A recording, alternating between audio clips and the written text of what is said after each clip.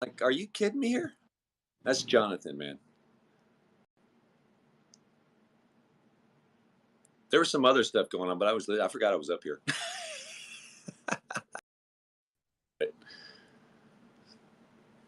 Yeah, sorry about that. My computer crashed. It's Elon, man. More proof we went to the moon and made phone calls. Can you imagine out there halfway to the moon and oh shit, we lost communications. Ah, system crashed. Reboot, reboot. That before they put the moon in Earth's atmosphere or after? Dude, I just don't. Does anybody got a picture of that extra moon that came in?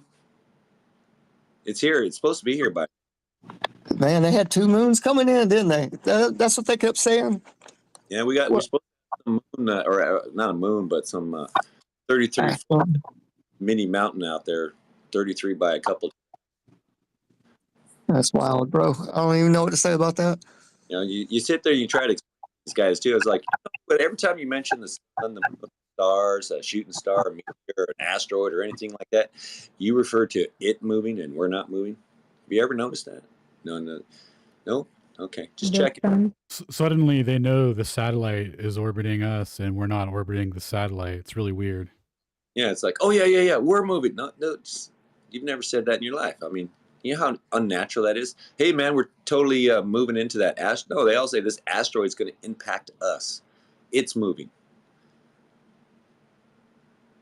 We're going to see a shooting star. We're not gonna see a star sitting in there hanging out with some ridiculous tail on it. We're going to scoot on by it. No, it's going to scoot on by us. Like, I mean, this is so basic. But hey, we got the pixels there, so I'm not sure if your Lake Pontchartrain video is good enough, Taylor. It's the pixels.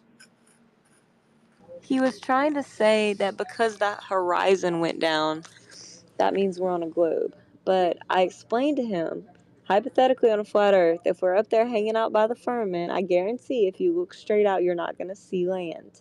That's not mutually exclusive to any model. And they don't understand that that horizon should be going way, way down. They don't understand geometrics, geometry, shapes, nothing. It's all refraction, refraction. Your one-word answer ain't doing it for me, man. We've come across so many Globers within the span of this week alone that ultimately believe that there is no proof against globe Earth, so it's undeniably a globe. So we are automatically liars because we talk about this conversation. Instead of approaching the conversation as open and hey, I might be misled and I might not have all the answers, they just automatically believe that there's no way it could be anything other than a globe. Well, it's such a fantastic thing to think that you're living in some crazy satanic world where your government's out to kill you and they really don't care about you and they kidnap and eat babies and stuff like that. I mean, I get it. That's a tough thing to wrap your mind around. I mean, it's happening, but you would think once you find out that people are lying, I mean, safe and effective. Didn't do it for them. People just draw sudden adult. I can't even say it. It's so stupid. Sudden adult death syndrome is up on the rise. Up on the rise from what? Never happening? What the hell? People don't just suddenly die. Oh, it was after a vaccine, but we're not going to correlate that. Okay. SIDS too, huh? A couple weeks ago, you had a vaccine. And not going to put these two together. Okay, whatever.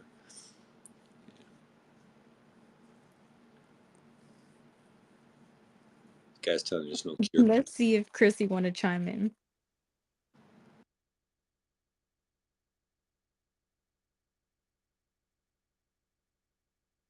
Mic check on this glorious plane. Chrissy, are you still with us? Just got to find a satellite. Uh-oh. If she was on the moon, she'd have better signal. Is D3 still up here? No, I don't see him.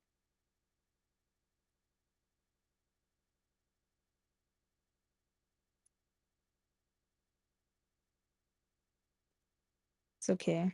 The signal's not propagating for Chrissy. Who else had their hand up?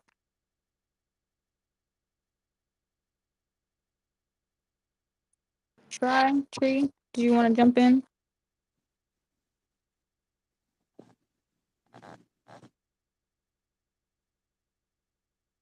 Oh, am I in the ether or is everyone taking a nap? I would be talking, but I keep hiccuping every 5 seconds. So somebody to scare you randomly.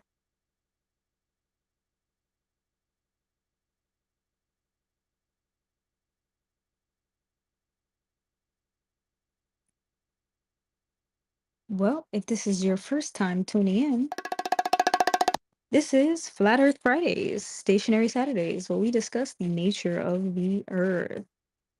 We are open to questions, comments, concerns, even ad homs if you come on mic and say it with your chest. Please provide exclusive evidence for your claims. Citations are welcome.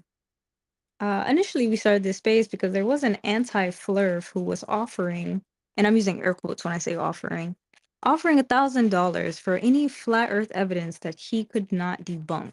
Now, Sigurd and I, being the good faith cyborgs that we are, tried to engage. We tried to, come to an agreement with both parties as to who would be the judge of this so-called challenge and debunked claims, because, you wouldn't be the maker and distributor. So we were looking for a globe earther to maybe sit in escrow or just oversee the conversation. And immediately we were censored, denied, and shut down. The glober in question was not interested in having a genuine conversation, but he would have to put up the money. So unfortunately, he did not show up. His name's in the title. I guess he's still triggered from a debate he trust. He wouldn't be the only one. Man, I went into his space because he kept on getting in my timeline. So I go in there, and he immediately starts yelling at me. So I respond to it. Then he mutes me. Then he finally lets me have my mic again. I get like 2 words out. He mutes me. He goes on raging. I wait patiently, get unmuted. I say a couple words. He mutes me again. Then he takes away my mic. So I'm like, okay, let me request another mic there. He's on there. And there's only like 2 people in this, me and some other dude. He's over there raging for like 5 minutes or whatever, as I'm just requesting. So I'm like, all right, whatever. I'm not going to sit there and listen to you yell. So I leave, and like 2 seconds later, he ended his space. He rage quit his own space. Yeah, he's done that before. Kicked everyone off stage so he could talk to himself. It was interesting. I never seen that before. He should just host his own show if he just wants to That's talk. that new shit, dog. That solo act. Right. You can host a space without adding people up. I mean, I guess he's new here. He's unsure how these spaces work. You got to let people talk, man.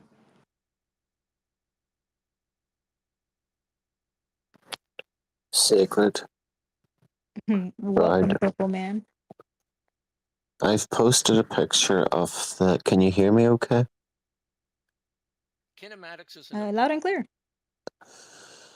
I've posted in your Gobotron a picture of the highest jump ever recorded, where a man went up into space in a balloon that took him up in a capsule, and there is video footage of him jumping to Earth the whole time.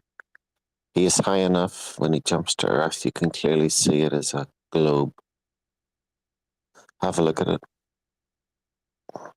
Hey, Purple Man, by any chance, would you be May I answer it? the Red Bull jump? Yes, it's a Red Bull jump, yeah. No way this just happened.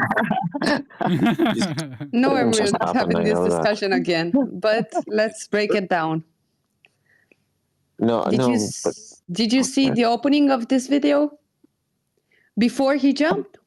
Did you check what was visible outside the door before he jumped from the normal camera inside the capsule? Did you even check your own video One before question posting at a it? time. This could be his first time, engaging this far. I want you The to look at. I want silence you to is look at deafening. New So hold Mexico. on, I want sorry. you to look at New Mexico, and I want you to think logically. If you're looking at the globe Earth, why is New Mexico like 60% of the entire Earth? No. Let's start with the basic. The first 5 seconds of your video. Look at it. Look at it. Just watch it before we go into more depths. Yeah, when he Okay. opens, Okay, let me have a look at the whole video on YouTube. Please do so. Please do so. Okay. when he opens up the door, you can see it's flat, and it changes over to a fisheye lens, man. And he should have landed in the ocean because the Earth is spinning to the east. Right, And Brian. it's all to do with where the camera was at the time, you know. Hey, listen to Brian. He's telling the truth, bro. Okay, I'll go No, and have a look at let the him video. see with his own eyes. He needs to see it with his own eyes. Okay, let me go and look at the video. Take your time. We'll be here all night. Yeah, well, okay, it's morning here where I am, but I'll have a look. Oh, it's already stationary Saturday. It's nice. Oh yeah, that wasn't like an insult. We'll literally be here all night, hopefully till Sunday sometimes. It's happened, man. If you've ever been to Burning Man, it ends when it ends, bro. It ends when it ends. Go take a nap. And we love Sacred for doing it and Proud for doing it.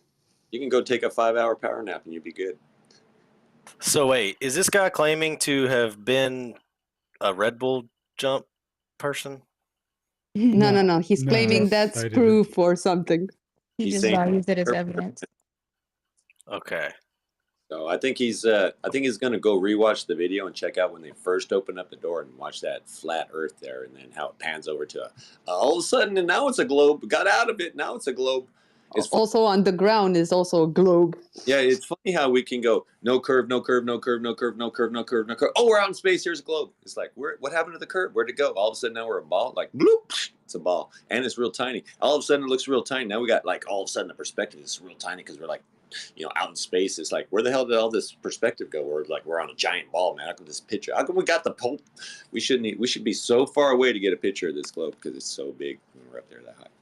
People don't understand how architects create spaces. We use 2D representations of flat surfaces to create the buildings that people live in. If it was curved, wouldn't we factor in some of that curve? Wouldn't we?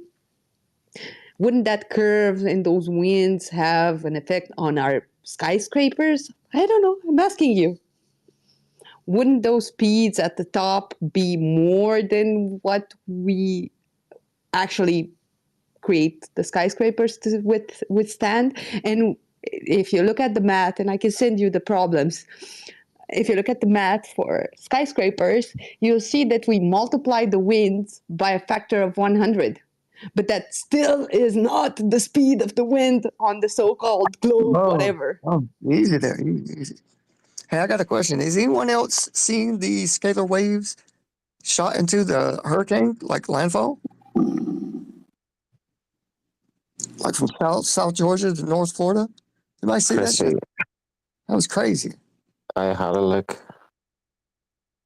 There's many different cameras angles on the big jump. You can clearly see when the camera directly above him that's looking straight down. Yeah, you would think the Earth is flat, but there's another angle you can definitely see that the Earth is a sphere. No, So- what you Wait, actually so the angle see- changes the Earth? Chrissy, there's Wait. another- Does the angle you look at it change what the Earth is? Sorry, I don't wish to get into the Does the full debate Earth with you. I have to get up now. change? Does the Earth change based on what angle you look at it?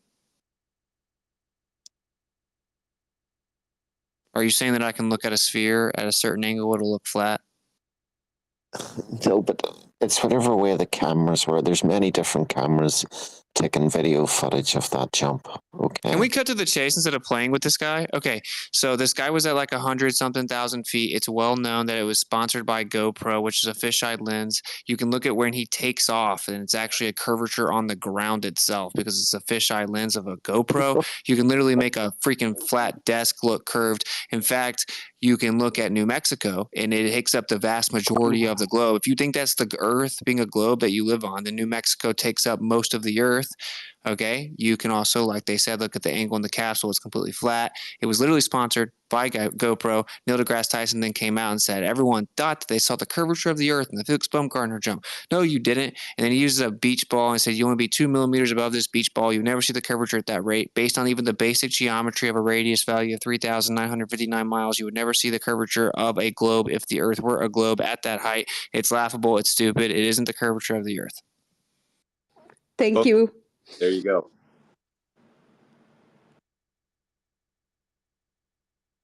So I can link you Neil deGrasse Tyson talking about this specifically. With it, man, you just say everything really fast and concise. I can't but be in awe of your mastery of the English language. Oh my God.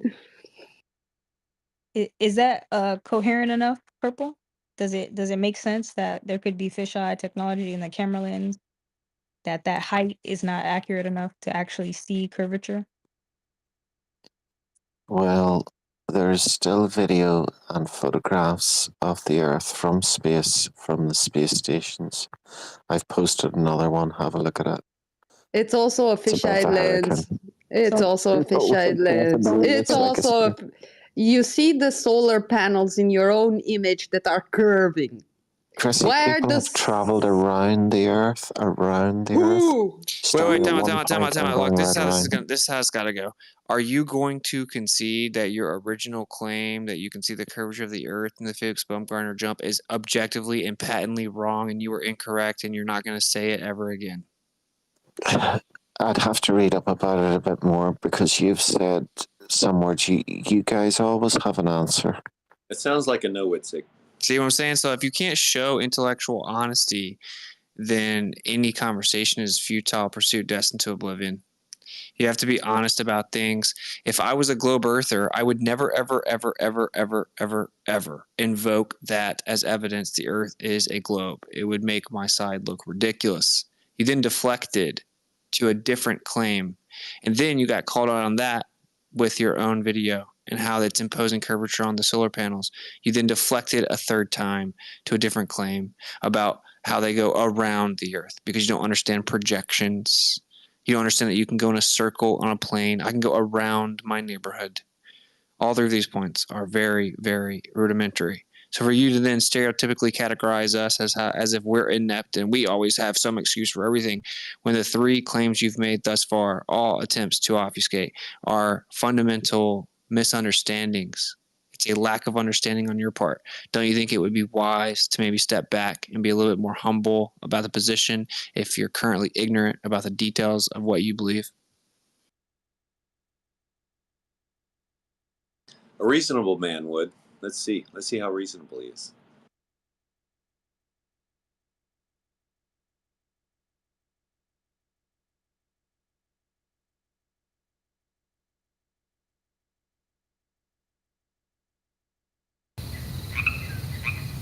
Is someone talking? Must have missed it. No. I think the silence is If you've a never silent engaged in this admission. conversation like thoroughly, this is just something that you enjoy talking about a little bit. But if you have the prior knowledge, or if you're under the belief that global, I mean, man, how can you even argue with it at this point? You can't hear me. Why even try? Chrissy, can you hear Proud? No, I can't. I'll drop out. We'll bring it back up. My bad, y'all. I'm in the background. I'm listening to y'all. Y'all got me cracking up. Just keep in mind, some people are on the different paths of their journey and learning about this stuff. But if you do engage Purple, just keep an open mind, bro. Keep an open mind. So this was actually a major part of my journey because I've been here for a while, right? And so when you actually see the people that are coming into the conversation now, they don't know what has actually happened. But they show this video. And by the way, Iru's actually met this guy. He acknowledges you don't see the curvature of the Earth from there. The guy that actually jumped, Felix Baumgartner. But anyway, what's crazy about the actual story that actually happened was they show this video, and it looks like you see the curve of the Earth. They make it this whole thing. They call it this edge of space jump, et cetera, et cetera. So the normal naive person would have no reason to suspect that anything's going on or that they're being deceptive. They just watch the video and they're like, that's crazy. This guy must be super high. You can see the curve of the Earth. They don't like practically analyze that New Mexico would be like most of the Earth or anything, right? But this is what actually happened. Then flat earthers sent hot air balloons, right? High altitude balloons, higher than that. Okay, that's what happened. We were like, okay, what do we really see? Let's test it ourselves. We sent high altitude balloons, which cost tens of thousands of dollars usually to do it the right way, up to those altitudes, and we saw that it was completely flat at those heights. It didn't look anything like that video, and that started circulating everywhere. Then, and only then, did Neil deGrasse Tyson come out and tell everyone, you aren't actually seeing the curvature of the Earth in that video. That's a fisheye lens. They would have been perfectly content deceiving the world to naively believe that was the curvature of the Earth on the edge of space until we sent balloons up and saw that that wasn't the case. Then they sent out their scientific communicator to explain to everyone, oh yeah, that's not actually the curve of the Earth. That's the actual history of what went down. So obviously to me, I'm like, that's crazy, right? If the Earth's a globe, why are you being so deceptive? It's very similar to Stephen Hawking's documentary, and they literally Photoshopped and faked a helicopter allegedly being blocked by the curve of the Earth, or National Geographic claiming that they're going to show the curve of the Earth and you can still see the horizon behind the boat, and they claim that the curve of the Earth is blocking part of the sign on the boat. So it's like these really popular videos viewed by millions and millions of people, pushed out to the public, were intentionally deceptive to push the narrative the Earth's a globe. Well, yeah, Whit said that's because we know, according to Neil deGrasse Tyson, the Earth is a pear shape now. So it's not round like NASA said. Now it's a pear shape, right? That's what he said. Am I wrong? No, he did say that, but they're talking about like a small amount, like it's slightly more oblate south.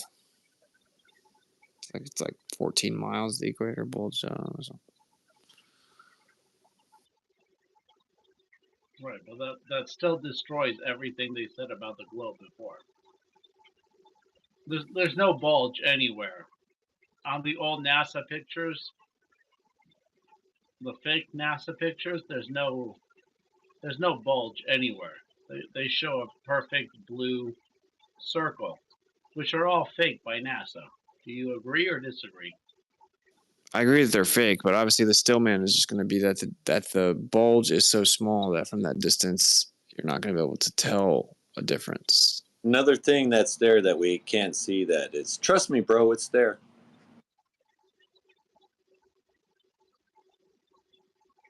They're okay with trust me. They said it was there. You got to trust it. You got to trust the smart people. It's so crazy now that I'm thinking, like back in 2015, 16, like how much like more evident it was to see that they're lying about this than now, because now you can't even Google stuff. Like I used to just go on YouTube and be like, stars, flat earth, or whatever I wanted to see, and I could see it. But it's like not the case anymore. But I remember when I watched also NASA fakery videos. There's that video where the girl's got the red shirt on and she's got her hairspray and she's like pointing to her hair like, trust me, I'm in space.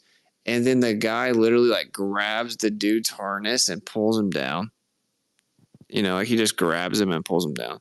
And like, so you see them faking space and stuff. Like these people don't even know this stuff, so you got to give them a break. I think they're coming in. If you're coming in now, it's like, dude, you have such a disadvantage.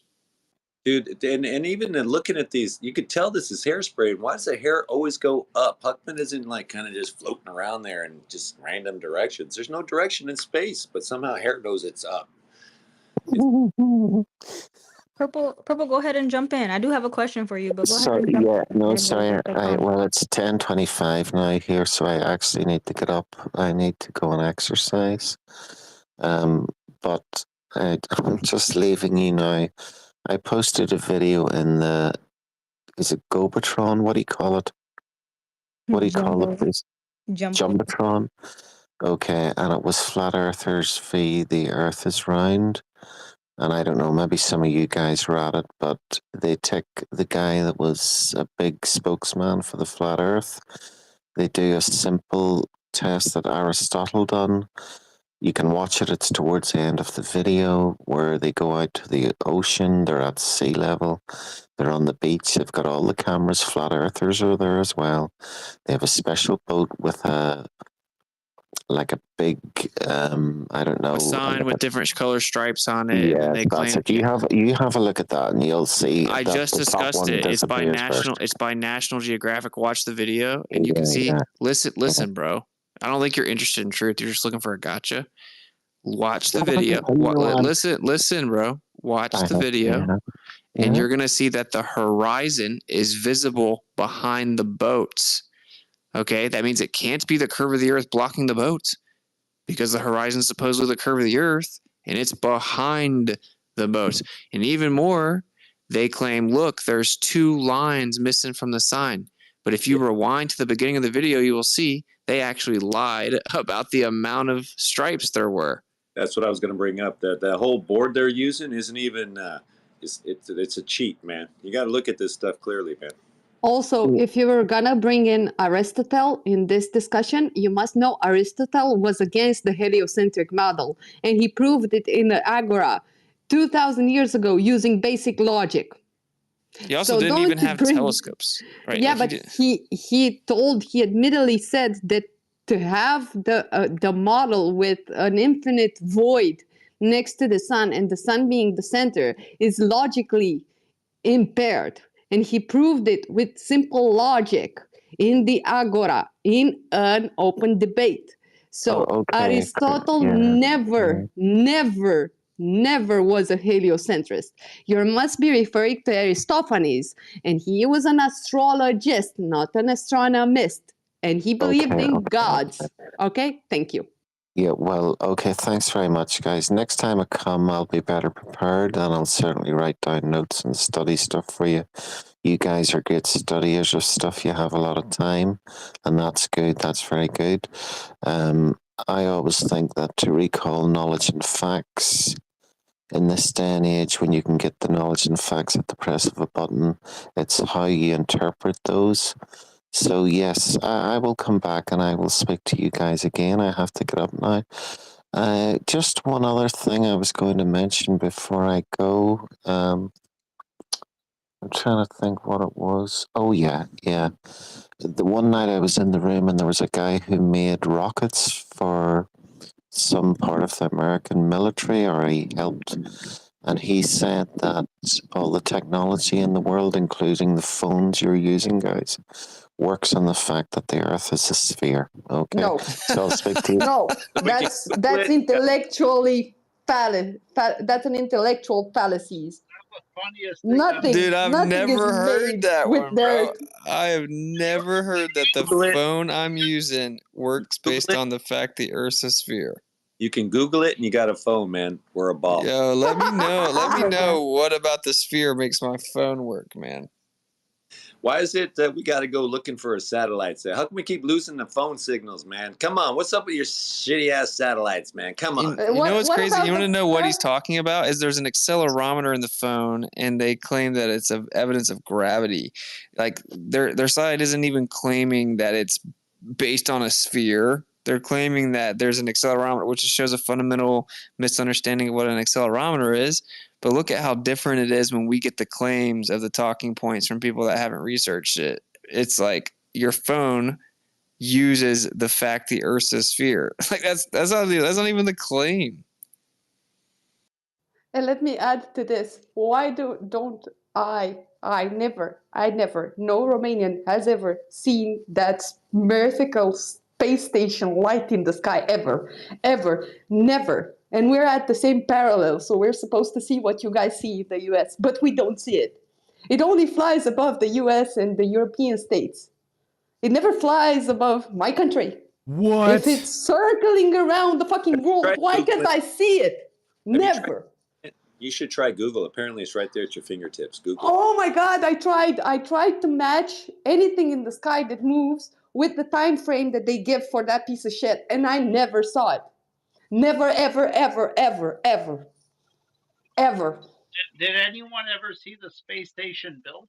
You don't know how to use your telescope, Chrissy. You got to Google it.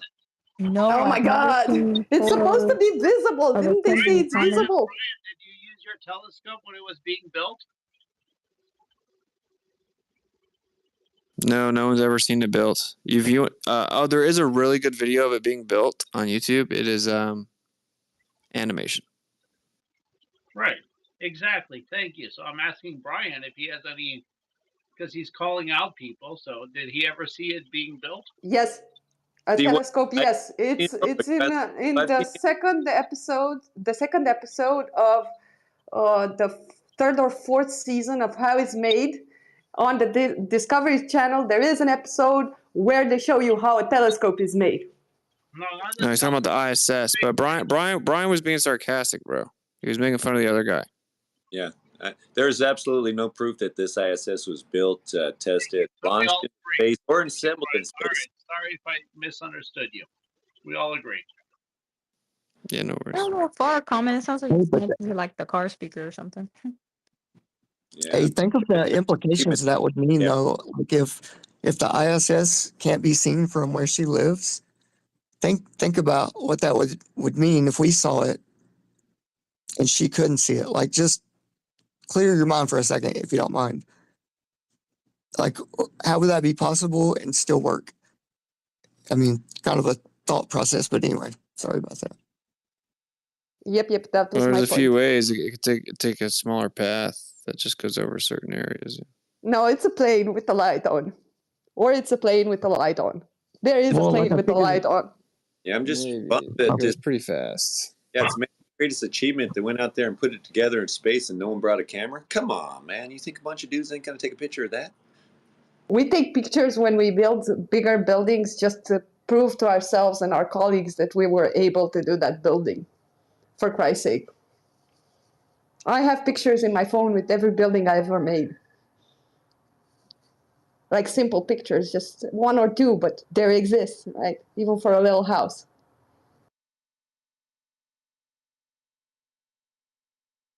When we took a golf club to the moon, played some golf, we're not gonna take a picture, film it, nothing. Just man's Yo. greatest achievement is just up there. What do you guys think about that? How they say they have all these satellites flying out in space and all these cameras and stuff, and they'll zoom in on planets from hundreds of miles away, hundreds of miles. I mean, like hundreds of millions of miles, hundreds of millions of miles.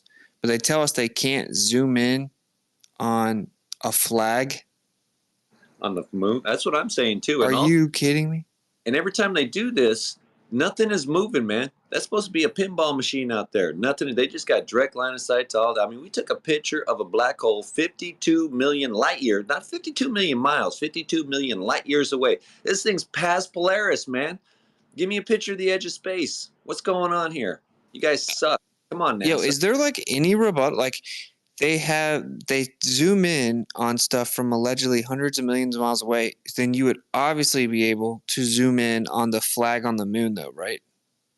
Yes, that's what I'm saying, man. Zoom in on that little reflector that you guys say is up there. Come on, zoom in on what is it? Shepard left a picture up there. I want to see his family in this picture, man. We got satellites, man. It's only 200. They left all that stuff in the warehouse. I mean, the moon is only 238,000 miles away. We should be able to get everything, man. I mean, obviously, we wouldn't just like believe it if they did say, "Hey, look, satellite sees a flag on the moon" or whatever, right? Because we can't verify it. We have high zoom cameras, and we don't see any evidence that they were there, or whatever. But it's like probably really hard to fake that, and they've never even tried to show it. They've never even tried to show a supposed satellite in space zooming in on the moon landing site. might have been Clay Jackson, but somebody posted a moon of it, and so like, here, you see this little pixel right here? There's the flag right there. It's that pixel right there. These guys and these pixels, man, I don't get it. It's the pixel right there. Elon posted from his spacewalk. Witsit. Oh man. Question for Witsit. Wasn't like before Gagarin, like the Russian, didn't the first cosmonaut, didn't he like get radiated and almost die or did die? Yeah, I can shed some light on the USSR point of view of this whole space shit. Yeah, before if you want me to. Gagarin supposedly was the first one to go into space, but there was a cosmonaut before him, and he got fried. Gagarin died too. His name was Yuri Gagarin, and he died too. I think one of those guys said that However you want to pronounce his name, but no Yeah. Russians ever made it into space either. Yeah, and they also denounced the US at that time. They denounced the moon landing vocally. I don't know why people believe retroactively that they didn't. They told the world that from their scientists' point of view, no one landed on the moon at that time. They retracted it in the 80s, when Gorbachev took power, and Gorbachev was more West-leaning from the Communist Party. That's such a good point, because this argument people always make is like, why wouldn't Russia, our enemy, expose that we didn't go there? And they all say it as if they like stamped it right when it happened or something. You know, and plus these Russian. Also, I want to finish something.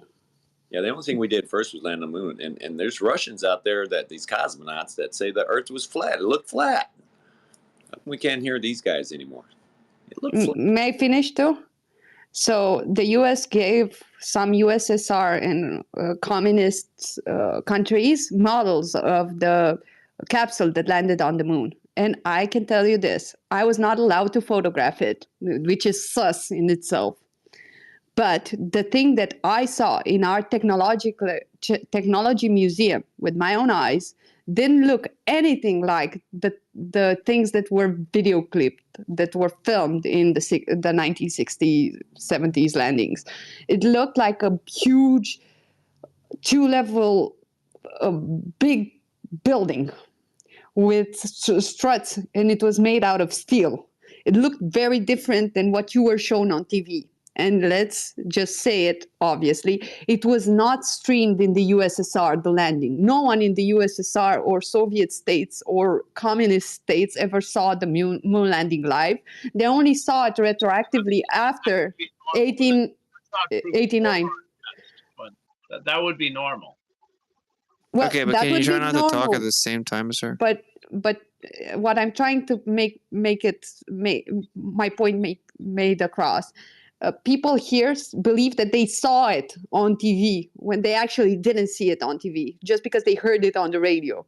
That's how the mind works. And if you research a little bit, there was this experiment. Let me finish. Yo, you're talking through it, bro. Stop doing that. There was this experiment using the radios in 1930s in the US with the space, quote unquote, space invasion. It was a sci-fi episode on the radio, but people actually believed it was happening in real life. Because the way you can influence people en masse is to present something in a way that deceives. And they keep doing that.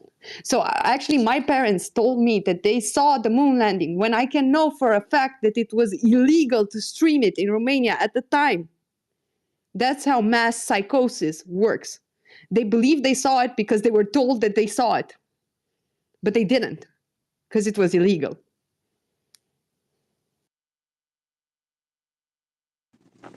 Hey, I hate to say it, but she's right, man. And we've all been MK Ultra. I mean, don't put it past the TVs and the frequencies.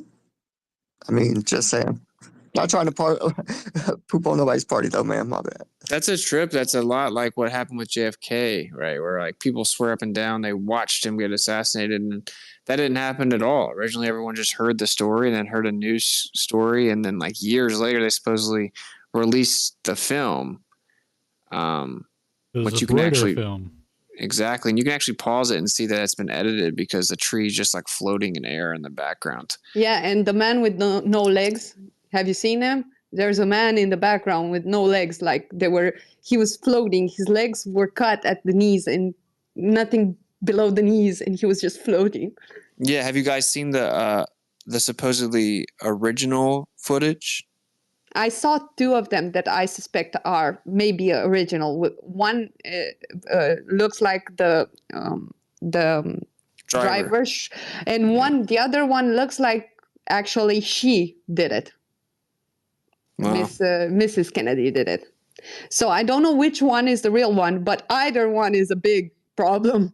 Yeah, dude. I think for sure. Like, there's this girl who came out too as like kind of a whistleblower, and she said this person sat her down from within the government and told her, and said like, I'm going to show you the Kennedy assassination, and you swear you just see the driver turn around and shoot him, and then that's why his wife like starts running towards or like is trying to escape towards the back of the car, right? Because the shot came from like the front of the car.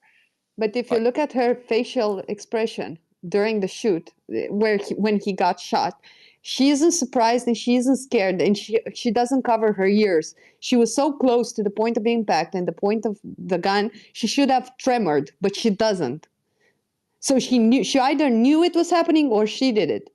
It's very weird. It's very weird to analyze it. I can't quite put my finger on it, but it's very weird.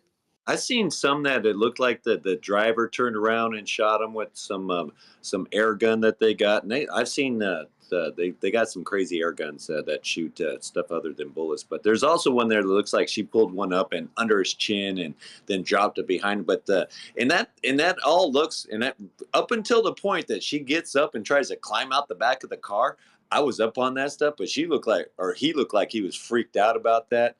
Yeah, you heard me there. But he looked like he was freaked out about What? How dare you do that to Jackie? Also, look up the fact that he we don't know what it is. Yeah, he was wearing pink, and that's a telltale sign. And there's this Operation Pink Panther, which I found quite fascinating. He may have been the Pink Panther agent. He was trying to get the hell out of there. He's like, nope. He was freaked out. That was not, hey, I'm going to just climb out the trunk of this car. Or whatever. Yeah, but he didn't shudder at the bullet.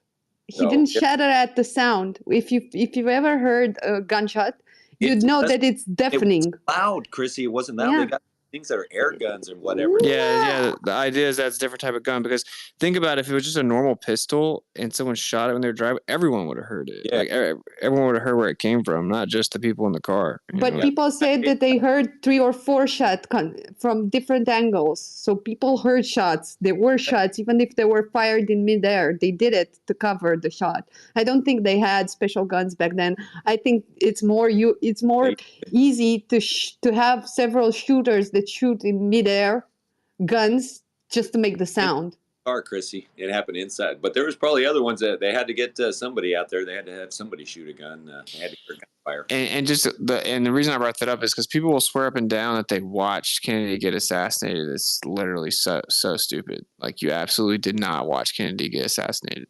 You know what I'm saying? Yeah.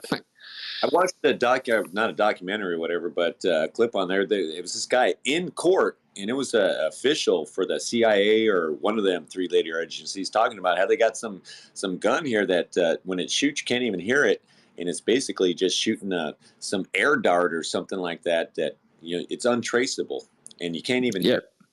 Yeah, like it puts poison in you, but the poison's untraceable, and you can't even trace back the actual impact. They also have porcelain ones. Go ahead. They also have porcelain ones. They shoot porcelain bullets that can never be detected. But they had it, Chrissy. So I mean, like I said, they had one there that looked like the driver turned around with an air gun.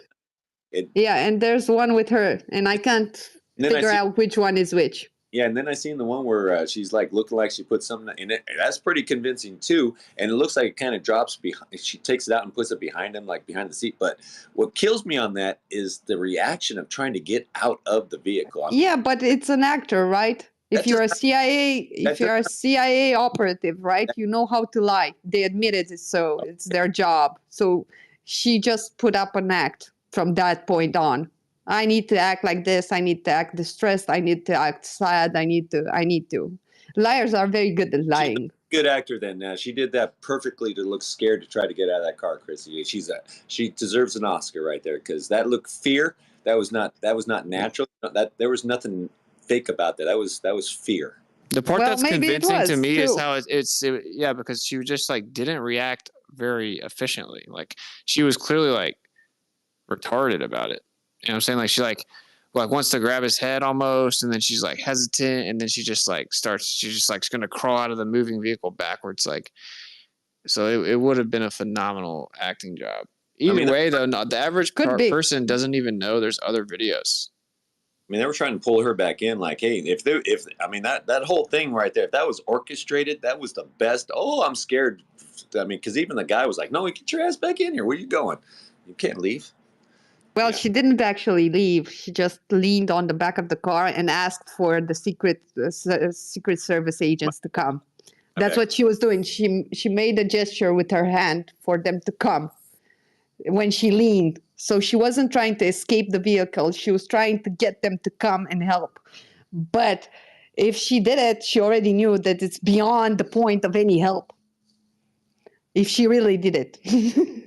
I don't know. That's why I'm telling you, I don't know which of the, but either way, it's definitely not a third party to someone in the vehicle, and that makes it horrendous, makes it treasonous, makes it the most disgusting thing that ever happened on this planet. I don't know. He did cheat a lot, didn't he? Didn't he run around with Marilyn Monroe? Yeah. I think he was gay, and that was all covered just to make sure everyone thought he for sure wasn't gay. Yeah, He was. He was. That would be dirty, bro. Yeah, he That was. would be bad. You should take a closer look at Marilyn Monroe's collarbone. Yeah. There's an argument that that's a dude, but either way, like, there's pretty compelling evidence that JFK is gay. And then, like, his lifetime best friend from high school, his name was Lim, and he was openly gay. And then he lived in the White House with Kennedy. And then, of course, they named the lunar module after that, right? Lim. And then you can look at pictures of them, and they're just gay. Like, he's like putting his head in his legs and like dancing with him and leaning him over, like, and then like he's about to kiss him, and it's just super sus, bro. Like, I think he was a sodomite. You should take a look at the way he walks too. Would you guys consider like just the fact that Kennedy's video assassination? But this is what I actually think. So I think he was gay. They had evidence he was gay, so they have blackmail on him. But then he started kind of bucking the system, and he still was like doing his own thing in a way. This is just what I think. And then he started calling out Israel, and he started pressing Israel, right? And he was like, no, you can't look into our uranium. No, you can't do this. No, you can't do that. In fact, we're going to check. APEC has to register as a foreign state. All these different things. And then he went at the Federal Reserve, and they took him out. And now, obviously, some truthers will tell you, well, no, all of that's just a bunch of psyops to make it look like he was a hero. And then there's the other theory that he didn't even actually get assassinated, right? So there's like all these layers. But in my opinion right now, based on everything I've seen, is I think he actually did just kind of start bucking the system. And then if you agree to be a part of the team and they have dirt on you, and then you decide to buck the system, like either they reveal the dirt or they kill you. And a good example of this is Bill Clinton, who we know obviously went to Epstein Island a ton. I know this is kind of off topic of everything, but like, so we've all heard of Monica Lewinsky, right? But what most people don't know is that Epstein was a Mossad agent, and literally they set up the fake marriage with Ghislaine Maxwell when they were like 13, and then lied about when they met. And you can prove that. You can prove Epstein had Mossad connections. He was a Mossad agent, and Epstein Island was just an Israeli honeypot to be able to and most of you guys probably know this, right? But to basically blackmail all politicians and famous actors and all this stuff. So they had all kinds of dirt on Clinton. And what happened was there was an Israeli spy that was caught in America, and Israel was demanding that we release them, but it was super unpopular in America. So like, even though Clinton was in the pocket of the Israeli, of Mossad because of all the dirt, he just literally couldn't just release that Israeli spy. It was that unpopular in America. He couldn't do it. And so then they basically gave Clinton a warning shot by releasing the Monica Lewinsky story, because this is on record that Netanyahu said he had like hundreds of hours of them having like sexually charged conversations. He's on record saying that. So he's on record admitting he had all their conversations tapped. So basically it's like Clinton get in line. He didn't do it because he couldn't get away with it by releasing the Israeli spy. So then they dropped like one little, drop out of the bucket of what they had on him to remind him that he was going to comply. And that's kind of how it works. You know what I'm saying? Like all these people are in a club and they do crazy, weird stuff. And then, they're just blackmailed. And then that's what goes on with Diddy, obviously, as well. But so, yeah, pretty interesting, man. Israel just straight up runs our country by having people like do crazy sexual stuff. Not just yours. It's yeah, all pretty of much them. every country. Yeah. And we here know it too. People here know it. All the people here knew it since the 1990s. Everyone knows that we're voting for shit, and everyone knows what Stalin told us, that it doesn't matter who votes, what votes, but who counts the votes. So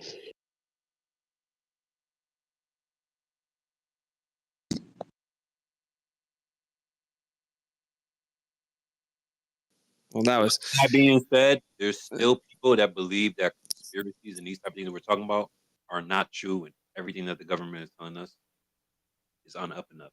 Do you believe that? Why would they lie? Why would somebody cue the song? Lie. What? No, monotone. Why would they not? no. That song, the government can.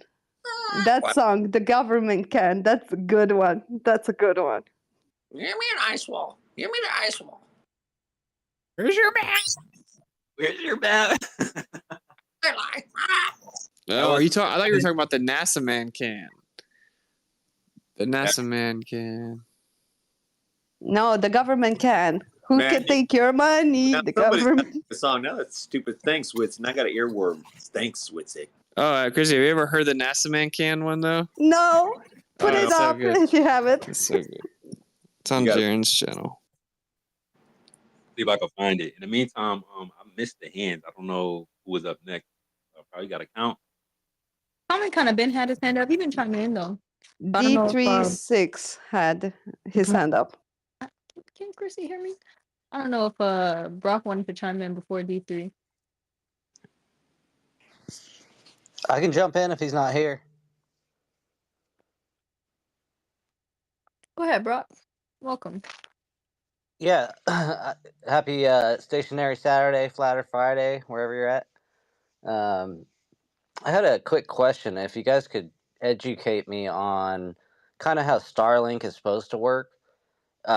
Just noticing after the hurricane and stuff where they're, it's always, I've seen it a couple times, during different events where it's like, oh, Starlink to the rescue, and they send in Starlink and now they have internet.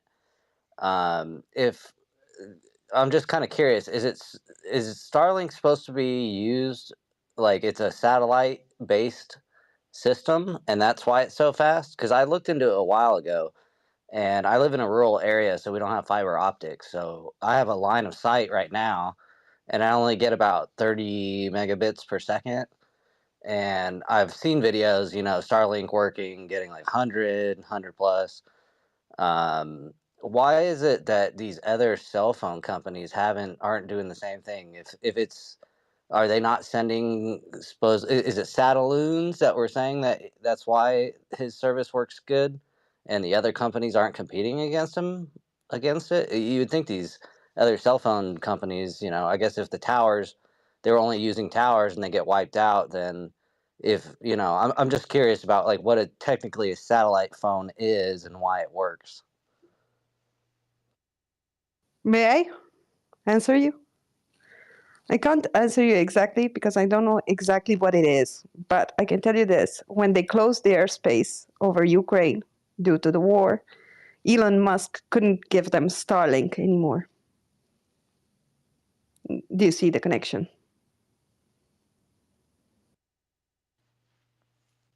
So I'm just wondering, wouldn't you think that Verizon, all these companies would be doing, are they not competing with him? Did you hear me?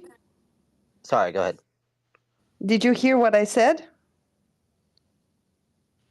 Maybe I didn't. Can you say it again, please? Okay, so in the war in Ukraine, right? Elon Musk gave them Starlink access in the beginning, right? When Russia closed Ukraine airspace, right? Then the next 20 minutes after the statement was made, right? Elon removed Starlink. Remember, it was a whole scandal. Why did he do that? Why? It makes no sense if it's satellites. It makes perfect sense if it's something that a plane can take down. So it's something that planes can take down. Does Starlink though actually get faster internet connection? Why is it just because the big companies throttle everybody and that's why their service is a lot less in megabits per second? Yeah. Or They've all been throttling everybody for years and presenting the same what do they call it? Data caps, right? So they'll be like, "Oh, you have unlimited," but then you read the fine print and it's like, you have like 5 gigabytes or 20 or what have you, right? They've been running that game for years. I'm about to put a link up in the jumbo of Jaron reading the Satellite Communications Act, and basically they all got together and like the big cable companies at the time, and made a bunch of agreements that they weren't going to compete with each other and all this stuff. I don't remember the specifics on it, but it's all related to that in terms of like why they don't compete with one another and stuff. And then when you get into satellite service, now before Starlink, there was just like regular satellite, so-called internet and all that stuff, and that is unusable dog shit. It's completely unusable. You can't use it for anything. The fact that you get speeds using Starlink that are akin to LTE 4G, which is like sub 100 millisecond ping, like you can play first person shooter games on it, you can play real time games with it. It definitely coming from something that's like super far away, right? Like that would be impossible to have that latency with it. Because latency on, the quote unquote old satellite tech was like 1 to 2 seconds minimum, which is unbearable. So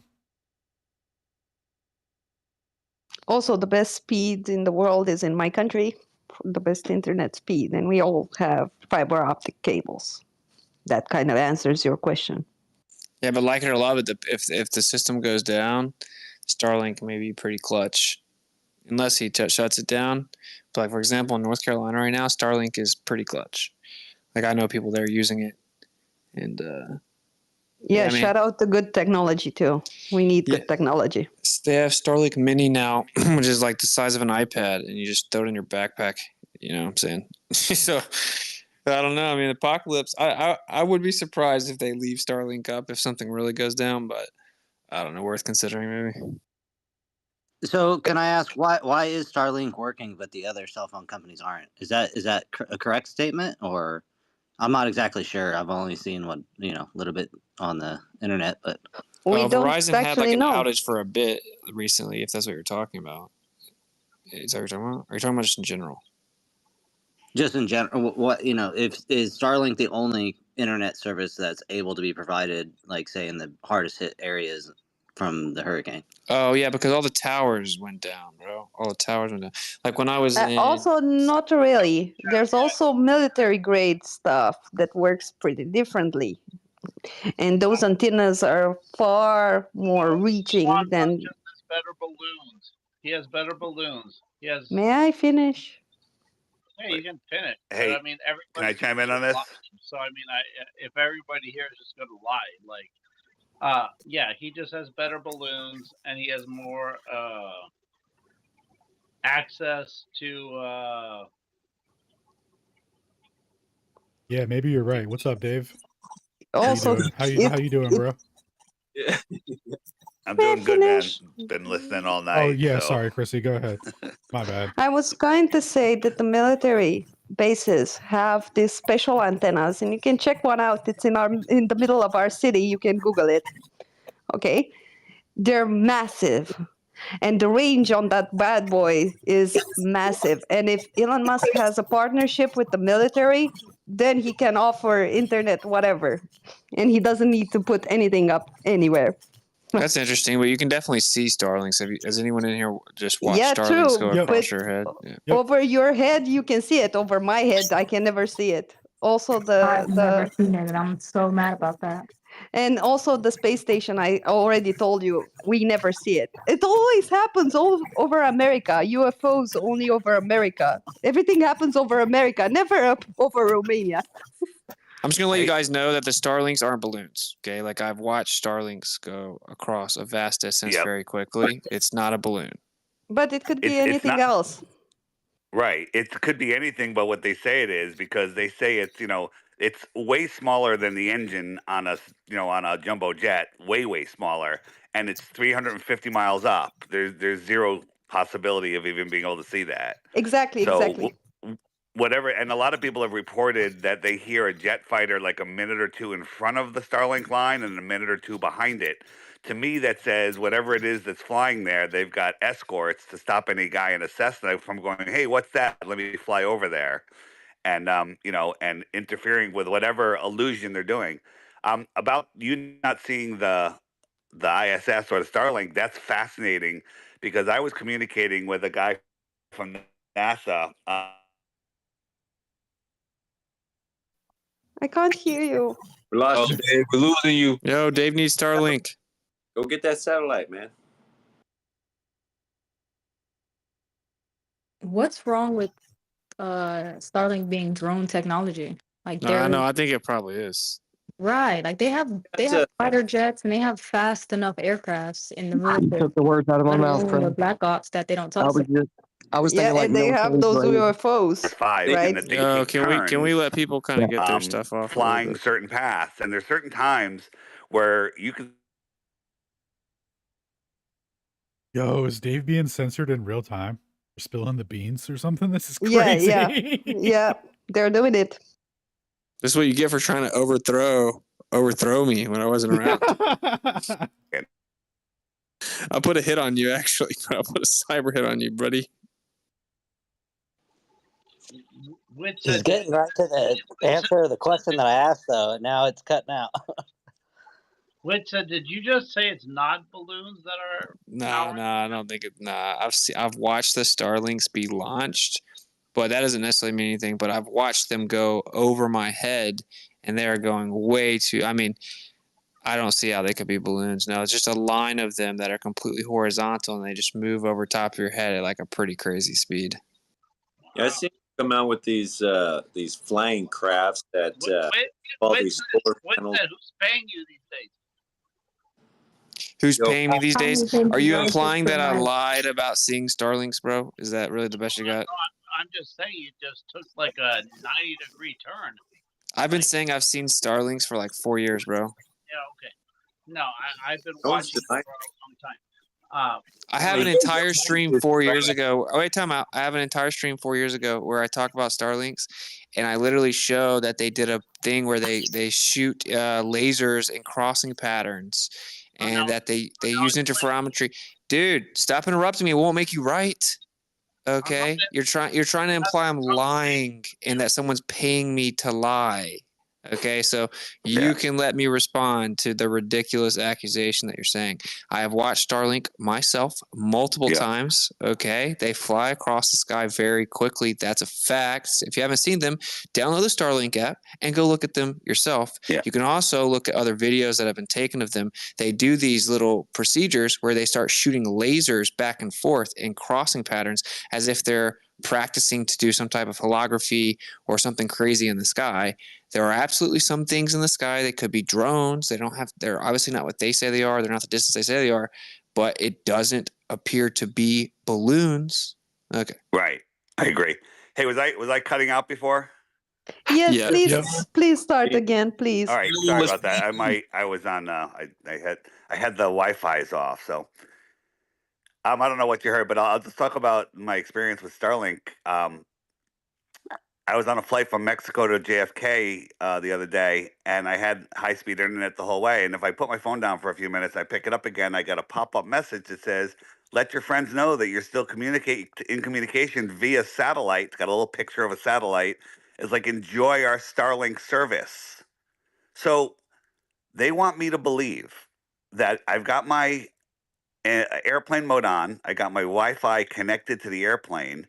The airplane then is taking my signal beaming it. Now, if there's a Starlink satellite directly above them, it only has to go 350 miles, but it could be 400, 500 miles away. So it's beaming my signal up there. Then that little tiny satellite that somehow has amazing battery and solar power that can withstand massive heat changes beams it down past the airplane to a cell tower to connect me to the land, right?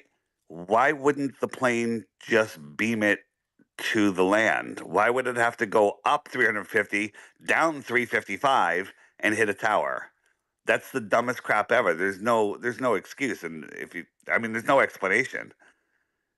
That it makes zero sense. And then I have a bunch of pilots I talked to. One Delta pilot, he says that all of the jumbo jets now have a new bubble like communication dome on them that they're not told what it is, but it's on all of them. He's getting me a photo of it.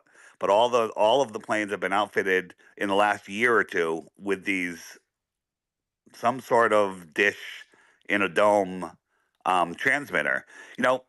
So the whole idea that we're going up to a tin can that's floating in Narnia versus just communicating to a cell tower,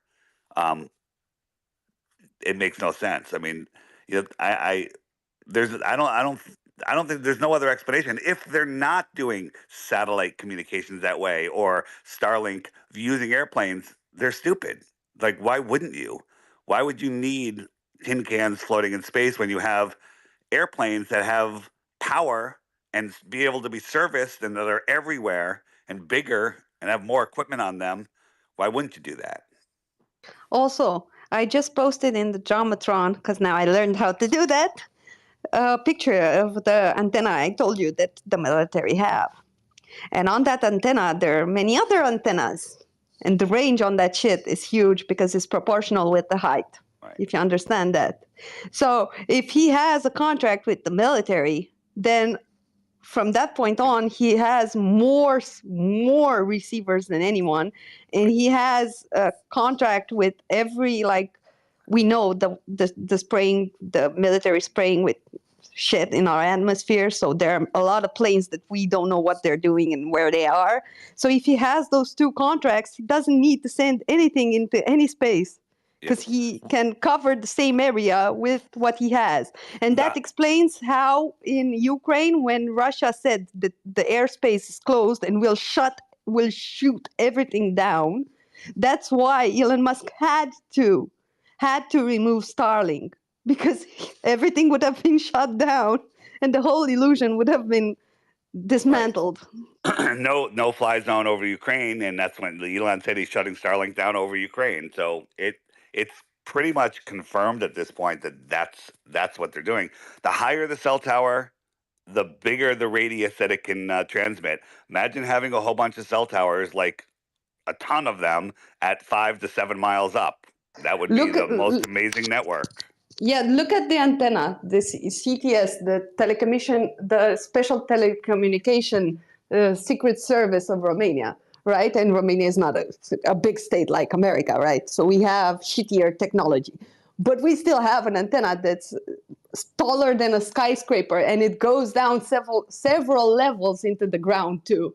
It's huge. It's massive. You've never seen anything like it. And they have them everywhere. Just imagine that. They do. Yeah. So it's I don't know why some people just can't see it. They're using airplanes for Starlink, satellite telephones. It's all just using airplanes. It's a big mesh network of floating cell towers. That's all it is. And also cell towers, and also military towers, and also other installations, radar, microwave. They use everything, really. They're very efficient. They don't like it when you ask, how can it work? And then you tell them how it can work. And they're like, oh, it can't work like that. It needs to be out there in a vacuum of space going 17,500 miles an hour in a free fall that somehow goes around the world and stuff like that. Satellites. But it's not visible from here, right? You totally get out there and see 254 miles away and totally get that, man. It should be a grain of sand up there. But somehow, some way we can just pinpoint it on an app and, you're all good. Come on, people, think about it. It's all stupid.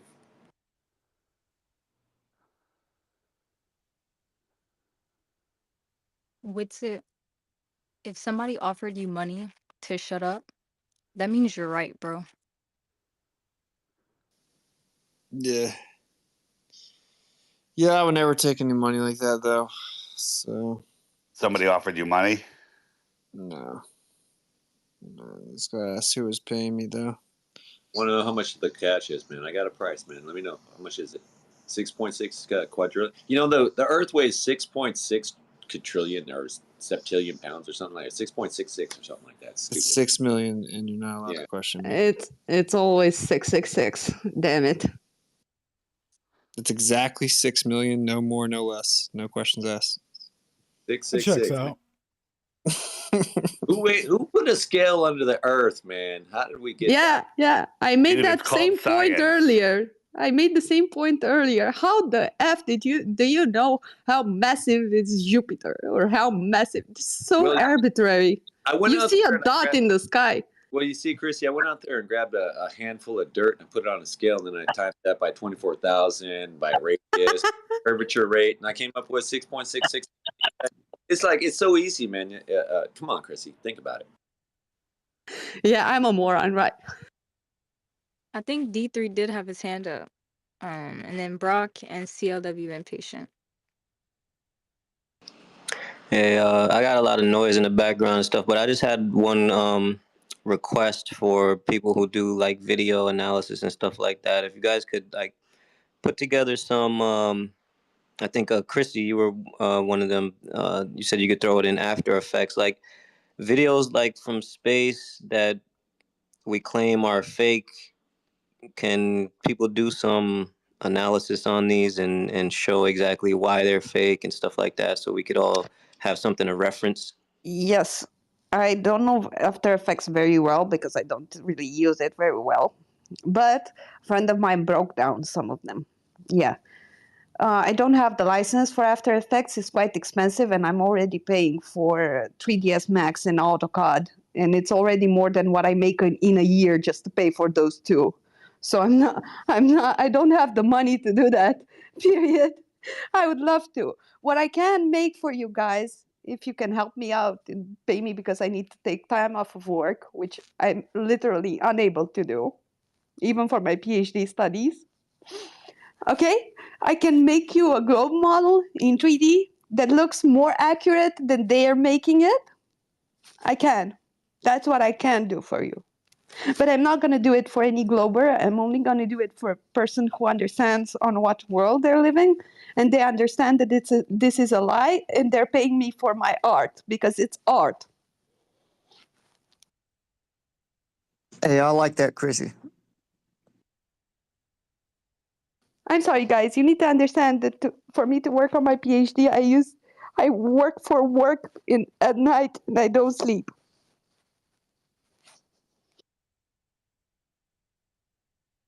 You need to sleep. It's important. I haven't slept since the 10th of August, and I need to finish the PhD until December. So I don't think I'll sleep very time soon. Hey, good luck with your studies. I'm glad we could keep you company for some of these nights. Yeah, I love you guys. Yeah, D3. It's crazy, Sacred. I wonder if Hasselblad sent Witsit the analysis, quote unquote, of the moon landing. We want more people to examine it. Elon posted a spacewalk recently. I was talking about it last space with like these robotic arms and this new super suit technology that he's testing. And I can break those down for you. You don't need an After Effects program to break those down because the light on you gotta let people finish though. Let Prof finish, and then you can jump in. And we got hands. Go ahead, Prof. yeah, I seen I know you're talking about the one where you actually see the people in it, Chrissy, but it's the one where he's calling it like highlights of Yeah. I know which one you're referring to. background. He But you didn't can show. Yeah, me and D3 were talking about it. He didn't show satellites or space junk, but he showed stars. And it's crazy because even NASA, I was telling D3 this, even NASA hasn't been able to do that. So the fact that SpaceX did it, like what's the goal here? Is Elon trying to make NASA look dumb? Is he Are they giving him the okay to be the, billionaire tech guy to show stars in space? Like, that entire video deserves a good breakdown. Yeah, but you can also see it's CGI because the light doesn't match the light source. If you understand how we do renderings, we take real life scans of light. It's called HDR as an image, and we put it in 3D, and it matches the light of that particular environment. Since we don't have the environment of space, they invent stuff, so it never matches in the CGI like it matches, I don't know, in like Marvel movies. You need to understand that they don't have it because they can't replicate it perfectly. So it's always look at the light, always look at the reflections, always look at the sheen of the material. You can see it looks fake. You can see it with your eyes because also because they don't have professionals, because no real professional would ever want to jeopardize his career to go paint lies. Not everyone is how do you say, bought and paid for. And usually the good people who actually work hard to get where they're at, they're not going to sacrifice their careers for a buttload of money in a short time game, because that doesn't equate in a good lifestyle. Like in 30 years, they could be broke just because they did that once. So if you look, just look at it. Also, when you look at the robotics renderings, there's been a lot of movies on TV and on the internet with robots that kick and chop and do karate or whatever, whatnot. You can look at the robot, you can look at the lighting on the robot, you can look at the shadows underneath the robot that don't match. Look at other real world stuff like a mirroring effect that doesn't work. It's a lot. You don't really need After Effects to break down a video that's CGI. It's quite Yeah. literally obvious. Yeah, so me personally, I don't think it's CGI. I think it's similar to Sophia. Like, I think it's similar to that airplane that they were using to take aerial shots of Earth and then trying to pass off as shots from the ISS. I think it's something similar to that, and I actually think Starlink has something to do with that footage that he collected. So It's I think both. it's just compiled together. I think the aerial shots of Earth were edited, yes, to fit the paradigm that they believe in a way. But Yeah, that's true. But yeah, the some of those, objects that were photographed were CGI.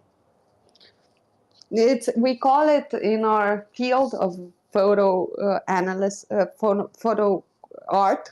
We call that a collage. When you use something from the real world and something CGI and something from another photo, and it's called the work of art because it's not real photograph. And also, just check your new phones, because all the phones now take your picture and do it automatically. They automatically change the values and scales, and it now figures as an edited picture, so you can't use it in a court of law.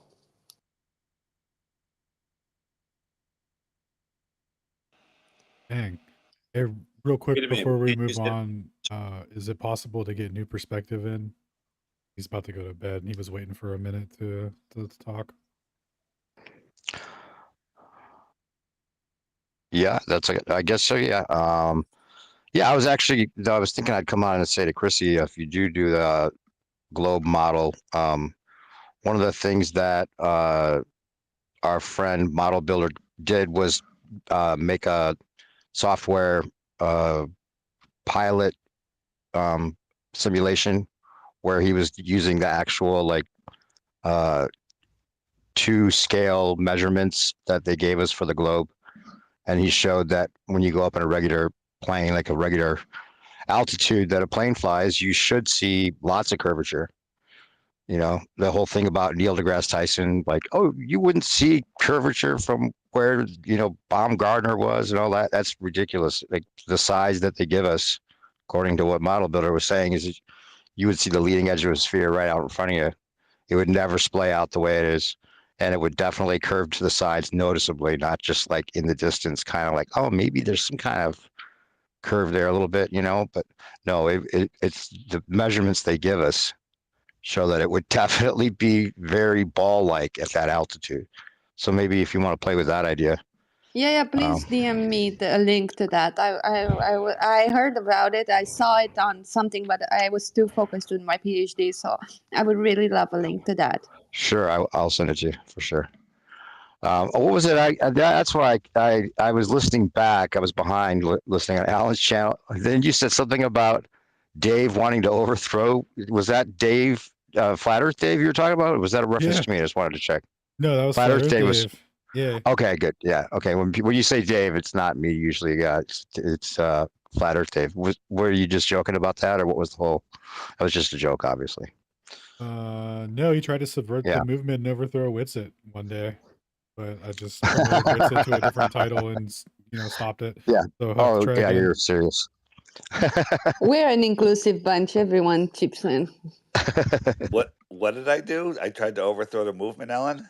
I can't remember. It was just a meme. I don't know. I'm in. Whatever it now is, that he's I'm in. here, it was just a meme. It ended. Count me in. It ended with you getting up to some jewelry, and it had to be stopped. I'm in. Count me in. What's up, Dave? Hey, what's up? So the countdown's on, huh? For the Antarctica trip and all that. And any thoughts? Any new thoughts? That's what I wanted to ask you about. Actually, you talked to the woman that was supposed to go, the secret. The girl that won the golden ticket. Yeah. Yeah, that got taken away because it was what was the deal with that? Some flat earther was to blame or something? I don't get it. Duffy said that some flat earther offered the money, but he never vetted them, and it wasn't true. And then, I first wondered, I'm like, could that just be Duffy or McToon that trying to make flat Earth look bad? But Jaron, supposedly, the guy reached out to Jaron, and Jaron knows who he is. So it really was a flat earther, which wasn't a cool move. That's kind of a Glober move, but. Why would he make such a big deal of it if he didn't have some guarantee of the money? I actually got some insight on that. Just real quick, I was on TikTok, and they were saying that flat earth that got chosen as golden Willy Wonka ticket to Antarctica was someone off a Clubhouse, and the girl I was speaking to, I forgot her name. I could probably figure it out in a minute, but he was saying that she was getting like some unnecessary criticism or something like that. And she was like, yeah, we kind of felt bad because no one really trusts this Duffy guy. And she was getting a lot of heat for it. And she was like, we really protective of her. Da, da, da, da. And I'm like, so you really know this person? Like, it's not. She's like, oh, no, she's really in like Clubhouse all the time with us. Da, da, da. And I started asking because, we have OG Meatball that come over here and he be holding those lives over there on Clubhouse. I was like, so, OG, a couple of these other people. And then she's like, oh, yeah, we know them. Da, da, da, da. So, I just took her word for it. But, yeah, I was on TikTok like a couple of days ago. And she was telling me. So, I was on her show, actually. She interviewed me for a couple of hours. Which one? Who? The girl that won. Okay. She invited me to her clubhouse as she booked a kind of an interview, and I agreed to it. And that was like weeks or a month or so before she won. So, she, in my opinion, a lot of people are like, she's a shill, she's overacting, this and that. She's a young girl that loves flat Earth, is a little naive on some things, but she's a decent flat earther, and she won a trip. She's I think she might still live at home, or she has a daughter. I forget. She's just a young girl and was excited to win a trip. She's never won anything before. So, to me, my opinion, my senses, everything I know from communicating with her twice on an extended period of time, she's not acting. She was truly excited to go on this trip. So are they trying to fund it now for her because of the whole? Supposedly, yeah. Okay, so would she be the only woman on the whole trip at this point that's scheduled to go? Well, McToon's going. Besides him. That's a pretty scary situation. One young girl with all these, not that anyone's going to do anything, but her mom must have, I don't know how old she is, but it's pretty bold, I guess. Pretty scary for the mom or whatever. I think she must be in her 30s. I think. Oh, okay. She seemed younger. Maybe she's younger. I don't know. I don't even know if it's just gender thing, to be totally honest. I was telling Wissa, but I'm like, bro, you gonna be up here with Globy face, McKee. That's scary enough. McKeegan, Oh man, I be scared my torture. days off. What you mean? No kidding, man. Man, I thought it was weird that McToon, after the deadline was out, was able to go ahead and book a trip with this after Witsit. Well, that was the deadline for Jaron and Witz's contract. There's no deadline. Anybody can still go if there's room. I mean, you can book it now if you want. Now you got to spend a week or whatever with McToon. Yeah, see, you thought it was going McToon, McKeegan, and Globy McGlobeface and Will Duffy. Could you imagine? Or is Will Duffy going? No, I think he is, but I couldn't. Oh man, can you? I feel sorry for you guys. Good luck. Duffy's going. Globy McGlobeface is not going, and McToon's not confirmed to go. Oh, Globy's not going? I thought he was crowdfunding. No, he tried to crowdfund and it just went terrible. Apparently. And Nice. God bless, dude. Woo. Yeah. Please send me to Antarctica. Funny as hell. We do got some heads. McToon crowdfunding too. Yo, real talk though. Who's Globy McGlobeface? Is that a real person, or is you guys just? Don't even worry about it. You know who it is. Is that a nickname? You know who it is. You were making fun of it. It was hilarious, Alan. He's the guy that was eating the lettuce and saying word salad. Remember, he had the lettuce on. Alan, think of this. Oh, yeah, okay. Think of this. If Fight the Fat Shirt and McToon had a baby and put him on TikTok, that's Globy. With some Star Wars Legos and some lettuce. Dude, when he pulled I remember the salad now. What is he doing? Is he really eating lettuce for a snack? I This was dude like, literally ate lettuce like it was a big slam dunk on me, and I was just saying like simple elementary statements, and he was like trying to say it was word salad. I was like, that's pretty healthy. I was expecting to eat the carrot, but yeah, then it turned out to be word salad. I was like, are you kidding me? Man. He broke out the salad on such elementary shit that I genuinely was like, oh yeah, he's just going for a snack. That's cool. Dude, that's what I thought. I didn't realize he was setting up for a incoherent dog shit meme, and it was just like, oh dude, you're actually retarded. That's crazy. It would have been funnier if he just pulled up a bottle of salad dressing. That would have been funnier, but I legit thought he was eating a snack, man. I was like, what is he doing? Then all of a sudden it's like, wait a minute. Did you say word salad? Dude, I'm totally gonna make a Witsits word salad dressing. You should take a picture. I'm already of looking it into from it. dressing.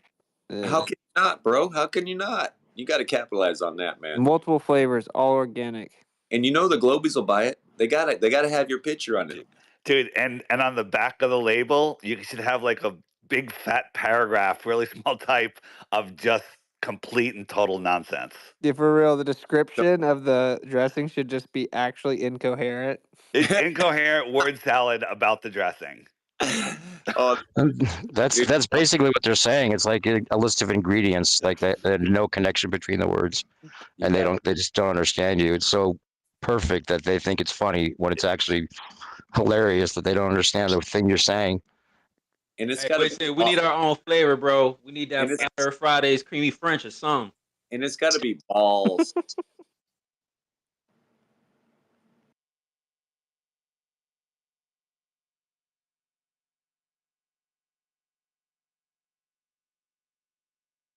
How long is the trip? 4 days, 5 days? Way too long. I know, man. No, it's like longer than that. Is it long? You got to get there a couple days early because apparently, like, if there's any delay with one of our flights, like they can't put off their flight no matter what. So you got to try to get there a little early. It sucks. I think it's like 10 days. Like, oh my goodness. They booked the flight and it's like 10 days. See, everybody all like, just go down to Antarctica, like it's a trip to the lake. Do what? 10 days for what? 10 days to get there? What do you mean? No. Like, once I leave and then get back, it'll be like, it's like 10, 11 days. Because I have to fly to South America, and then we'll be there a few days early, and then I have to go to Antarctica, then come back, then fly back from South America. But that doesn't sound like enough time to properly explore Antarctica. Oh, there's no exploration. It's just an observation of the sun, so it's all good. Oh. Yeah, this is all gay. It's all pretty gay. Yeah, sure. I don't trust it for a second. Yeah, But these hey, I get to say the first time I got my passport and left the country, I went to Antarctica. I don't even think it's gonna happen. I think they're gonna cancel it.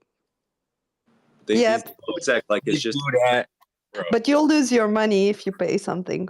I can guarantee it. That's I'm how not paying Ponzi schemes anything. go. They have to pay I'm not. you. No, I don't have to pay anything. Like at all. Like anything. Like not even yeah. my clothes. Some random preacher came out of nowhere and had like 150 grand to just start taking people to Antarctica out of the. Nothing shady about that. Just some random dude pops up. Seems legit. He's been in it the whole time. He's got an honest Globie over here called McToon, and totally on top of everything. Not shady at all. Doesn't want to invest that into any of his problems or his church or his parish. But whatever, man. Let's go to Antarctica. 150 grand. I'm personally like talked out on the Antarctica trip. Are they gonna? One more question. Are they gonna let you like record conversations that you're having with people at all, or? No, you're not supposed to do that. Oh shit! What? Because that could be really entertaining. Just McToon following you around the whole time, trying to like. I would want nothing. I know he's not gonna leave you alone. Dude, the funniest part of the whole thing is they're like really concerned with if they can video us, They'll see our face or whatever. It's like, and we couldn't care less at all about them. Like, if the sun sets, I don't need any of them in any of my documentation. Like, they would only make it gay. Like, I don't. It's so funny. It's like they're obsessed with our two, like, presence, and we literally couldn't care less at all about anything to do with them. It's so funny. You know what's funny is if they actually truly believe that it won't set and it does.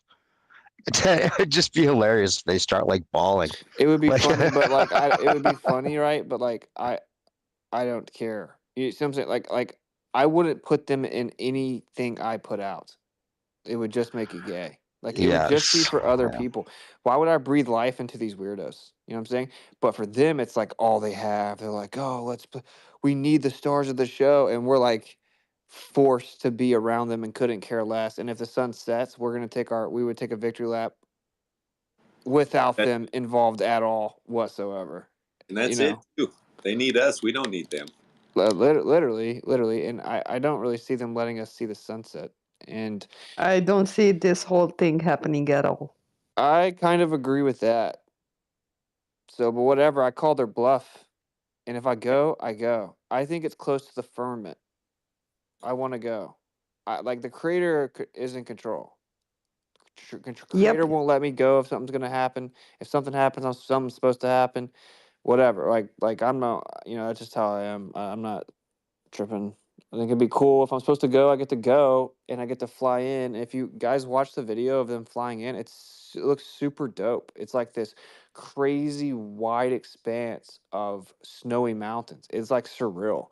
And knowing what we know, right? It's like I would love to just see what it feels like there and like take it in and see like is it really daylight this whole time? And like I could potentially be close to like something that's like our little terrarium or whatever. Like I think it would be surreal to go there. So few people go there, like 0.0000001% of the world goes there, right? And allowed to take pictures while you're there?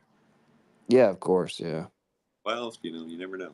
It would also be awesome because I'm sure over there the air is more clear than you've ever felt it. So that's that another must thing be too, just to be in a place interesting. that's like completely left alone by humans. Make sure you take a spirit level on the plane, and then you can prove it's not a ball on the way there. Did you just had to say something retarded? It was like I don't think the spirit level proves anything. You only had so long whatever. that you had to. You were being serious. No, that's what D Marble did. Remember? Yeah. So can you tell me kind of how to spirit level? No, how do it wouldn't planes work? How do planes Yeah, I work? can tell you how planes work. Let's Dude, talk about I didn't know if tangential you had any velocities. take on planes or not. How about we talk about the tangential velocity? Like you're going to be starting out from 1,000 miles an hour at least. It's like you around literally the can't help equator. it. You have to actually answer me every time I do it. And then when you get there, you're going to have to announce to everybody, like, wow, isn't that crazy? Like, we were going eastward at 1,000 miles an hour when we started out. You literally can't Didn't do it. even You're notice like a it. drug addict, bro. And then when we get to Antarctica, it's going to be almost 0 miles an hour eastward, and didn't notice any difference. He's still going. Amazing atmosphere. That atmosphere is amazing. Duper said, let me set you up for a more concise way. Okay, they say we Pre-dunk. leave the Earth. We have the conservation of momentum of the Earth as we leave it.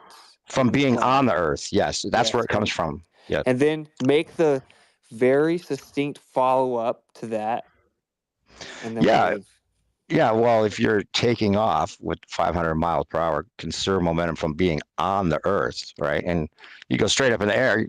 You're not being moved by the air at 500 miles an hour eastward. That was from being on the Earth, right? So if you're going to agree to that, when you start going a higher tangential velocity, you have to have a mechanism that actually accelerates the plane in an eastward direction without the pilots having any idea to it. Did you hear, by the way, Jay Ace's latest claim that they don't give that information to the pilot because they don't want to overload him? No, but they have that information, like a black box situation. I can go and retrieve it after the flight's plane over. should. Oh, Yeah. wow. So what, dude? But what's the That's what he actual said. mechanism, though? There is no mechanisms. Well, so it's That's the retarded? reason. No, he was saying no.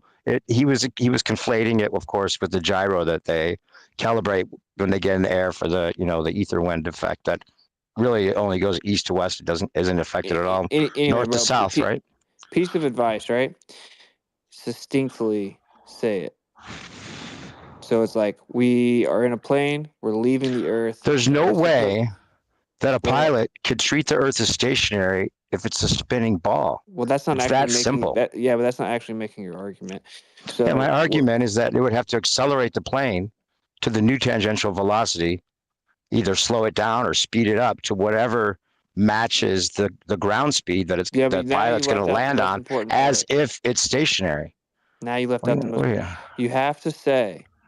Oh, I've said it so leaves- many times. I could say it 100 different ways, but go ahead. Keep talking Go ahead. Bro, calm down. I didn't mean to. Go ahead. I want to hear it. The plane is leaving the Earth, so it has the conservation of momentum from the surface of the Earth itself as it leaves it. Now it's entering a different reference frame. It's getting into the air as it increases altitude. It's going to have an additional mechanism to account for the greater change circle. in tangential velocity east. At the altitude as well as 20 over. seconds, maybe 20 seconds. Yeah, but your point that you always make too is just that even if it gets high enough up, you have to have a mechanism that rotates the atmosphere at a faster rate, and that breaks the law of conservation of energy. Yeah, I've Or never the- got a rebuttal to it ever. May I? Hold on Add one second, this? Chris. Hold on one, Chris. We got Dave. We got a lot of Daves up here today. Shout out to the Dave. Dave-O, what up, man? I know you've been patient. What up, everybody? Normally I've been long since passed out by now, but that intriguing debate between Witsit and Ding Dong there, I can't remember his Marwan. I agree with you, man. I think he is intellectually dishonest, and he really just wants to, like an attorney, sharpen his debate skills. So yeah, I think he was just bullshitting. He really knows it from the jump. He just admires your ability to debate.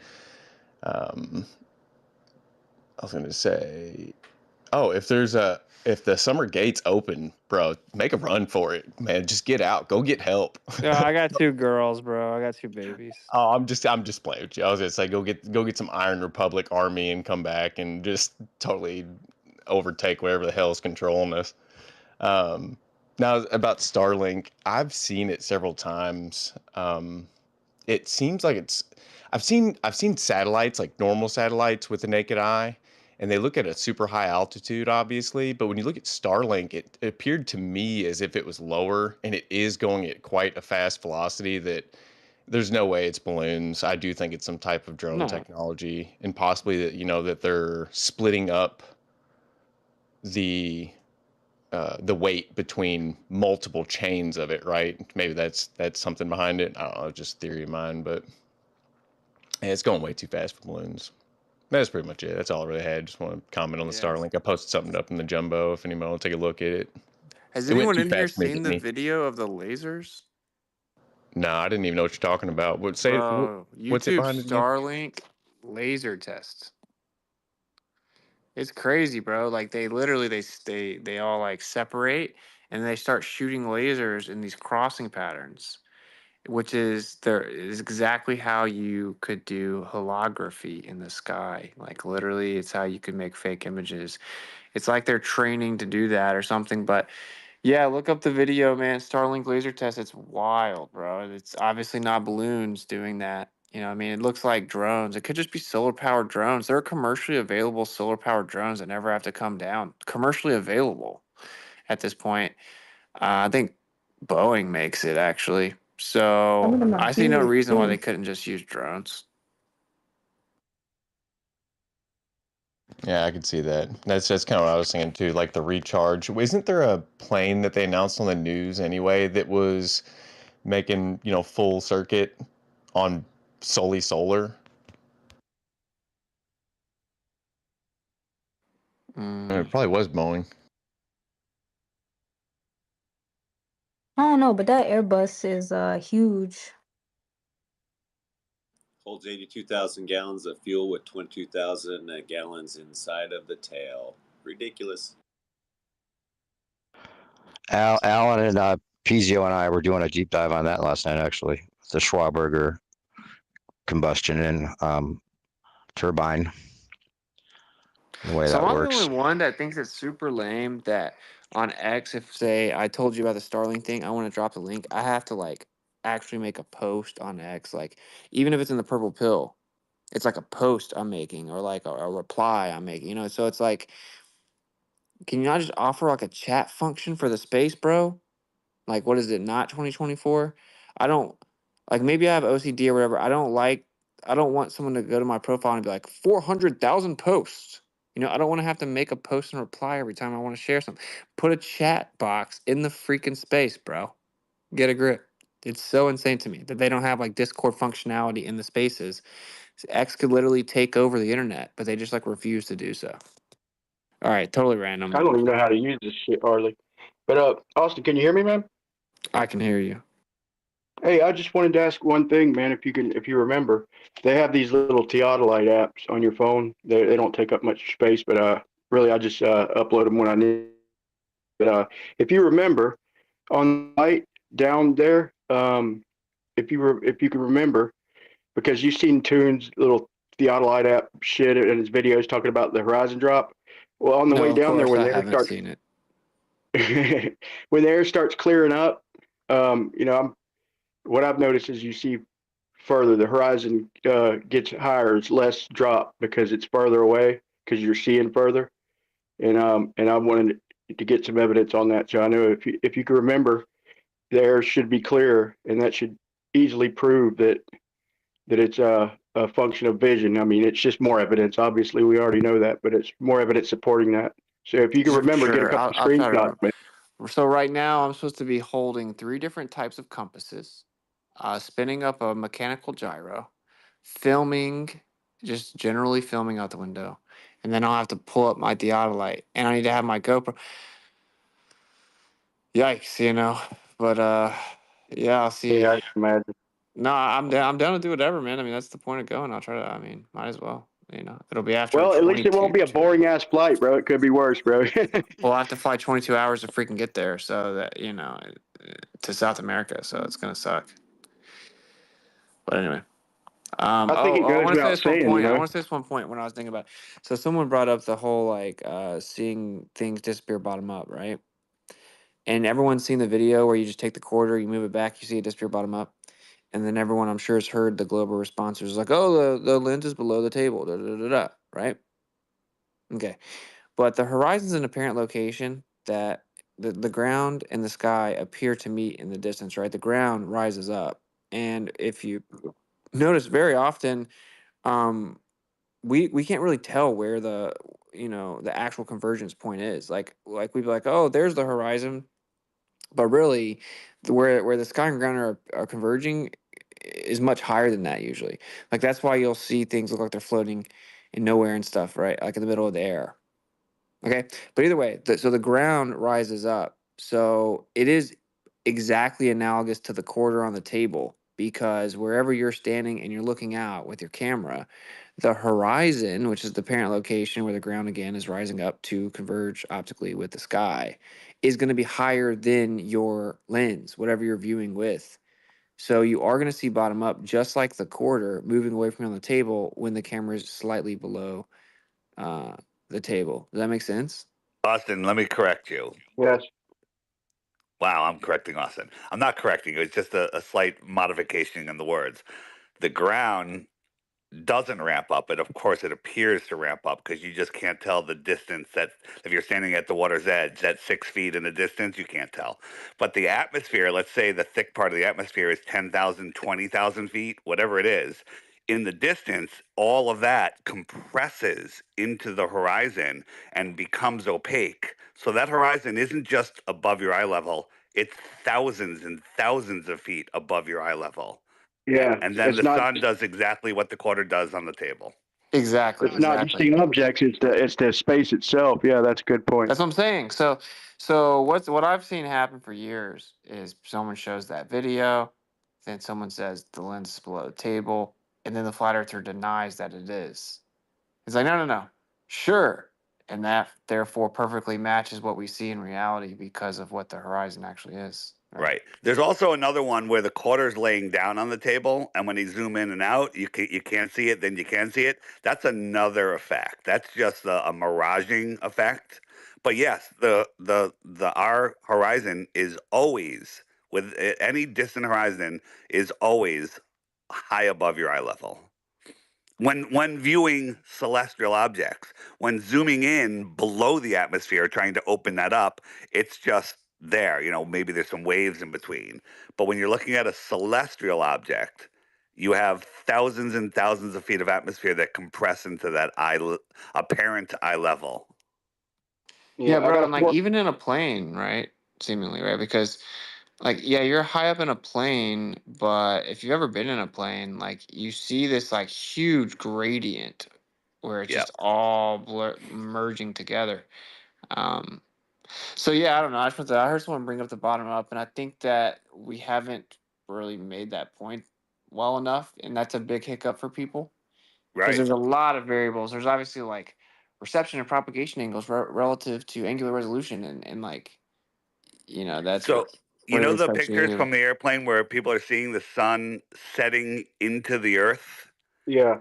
Or setting in the middle of the ocean, that's just an optical illusion. That is the atmospheric deck, and the sun is just going beyond it, and then there's more atmosphere deck behind it. So it looks like it's going into the earth. It's just going like beyond a section of could say clouds or whatever.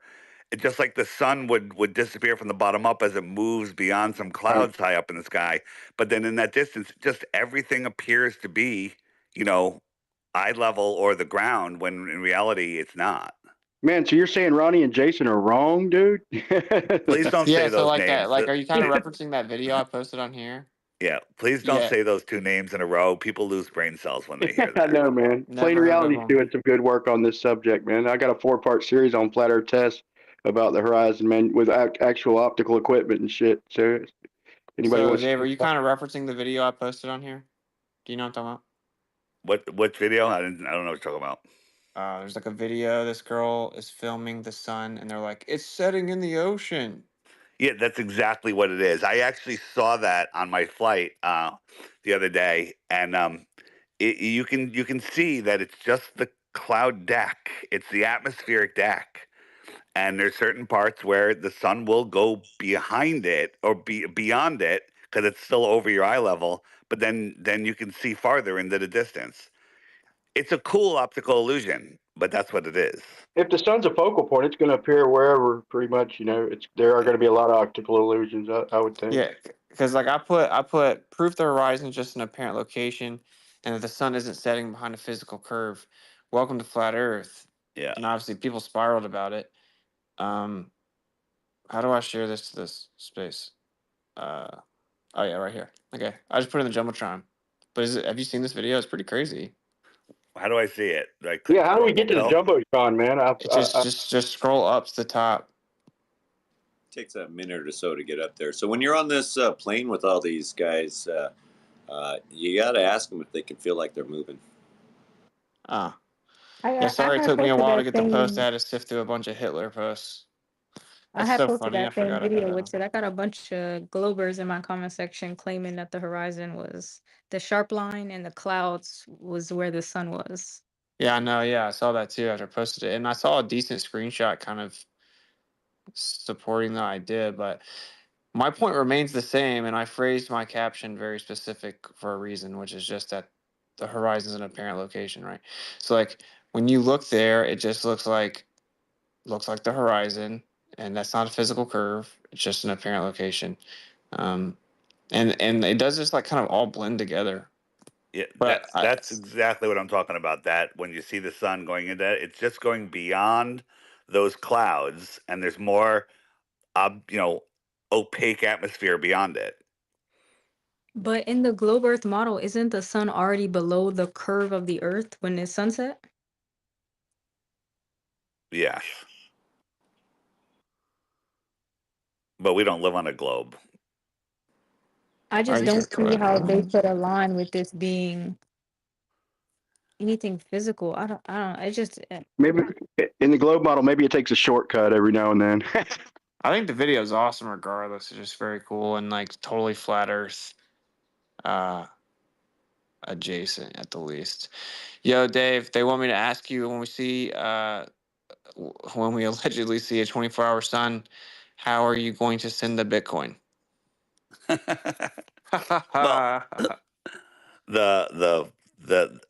I didn't ask to see a 24-hour sun. I asked to see the curvature of the Earth. And motion, right? So they got to prove motion on top of that, right? Well, the sun's moving. That proves we're moving. Yeah.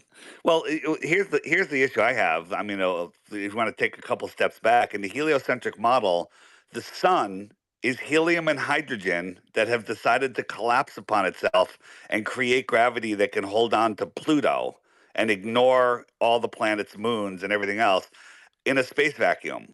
First, prove that's a possibility, and then tell me how. Yeah, I think you're. What? I think you're safe. I'm not. It's so stupid. The whole premise is stupid. Yeah, I might as well just double the offer. People don't understand the idea of betting. A bet right. is always between a person who knows, and a person who's ignorant. Yeah, Dave. Did you hear the bet earlier? What? Oh, you didn't hear it? I've been listening almost all night. But what was Oh it? no, you didn't. No, you weren't. Or you I would might know. have passed out for a few minutes. Yes. Okay, yeah. So anyway, Shane, and what's this guy's name? Oh, the 2,000 to 20,000. Yeah. That guy was annoying, man. How insane is it he took that bet because he's actually paying Shane the $10,000 bet that he lost. What is the bet about the eclipses? What's the bet? No, the bet. Go ahead, you tell him, Austin. The Neo-Tychonian Newtonian Machine analysis paper by Luka Popov that was published in the European Journal of Physics. I'm kind of tired. I'm talking fast, man. Anyway, it shows the dynamic equivalence. It used the Newtonian Machine analysis, and in the paper, because it's real brief, and it uses Mars and the sun. It shows that equivalence, and then he made the claim that it doesn't count because it only works on a subsect of the solar system, and that he chose Mars because that's the only thing it would work on. And I was like, what? Ridiculous.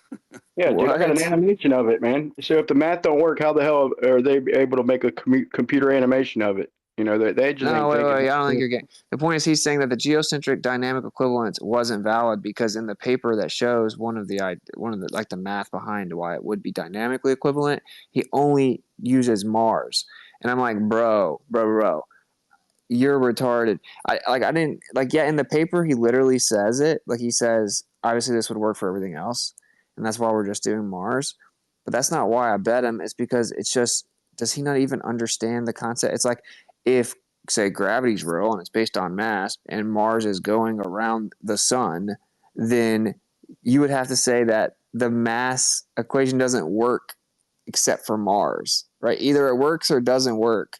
Whatever concept you're using as a dynamic equation, you can apply it to everything. All of. So it's crazy. So I offered him. I thought for sure he'd realize, okay, he should let it go. He Because did I'm like, he went for it. It's he crazy. went for it, bro. I'm like, how about this? I'm like, you want to bet? I think I said like something like 50K, and then I said, okay, look, how about this? We'll bet. I'll put up 20K to your 2K, and he agreed.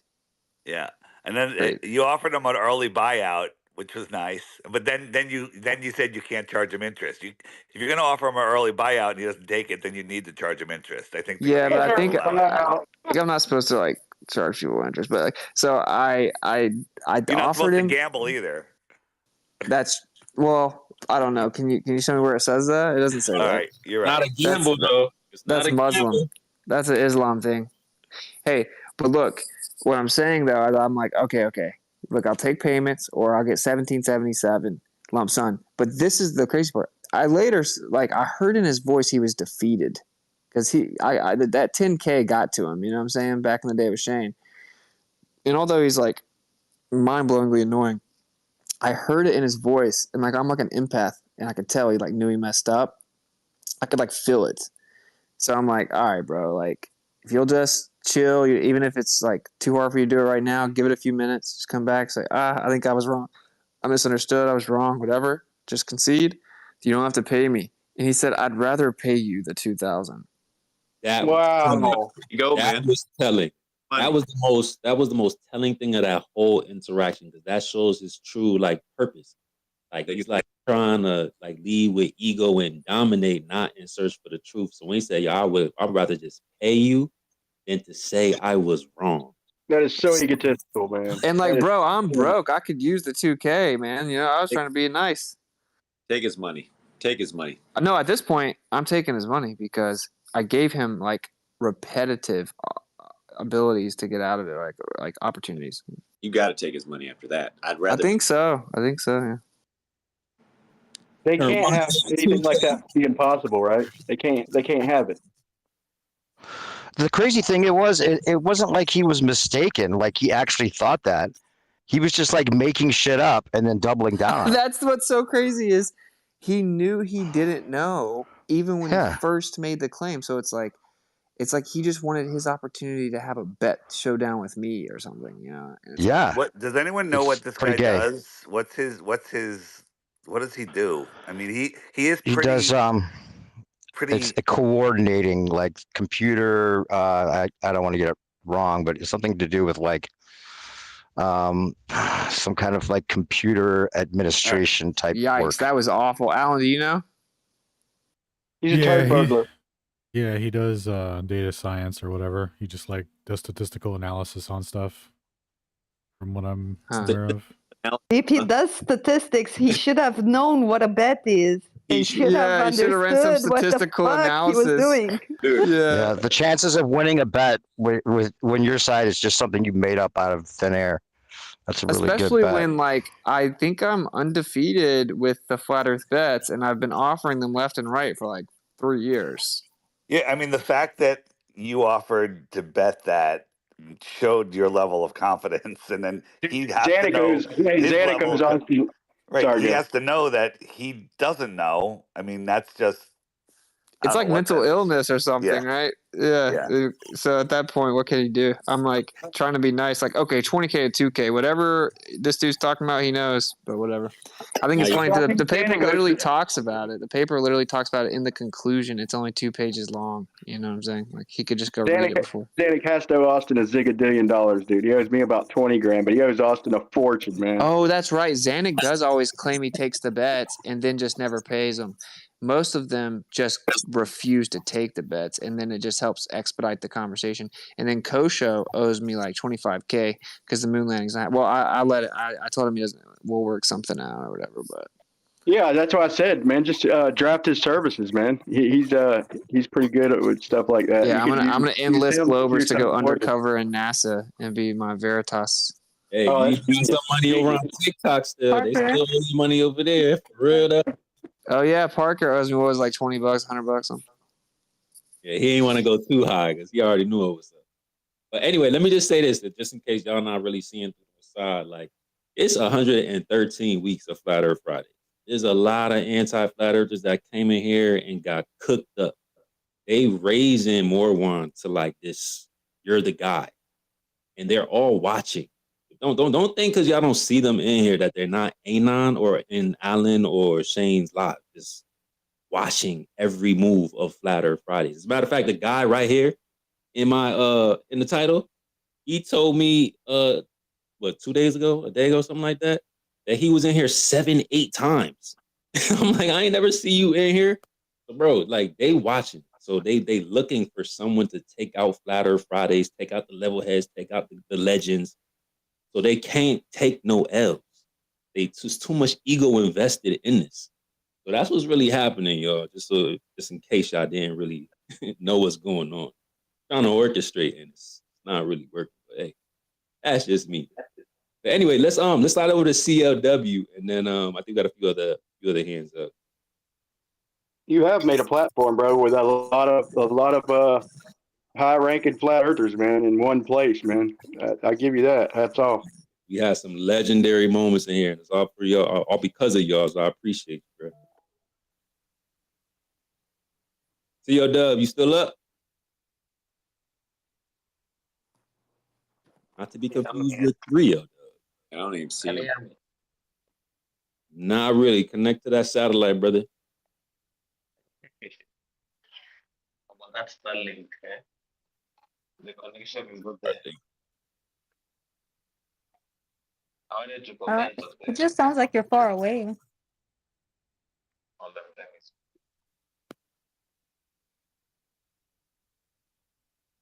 Mic check. Yeah, I hear you just fine. Can you hear me now? We all hear you. Y'all was talking about CL Dub. Yeah, that's way better. Bro. What was you doing before? Did you have like a headset in or something? Pardon? Did you have like a earpiece in or something like that, or Bluetooth? Because now it's perfect. I can only hear you though. I've connected the headphones. Oh, drop down, Brian. I'll bring you back. Roger that. Go ahead, CL Dub. We can hear you. I had connected the headphones, so that's why I was sounded far away. Yeah, that did. But I wanted to comment on the Starlink. Probably they're just using drones, and since Elon Musk is connected to the military, they like using corn antennas, and the corn antennas are usually good for ground broadcast, and they have a wide range of frequency. And I usually see most of these antennas that they put out here that the traditional mobile service providers use. They usually configure them regularly because I don't think they're using the same technology. And if you understand how cons usually are, it's part of the torus, and it's part of the torus, and the geometry of it makes it tap into the scalar. How do I put it? Like it can create a standing wave of some sort, or no, the opposite of a standing wave. A torus antenna will create a standing wave because of these unique shapes. And I'm sure they use this type of technology to do different things. Because there's once even I saw a documentary. Someone had made the best antenna, and it was a small piece of antenna. And the best part about that antenna, it was just made of small cones, and you find this pattern throughout nature. I'm sure most of their technology that deals with this higher communication and projection, even holographic projection, is the torus and the cone, how they hold the light. Even if you look at the image of the earth from above, it literally looks like the eye because it's the projection of the torus, how the lights hold itself to specific capacity of perception, if I may put it that way. So they've been messing up with these things. Even there was a time I used to see another guy. He was exposing that most of the planes we see in the sky are not even real. They are holograms. If you observe them long enough, they behave in a weird way.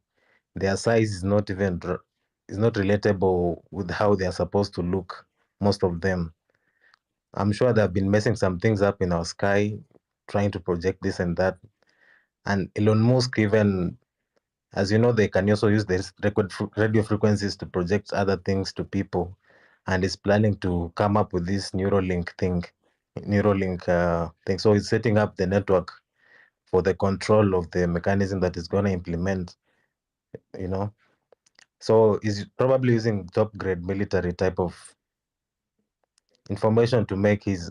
I bet they don't also. I know most of the tech we use from the mobile companies or computer companies, most of them they come from the military. Most of them they trace them back to the military. Then they commercialize them later and give us stories about how they made them. But these things are mostly research in the military. So I wouldn't be surprised. It doesn't have to be a satellite that enables Elon Musk to make his Starlink work, because there are other efficient ways of passing information around that they don't want the regular public to use, so that they can make a business out of it. Sometimes they just make policies that you cannot make solar panels that are efficient beyond this level, because if they make solar panels that are efficient beyond a specific level, it will crash their system. So they'll put such policies even in our gadgets and all these other things that we might not even be aware. We might not be experiencing the best that we can experience, whether this radio communication and or even radio communication and how they project visions and all these other things. I'm sure they have advanced knowledge about it. That's what I wanted to contribute about. Because also with it was saying that you saw that it's like they're trying to mess with some hologram of some sort. Yeah, no, you have to be completely ignorant to think that the technology that we got right now that's out to the public is like the most cutting edge of all. Like, no, bro, we all know that they hide the true stuff behind closed doors, dark, what they call it, black budget, all that extra stuff. That's what they call it, right? Behind the curtains. Man, Yeah. they told us just out of monkey brains, these guys came up with copper and bronze tools and made perfect pyramids, man. What's up? May I also add? Okay. Go for So, it. I had a friend, God rest her soul, right? She worked for a Romanian version of whatever blah blah blah is, because she never told me, but I'm not an idiot, right? And she told me she can never speak about what she did for a living in the whatever blah blah blah she was working in for our country for another 50 to 60 years. She was not allowed to speak a word of it. So they're probably 100 or 200 years above us in whatever technology. She was in IT. So take that as a confirmation that, and just because she tried to escape the system, she had an unfortunate accident.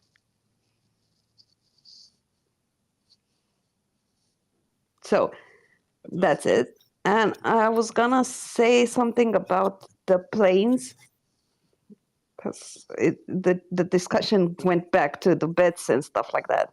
What, she got hit by a blah blah blah train? No, she got hit by a huge SUV type of car, and she had a small little car. And the guy is a lawyer, and his dad's a lawyer, and he's not gonna do any jail time for murdering her. And it's very sus. It's extremely sus. Yeah, it is. Yep. So I don't think she had an accident. I think it was planned and executed or something. But I wanted to address the plane stuff too, because here we have an airport where you have to do a 90-degree turn to go anywhere. So if you have this conserved momentum, right, and you make a 90-degree turn or a 180, because you need to do that to escape this airport, because the airspace around the tower I just posted is forbidden, right? So how does that momentum work when you change your direction just to go anywhere? Literally, if you leave Airquande Airport, you'll do a 90-degree or a 180, and to land also. So you're changing your direction completely. It makes no sense from a geometrical standpoint. Also, to land, you need to do the same too. That momentum thing is a bogus argument. Like just that little treadmill thing at the airport. I mean, there's you could obviously tell you're moving. I mean, I don't know how they use Yeah. that as an argument. They got Yeah, and also they keep saying reference frame, but on a plane, in a car, I get motion sickness. I know that the object is moving. They got to I do just think that people are just not as sensitive or don't care or something. They got to do that big old swing out when you're flying into the Chicago airport too. They go over, what is that, Lake Michigan or whatever it was right there. I don't know. Yeah. Yeah, they have to keep that tangential velocity, that eastward rotational velocity, as like a phantom speed that just exists outside of any kind of way of measuring it, outside of the pilot noticing it. The pilot could be going 100 miles an hour forward the whole time. You know, that's it, maxing out at 100 miles an hour. And you have to believe that if he left from the North Pole and flew to the equator, that the plane would literally be going from 0 to 1,000 miles an hour eastward, even though the pilot only went forward 100 miles an hour the whole time. That's the ridiculousness of the claim.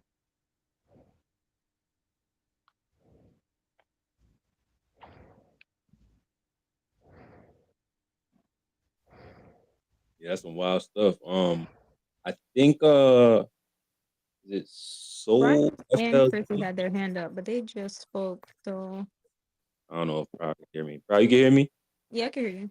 Okay. Go ahead. You got it with the hands. I thought it was Soul FLG. I don't know how to say his name, but So Flo? Yeah, jump in.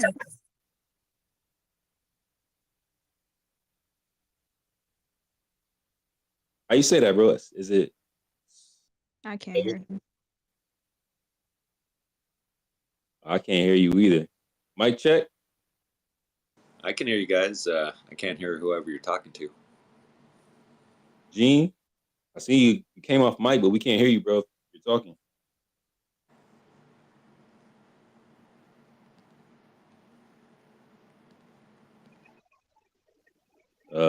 Nope. Can you get Clatter Dave back up, please?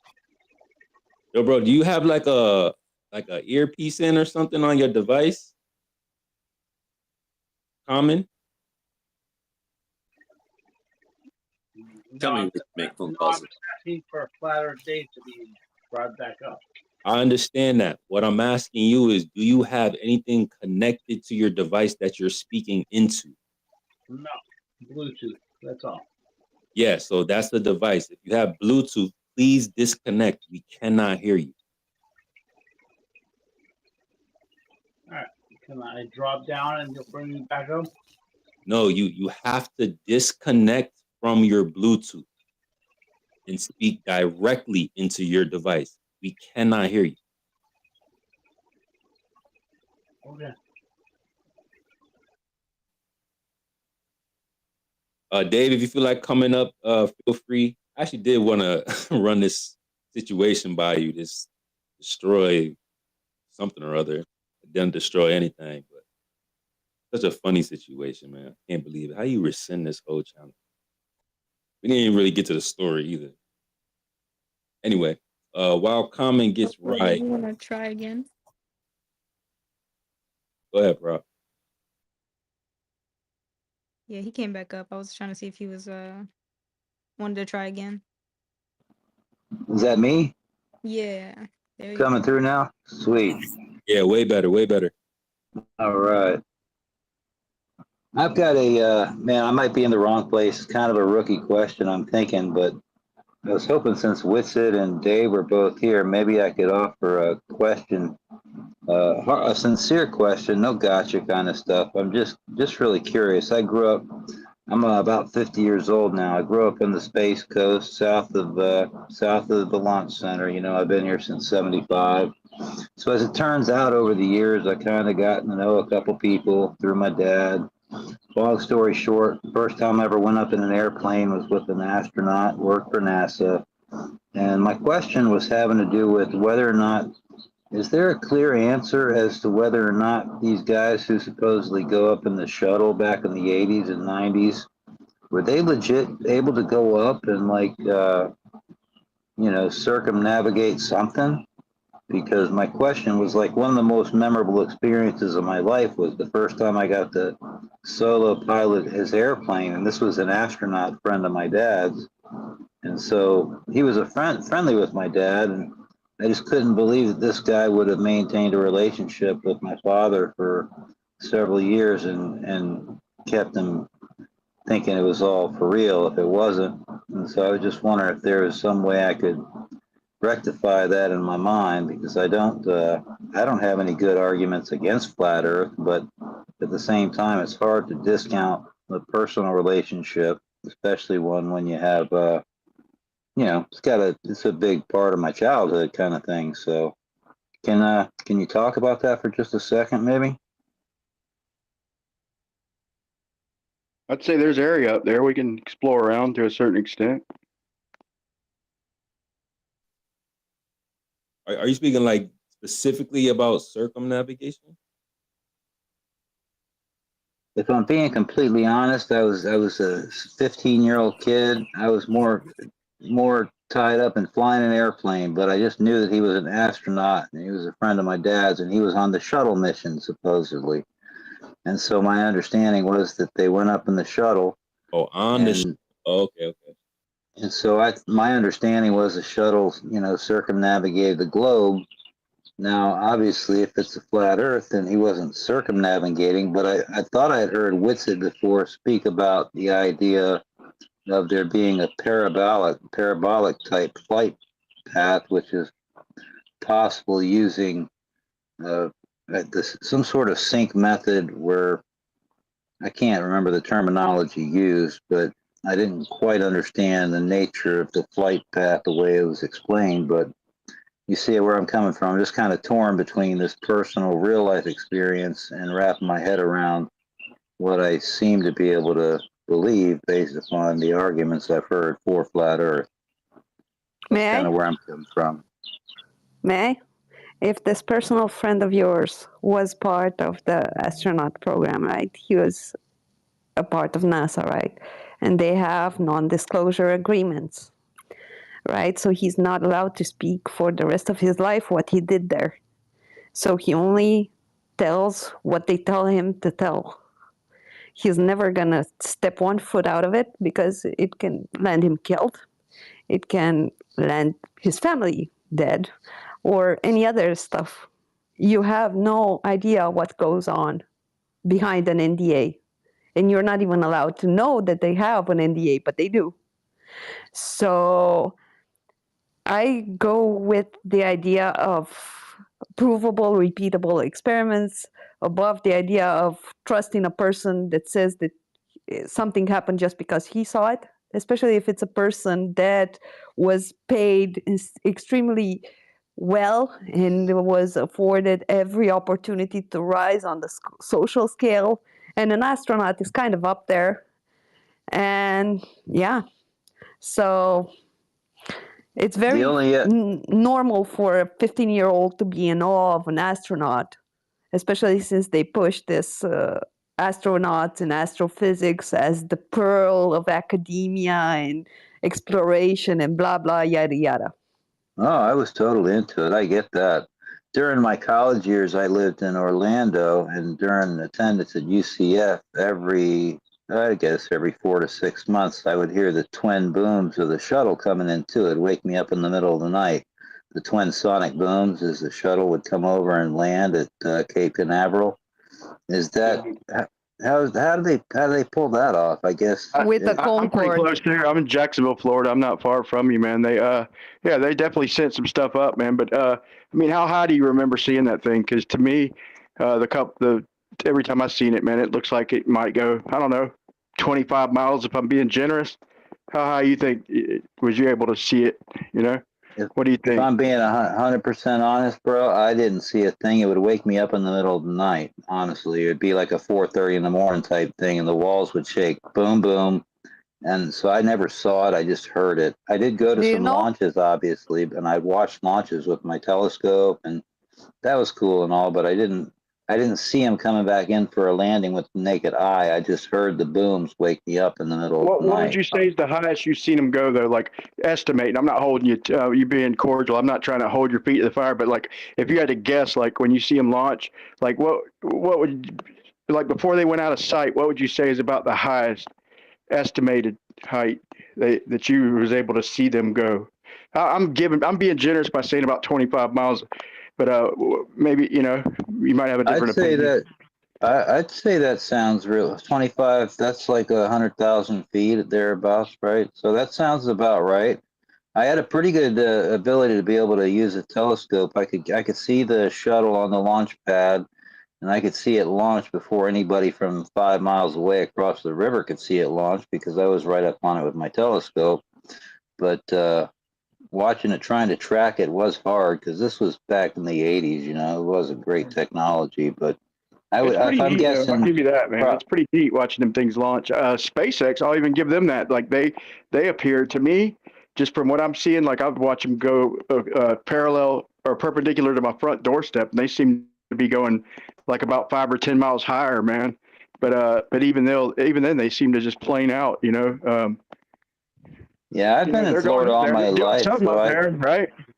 I still see them launch every couple months. Something else pops off from the Cape, and where I live now, I'm in the Treasure Coast, so I'm about 75 miles south of the Cape. What are you, New So Sebastian?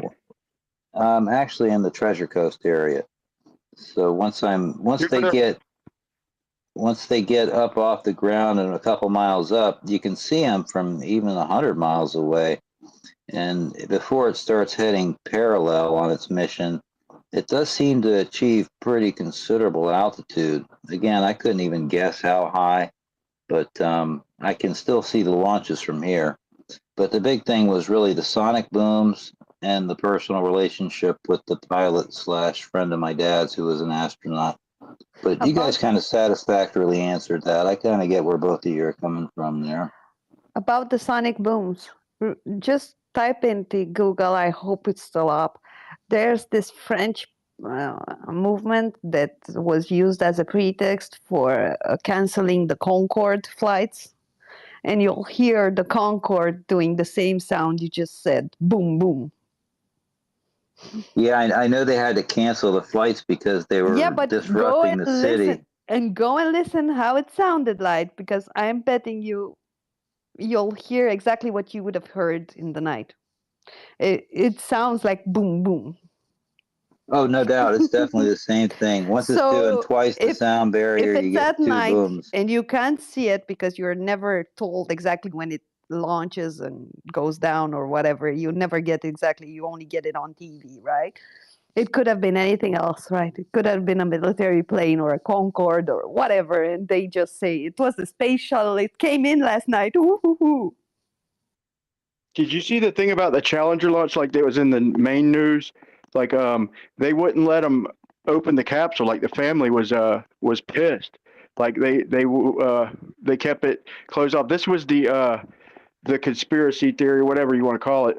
It was in the mainstream news. Like they wouldn't let them. They went out and got it. They procrastinated a little bit. They brought it back, and they was, thinking that their loved ones might be alive or something, but they wouldn't let them open it. They wouldn't let the family members see and some people reported on that, and it was in the actual news. And then here it is, like years later, few decades later, and you see pictures of these people. Whether they're the same people or not, it sure is suspicious that we see all but one of the people with the same names, and then we look at vital statistics. And I watched a guy live look for vital statistics for the Japanese twin and the McNair twin, and they didn't even show up. Like they weren't even in the birth certificate records at the time.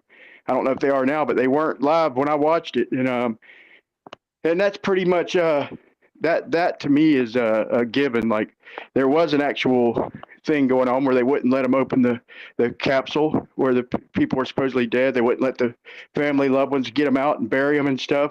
And there was a bunch of hype coming around. They squashed as good as they could. And then years later, you see these same people. I think my personal opinion is that is the actual people who were said to have launched. That's my personal opinion. Yeah, and you I don't guys doubt have that witness either. That was protection quite the over there. thing for them to be able to come up with all these lookalikes years and years later. No doubt. Very, very peculiar that. Justin actually spoke about that at a council meeting. I believe it was a council meeting. I think it was there. We Are Change. Justin, I think that's his name. He had a presentation and all about, the astronauts and defunding NASA, and they low-key, high-key kicked them out for even speaking about it on a public panel. That video was crazy. Well, And then thank you McJay, guys for letting me talk and answering some of my questions. I'll bounce out of the rotation now. Thanks a lot. I appreciate it. absolutely, No man. problem. Well, we'll be here all night. Let's get to D3 and then Waldo and then Common. Hey, what's up, guys? Wits, if you're still here, or if anybody else who might know about this can chime in. I don't really know much about gravity's effect on gases, but I was in a space yesterday, and one of the guys was saying that there is no effect of of the pseudo force gravity on the gases. How legit is that? I wouldn't say there's no effect. I mean, what is gravity really? But if I'm gonna answer, I'm gonna say that temperature plays more of a role than gravity does. Whatever the hell gravity is. Right, that's what he was saying. He was like, it's temperature. It's the collisions with themselves as they expand and whatever that affects it. And there was one other thing, I forgot the other thing he said that affects it, but essentially everything in the atmosphere or gases themselves, even in a container, they're not really affected by the gravitational force. Yeah. So if anybody knows more about that, I'd love to hear it. They use Avogadro, like They do Avogadro. say it affects them, They They do use say it Avogadro's has an number. effect. They call them particles, Yeah, right? one at a time though, like so you guys don't talk over each other. Yeah, let me take this one. They use Avogadro's number and call them particles, and yeah, they've got a good model of a particle, thing with gases. But as far as that being reality, I don't believe that, because when you look into it, they've got these.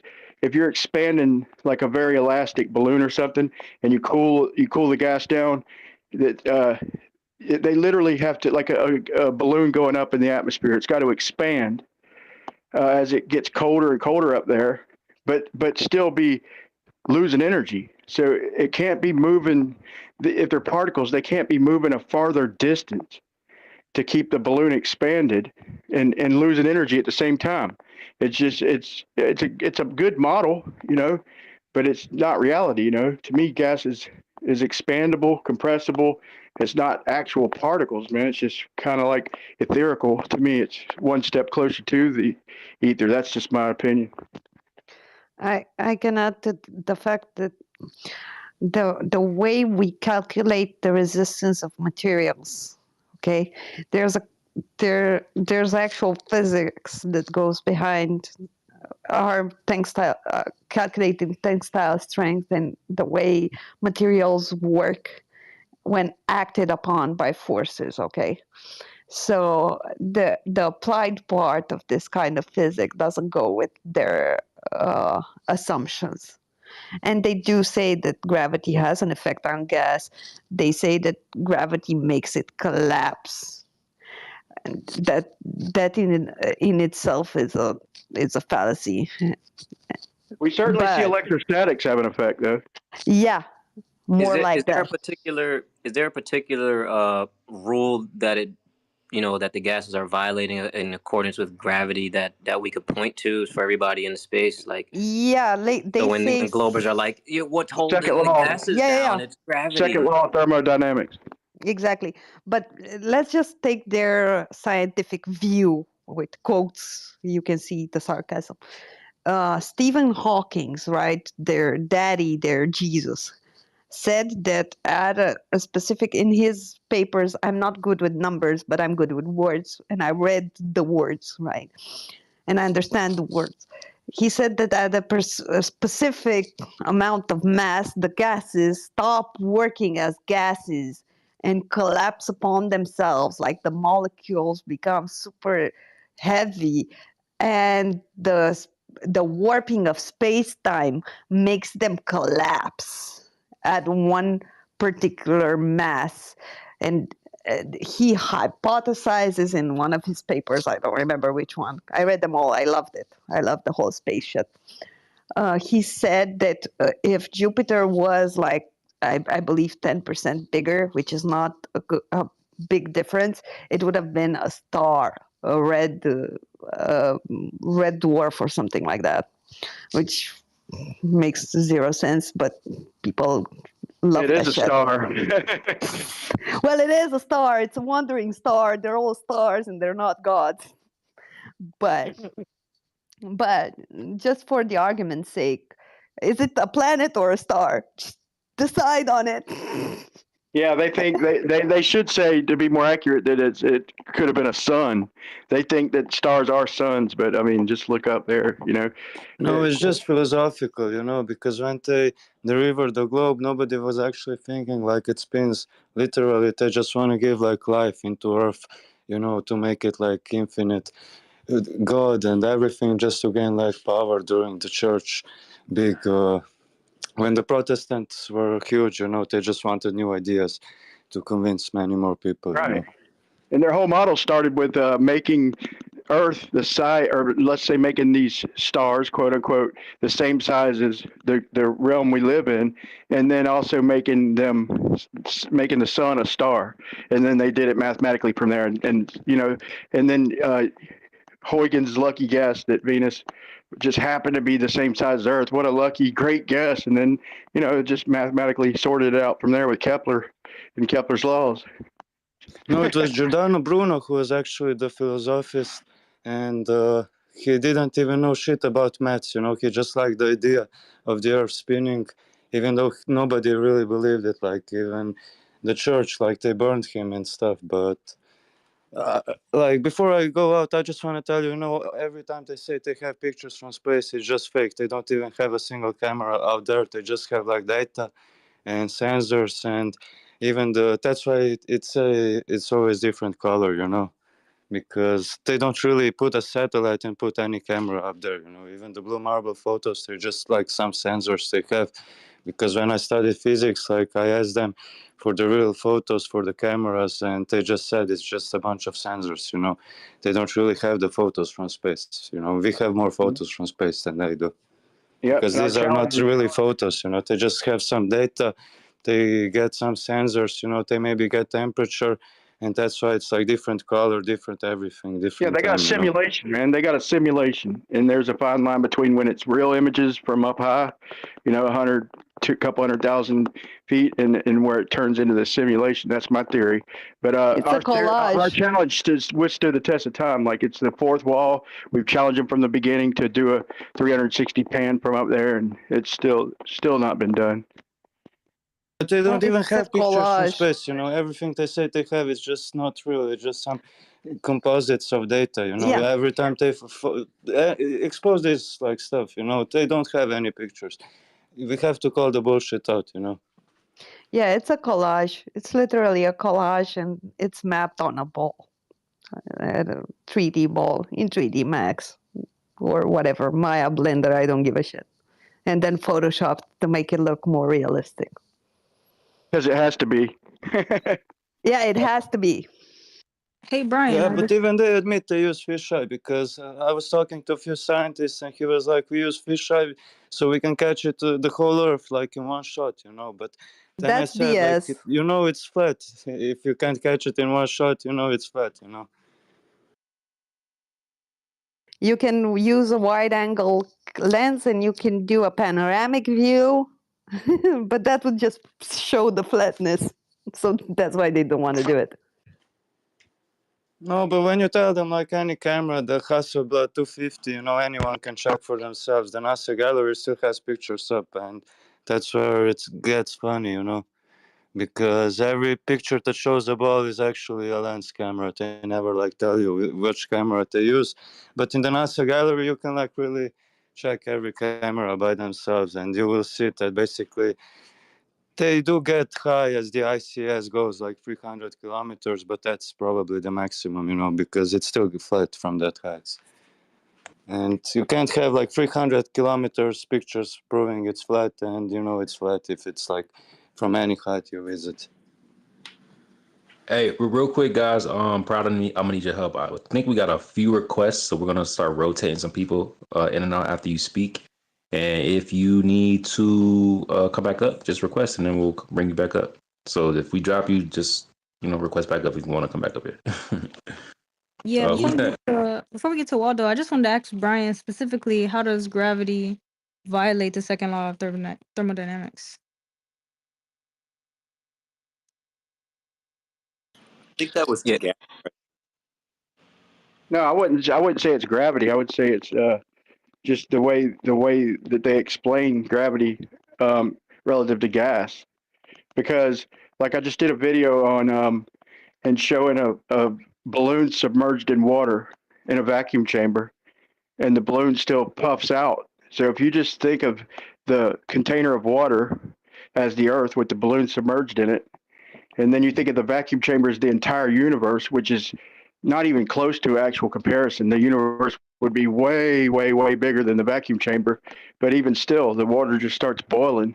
I mean, they're saying people are just losing sight of common sense. We got this giant universe supposedly that's with hardly anything at all in it, and just a hunky dory Earth, much less Pluto, much less Jupiter and the gas giants. It's just like people aren't using their common sense. Hot's going to go to cold, high pressure is going to go to low pressure, no matter what, man. I don't think gravity even the numbers don't even work. If you ask me, it takes, I think temperature has more to do with it and containment. That's my personal opinion. Yeah, you know how I debunk gravity in class when I study physics? Like I ask them, it never pull anyone to the center of the Earth, and they say like because the ground block it, And then we legit came to the conclusion that the electrical force of the ground is a stronger force than the force of gravity, So basically, even if we conclude that gravity is electric charge in the end, we still know that the electric charge of the ground stops gravity at the ground, nothing pulls you directly to the center. You always just end up at the ground level, So we can agree that electric charge is stronger than gravity. Gravity doesn't even have any existence in any model. I bet your professor had a hissy fit when y'all had that conversation. Don't fail no test I know because you're some telling the questions truth. asked, man. I know some good Yeah, some questions asked when professors discussing actually gas. cried, in class, but some really wanna tell you stuff so you learn together. But yeah, we all agree that like gravity, it's not really existent. Like electric charge is stronger, magnetism is stronger. You don't really get pulled anywhere, With the gases, it's pretty obvious. But regarding the atmosphere, like they say it goes really higher, but it just stops being there, The air isn't really pushed upon anything. Because Yeah, if it's air was in pushing equilibrium. down, we would get pushed with the air as well. It's all in equilibrium, with the jet streams is what equalizes it. But you got to know the right questions asked and professors and everything that kind of stunt them a little bit. I've learned them over the years, but you think about, they say you can't reach absolute zero because just with matter itself, there's always going to be some movement, and that's how what they're calling like 0 point energy. And it's not a big thing to think about until you think of the size of their universe. Then you've got all this 0 point energy, but really you can't reach absolute zero because you couldn't have space itself. If you think about a plunger and you go to, there's no limit to how hard you could push and squish pressure. So there's can't be no limit to how much you could pull out on the plunger, and it's never going to be a true vacuum until the plunger collapses. Then there's no area or no space at all. So they've got some good models and all that, but as far as it being reality and all that, I think that's the blurred lines.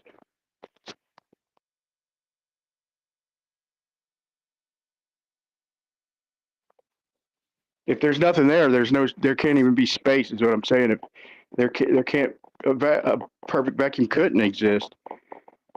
It's not even possible, in my opinion. Yeah, I just find it funny how like they have an infinite universe. They want to talk any shit, you know. They theorize what's in the core. Everything's possible. But when you mention the possibility of them being wrong, then you're just fantasizing. That's not allowed, you know. If the world's infinite, there must be also a flat Earth. That's my opinion, you know. Yeah. Basically. It's almost like I'm putting a limit on pressure. Like there's a maximum amount of pressure you can push. I mean, theoretically, we can add more and more force and energy and create as much pressure as humanly possible. Theoretically, there is no limit, but there's supposed to be a limit to zero we could reach. No, there's no such thing as zero, and it's just convenient mass. You know. Hey, so what do you guys think about the argument that a lot of globers use when talking about the sun's size? They're like, it never changes size if you look at it through a filter, yada yada. Wouldn't that just be the same as it's an apparent thing? It's coming to your vision, so it's always going to be that size anyway. And Yeah, the like sun is a like disk, you focal know. point.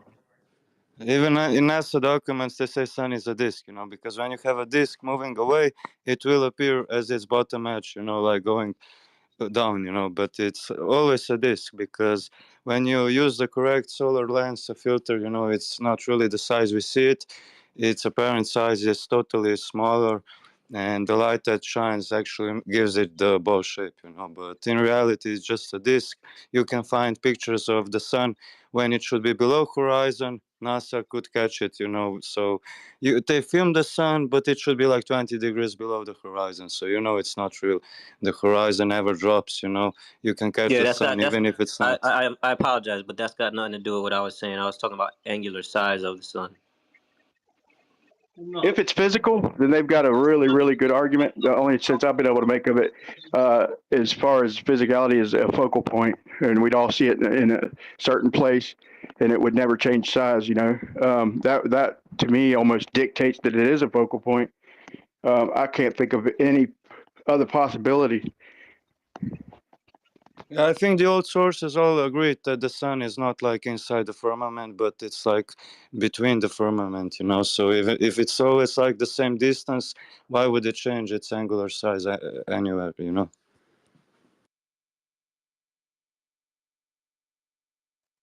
May I add something to what Flash on. said? 1 second, Chrissy. I was just gonna say, like, I seen some things on TikTok. I might post it. They're making some observations of the sun actually changing the angular size with a solar filter. I should just post that now, to be totally honest.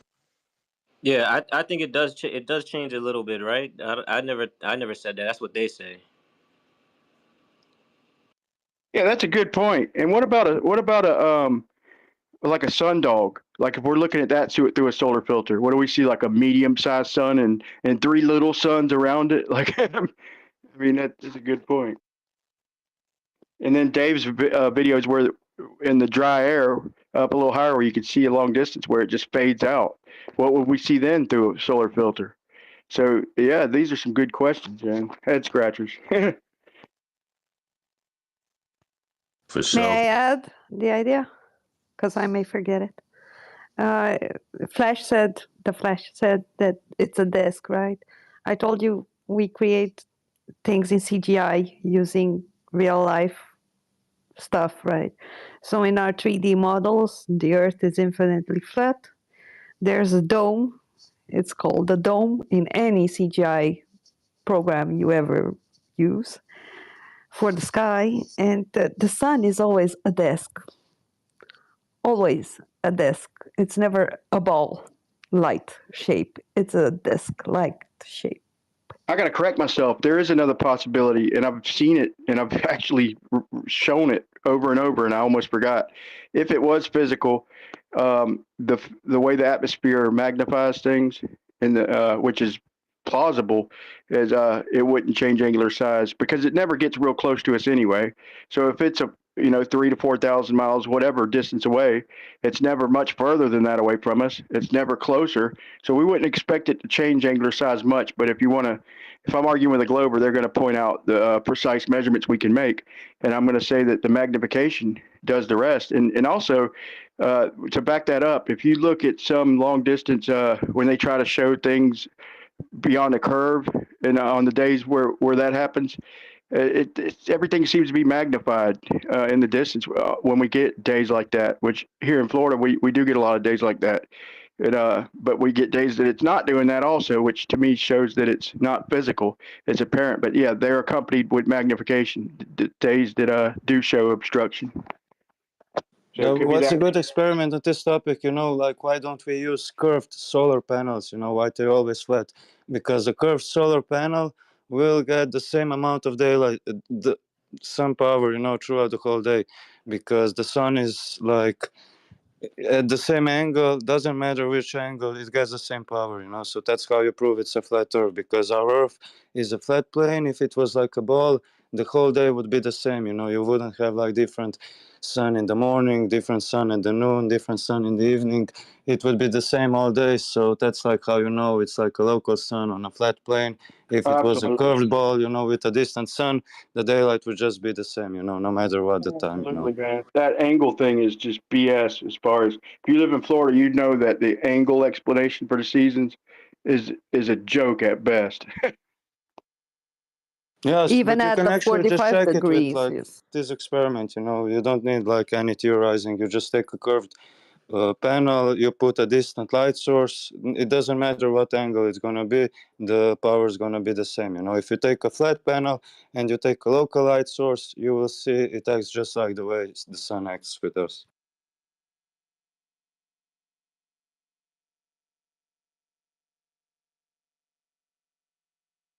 Yeah, Florida don't believe in seasons. No such thing.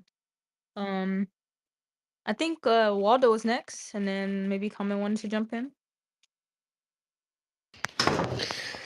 Yeah, everybody, man, I appreciate everything. Let me up on stage. Wanted to show a little extra thanks this morning. I know it was a little painstaking through that debate last night, and I'm sure most people were just like, what a headache, right? But I did find some value to it. I'm trying to sharpen my skills for debate as well as the topic. You guys are so good at it, and being observant that you have an audience, slowing the ball down a little bit so we can actually see what kind of moves y'all are doing and breaking it down step by step. That's really for me. I'm wanting to immerse myself in the flat earth topic as well as other stuff. So the debate really does kind of help out sharpen my skills.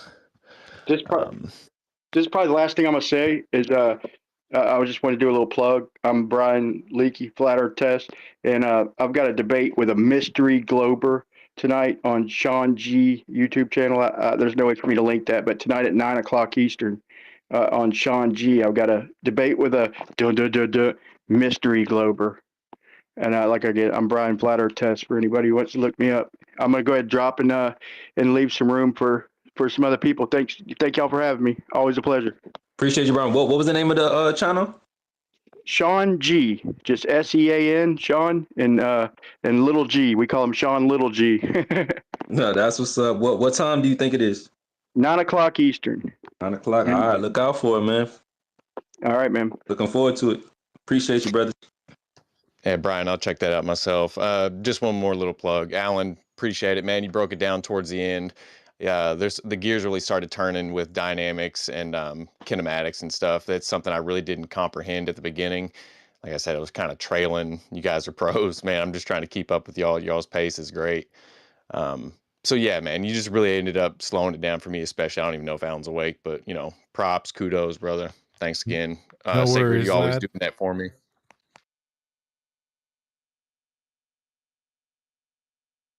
We'll probably Mama see Turner. Waldo before we find a curve. you definitely. I'll be around. Man, I appreciate y'all. I'm gonna throw the mic back to y'all, and I hope y'all have a good rest of the day, and see you on the next one, y'all. Good to see you, Davo. Common, you have put your hand down.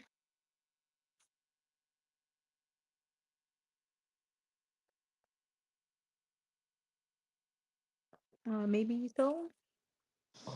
Like, you know what surprised me the most? Like, I write to every professor, was their globe proof, and they always just like do some tricks, I send them aerials from thousands kilometers. They send me a boat disappearing. So I went like to a football field and I filmed like from one goal to another goal. The goal disappears if you put the camera like to the actual field size. And nobody responds. They just don't have any proof. So one of the professors, what he he responds with the Earth core. Nobody ever like even saw the Earth core. We haven't dug a mile, 12 kilometers deep hole. So it's like they will always just try to distract you, deflect you. Like you can't. We all know it's flat. Even they know it's flat because they have no proof whatsoever. They filmed you like a boat curving. The boat never, like the water never curves. You go high, you see the water is flat. You can see the perspective. The same effect works on a flat field. So if it works on a flat field, so then it's like not curving. The field could be curved like 1% maybe in the middle, but we know it's flat from distance. The goal has like 2 meters, the field is 100 meters long. If I go at 2 centimeters height, the goal disappears behind what? Not curvature, it's flat, it's perspective. So it's like so many tricks they use. They're all just optical tricks. They think they're like David Copperfields, but they're not. They all just lie.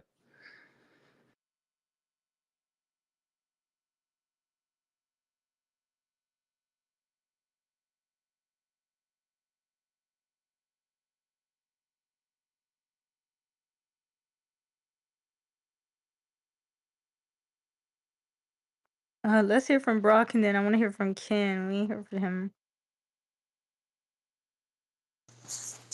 I had a question earlier. I was just gonna finish on it, but I think Flat Lads hasn't spoken yet. I'll revert to him if you guys want.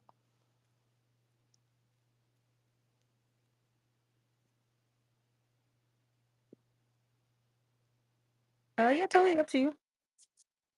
I So was just okay, Mike. the last part of the satellite thing with talking about Starlink. My last question was just so it sounded like Witsit said that they, obviously they are shooting something in the sky. We've all seen it. The trails of the lights.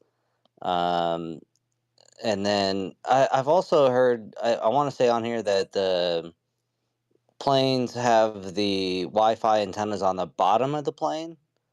So because I want to say he also said that they could be, solar drones that are emitting above to get the satellite signal down to people. That's why Starlink's different. I don't know. There's just a lot to unpack there, and I just don't know why, if like say the planes do have these uses on the to emit internet, why aren't the other cell phone companies getting on the same page and making the same thing? I think Chrissy said that they probably have military contracts with Elon Musk, and I don't put that past him. That's probably correct, but I want to say that his internet service, like his Starlink compared to like Verizon and all these other companies, is probably like he probably doesn't make as much. So why wouldn't they be like, politically they'd be in front of it and be like, yeah, we're helping support all these people and get internet to them because we're Verizon, we're T-Mobile, we're Sprint. But Do you yeah, understand yeah. the antenna reference I sent you? Did you open that link? Because it's in the Jumbotron, and you can see the height and you can calculate the range. And just imagine that they have that everywhere. There's a military base. Please check it out, and it will answer most of your questions. I'm just confused. Do you think that the other cell phone providers don't also have the No, same no. access? In Romania, only Orange has a contract with them. So they're very exclusive with who they use. And it's always secretive. You can't find it unless someone slips up and tells you. So is that why you're saying, so in Ukraine you said that they had Starlink but then they shut it off? Yeah, So exactly when Russia closed the airspace because they were going to shoot down anything in the Ukrainian airspace. So whatever they were using to reflect, deflect, resend the signal to the people down, they needed to stop. If it would have been a satellite that's above military planes, yeah, that means that they couldn't be shot down, right? But it was shut down. So it was something that a military pilot could shoot down. It can be something like, imagine yourself having a mirror, right?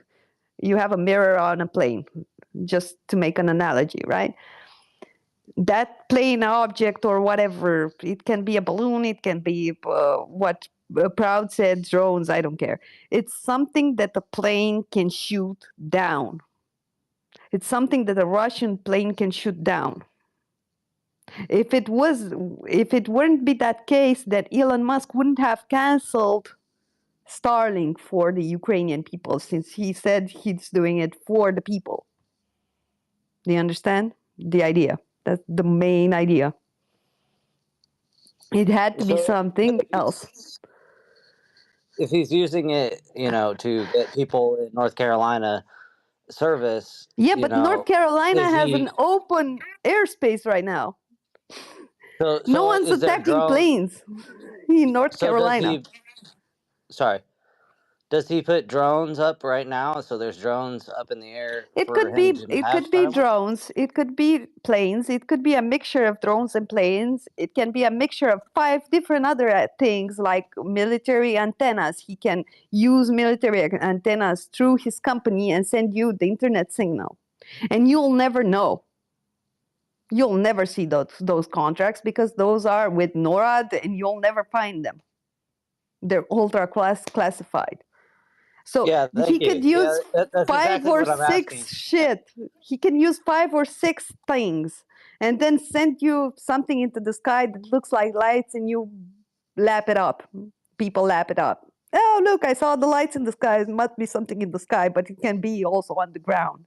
It can also use If it was planes.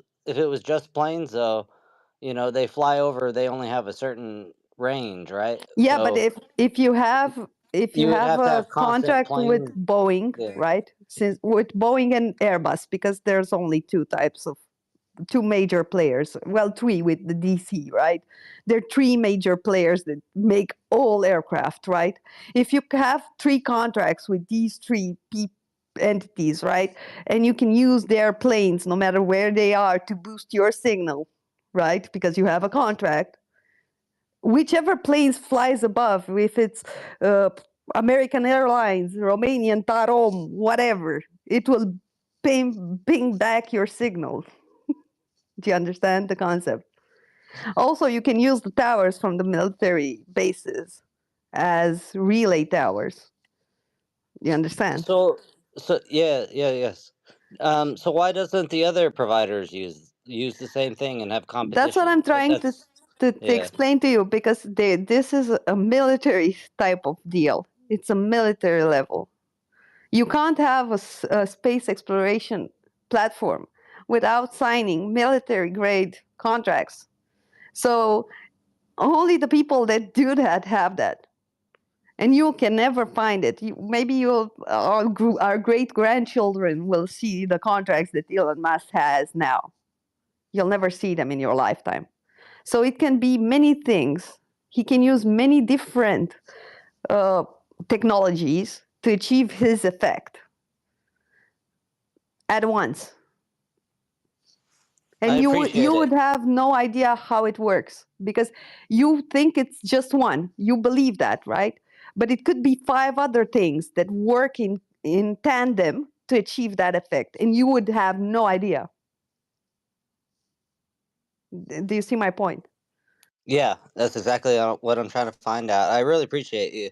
You guys all have great insight on all these topics, so I appreciate you answering me. I'm gonna drop down, let you guys get to some more hands.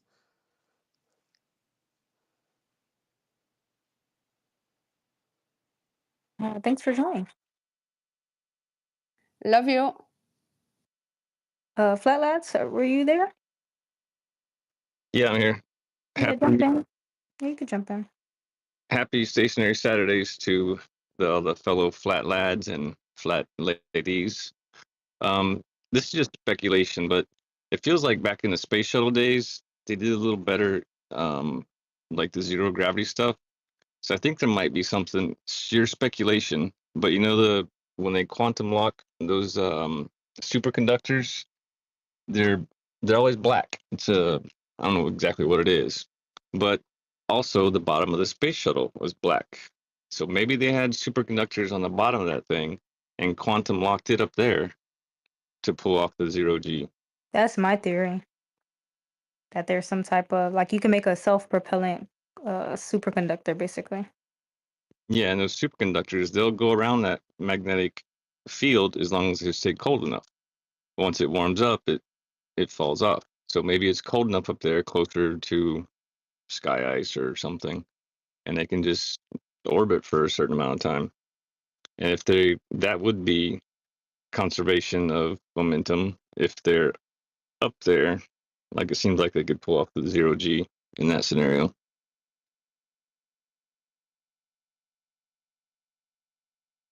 That's just my 2 cents.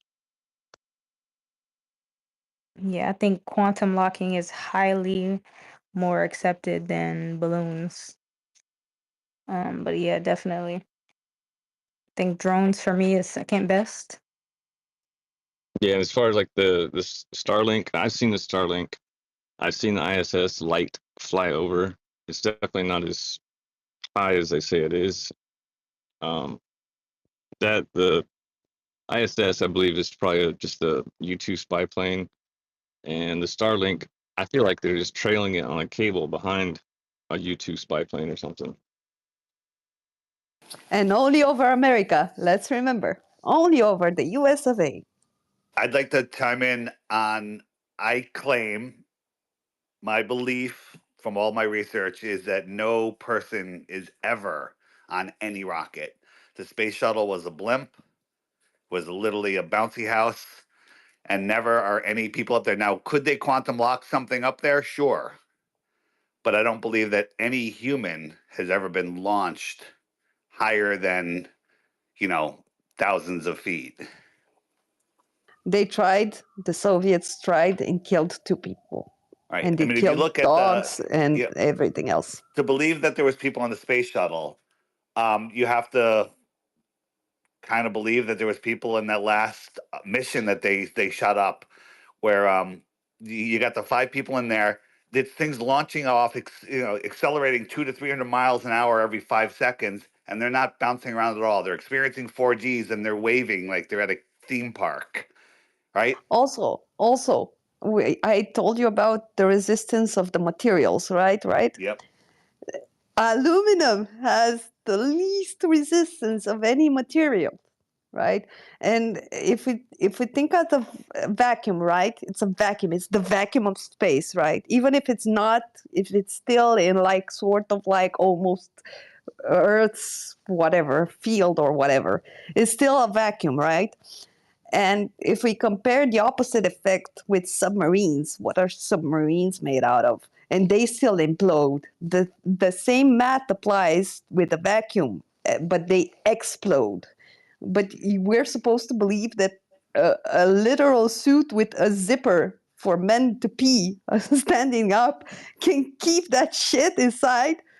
Do you have any idea what kind of calculations we make to create like a normal beam, like a normal steel beam, just to make it stay on Earth and do nothing on Earth?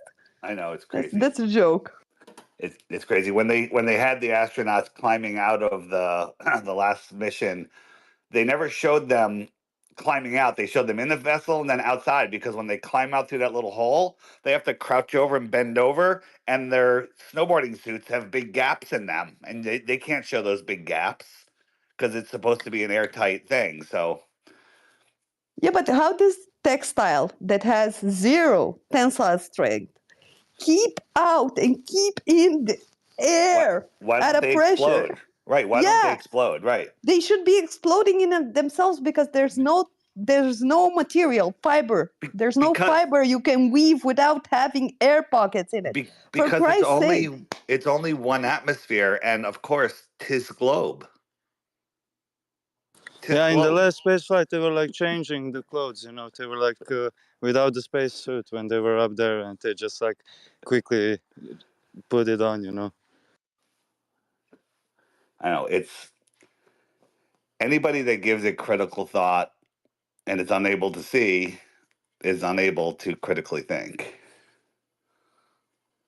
Regarding satellites, before I just wanted to like tell that most of them are like really stationary. They're just upon a single point all the time. And in a globe, like, you know, that's really impossible to have like the same speed of the spin like all the time. And if you just like think about it for a second, it's totally obvious that it's easier to do in like a stationary plane with a stationary point. You can't just have it like spin the same speed all the time, because we all know the speeds are not consistent, you know. Every time you watch a single launch, you know, they never have like the same speed. The speed's always varying, you know, it always goes up, it always goes down.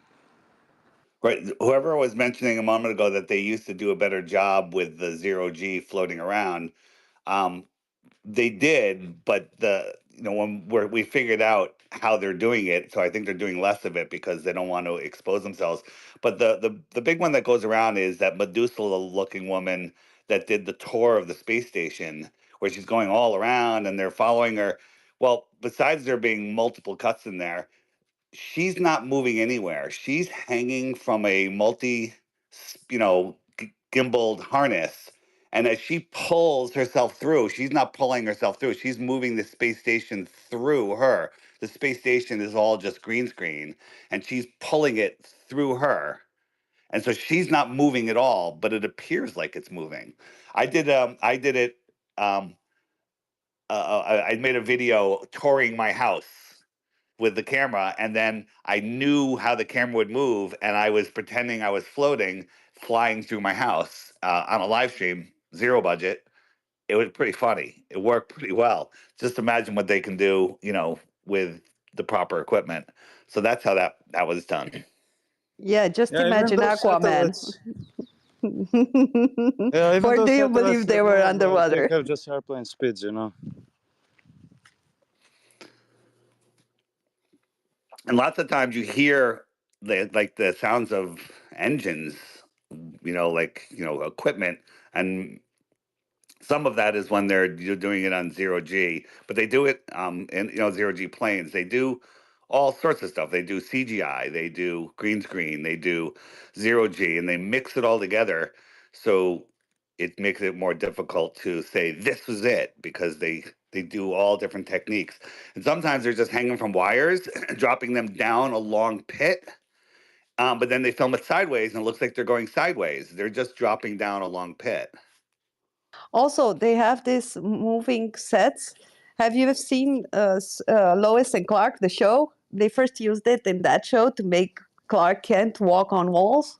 The set's moving, and they're using real world props. They still use those. Did I tell you guys Justin Harvey from We Are Change? He was communicating with a guy from one of the big chemical companies, one of the big coating companies. I forget the name of it, but he was saying that he years ago, decades ago, was called into a NASA facility. Did I guys tell you that? Did I tell you this story? Guess maybe not. Don't think so. All right, so he was called in. They said they needed a special coating, so he was called in, and this is his story. I'll keep it as short as I can. He got to the base, high security, had to wait. An armed guard took him and said, "Follow me," right? And then he brings them to an office. He goes through, up an elevator, whatever, and they're walking through, offices where there's cubicles. And as he's walking down the hallway of the cubicles, each cubicle has a little alarm light, and each alarm light was going off as he's walking by. And his question was like, is something wrong? And the security guard looked at him and he goes, it's just you. Basically saying that an unauthorized person was walking through and alarms were going off. So basically it was high security, so nobody could just wander anywhere. Goes to an office. The guy that they're supposed to meet is not there. The security guard's like, stand in the corner, just wait. Gets on a phone, And the guy says, "I'll bring them to hangar 15, whatever." And so he's like, "All right, follow me." And they go. And the guy says he went into this hangar with the largest door he's ever seen. So a gigantic NASA hangar. He goes in there where gigantic cranes, and this guy knew his crane, so he was listening. There was a so and so 50-ton crane, and what it was like, all of these cranes. He said the floor was cement, and then all of a sudden there was a circular hole. I forget the dimensions, maybe like 80 feet wide, and then 100 or 200 feet deep. Just a big, perfect cylinder. And he also said it was very dense concrete. It was a very smooth, like high impact. I forget the names of it, but this guy knew his concrete. B1000 Yeah, is whatever it was B1000. super super smooth, like counter Yeah, quality, you know. And they said we need a military. coating in here. It's going to be filled with water, and we need a coating. And the guy goes, "Okay, what's the pH of the water?" And he goes, and the guy goes, "Oh, it'll be 7 or whatever it is." And he's like, "Okay, we can do that." He goes, "It needs to be black." And he goes, "Okay, we can do black." And he goes, "It needs to be non-reflective." And he goes, "Well, that's a problem because it needs to be gloss." And they're going back and forth on whether it was matte gloss, if it wasn't, how it could fleck away and everything. But the bottom line was, he said he figured it out. The cranes were for holding different pieces of equipment and dropping them into this hole, and this is where they're filming spacewalks. And they didn't. Oh, he said, why does it not to be non-reflective? And he says, because we're going to have lights down there, and we don't want any reflections off the wall. There is a coating that works like that. It's called jet black or true black. We know as architects how it works. But unfortunately, it's made out of nanocarbon. In contact with water, it doesn't retain its properties. So that was it. So maybe they ended up doing it with a gloss coating. Who knows? But Yeah. I don't know the outcome of if he ever got the contract. But he was high security. You got this weird pit. They don't want any reflections. It's black. It needs to be black. What else could they be doing there? And he's like, that's the cranes would hold the spaceships, and and the people would go in there and they would film. Like, yeah, I seen thousands photos from the ICS, but there's not a single person on any of those photos, man. Right. Oh, last thing I'll step down is someone was talking about what would my sun fade out video look like with a solar filter. And when I was doing these, first I was accused of doing CGI, so then I live streamed it, and they're like, "Well, you got to use a solar filter," So I wasn't claiming sun size or anything. I was just claiming sun movement. And so I did it with a solar filter. So I put my drone up, got a solar filter, and I filmed it until the sun absolutely disappeared. And then I brought the drone down, took the solar filter off, and then put it back up, and there was the sun again. So basically, the solar filter blinds you from the best part of the sunset, which is the very, very end, where it gets dimmer and dimmer, and where you can still see it, but a solar filter stops you from seeing it. So that is why they want us to use solar filters all the time, because they don't want us to see the most important part of the sunset. Dave, before you leave, did he leave? No, I'm here. Oh, I wanted to ask you when you have the time to post on X how to become friends on the app, because I don't understand it. I have no friends. You got to go into the profile section, which is there's a profile button. It's in the friend finder or right on the main page. Set up your profile, and then as you scroll down, you can search for other people. You can click on dots that are in your area. Click on the profile. No one's in my area. Yeah, well, that's the problem. And then you just say add as friend, just like Facebook. You friend request. Okay, thank you so much for answering me. Yeah, no problem. All right, I want to get to Ken, XRP, and Raj before we address Mr. Flursar Scared. So what's up, Ken? Go ahead. Yeah, so the conversation is over, but our favorite Globey astrophysicist told me that gas falls at a rate of 9.8 meters per second squared. I posted it up top in the nest. Our friend Hapro. Oh, is he still tweeting at you? Oh yeah, Hapro he tweets at me all the time. He'll come to our spaces specifically to talk to me. So yeah, but I just thought it was funny because I know that a lot of the Globers have said, oh well, they're being pulled down by gravity.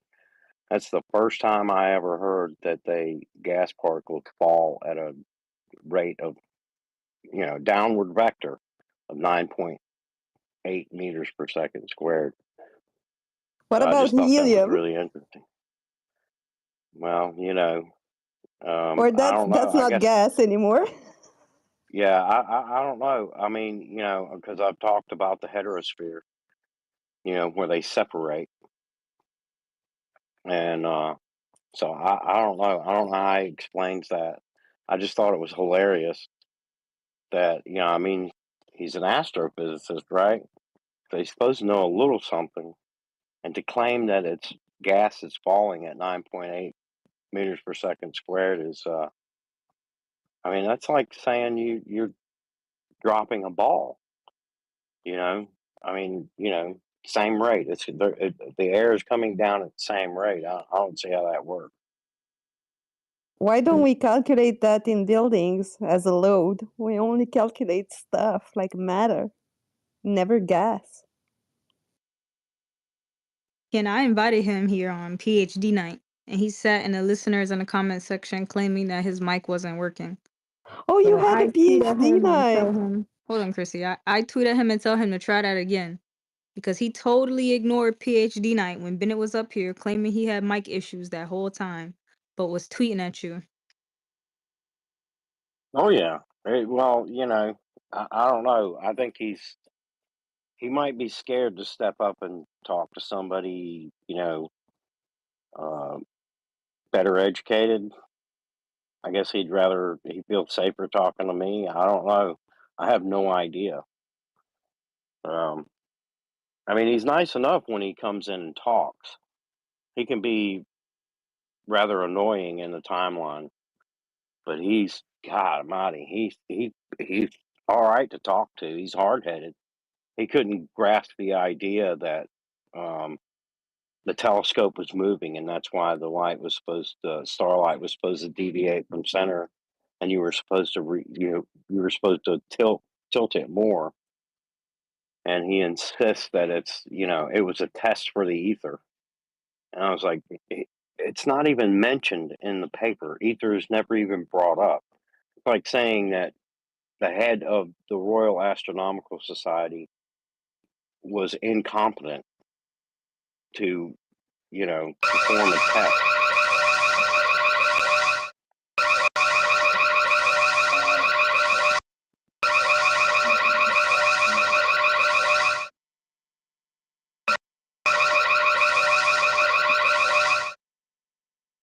This is Flat Earth Friday, Stationary Saturday. If you are tuning in for the very first time, welcome. Thank you for joining us. We discuss the sciences, the nature of our Earth, and a lot of things in between. If you have any comments, questions, concerns, or ad-homs, please grab a mic and say it with your chest. Flurfs are scared. Pretty pathetic that you chose to use this soundboard when you have all this prime space and opportunity to present.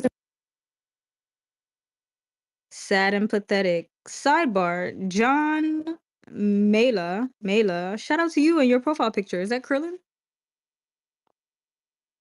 We're gonna keep it going, guys. If you've been rocking with us this whole time, we appreciate you. Sorry about that, Ken. Pros got No, it's scared. all He knew right. his I time thought was coming. that sounds like something Sacred uses, but I thought I saw both your mics off. So I was like, wait a minute. I think it was It's a an pro account with one follower. who made his profile this month. It's literally just now October. Yeah, I already sent Yeah, I them. blocked him already. But real quick, Ken, or sorry, were you? I was kind of half paying attention. Were you in the middle of something? No, we were just talking about Hat. Hapro, Oh yeah, our so favorite astrophysicist. so in Aries' paper, he says that the hypothesis that they're working under is under Dr. Kinker-Fuse's hypothesis, and Dr.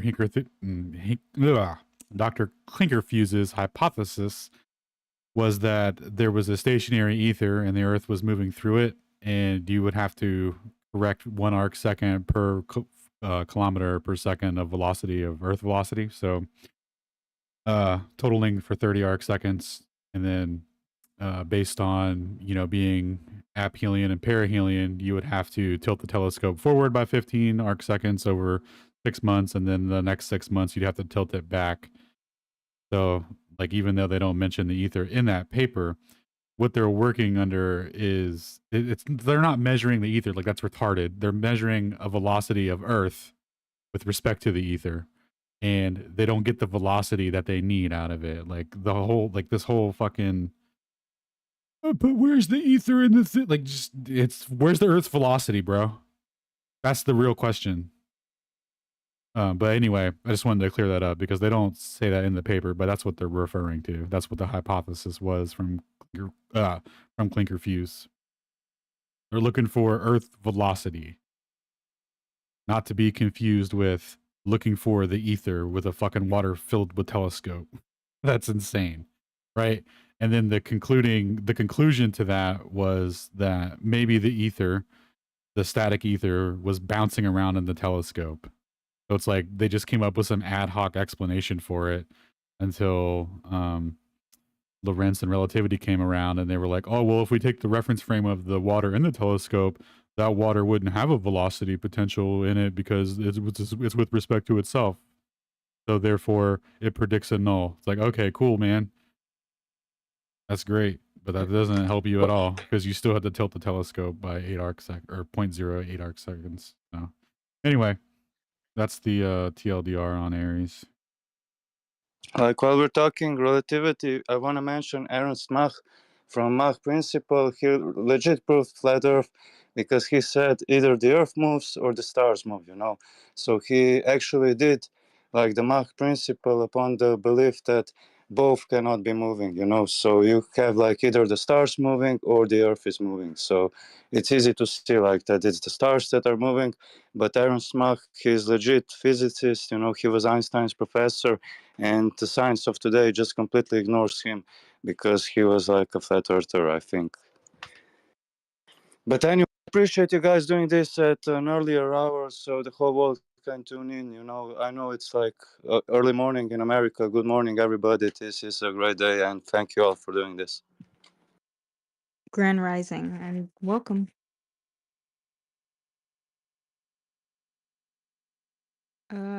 XRP. Oh, I'm sorry, Ken, were you done? We wanted to throw something else in there. No, I was just gonna say I thought the light entering the water in the telescope was totally separate from anything going on out in the atmos. What? What do you mean? Well, I mean, you put the water in the the only thing is that you align the telescope with the star to begin with. But I thought that was The fine. only thing you change is then you add water afterwards. Right. And if the Earth So is it's moving, supposed you to have to be tilt it purely, further. yeah.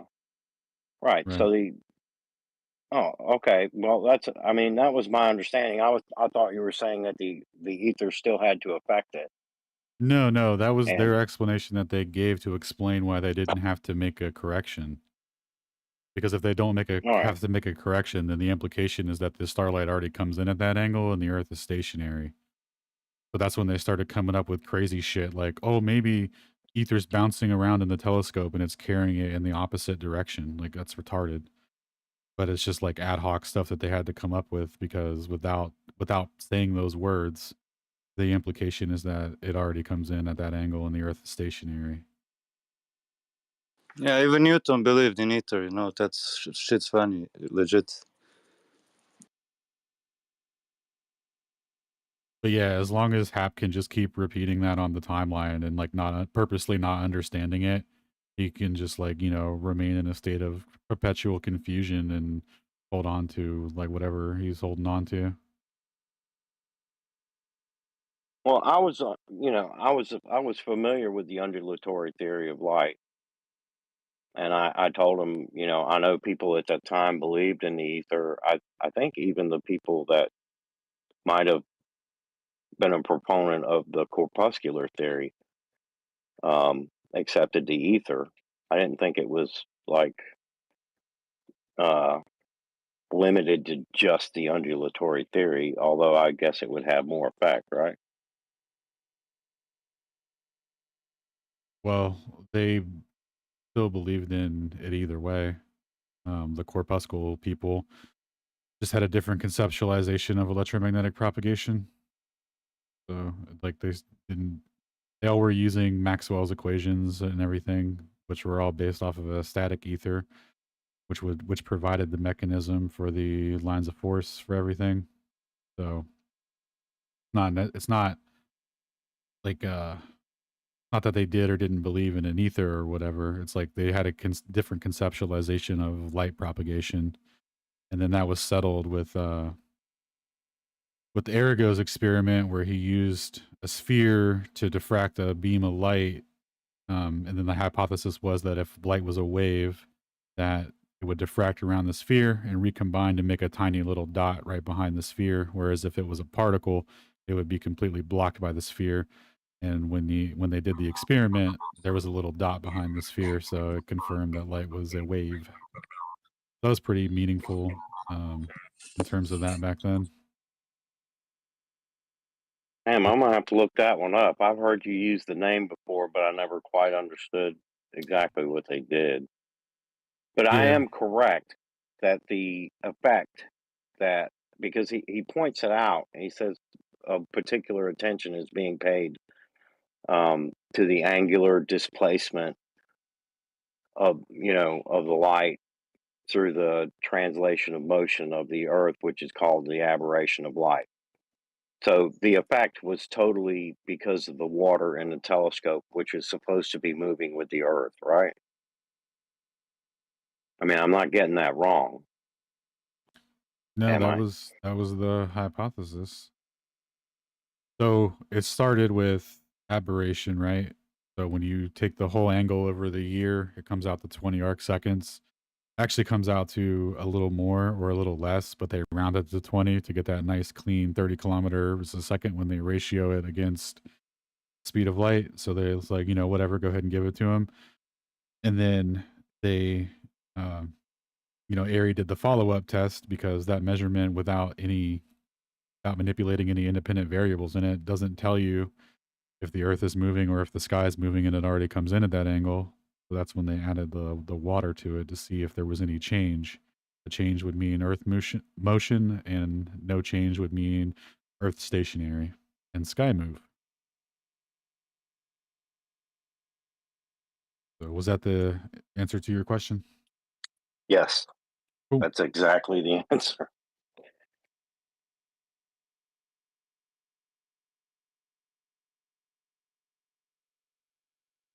I think XRP had some technical difficulties. Raj, did you want to raise your hand? Did you still have your hand up?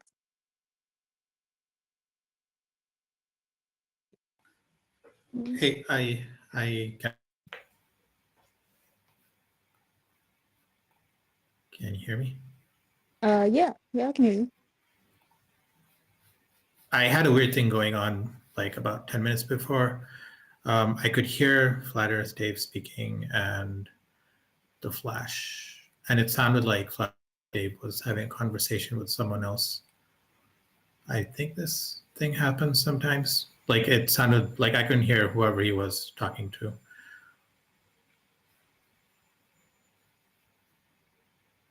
Can you hear everyone now? I can hear you. I could hear people talking just now. About 10 minutes ago, it just seemed like a one-sided conversation almost. When he was speaking with me? Yeah, maybe. I know you had your hand up before. You can chime in, and then we'll get to Jonathan. Okay, so my question, I guess, is for Alan. So for this, what is it, Aries experiment that you guys are talking about, did he have to adjust his telescope over the course of a year to see whatever stellar aberration? Yeah, he had to adjust it by 0.8 arc seconds.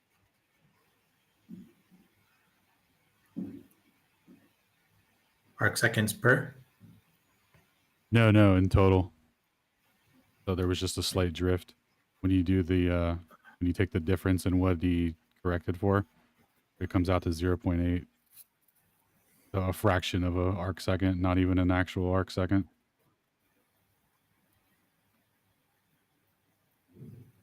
So that would be one evidence that a glober would put forward as for the Earth moving around the sun, right? I think Mordwan did that initially, but he didn't really speak to it much afterwards. Come again? Stellar aberration, if we can observe like slight drift stars of a star over the course of a year, that would be some evidence for the Earth's orbit around the sun, right? Yeah. So that's where they introduced Airy's failure to test the matter to see which was moving, the Earth or the Sun. I mean, the Earth or the Earth or the Sun. Yeah, but you know, the stars, they can move like different directions. Even the globe acknowledges the 13th horoscope. One sec, let him finish, please. No, you were saying something. Oh, yeah. The water. Yeah, so James Bradley's observation was the best measurement that they ever produced. But then when they started manipulating the independent variable, so filling the water with telescope, they started getting a measurement that didn't correspond to the evidence that they needed it to be. Can you expand on that? Like, what were they expecting to see? They were expecting to tilt the telescope by 30 arc seconds over the course of the year if the Earth was in motion. If the Earth is stationary and the starlight already comes in at that angle, then they shouldn't have to make any correction angle. Any correction.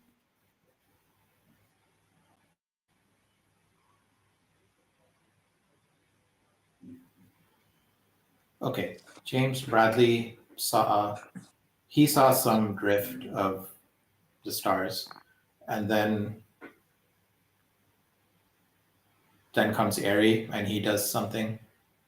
Well, first came Arago, right, but with a half-covered telescope, or half-covering his telescope with a crystal prism, and he found, and so what was supposed to happen was if the Earth is in motion, the light's going to get slowed down, and because of Earth's velocity, you're going to have to make an additional compensation to keep the starlight in the center.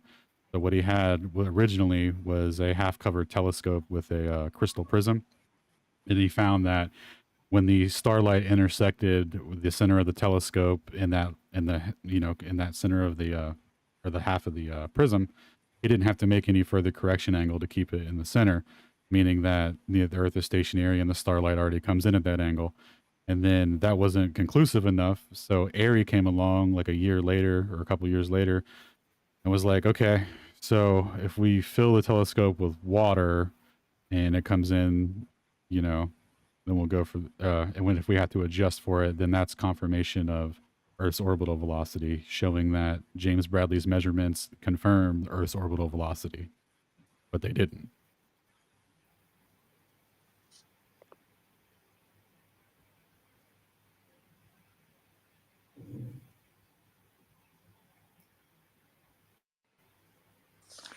Yeah, but like even the firmament itself, it mentions like a 13 zodiac sign, and if you account there's more land to discover, you can see more stars from the different planets. Just let Raj finish. Whatever you're saying is not even relevant.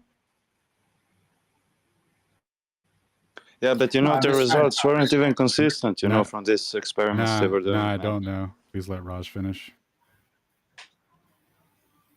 I'm just trying to square something. James Bradley is the first one to observe that like stellar aberration. He was looking for stellar parallax, and as far as I understand, stellar aberration basically gives the same effect but more pronounced, right? Something like that. It's like a smaller perturbation or whatever within that you plot out over the course of a year.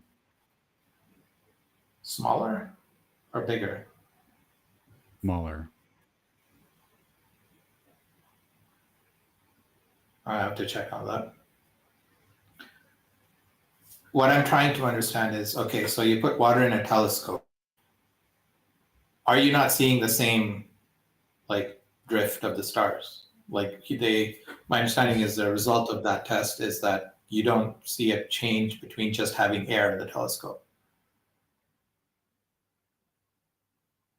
All right. So let's start from the beginning.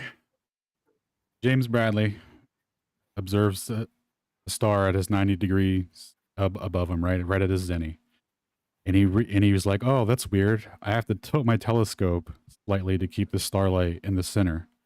And if you plot the amount of tilting that he had to do over the course of a year, it supposedly comes out to 20 arc seconds, plus or minus a couple arc seconds, but they round it to 20.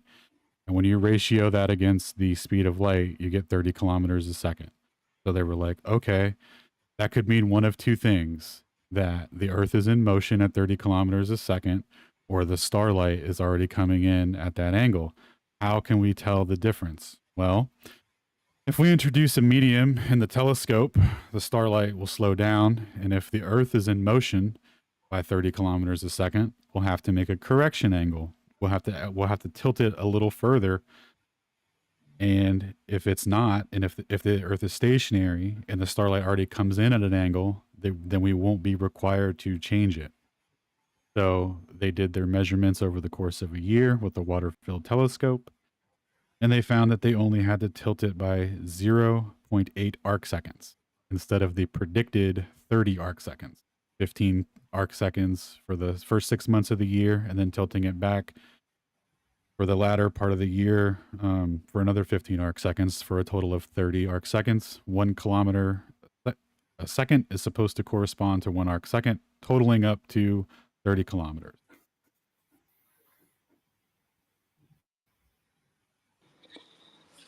Wait, so you guys are talking if the stars move like 1 year later if they're not in the same place, because we all know they are not in the same place. They need like 10,000 years to move back to the same place. No, it's not what we're That's talking like, about. It's not what we're talking about. Please that's stop from talking. Antiquity era, you know.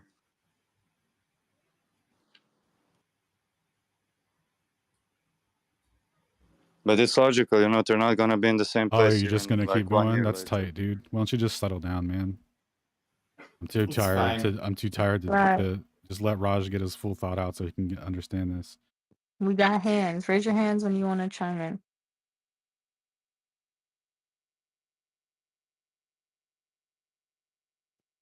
Raj, were you finished? Yeah, Raj, if you want some visuals, if you go to YouTube and type Malcolm Bodum, Aries failure, he has a really good breakdown. It's pretty simple, and he uses some nice diagrams to help illustrate the significance of it. But does that make sense though? When the light hits a medium, it slows down by the function of the refractive index of the medium. So if the Earth is moving out from underneath it, you would have to tilt it a little further to compensate for that velocity. Does that make sense? Maybe. I would have to think on it for a bit. Word.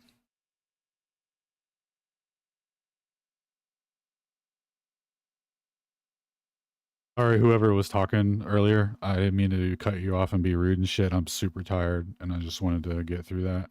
My bad. Like, can I ask you now this? You're like expecting the stars to move after 1 year to the same place, or is that like the experiment?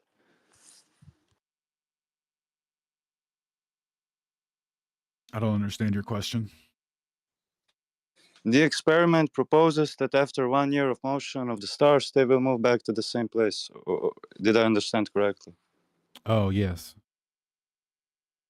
You know, that's not like how flat Earth works, because in flat Earth, the stars need like 10,000 years to come back to the same place, because that's how we have like the age of Aquarius, the age of Capricorn, you know. You ever heard about that? No, that's something else. You're missing. I don't know what part you're not getting, but that's not what we're talking about. But it's So a fact, this like, you this know, the would be a stars don't year. like move Yeah, for 1 year. I don't know, man. Because like age of Zodiac, you know, like you have age of Aquarius, the stars in No, the Antiquity era mechanism, they don't move to the same place 1 year later. They're always different because they need 10,000 years to move back to the same place. it's already been more than 10,000 years since the pyramids was built. The pyramids still align with the stars today. What you're talking about with the age of Aquarius and the age of Pisces and all these other ages is called the perihelion precession. Yeah, it's like taking an imaginary line from Earth through the sun to point to a different constellation, but it goes against the idea of it comes from astrology, but it goes against astrological maps, since astrological maps have the Earth at the center and everything else moving. So from the beginning, this kind of idea is a fallacy in itself. So it No, doesn't but this apply to comes flat from Earth, Antiquity globe era, Earth. basically from thousands years No, ago. it's one explanation that some people use to explain the Antikythera. If you research more and read more books, you will find different kind of ideas, because no one really knows how Antikythera worked, really. They're No, just I'm just saying that like assumptions. stars don't move to the same place after 1 year. Yes, they do. So That's why we have zodiacs. That's why the sun goes through each zodiac sign for 28 days. That's how astrology works. That's what we observe astronomically too. If you take a telescope, you will see the sun moving into the sky, and you can correlate them with the position of the zodiacs. When you see Orion in one particular spot in one particular day, the next year it's going to be right there. That's how it works. If you go by the lunar calendar, not the whatever arbitrary calendar we're working on today. I mean, a month is 28 days, lunar days. Like they do it in astrology, not astronomy. Yeah, but anyway, the aberration thing is a annual procession. You can kind of think of it that way, but it's an annual aberration that happens yearly. So not whatever you're talking about. Not you, Chrissy, the other guy.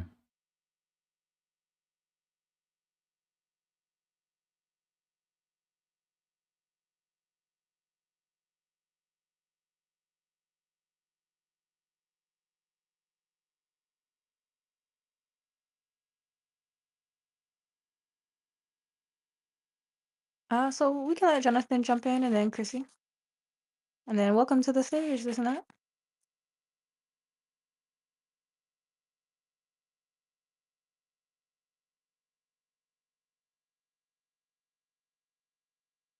Jonathan, wherefore art thou, Jonathan? We wanted you to be our Globy witness, man, for this $1,000.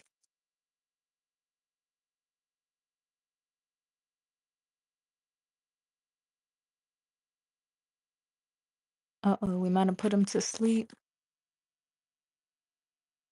Damn you, Flurfs.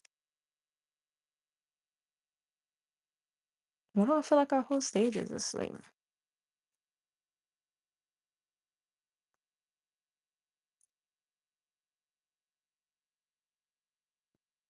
Soundboard needs a Jeopardy theme song.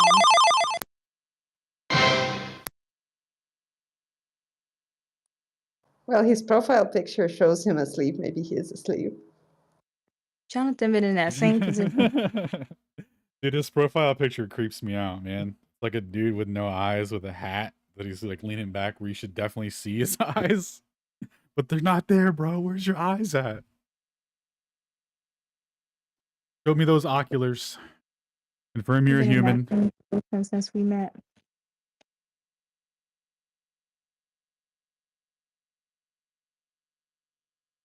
Like Anne Frank over there can't see a damn thing. We could give him. I don't know. It looks like he's sleeping in the picture with like some paper between his glasses and his face. Chris, you could take it while we give him. Okay, hi, just my last idea that has nothing to do with other subjects that I touched on. Can we admit to ourselves and can we just simplify our lives a little bit and see this whole scientism thing like a little child that's lying to his mom? Because it evolves the way a child lies to his mom. When his mom catches him doing something shady and tells him, I know you're lying, then he comes up with another lie and another lie and another lie and another lie. Can we just acknowledge that that's the scientific community right now? Can we say that? Is that okay? Because that's what it looks like. You don't need to be a rocket scientist to understand how children lie.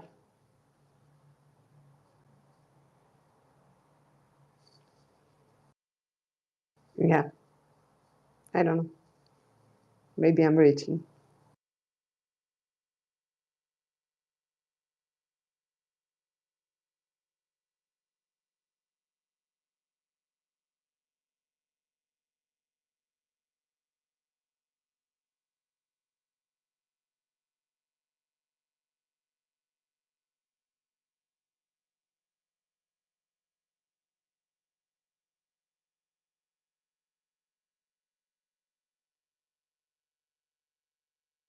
Excuse me, is someone speaking? Hello, is anyone speaking? I think we put them all to sleep. Welcome to Flat Earth Friday Stationary Saturdays, Ben. Yeah, thanks. I had a profile formerly as Renegade News. I changed it to Naya. I felt that was more fitting for some of the research I've been recently doing. So I have a lot to share. So I don't want to take over your whole space with what I have to share, but I can give you like a 20,000 foot view of what I found out so far. So it's pretty deep.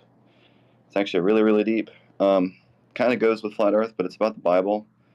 So about like 6 to 12 months ago, I saw a tweet that said or claimed that they believe that the United States was Israel. So I was like, okay, well, this should be fun. Let me just see if I can put some Bible locations inside the United States. Let me just see what happens. And I figured to myself, like, if it's not true, then I shouldn't get far at all. Like, I shouldn't get far. Can you hear me? It said my connection was lost. Yep, you're good. Okay. Okay, cool. So I went through the Bible, and I was trying to find out, okay, like if I had never seen a full map of the whole Bible, and I thought that was super suspicious. Like the Bible comes with a table of contents and a bunch of words, but it doesn't come with a map. It explains a bunch of geographical areas in very granular detail, but it doesn't like come with a physical geological map or geographic map. So it's our responsibility to pair up what we see in reality with what we read in the Bible. So, I put a post and put it in the Purple Pill, and it's nearly 200 megabytes of research and 6 months of research. And I went through most of the Old Testament and a huge chunk of the New Testament. I still have a little bit of mapping to do, but I found pretty much every major location that you could think of on the top of your head could also be found inside the United States. So what's really, really, really, really wild here is when you dive into it, it just becomes like, oh my gosh, like, wow, I literally found all the locations of where I believe the 33 kings were that Israel smote in the Old Testament, in the book of Numbers, Exodus, Deuteronomy, Leviticus. You go down the whole thing. I mean, I literally went from one place to the next, to the next, to the next. And I didn't go to the next place until I found out where the one place was that I was reading. So I found out an extraordinary amount of things. So, like, There, like, Israel is in the Middle East is super small. Okay, the United States is huge. So how could I put all these locations and 33 kings inside of such a small little piece of land? So, like, for example, when they came out of Egypt, and by the way, like, some people may say that like all the Egyptians were killed in the Red Sea, but when you read it further, you find out that Solomon married one of the Pharaoh's daughters, and this was after the Red Sea and after the crossing of the Jordan River. So how could he have married one of Pharaoh's daughters if all of Egypt was gone at that point? So that couldn't be the case, just by deductive reasoning. So then also they bought horses and chariots from, or Solomon did, from Egypt. So there was a commerce. And then this is after the Red Sea and after the crossing of the Jordan. Solomon himself was having commerce with Egypt on behalf of Israel for chariots and war things. So, and then you go in and you find there's like all these different bodies of water that are in the Bible that I couldn't find in the Middle East. And I'm like, what? Shouldn't it be easy? I mean, you get to the waters of Meribah where the water was acidic, and God through Moses was able to make it alkaline or sweet. And well, I found a body of water that's super alkaline. It's called Soda Lake in California. But I go over there and it's dry. It's just desert. I can't find the waters of Meribah. And I'm like, shouldn't I be there? So then, like, everything from the description of the river flowing from the temple, the Sea of Galilee descriptions. I mean, it says it's by the way of the sea, but it has it in the Middle East as being adjacent to the Jordan River. And then every time you see a mention of the Jordan River in the Bible, it never once mentions the Sea of Galilee. So then, like, if being Jordan River being so important as what it was, it surely would have mentioned that it was flowing from the Sea of Galilee if it really was flowing from the Sea of Galilee. But that's not the case. It's like the descriptions don't match at all when you read the actual physical descriptions. It's bizarre. Some people believe that Jesus was crucified in Jerusalem, but when you really, really read it, it said, the soldiers captured him and they sent him to Caiaphas. And then you have to then research, well, where was Caiaphas? Caiaphas was near Rome, and Rome wasn't anywhere near Jerusalem. So, like, that doesn't fit. Where are the burnt mountains in Israel and the Middle East? They may show you the Mount Sinai, but there's multiple other mountains that God scorched from fire from heaven, literally scorched the mountaintops. I found them. It's in Death Valley National Park in California, but I couldn't find them in the Middle East. So, like, I'm like, well, why is this so difficult? How come it's not easy to search for a map of the 33 kings that Israel smote in the Middle East, but I was able to easily create it using the United States? So then, you go everything from, like, the War of Gog and Magog and, like, the chief prince of Meshach and Tubal, and then you got Meshach River in Alaska, and then you got Tubal in the north. It's like Canada, like the lands that are above Canada. It's like Tutut. I can't really pronounce it. But anyways, the root word there is two. And Tubal is when you remove Baal or Baal from the Tubal, you're just left with two. And then you can then figure out from the root word where two was. So then it goes so much deeper. Like, where was Herod's temple? There was 3 Egypts. Most people don't know that. There was a regular Egypt, and there was a North Egypt and the South Egypt. And that was because it was like the U.S. has like embassies at different countries. Like you have the Washington D.C. was like the headquarters of the Fed of the government, and then they got embassies all over the world. Well, Egypt was very similar. It was like Egypt had its own headquarters, and then as time progressed, they would then create obelisks and raise them, and then have additional forts, and that's how later in the Bible you came across like the North Egypt and South Egypt, and I found what those are. There's a whole bunch of things in the Bible I couldn't find. I couldn't find the waters of Megiddo in Israel. I couldn't find the Philistines' garrison or the Makkedah cave where they put the 5 kings in. I found all those things. Where are the henna trees that are next to the Temple Mount? I found those. Where is the tamarisk tree in the book of Genesis? Well, I found that. Where's the Mount of Olives? It's a Sabbath day's walk from the temple. Yeah, I found that too. So then, why did they claim the Euphrates River to be so far away from all the other rivers in Genesis? And how come they don't look like heads that are mentioned in Genesis? Well, then you find out like the four rivers mentioned in Genesis are actually heads. Like, it's a type of river. It's not like a normal river. It's a head of a river. And those are the Great Lakes in Michigan. So then, like when the quail fell from heaven, and fed the Israelites, we're told it's the Dead Sea, but when you read the Bible, it doesn't say Dead Sea. It just says a sea. And then it also says this sea you're able to walk around in a day. Well, to my knowledge, it doesn't appear there's like someone could walk around the Dead Sea in a day in the Middle East, so that doesn't fit. Yeah, you can.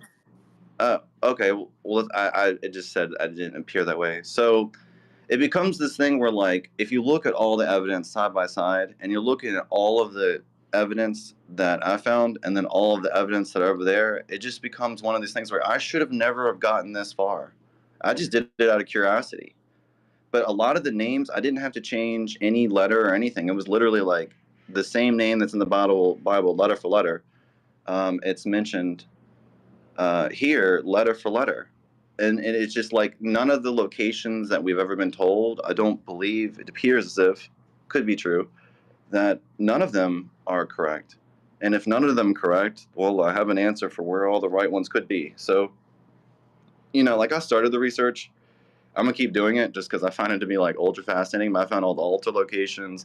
I found where the Egypt was.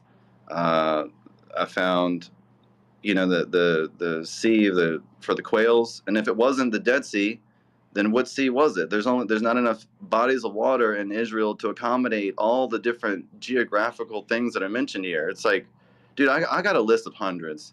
I mean, I'm only like literally, I don't want to take up your space, but I have so many.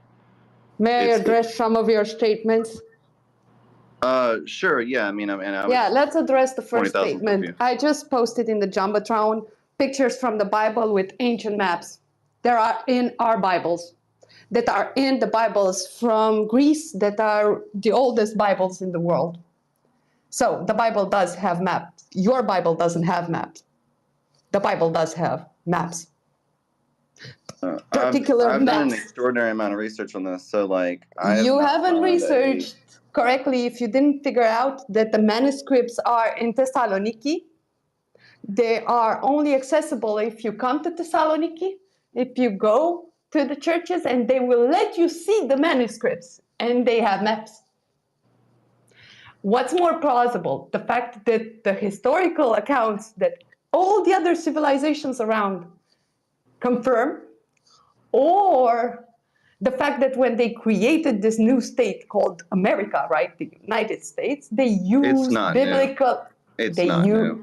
They used biblical names of places. No, Why? that's Because impossible. Because if that were to be the would case, you please not interrupt me? I didn't interrupt you. Sure. That's Hold not on, nice. Chrissy. Hold on, Chrissy. Actually, you did though. You did kind of interrupt, but finish He your was thought. finishing Hold on, his hold on, hold on, idea. hold on. Let me just moderate. You finish your thought. Ben, then you can finish your thought, and then we're gonna get to the hands. I'm not gonna do a whole. Hold on. I'm not gonna do a whole religion thing. All right. On Saturday. It seems that you're done. Okay. Hold on. Let me just finish. Hold on, y'all. Hold on, y'all. Y'all not hear the whole Yo, space speaking? what is wrong with y'all? Can y'all not hear us Okay, speaking? if that were to be true, Yo, can he hear me? Maybe he can't hear me. Through the mute is crazy though. Bring Ben back up because I want them to finish this, but we're not going to go back into a whole religious thing so much so. I want y'all to finish y'all points though, get y'all stuff off. Please don't interrupt. There's people that's listening. They want to hear both sides of your position.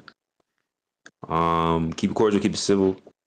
And I do want to get to the hands, and I think that there are some requests, so we're going to be cycling people out as well. Thank y'all for being patient. Shout out to y'all for still being here. Stationary Saturdays, episode 113. Shout out to the little heads. Let's get it. Just those two ideas. You're not intellectually honest if you say you've researched the Bible and haven't researched Orthodoxy and the oldest Bibles in the world. Then they do have maps. Also, I apologize. don't interrupt me. Yeah, I Again. didn't mean to interrupt. I'm sorry. I'm really Again. passionate about it. I've done a lot of research on it. Okay, so, again. Go ahead. So, intellectually honest people will find historical references that are really, really documented on the places of the Bible, the placement of the events, the different civilizations that confirm those events, because there are many civilizations. And even though Rome was far, far away, it was far-reaching. Even our Dacian people were far-reaching since before the fall of Troy. So and geographically, it's much smaller than the US, the Mediterranean area, where civilizations emerged, right? So they would have been able to communicate. That's the premise of this whole historic view and archaeology. And usually these, let's call them alternative cult-like religions, like to use names from the Bible for the potency of the name, because using God's word and twisting it is their pastime. So what's more likely in a new country? To rename some places using the Bible, or that everyone across the world was lying at the time that the Bible was written? I'm just putting that out there. Okay, in the Bible and Psalms, it mentions that if you judge a matter before you heareth it, God considers those people to be folly and shame unto them. Like, it's a fool. Like, so I encourage you to not reply with what you've been taught until you first This is see not what all of I've been taught. you want to interrupt me now? I'm almost done. I won't be long. So here's the thing. I encourage you to look at all of the evidence prior to making a decision or prior to having a knee-jerk reaction, because look, I wanted it to be true. I grew up as a Christian. I've been reading the Bible my whole life. I wanted it to be true, but I'm a fact checker. I fact check everything. And if you have two different places that are named the exact same thing, at that point you then have to make a determination, well, which is the best answer? And then the Bible is extremely clear with a bunch of geographical things like the Philistine garrison or the Medeba Plateau or the Makkah Cave or the waters that are waters of Merom, waters of Meribah. Where are these waters? They're not, I can't find them. So maybe you, if you're so enlightened, maybe you can help me find each one of these individual places and a whole bunch of mountains I wasn't able to find too as well in the Middle East that are on my map, that are in the Bible that I found, like the actual location, what I believe that they are. So it's really fascinating. It's a super, super awesome, like in-depth. I mean, if you want to look at the Bible like you've never looked at it before, like now you have a map that could be right. And if it's not, then prove to me intellectually why it's wrong. You can't just say that it's wrong. Prove to me intellectually why it's wrong. So, because I got a lot of sauce. I mean, I like not just one, not 10, not 100, not hundreds. It will soon be thousands. I shouldn't have gotten this far if it was wrong. So, I don't want to take every space. I'm going to open up another space and participate in some other spaces throughout the next couple of days to go over this in granular detail and answer a bunch of questions. But I found a lot of sauce. So, Okay. yeah. So just to address the fact that you said that I'm enlightened, I'm not enlightened. I don't adhere to that ideology. I'm not enlightened at all. I'm just a researcher. Yeah, I research history. For everything I use in my PhD, I researched extensively. That's one. Two, Well, then you should have a lot of fun diving into the research I that I've already done. did. I already did. So, and here's another thing. Yo, don't interrupt me. Come on. boys, I think we both said we've all heard enough. Yeah. Like, we've got it figured out. If Thanks for I coming prove by, to man. you that Yo, there are Chrissy, maps in the Bible, that's enough. just let it go. Let it go. Yeah, sure. Sorry, Alan, but it Oh. really messes with me. Yeah, it's all good. It's a touchy subject for everyone or whatever, right? So, anyway, what's up, D3? What's up, other hand raised lads? Did What's Discernat up, go? folks? I could have sworn Discernat had his hand up. Yeah, my hand's not up. I was just My listening UI's in. fucked up.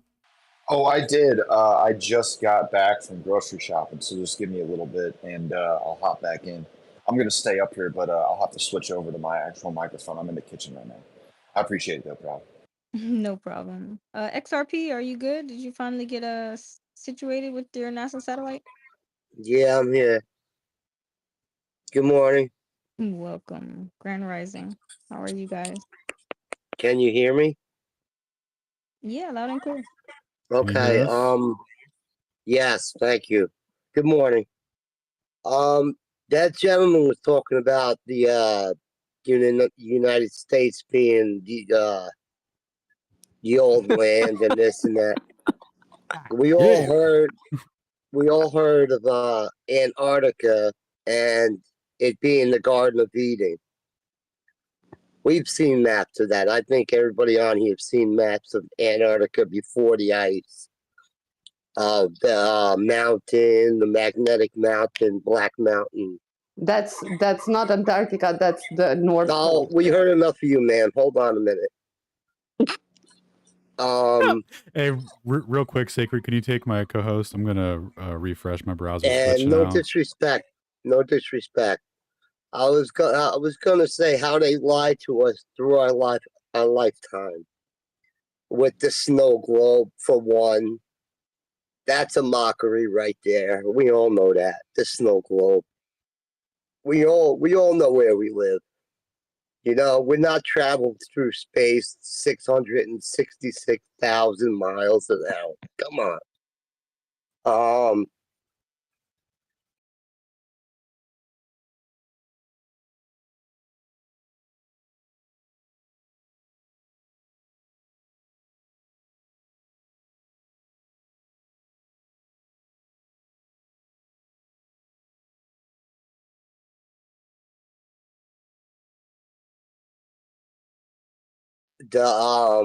The fire coming off the end of the rocket. It looks like it's going through water. You know, come on. We're not blind. We see what we see. You know, this whole world is just full of deception. And what was I gonna say? I had one point and I lost it. I'm sorry. That young lady got me all screwed up and fired up, but sorry. Oh God. But it's a great space and I appreciate being here. That's all I have. I'm sorry. I missed my point. Go to the next one. I'm sorry. Oh, good, brother.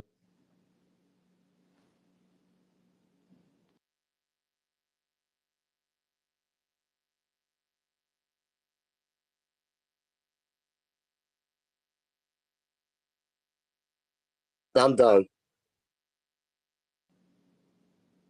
Yeah, let's hear from General, and then we could. Benaya? Benaiah. It's a person from the Bible, correct? Okay. All right. I followed you and I shared a comment in your most recent post, an image actually that might help you with your research that you're doing.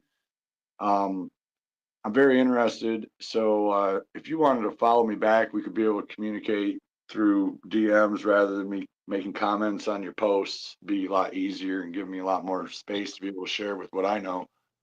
Yeah, I would be thrilled to hear what you have to say and see your research as well. I just followed you back. All right, cool. Because I know where Mount Olive is, and in the United States, and I know where it is based off of the Kedron River that runs right through the town. And where do you have it at? I'll share it with you. Okay. But I don't want to share it here, and like the host said, turn this. Yeah, I understand. Yeah, I'm sorry. Yeah. But it's interesting that it's not a coincidence that I come in when I did and tuned in when I did, because I'm going to be hosting a noon Sabbath space today, because I've been opening up a space in my local church, but there's just something about it just doesn't rest on my soul to be going to church on Sunday when I know the truth about the Sunday worship not being the actual day that we're supposed to be worshiping. Right. So yeah, I'm going to be hosting a noon Sabbath space for about an hour, maybe two at the most. I'm not going to try and eat up the whole day, because there's a lot of other great spaces that are going to be held throughout the day. So, but yeah, thank you for following back, and host and co-host, you guys rock, and thank you. Yeah, the Israel in the Middle East was created from the Balfour Declaration. If you read it backwards, it's for Baal, Balfour. So if something that was created for Baal, do you honestly believe that a document that was to the Rothschild family, Lord Rothschild, it was addressed to, for Baal, Balfour, and that's going to be the real Israel? And it's like, what's the number one reason that they're hiding flat Earth, people? To hide God. among a bunch of other things, land and a bunch of other resources and stuff. But mainly it's to hide God. So if they're doing that to hide God, what makes you think that it's far-fetched or out of the realm of possibility that they're hiding the real locations of the real Holy Lands, like literally every single location? So like that would hide God even more than flat Earth, right? So I don't put it past that being a possibility. When you start digging into it, it gets, I mean, I get goosebumps talking about it, dude. It's like nuts. So I don't want to take every space. I'm gonna be participating in a bunch of other spaces, talk about this throughout the next couple days. Be happy to answer any questions you all have. So thanks for letting me participate.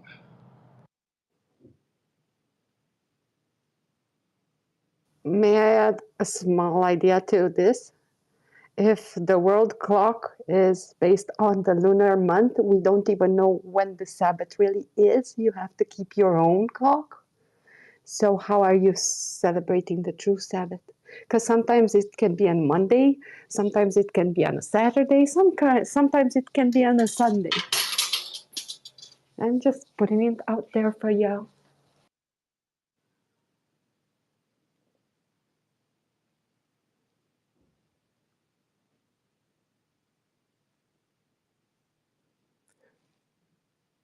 Hey, Chrissy, do you have a map of all the 33 kings that Israel smote in Israel and the Middle East? I don't have a map for For the every love of response of God, yours. bro. Come I just on. told you that there are Bibles with maps in them, and you didn't know Hey, that why don't y'all information. two? That's Why don't enough. you two go take that conversation somewhere else? You two, how about that?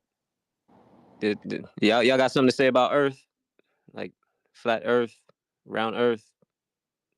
I see Raja with their hand up. Anybody see Raja with their hand up? Yeah, Roger got his hand up. Yep. Raja. I don't know how to say it. Someone else can go instead. I'm cooking. Oh, the cook. Well, cool. The Bell 4 or whatever, the 4 bow thing is hilarious, bro. I never heard that before, and as soon as you said it, it made so much sense. That's classic fucking Jew trick. Yeah. That's funny. Yeah, but that's when they established the borders of Palestine as being Israel, not the true Israel from the Bible, not the one from the ancient maps, right? So it's different. You need to take into account the nuances. He doesn't need to take into account anything, Chrissy. It's all Oh, good. okay. I'm sorry. It's just funny word magic. I thought That's I was all. looking like an idiot. I feel bad. No, it's just funny word magic because it makes sense because they're backwards, right? They read like Yeah, that's what they do. you know, But they so- wouldn't have gotten Israel if it wasn't important. So They wanted it. when Jesus died and he was crucified on the cross. Nope. Okay. No, sir. Okay. All right. It's like this conversation is going to go on no matter what. No, No, I don't want it to. I'm gonna prevent it. This is my life mission to stop this fucking conversation from happening. Yeah, Dude, I love you, Alan. That's the shit. Nah, they usually do let it go, but it's like, what was it, last week? We got Last week was like a my 3-4 quota. hour long overthrow of Earth and into religion. It might have even been longer than that. It was a hot minute, dude. Bro, I was dreaming about that conversation. That's how long that shit was. Some say they're still having it to this day. Yeah, you reckon I'm guessing Witz is going to be taking all kinds of cameras to Antarctica, ain't he? Yep. And filters Yeah, and because stuff. I was wondering, you always hear about some of those mountains there that they may be bigger than like Everest, higher than Everest above. And I've also heard people talk about, someone said on a clear day you can see nearly 300 miles in Antarctica. So I was wondering, he's planning for that, The garden. My bad, XRP. You got a little bit of feedback when someone else was talking. How about the Truman Show? They show you right in plain sight. I'm sure he's He's probably planning for all of that. I wouldn't be surprised if he puts together like a dope like documentary style video afterwards from whatever he does record, if he records that much. If he even gets there, because I don't believe they're letting him go there. No way. Well, Yeah, I don't know. I'm not sure what's going to happen. You know, Well, it's I only 10 expect days, right? something. Huh? He said it was in like Well, 10 days, right? yeah, it's for, well, the entire thing is for like 10 days. I guess you're trying to be down there for the 3 days that it should be if you compare it to the north. There's like 3 days that it should be, above the horizon. Maybe you can, see it a little more, but I don't know. Traveling is to Antarctica. You've got to plan for bad weather. I guess I don't know. It's supposed to be the summer, but I guess you have to worry about being able to get in. And he's saying where they're going is like super cold. Yeah. So you're like what 780 nautical miles from what should be 90 degrees south because they're going to 77 degrees south. So that's why I was wondering about the mountain thing. That's pretty deep into the interior, a lot farther than most people get to go. Just like regular people. So I was just wondering if they get out there. That was my first thought. Man, I'd want to, other than looking for a 24-hour sun, I'd like to be taking as many pictures in every direction as I can. Because if you could get distances on anything, you can wind up, being able to figure out angular sizes, how high mountains are, or whatever. It was just a random thought. I'm sure they've thought of lots of stuff and probably still thinking on it more. Yeah. It's going to be cool to see what they discover either way. Yeah, I mean, shit. I would have liked to have went, but even when they called for just regular flat earthers, I didn't volunteer. Mainly because I don't feel like I could take advantage enough. I would have, Yep. for me to go, I would have to have a lot of people helping me out, figure out what all to do. Can I say something? Sure. Yeah, I like to call it biblical Earth. The flat Earth kind of gets people excited. You get turned down real quick. So I just go with biblical Earth. It eases the conversation with normies. I mean, not with us. Okay. But a lot of times you're dealing with people like Yeah, I like the biblical cosmology and yeah. I like referring to the Bible, but a lot of the people that you're talking to, uh, they don't accept the Bible as evidence of anything. So No, it's not. if you start with biblical Earth, you push away anybody automatically that is not, oh, well, you're just a religious nut then, and Yeah, you've lost yeah, all footing of even talking to them. yeah. Facts. But You're echoing XR, by the way. So It's like, huh? when he's Ken, got a good point. Ken makes a good point. And Alan said you have an echo. yeah, when other people are talking, it's coming through like double feedback. So I if you had could my mute, mic on. please. I'm sorry. All good, all good. No worries. Yeah, Ken, that's a good point because I'll tell you what, me personally, just like a year ago, like I've said on here multiple times, I'm not a Bible thumper. If anybody would have approached me like, yo, the earth is flat because it says it in the Bible, I would have been like, yo, dude, get lost. Yep, I'd have told him right where to stick that. Yeah. So that's a good point. Yeah, yeah. I mean, the only exception I've had was, with my mother. I tried talking about, the common things that I talk to everybody about. And she just had a really hard time buying it. She'd ask me a few questions, but it was always in an effort to say, like, maybe I didn't understand enough. Um, she knows I don't have a background in science, Mm-hmm. and so it was easy for her to reason within herself that maybe there's something I wasn't understanding. But she kept asking questions, and she was sitting there with her Bible and she was telling me about something she was reading, and we were discussing, what it meant.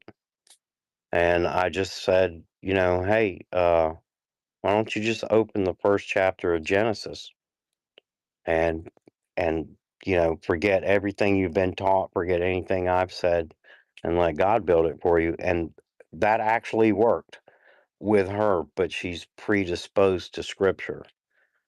Right. And so, in that, there are situations where you can use it.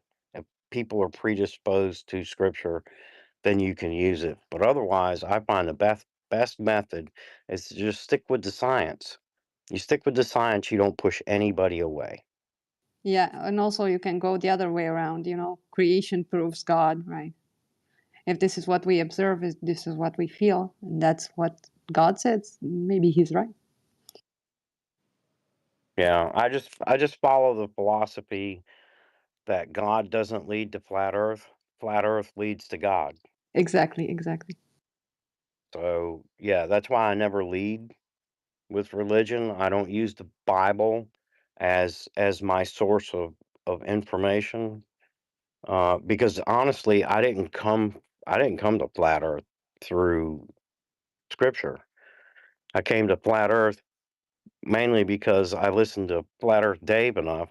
He said, just get my app and listen 5 minutes, just 5 minutes a day. There's a new video every day, 5 minutes a day. I don't put videos on there longer than that. And just look for yourself and decide for yourself.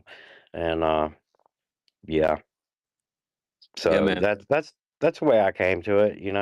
Nobody said anything about God. As a matter of fact, it was way later on somebody introduced biblical cosmology and said, "Hey, the Bible agrees with flat Earth," and I was like, "Wait, what?"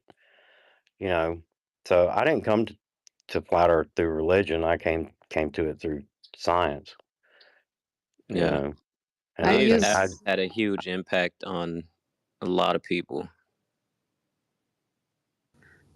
I use the Bible cosmology as a life preserver because where I'm at, they changed the first words in Genesis. There is no reference about flat Earth in our new Bibles. They were communist made in '88, but it's the only way I got myself out of a mental institution because over here no one believes flat Earth, even though they see it with their eyes.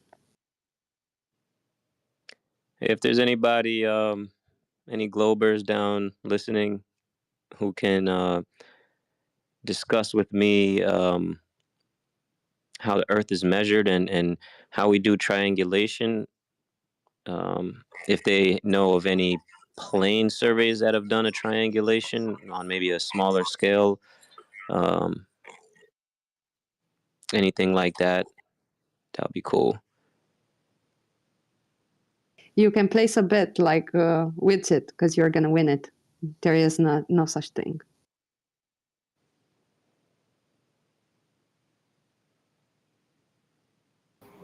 Can I speak? Sure. What's up, buddy? Okay. So the funny thing is that just earlier today, Shane posted something, and he posted that how you calculate distances with a pair of coordinates, like latitude and longitude pairs, basically 2 points on the Earth. I'm trying to find that post. He posted Haversine formula, which, okay, I'm a Glober, right? This is going to be funny for me, but that formula only applies on a globe. And What if you don't believe formula? me, you can. The Haversine formula. Yeah, that's probably. I don't know. You'd have to share the post, and I could check it out. He's probably did that purposely, but Nah, I can't speak for him. he's walking his dog. It applies to a spherical coordinate system. Right. Fine. Yeah, I think he knows that. So Yeah, he knows yeah, that's I his think he has a premise, purpose. and he also has a linear variant. So Yeah. Hey, Roger, you said you're a Glober. That's cool. What's up, bro? Right. So why Globe and why not join us? Okay, so like I see examples of this, right? Shane putting out a formula that's clearly a globe formula, right? If you want to actually measure distance across, some two places on Earth. That formula only works on a globe. I don't know what else to say. So that's Tell why me you live in that a globe? formula, please. Tell me exactly how it's written. the Haversine Or formula. post it. It works with the It's called the spherical Haversine coordinate. formula. Yeah, it works with the I'm spherical trying to coordinate find it system. and I can't find it. And please send it to me so I can see if it's applied by geodesic measurements and topometric measurements. If not, then it's irrelevant. No, it's relevant in what he was posting about, most likely. Shane knows what he's doing with that Sure, post. that he sure. put. But let's see if actual people building actual stuff use it in actual reality. Well, And you use it to compute distances, so they do. Yeah, but topometrists don't use curvature to measure measurements and give you guys maps. Right, but if you want to plot the distance between two places, you would use the Haversine. That's what he's getting at. But yeah. Anyway, when Yeah, but Shane gets back from walking his share dog, that, you guys please, can talk so about I can check it. Havies. Yeah, Roger, if you can post it up top so Chrissy can check it out for her own well-being. Well, there. this gets back to what Chrissy was saying.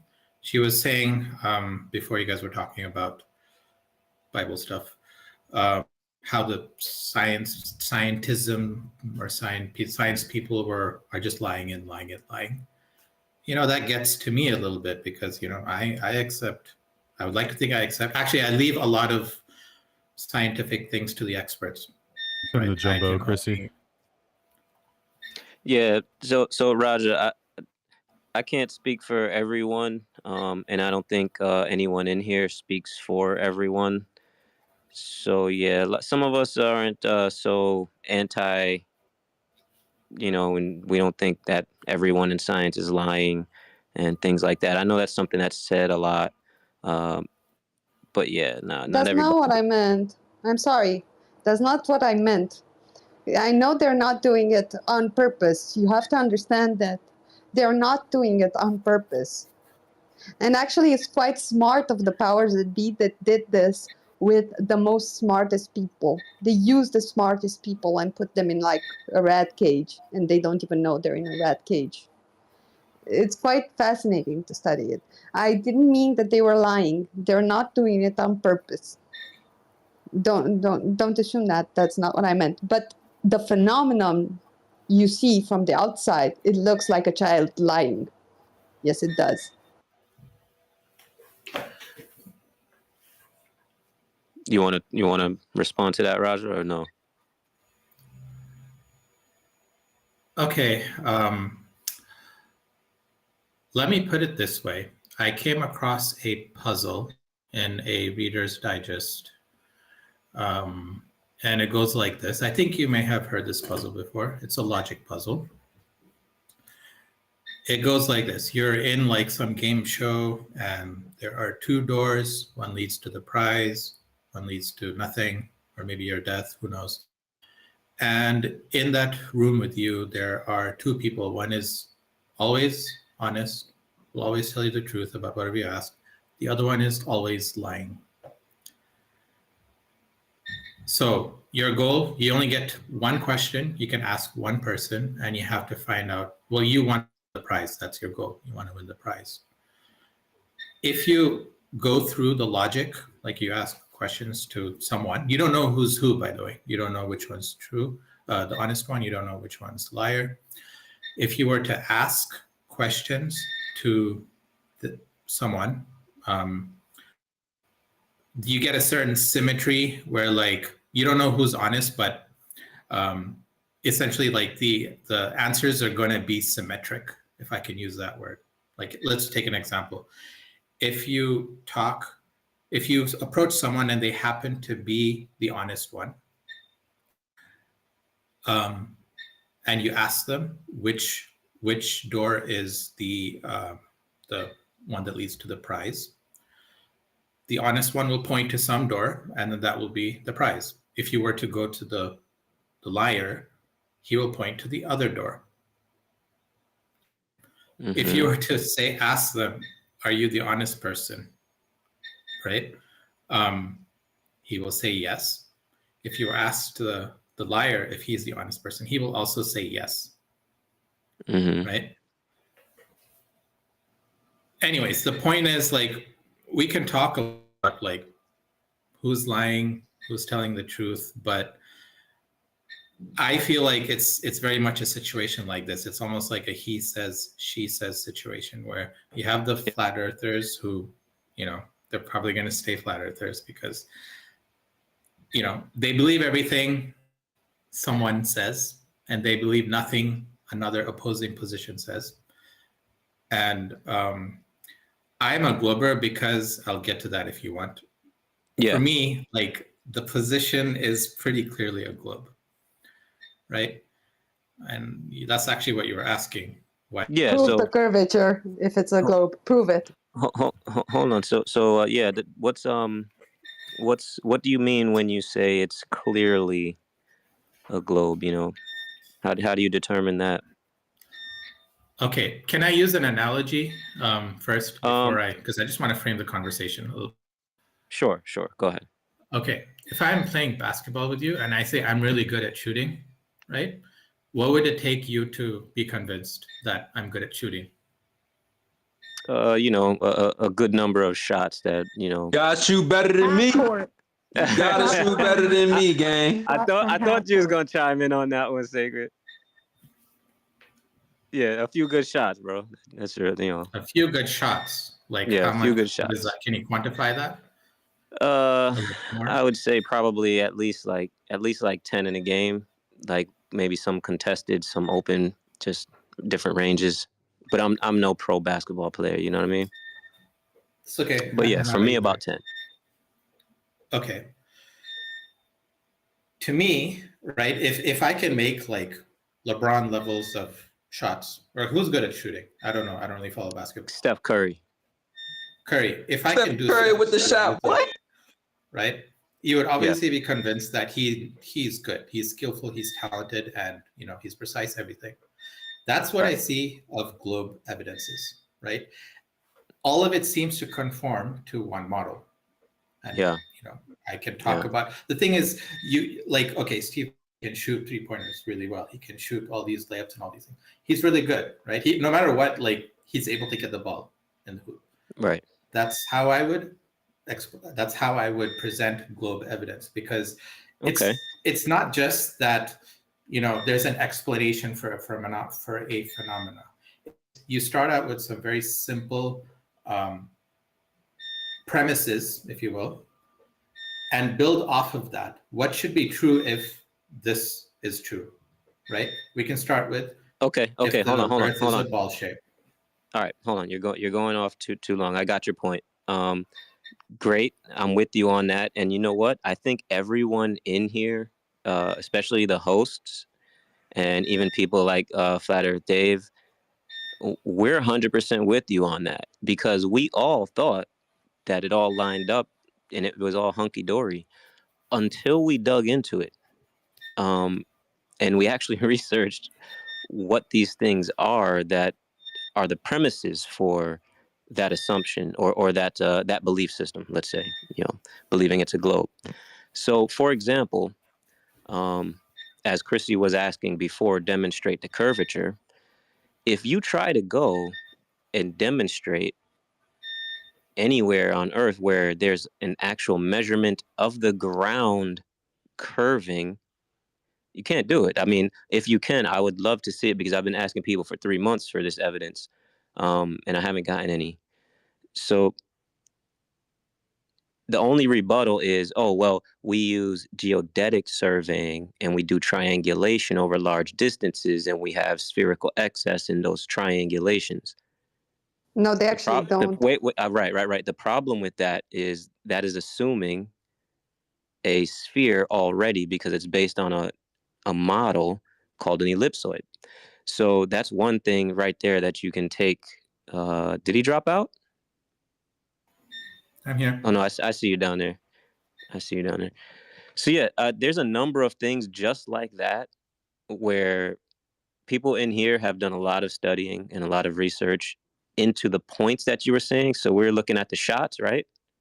How many shots line up with this narrative? And it turns out that most of the shots actually align differently than you thought they did, right? So that's what we've come to. So we can go over some of it. You know, I'm sure some people in here would love to hear it and love to go over some of it with you if you have any specific ones to discuss. What shots? May I address the formula that he brought up? Because I researched it. Could I speak real quick? Just be concise. I'm sorry to interrupt. The conversation earlier about the weather down in Antarctica, it got me wondering in relation to the Helene hurricane that came through that was clearly fucking man-made and geo-engineered. Do you think that they might have and utilize that same type of weather manipulation down around Antarctica as like a deterrent, like a weather fortifying the area with like a weather, a defense? It could be. I don't know, but that's outside of what we were just talking about, which is Right. I was shape of the holding my Earth. hand up for several minutes, and other people were talking without raising their hand. And I wanted to share that where I came to Flat Earth was I was 10 years old playing in my sandbox, and my sandbox actually first sparked the idea of flat Earth because I always questioned it in school and drove the teachers nuts because I just could not understand and accept it. It wouldn't, I wouldn't take it. I couldn't. And it was the sandbox for me. That's all. Thank you. Sorry for the interruption. Proceed. I'll be listening. Hey, May Roger, we'll come back to you, but Chrissy was gonna say something, and then this and that has their hand up too. Okay. So that formula in my manual, my GD manual, it's called geometric description, which is what we use to create objects in architecture. It's called different, and another guy proposed it beforehand. So that's why I didn't know the name, the English name. We use it to calculate the distance on a sphere. That's true. That's what we use it for. We use it on a circle because geometric description uses the compass and the square to plot out things in 2D and represent things in 3D, okay? But it's never used in surveying. It's never used in creating buildings, bridges, railways, or anything really, maps, really nothing really. It's only used when you try to put the measurements in and make a sphere. I don't know how to say this in English. Give me a second to find the word. We use geometric description to open up a sphere and make it look like it's flat so we can create a ball, okay? And we use it to adjust the true measurements from the 2D plane to the 3D plane. That's where we use it. That's the only place we use it. So it's never used for the Earth, for the plane that we're sitting on. It's never used like that. It's always used on balls, on spheres, objects that have a radius. We never use it applied to the ground.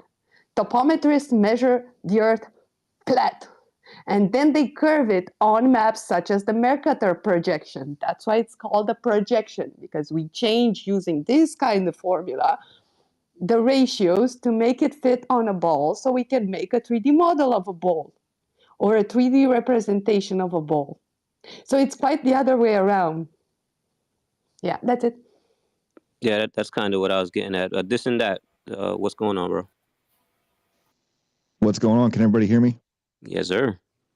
All right. So this is almost completely unrelated because I'm not as smart as Chrissy.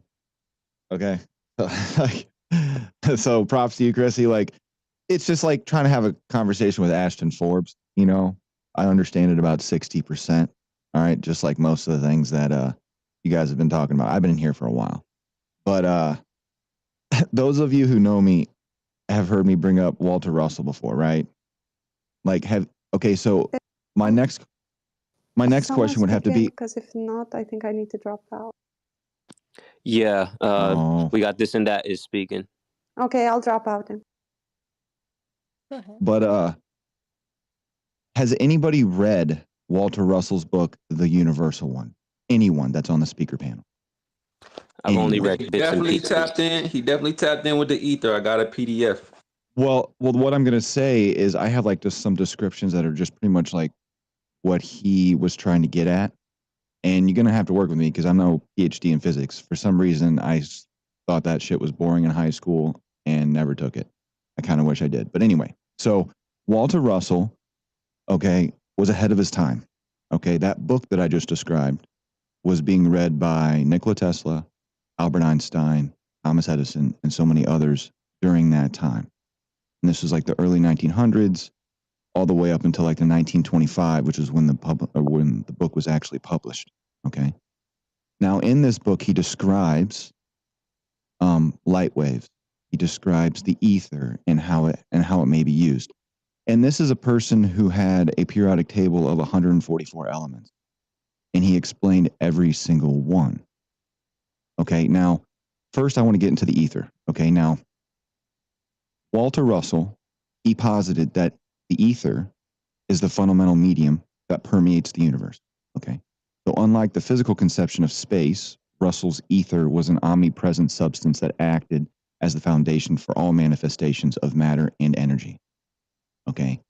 Now, his idea was that the ether isn't a passive, inert substance, but rather a dynamic field of force that is in constant motion. Okay. Now, he believed this medium is the conduit through which all energy and matter exist and interact. And it also serves as the basis for the formation of light, sound, and other energetic expressions. Now, according to him, it wasn't merely a physical phenomenon, but a creative force. Okay? And it contains with it the potential for the formation of all matter, all of it, which comes into existence when certain vibrational conditions are met. Okay. And he also thought light was the origin of all things. Okay. Now, he thinks that light was the fundamental building block of the universe. Everything originated from light, according to Walter Russell. And he explains this in his book in full detail. He illustrates everything, explains everything out. Okay. So this is just like the little tidbits, like the footnotes. Okay. Now, to Russell, light wasn't just the physical or the visible spectrum, but an all-encompassing spiritual energy. Okay. He also theorized that light focused on its wave nature. So he proposed that light moves in bipolar waves, which expand and contract through the medium of the ether. So pretty much the ether is like everything. Now, these waves create rhythmic pulsations that Russell believed were the key to understanding the creation and dissolution of matter. So the creation as well as the destruction. Okay.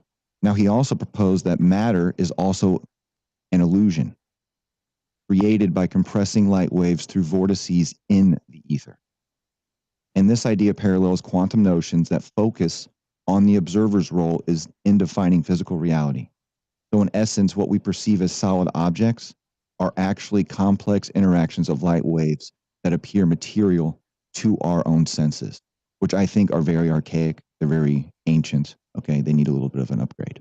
But anyway, now in Russell's cosmology, frequency is the basis for how energy manifests in the physical world. So all forms of matter, energy, and even consciousness are different expressions of frequencies. And he also stated that the universe operates on a system of rhythmic vibrations. Everything that exists is in constant oscillation. So everything's in motion. Every motion is a spiral. There are no straight lines in nature.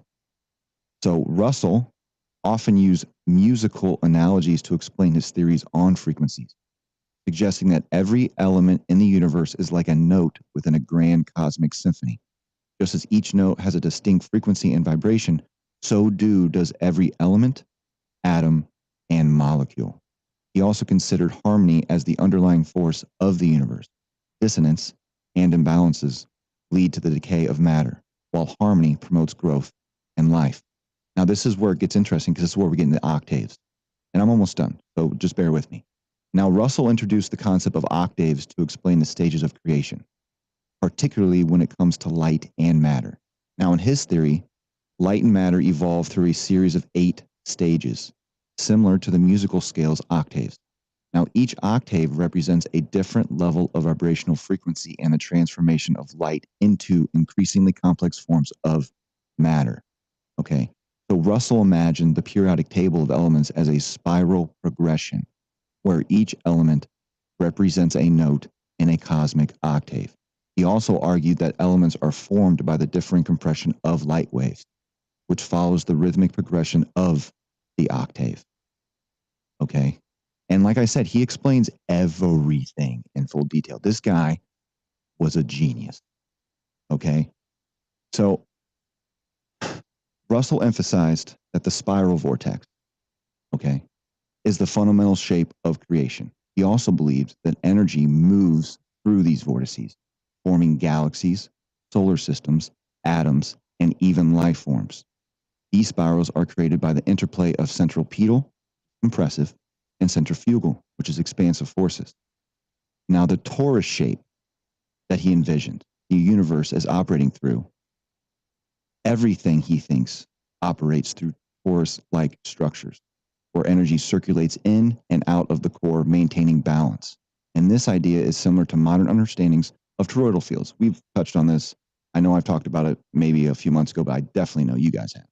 Okay, which are believed to describe energy dynamics in systems as diverse as galaxies and human energy fields, like our chakras, our auras, things of that nature. Now, he also touched on the spiritual as well. And like this guy was a philosopher. He was an artist. He was a sculpturist. He didn't even get into science and mathematics until later on in his life. And there's a lot of books that he's written along with his wife that explain his path of enlightenment, pretty much, because that's how he explains it. He says that most of this information just came to him. Like, just came to him. He's got books on it, okay? And after this happened, he literally devoted his whole life to this. So a complete 180.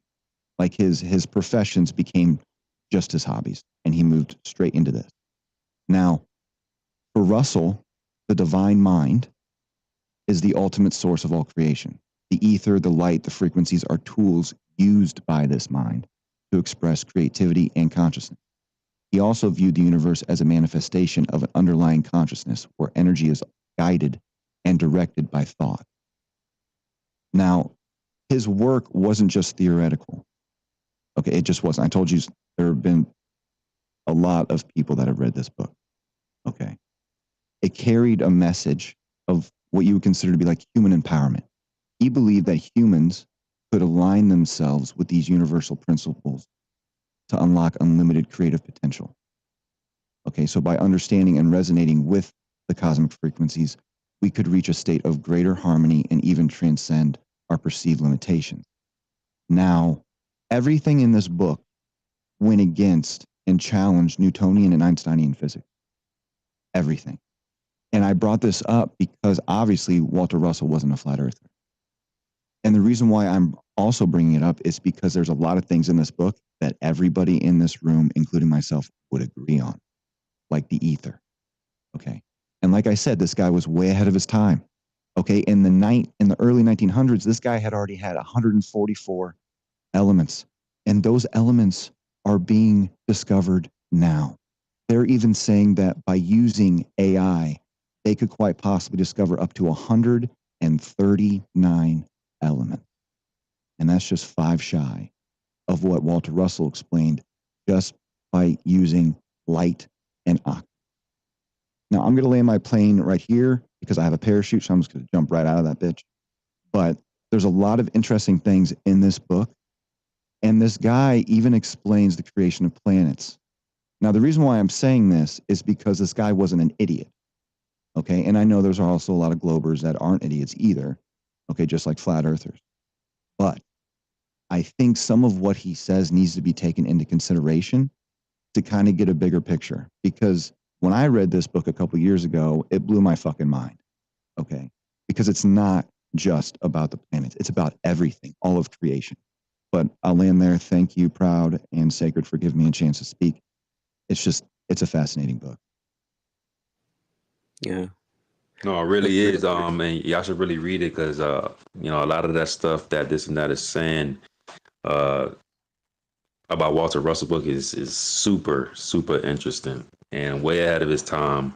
A lot of what, you know, Terrence Howard was talking about, not gonna lie. I know we talked about that a couple months ago, but yeah, it's super interesting. Well, you know why? Yeah, go ahead. You know why he was talking about that, right? Because he went to the university. His university, Walter Russell's university. Yeah, he had his own. Yeah, he had his own institution, Yeah. right? Yep. Yes. That's a fact. I'm gonna see if I can locate that PDF for y'all, and I'll go ahead and drop it. Drop this a little gem. Yeah, because I tried to find it in the Internet Archive, and I think it was available at one point, but I cannot find it anymore. I tried to find it yesterday for a friend. I was going to send him the link at work. I couldn't find it. I spent a couple hours looking for that shit. What's the name of the book? The Universal One by Walter Russell. Gotcha. Yeah, you heard of this, TM. Another one, The Secret of Light. Yeah, it was written in 1917 and published in 1925. Hey, this and that. If you like his work, I think you'll like Nassim Haramein's work. It's not exactly the same, but he has some of the same principles as far as motion. Everything is in motion. Everything is in oscillation down to the quantum, down to the Planck scale in his work. And personally, I think the truth of everything is probably somewhere between Nassim's work and whatever Terrence Howard can develop over the next few decades. I think the combination, but because he's heavily influenced by the guy you were just talking about, and Nassim has his own thing, I think somewhere between the two is probably like the best solution. Yeah, so and that check out brings his me- work too. Yeah, and everybody in here that's heard me talk knows I have a fascination with space. I mean, even Flat Earth Dave, we had a freaking episode together, okay? But if anything in this book is even true, especially involving motion, whether we live on a globe or a flat Earth, we can't be stationary. So, Actually, if like, wait, because that- wait. no, go ahead. There's kind of a caveat there because in the double toroid field, you have the middle plane, the central area, that is not in motion. Right, so that's the caveat there. I'm not saying that that's where we are. That's kind of like where we say we may be in one of our main ideas as flat earthers, but you know, it's not something we've been able to prove ourselves. So, but yeah, look at that part for stationary, a place where it's stationary. Yeah, no, I understand that, the center part of the toroidal field. Send me the links to the gentleman that you were talking about, because I will definitely look into that. It's just, you got Admiral Byrd, so we know there's more lands. Okay. However, the civilization that he met was incredibly sophisticated. Okay. And which if there's nothing out there, up there, okay, then it's got to be in wherever we're at, right? So maybe there's levels, like maybe not dimensions, maybe. I mean, obviously I believe in dimensions too, but if we're on a flat plane, do you think there's a higher possibility that most of what we think is coming from the heavens, like the Bible depicts, they're actually coming from underneath us? I think it, like you said, there may be levels to it that we don't understand yet because we haven't gone down that far.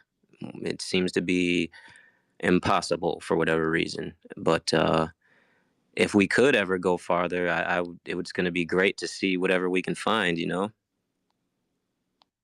Well, yeah, it's just I feel like something had like all those ancient civilizations and the depictions of all these flying craft. They have to come from somewhere. You know what I'm saying? Like they couldn't have just been an open civilization on the surface while everybody else was just walking around.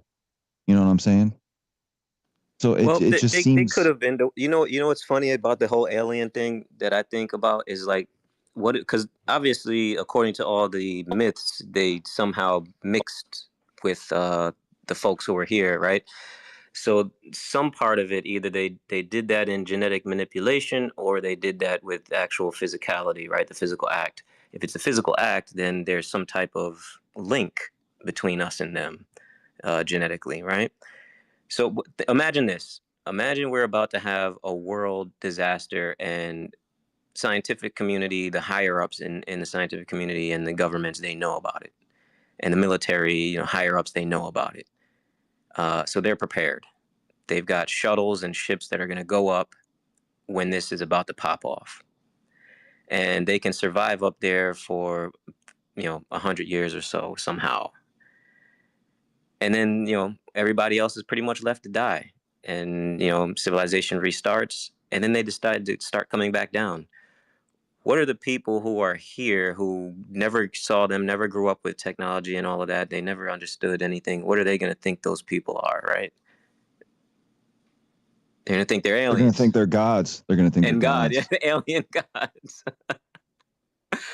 Yeah, let me post up in the top, Nassim, just for you.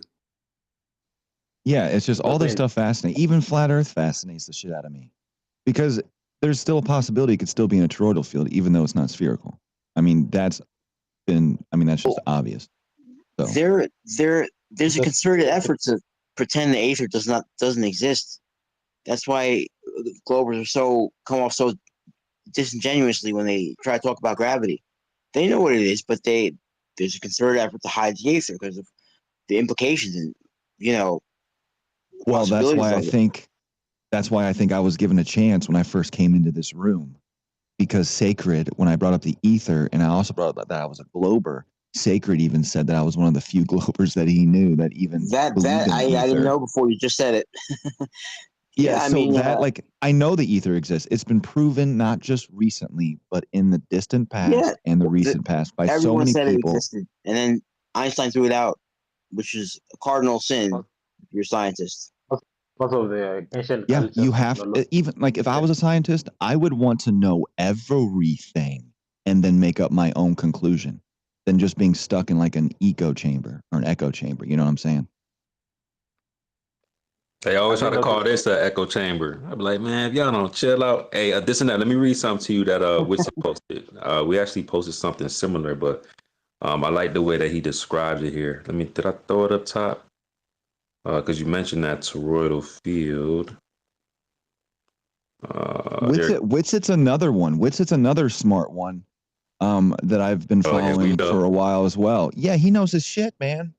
Yeah, you should have heard. Hey, man, you should catch that replay from last night. They was going crazy. It was really in-depth, very valuable, kind of techie, kind of dense, but super dope back and forth that he had. But listen to this. So I posted up top. He posted this back in April, and it shows this toroidal field with in between what's called an inertial plane or a block domain wall. He says the central portion of the field is called a block domain wall, or can accurately be described as an inertial plane, right? Something that's unchanging or like an equilibrium. Within this true Earth model being proposed, this would be where the Earth is located. The observed celestial phenomena reference would be taking place within the upper half of the field. So when you say, hey, is things coming from up above or below? I would think that it just would work together, like in one type of one like some kind of system. I don't know if it's separate. But it's an interesting depiction of what we could be living within, being that, a lot of these things that we observe seem to take this formation. I don't know if you can see it up top, but yeah. Well, again, it's actually very interesting. It's actually very interesting. I'm gonna look more into that for sure. You should when you look also into most of this, Yeah, I just posted one like of the Nassim's posts up top so you can get to his page. He's got a couple papers out that are really, really interesting reads. And like I want you to compare and then like consider the middle ground between Walter Russell, Terrence Howard, and Nassim Haramein, bro.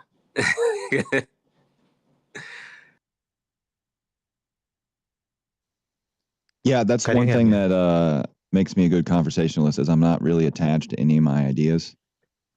Even when it comes to flat Earth, I'm still researching that. Like Dave got me kind of thinking last time he was on the episode. I didn't even know Antarctica was the highest altitude point.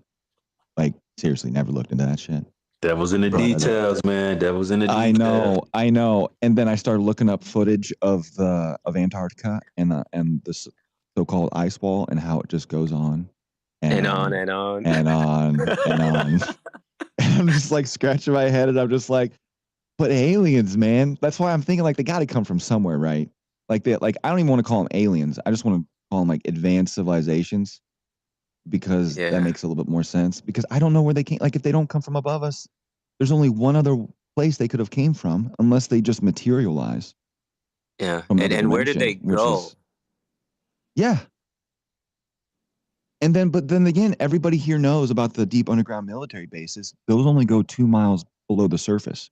But I've read books that talk about how there are ancient tunnels that go as deep as 200 miles beneath the surface. Yes. So it's like, are we talking about Agartha or Hyperborea? Like, what are we talking about here? Yeah, there's stuff that's been buried by catastrophes that we think they built into the ground. At one point, many things were above ground, or built half and half. It's crazy, man, how much is under the ground. Well, people talk about mud floods, right? Now, when people say mud floods, I kind of laugh, because I'm like, okay, it wasn't a flood of mud. Okay. You have to think of it, you have to like quantify it, you have to like blow it up. So if you like are next to like a lake or an ocean and you see the waves coming in and you see the way it moves the sand and the dirt and all that, okay? Imagine waves miles high. Now imagine all that torrent force at the bottom of those waves. There's your mud flood. So like when we think of all these that are like seem half buried or even melted, you have to think of a massive cataclysm. Yeah. Have you listened to any of Randall Carlson's work, research? Oh, absolutely. Him, Graham Hancock. Yeah, dude. Yeah, absolutely. They're amazing. They really make you just think. Zoom out. Yeah. Just zoom out and look at the ocean floor and in Africa and the desert and all, dude. Like if you can think of waves that big, there's your evidence right there. It's hard.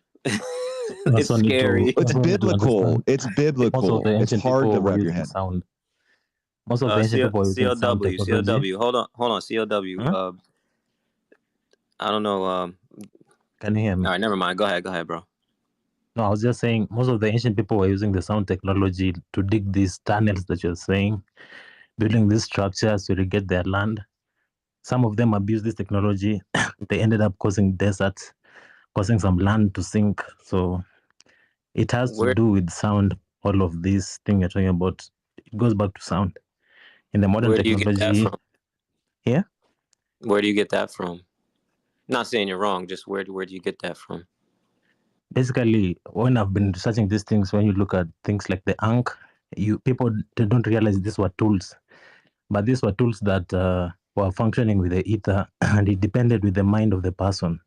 It didn't need a switch to be used. So we find these old technologies and we never understand how they use them. How do you know how they use them? I've tried to use them. I've made a couple of ankhs in copper and different metals, and when I project my intention through it, it magnifies it. Oh, that's interesting. What do you I've mean? heard this. I've heard this about Anks. Yeah. Yeah. Yeah, what do you mean? That's interesting. In the similar way, not all sound is audible. For example, the sound they were using to move these things, most of them were not in the frequency range that we perceive today. The same way we only see 7 colors when we can. Right. There's evidence of 12 colors. You see, they were tapping into this other spectrum that we don't usually use, and they were using this mechanism of perception to manipulate matter and all these things around us. Yeah, that's pretty cool. I don't know if that's the case. I didn't live back then. I don't see any super clear evidence of it, but they were It sure is there. doing For something we example, don't know. the Tibetan Buddhists, you find them, they usually have this, it's a trumpet of some sort. They usually blow it together and they make things levitate with it, huge rocks. They have these special bells that when they ring and they ring and recite specific mantras, it like resets your body. And they can awaken things in your body, even awaken a god in your body, using just this sound technology. Yeah, sounds good, man. I don't know. I don't. There's a lot of theories, Well, speaking of Tibetan monks, where did Raj go? Seems like as soon as Shane got a mic, he left immediately. No, I see him here. Roger, you still here, bro? Dude, I heard there was a super fan or something. It was probably me. We're on rotating mics. If you guys don't have any questions or anything, feel free to drop down, come back up. I could get some Globers up. No, that's it. I wanted to get back to Roger. That's what's up, Alan. Where Raja? I don't see him on my screen. I might be bugged out. I don't see him. Oh, I see him as I don't know who Raj is, but I can tell from D3's enthusiastic tone that I already don't care. Nah, he really just needs to hear you break down some stuff because he was kind of challenging, a post of yours, and I'm like, bro, he knows what he's talking. I don't believe it. No one has ever challenged anything I've ever said. That's amazing. I bet. I bet he might have said one of the two things that they all say because one day McToon said it. Isn't that like how you can track the genesis of anything that's negative said? It's like, all right, some Glober said it, and then they all just chant it for a while.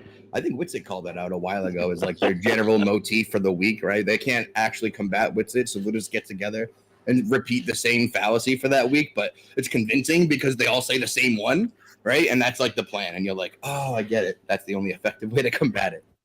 That's so funny because CLW just mentioned mantras. It's effective, man. There's Raj. He's back. Yo, what up, big Raj? Sorry, I just missed something. Hey, right before Raj and Shane get this lights back and forth, I guess maybe repost the space and let everybody know what Stationary Saturdays, y'all. We're keeping it rocking. Bet. You've been in this space for 18 hours and you haven't reposted it yet, like I have, but I'm doing it right now to cover up for that fact while simultaneously social shaming everybody. Glover, bro. That was excellent. Yeah, I just reposted just now too. My apologies. Go ahead, buddy. Raj has been scouring your tweets, finding all the errors, holding you accountable, Shane. He's got some math complaints. And apparently you're tricking us all with the Haversign, bro. Have you been Haversigning and not telling us it only works on a globe? So I do have a wizard hat, Alan, and sometimes I do pull a rabbit from it to try and trick people that I actually have the rabbit inside the hat. Nice. He was up for a second. I see him as dropped down again. What's going on? Well, real quick, just someone said the word Haversign like it's a curse word or whatever. He was having audio issues. 1 second, let me bring him back up. Haversign is a favorite one, though, right? They're like, it only works on a sphere. It's like, oh, have you heard any of my positions on anything? Yeah, and that's what it is. That's what I was trying to convey to him. Like, he knows, bro. Have you listened to a thing that I've ever said about anything? Let alone cosmography, maps, coordinate systems, geographic reticule, nothing? No? It's like, gotcha, and I'm like, yeah, I have no interest in talking to you. Like, That's your gotcha. But we can go over how the Haversine applies to the spherical graticule. I think that's the best way to put it, right? Which is the 1-for-1 copy of the celestial sphere, as we know, because celestial navigation works, right? Through the wonderful magic of astrogeodesics when they confirmed and matched those two coordinate systems. And when they didn't match up, they deflected the vertical, entered it into the astronomical correction tables so that everything will match up, so that it actually, when you're trying to get back to that star later, the deflection that when they measured it, try to get to it, will help you adjust to the actual observation in apparent size to be able to get back to where you were. So the whole thing is tied inextricably together.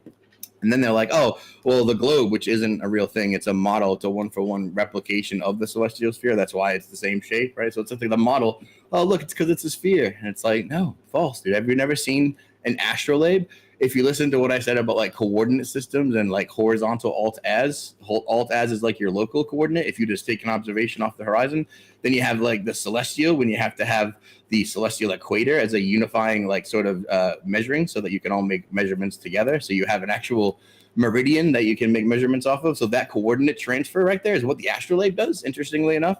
The first plate is like the alt-as, and then it has the rotating plate around it, the celestial sphere, and literally doing a coordinate system transform to move the stars around your local alt-as. That's why it's latitude dependent and has to be created for each area.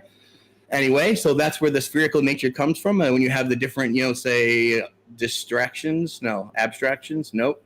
What's the right word? When you have the projection issues, right? When they preserve certain qualities and perverse others, like direction preserving, like conical, equidistant would be, like an equal area. All the ones that preserve aspects of a sphere onto a plane aren't actually doing anything about the spherical shape of the Earth onto a map. What it's doing is trying to stereographically project the celestial sphere onto the plane, which is the literal purpose of the astrolabe, right? So that once again, that's been inverted via history. So people who haven't said or listened to anything that I've ever said might think that that's a giant win, but it's my premise. And it's weird when someone's conclusion is your premise. That's all I'm saying. Yeah. He's. I don't think he's familiar with your work. And for anybody listening who hasn't watched any of Shane and Alan's presentations on this stuff, definitely go do so. It's really, really interesting stuff. Thanks, bro. It's literally not a secret. I mean, y'all could just go to where they post all their information. Did you have anything to add, Roger? Sorry, I missed about like half of what Shane said. He said, do it again, Shane. Do it again. Why do they always do this? Do the smart, fast talk thing. Slow it down. Sorry, but audio problems. I had to restart my browser to finally start hearing you guys. It's all good, bro. It happens. Elon ain't worked it out yet. Okay, before Shane goes off again. No, you go. Can he say things slowly so I can actually get what he's saying? No promises, but I can try. What was posed to you? Like, what did they say about? And if anybody just know, link in bio for the replay, and you can always put it in 0.75. Just saying. Go ahead, be brave and do 1.25 like a G. Yeah, I just told him that you were having some questions about that particular post, dealing with that particular math. Oh, it's not a question. It's a flat-out admission that it's a globe. Super interested. Could you provide a little specificity? He said the globe's like Steph Curry, bro. The globe is Steph Curry.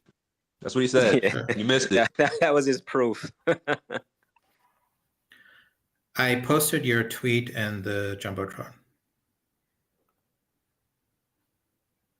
Roger, you need to look at my tweet underneath your tweet and then debunk that one. Hold on, Barbara. Let Shane get this. I don't see anyone's post. Do you guys see something? It's the third one from the left, Shane. Mine? Oh, LOL. Yeah, I think that's the one he's referencing. Oh, okay. Okay, yeah, my post, yes. May I ask Chrissy something really quick before you guys continue? No. Okay, thank you. You could tweet at her, though. I don't even think she's up here.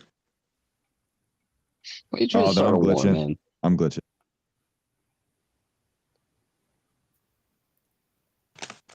We're gonna rotate in a minute. Did you have a Are they question? talking? Raj? Because I can't hear. Did you have a specific Nah, I don't question hear about the anyone. post? Did you want to address what I'm saying? Did you have like a follow-up? Was there a rebuttal? Or did you just want to point at it? I just want to say that if you use the Habersign formula to calculate the distance between 2 points given by their latitudes and longitudes, that means the surface is a sphere. Incorrect. What it means is the model is a sphere, right? Because you're calculating it on a model. You're not measuring the Earth. You're not going to a place. You're taking the cosine of a latitude. You're computing a ground distance based on the astral position. Do you agree so far?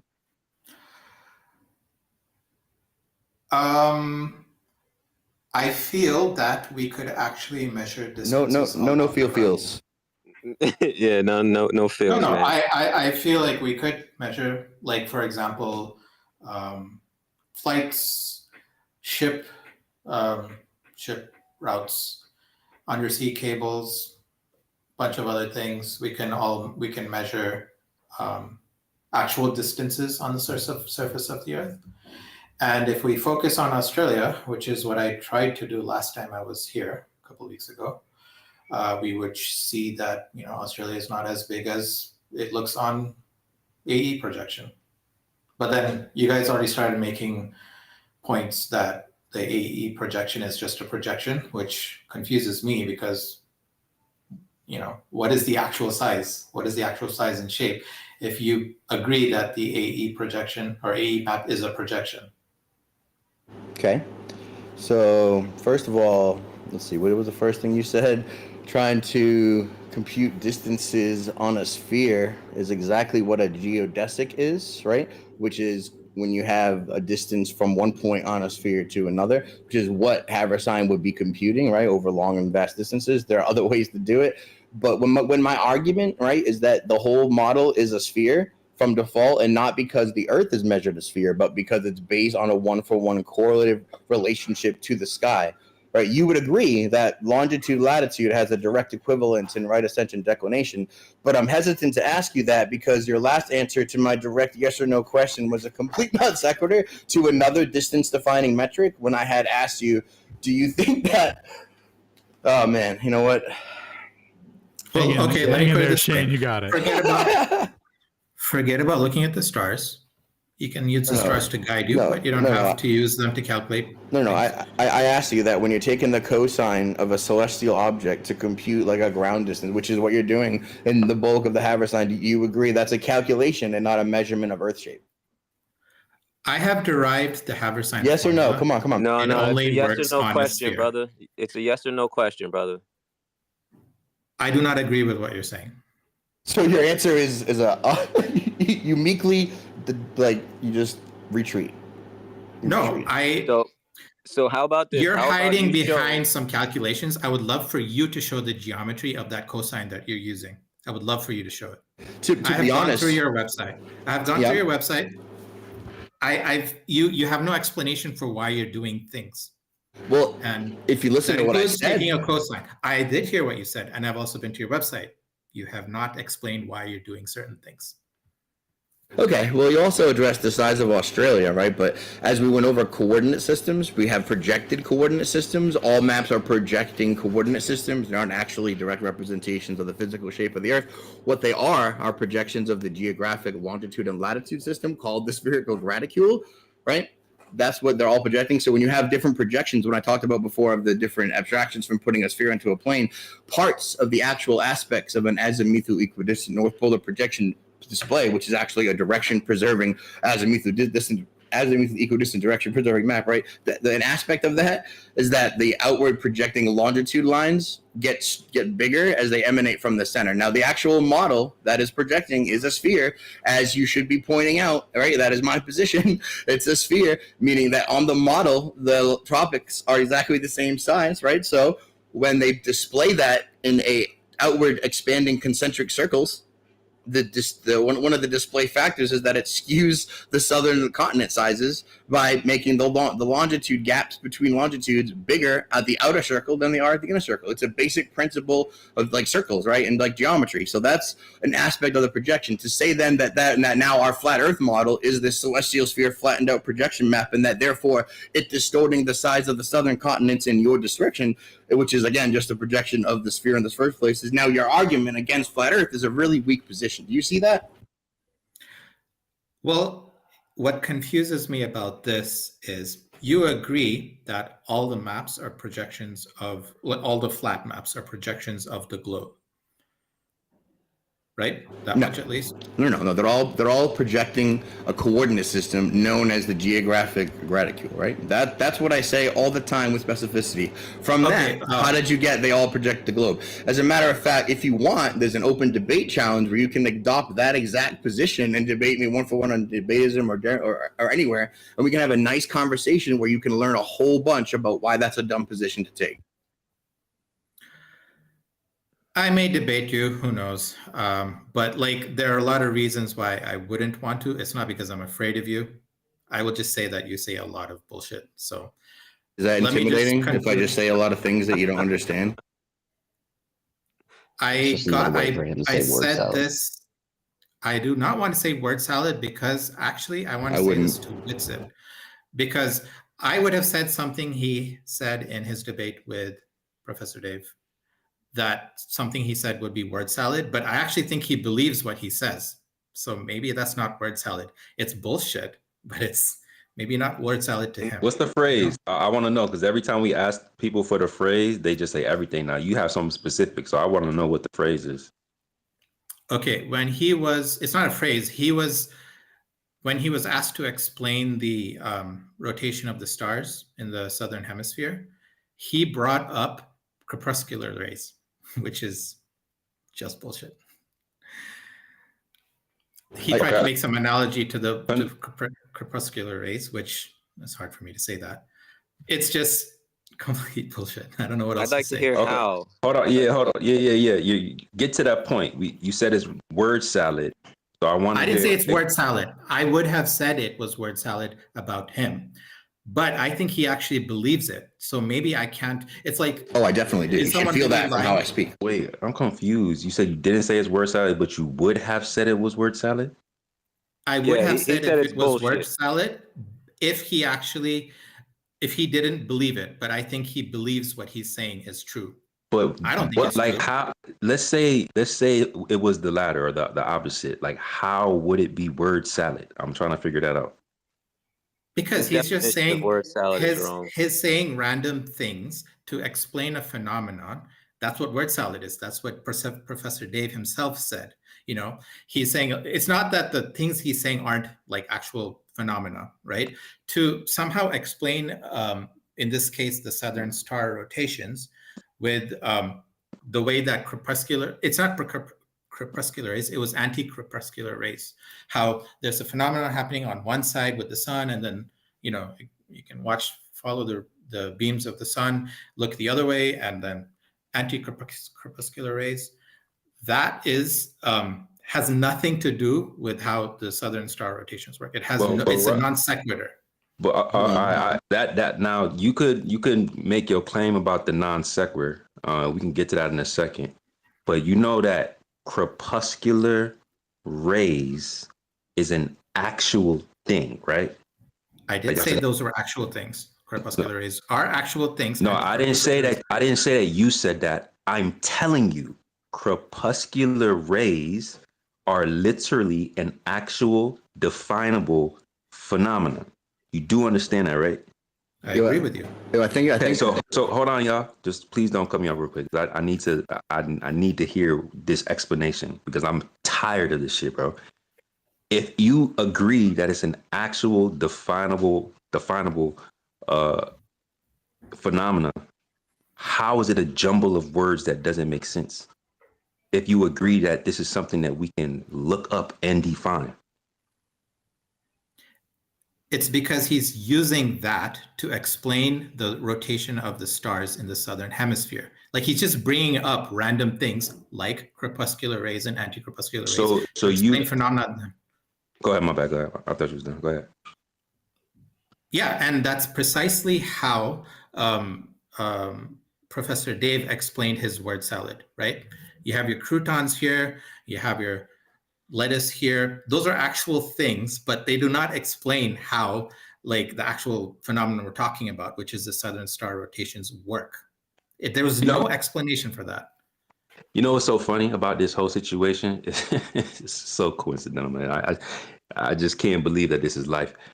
You're literally, you don't understand what word salad actually means, which is funny. You're saying that it's bullshit, even though crepuscular rays is an actual thing that you just don't agree with.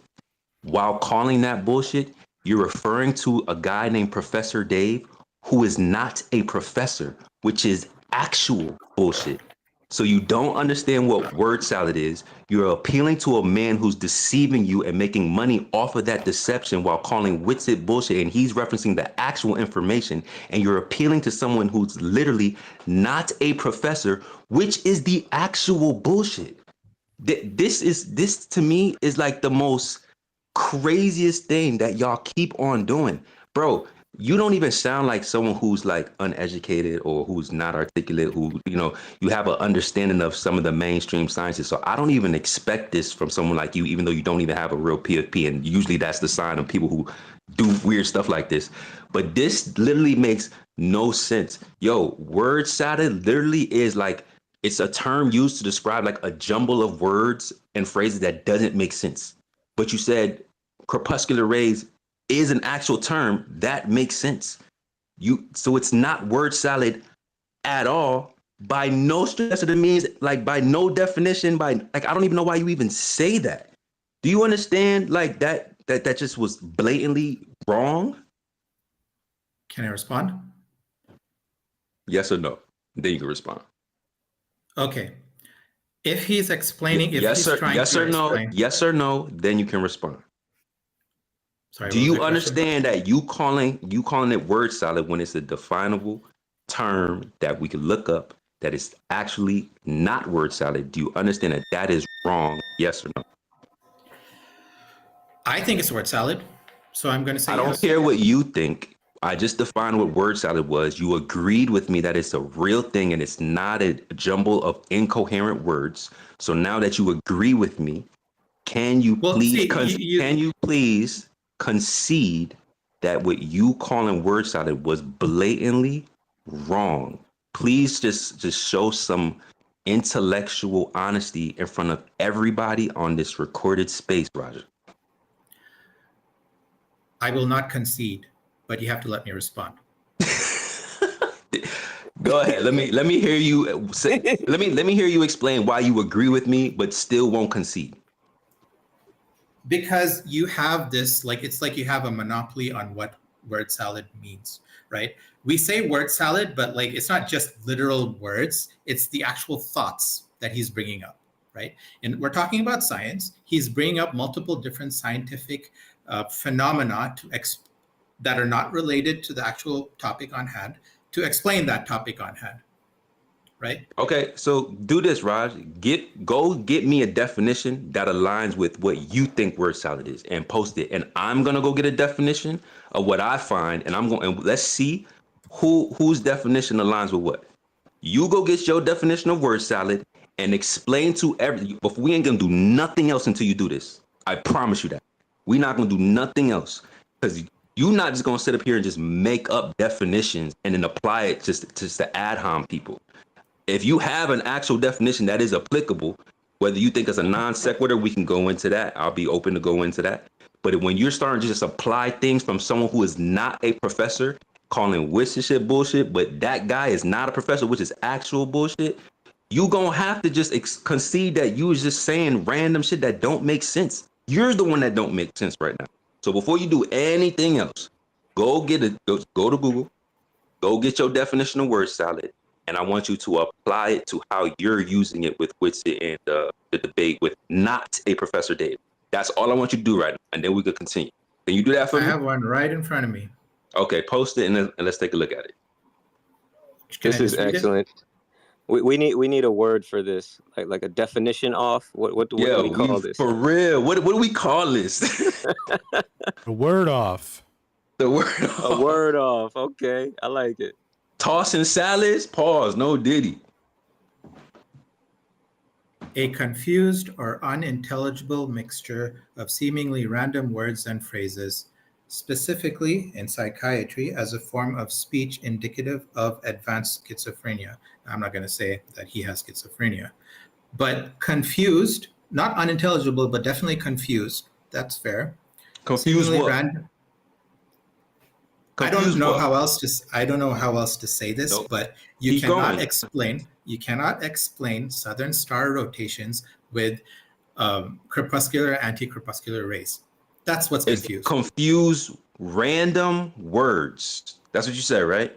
I didn't say random. phrases. Confused or unintelligible. Confused or unintelligible mixture of seemingly random words and phrases. Right? Seemingly random words. Crepuscular rays. Are those seemingly random words, Raj? It seems like that to me, right? Right. Do you Not know? random. Is crepuscular rays a real thing? Is that a real term? Is that a real phrase? Hold on. Are random words real words? That's what you sound like. Right? I didn't ask you if they were real words. I said, is it a real phrase? Now you're misrepresenting what I'm saying. Is crepuscular rays random words or is it a real phrase? It is a real phrase, but in the context So it of does the not align with word salad. Thank you for that concession. Can we please move on? Do not ever say that again unless it sounds something like this. Running lately, people purpose purple too often sleeping blankets. But you have a very That's a narrow word view. salad. You have a very narrow view. We're talking. That is literally the definition. We read the same definition online. You're trying to apply something that I'm pulling from just the actual definition, bro. Don't sit there and say that this is my your whole premise is that this was your interpretation, and then you're trying to make it seem like this is my interpretation. I actually got the definition. And then you're trying to make it into your own random definition because you don't like what he said. Appealing to somebody who calls himself a professor and is not even a professor. Raj. Can I respond? With some coherence this time. Thank you for saying the word coherence, right? Coherence has a general meaning. If you were to ask anyone, any random person, it means something. Like crepuscular rays? Let me finish my thought. Coherence has a certain meaning, right? Making sense, basically, making sure all your thoughts are, aligned. That's how someone might define that word if you were to ask a random person on the street. Coherence has a specific scientific meaning as well. Like crepuscular rays? Coherent light. That's something, right? Crepuscular rays are sunbeams that appear during twilight as the sun rises or sets when light from the sun is scattered through gaps in clouds or other objects. That is an actual definition, not a random jumble of incoherent, unintelligible words. It's an actual thing, an actual phenomenon, actual words that actually make sense. The literal antithesis of word salad. It's the antithesis. As a matter of fact, you wouldn't even go to court with your argument because you know you would lose. Can I respond? Coherently, like the first time I said it. Okay. Someone asked me, why did you go to the store? I responded, because the tree's leaves are green and the car's alloys are made of metal. Are trees green? Are trees' leaves green? Yes. Are cars' alloys made of metal? Maybe not nowadays. Are those things? Yes. Cars' alloys are made of metal. Is it a real thing? Yes. Are trees' leaves green? You get the idea. I don't want to talk about fall, autumn, whatever. Yes. Are those a random jumble of words? does it make any sense to why did I go to the store today? The answer to my question. Word salad usually doesn't make sense, but not everything that doesn't make sense is word salad. Raj. Oh my God, you have a myopic view of what word salad is. That's literally what word salad. You read us the definition. Yeah, you read us the definition. Guys. Let me read it again. Let me read it again. No, hold on. 1 second. 1 second. Don't read it again. God. Shane, what were you about to say about the relationship that was being drawn with the crepuscular and anti-crepuscular rays? Because it seems that there's a bit of talking past one another here, where it's not word salad because it was an analogy to explain the divergence and counter convergence.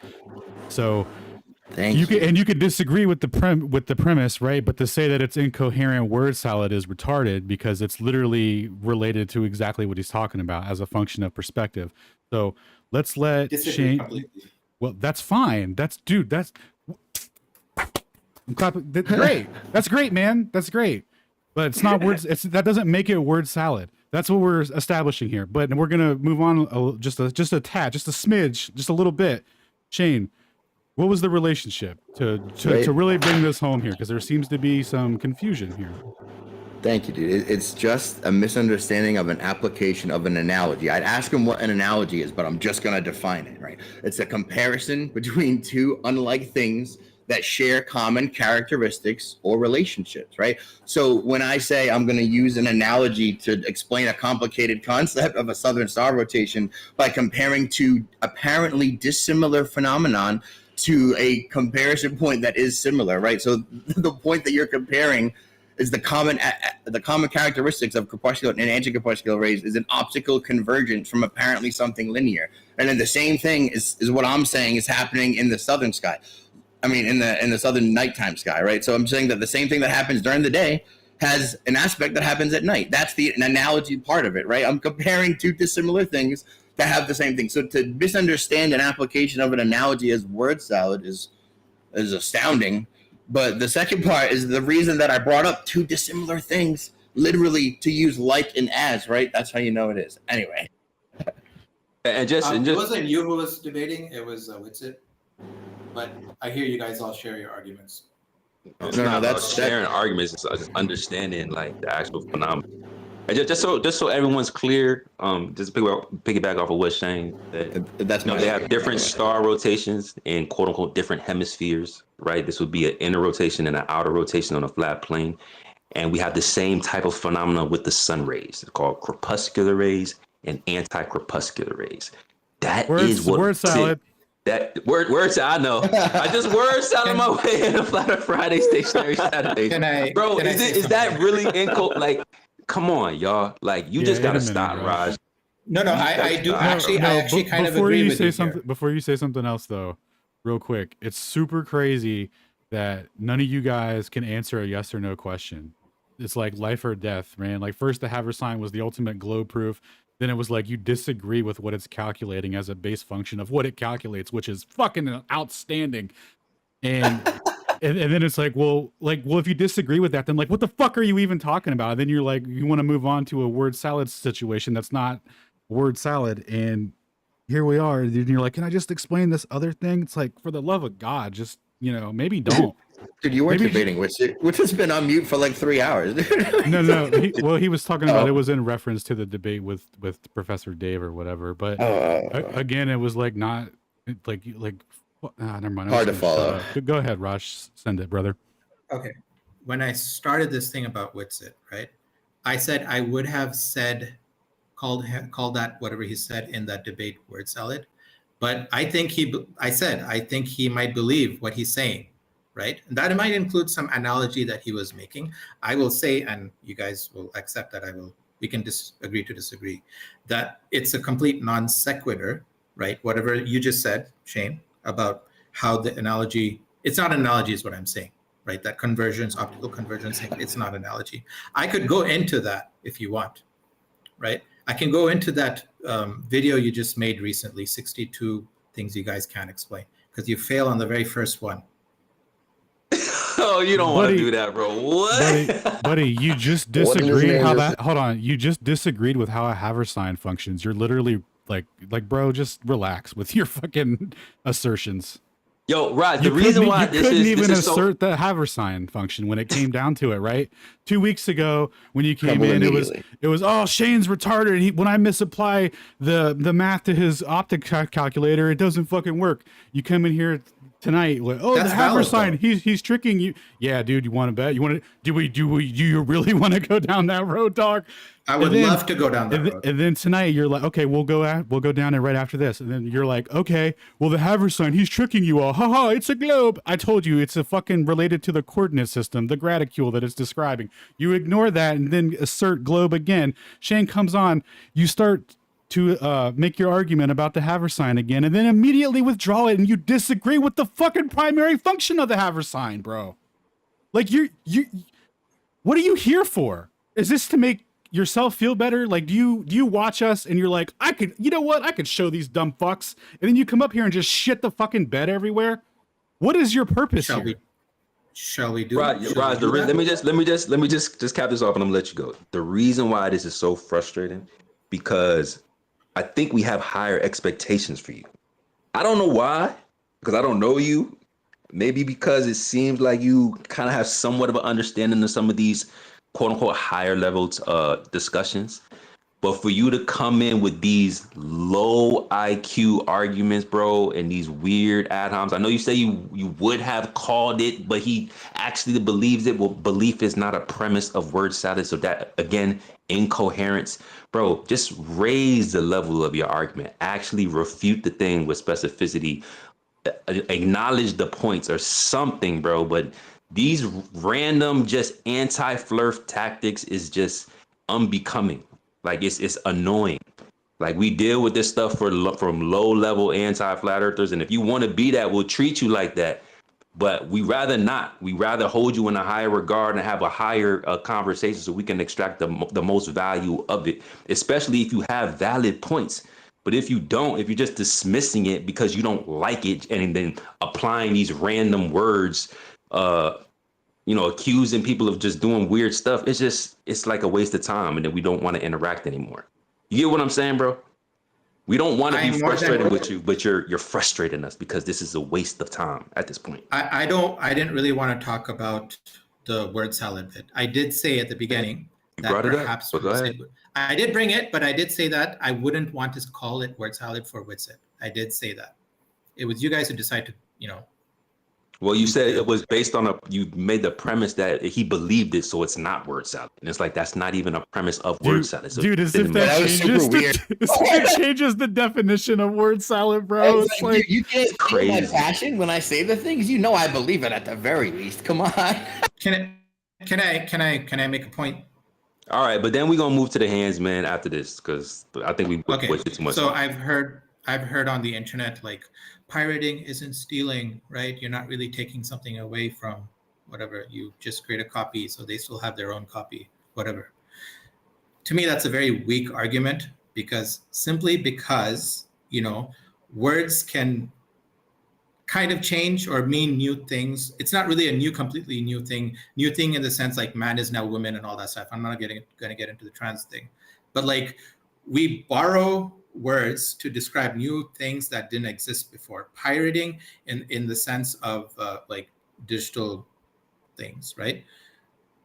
It can be, the point I'm trying to make is I think it's a weak argument to use to say what I said, right? You're not really taking away something from someone. It's because like the point that you're using the exact definition that must have been applicable before the digital age, right, is a myopic view of what words can be. Now, I really don't want to get into the word salad, but I think I made my point. I think I made my point with the trees and the trees and the alloys example. Do you want to get to the optic? You did the opposite of making your point. Yeah, do you want to get to the optic calculations before we get to the mics real quick? Because that was a big point of contention. Yes. So look, why don't we just run that real quick? Can I share something on the? How do I share something on the Jumbo? You don't use your words like a big boy and go quick because we got other people waiting. Okay, so what I noticed on that slide, which Alan shared last time, thank you for that, right? On that slide, first of all, you were using wavelengths. Some of those weren't even visible light, we were talking about, optically deriving, the radius of the Earth using your formula, whatever. However, if you looked at the actual values that were there on that slide, they all centered around one value. Like, I was basically making the point that you were cherry picking that so you arrive at that same value so that you can get that whatever radius of the Earth, right? It's very clear you cherry pick those numbers. And that's the work of a charlatan, to cherry pick those numbers, right? I'm calling you a charlatan because that's just I'll accept magician. Is that the like the epitome same? of bad science, right?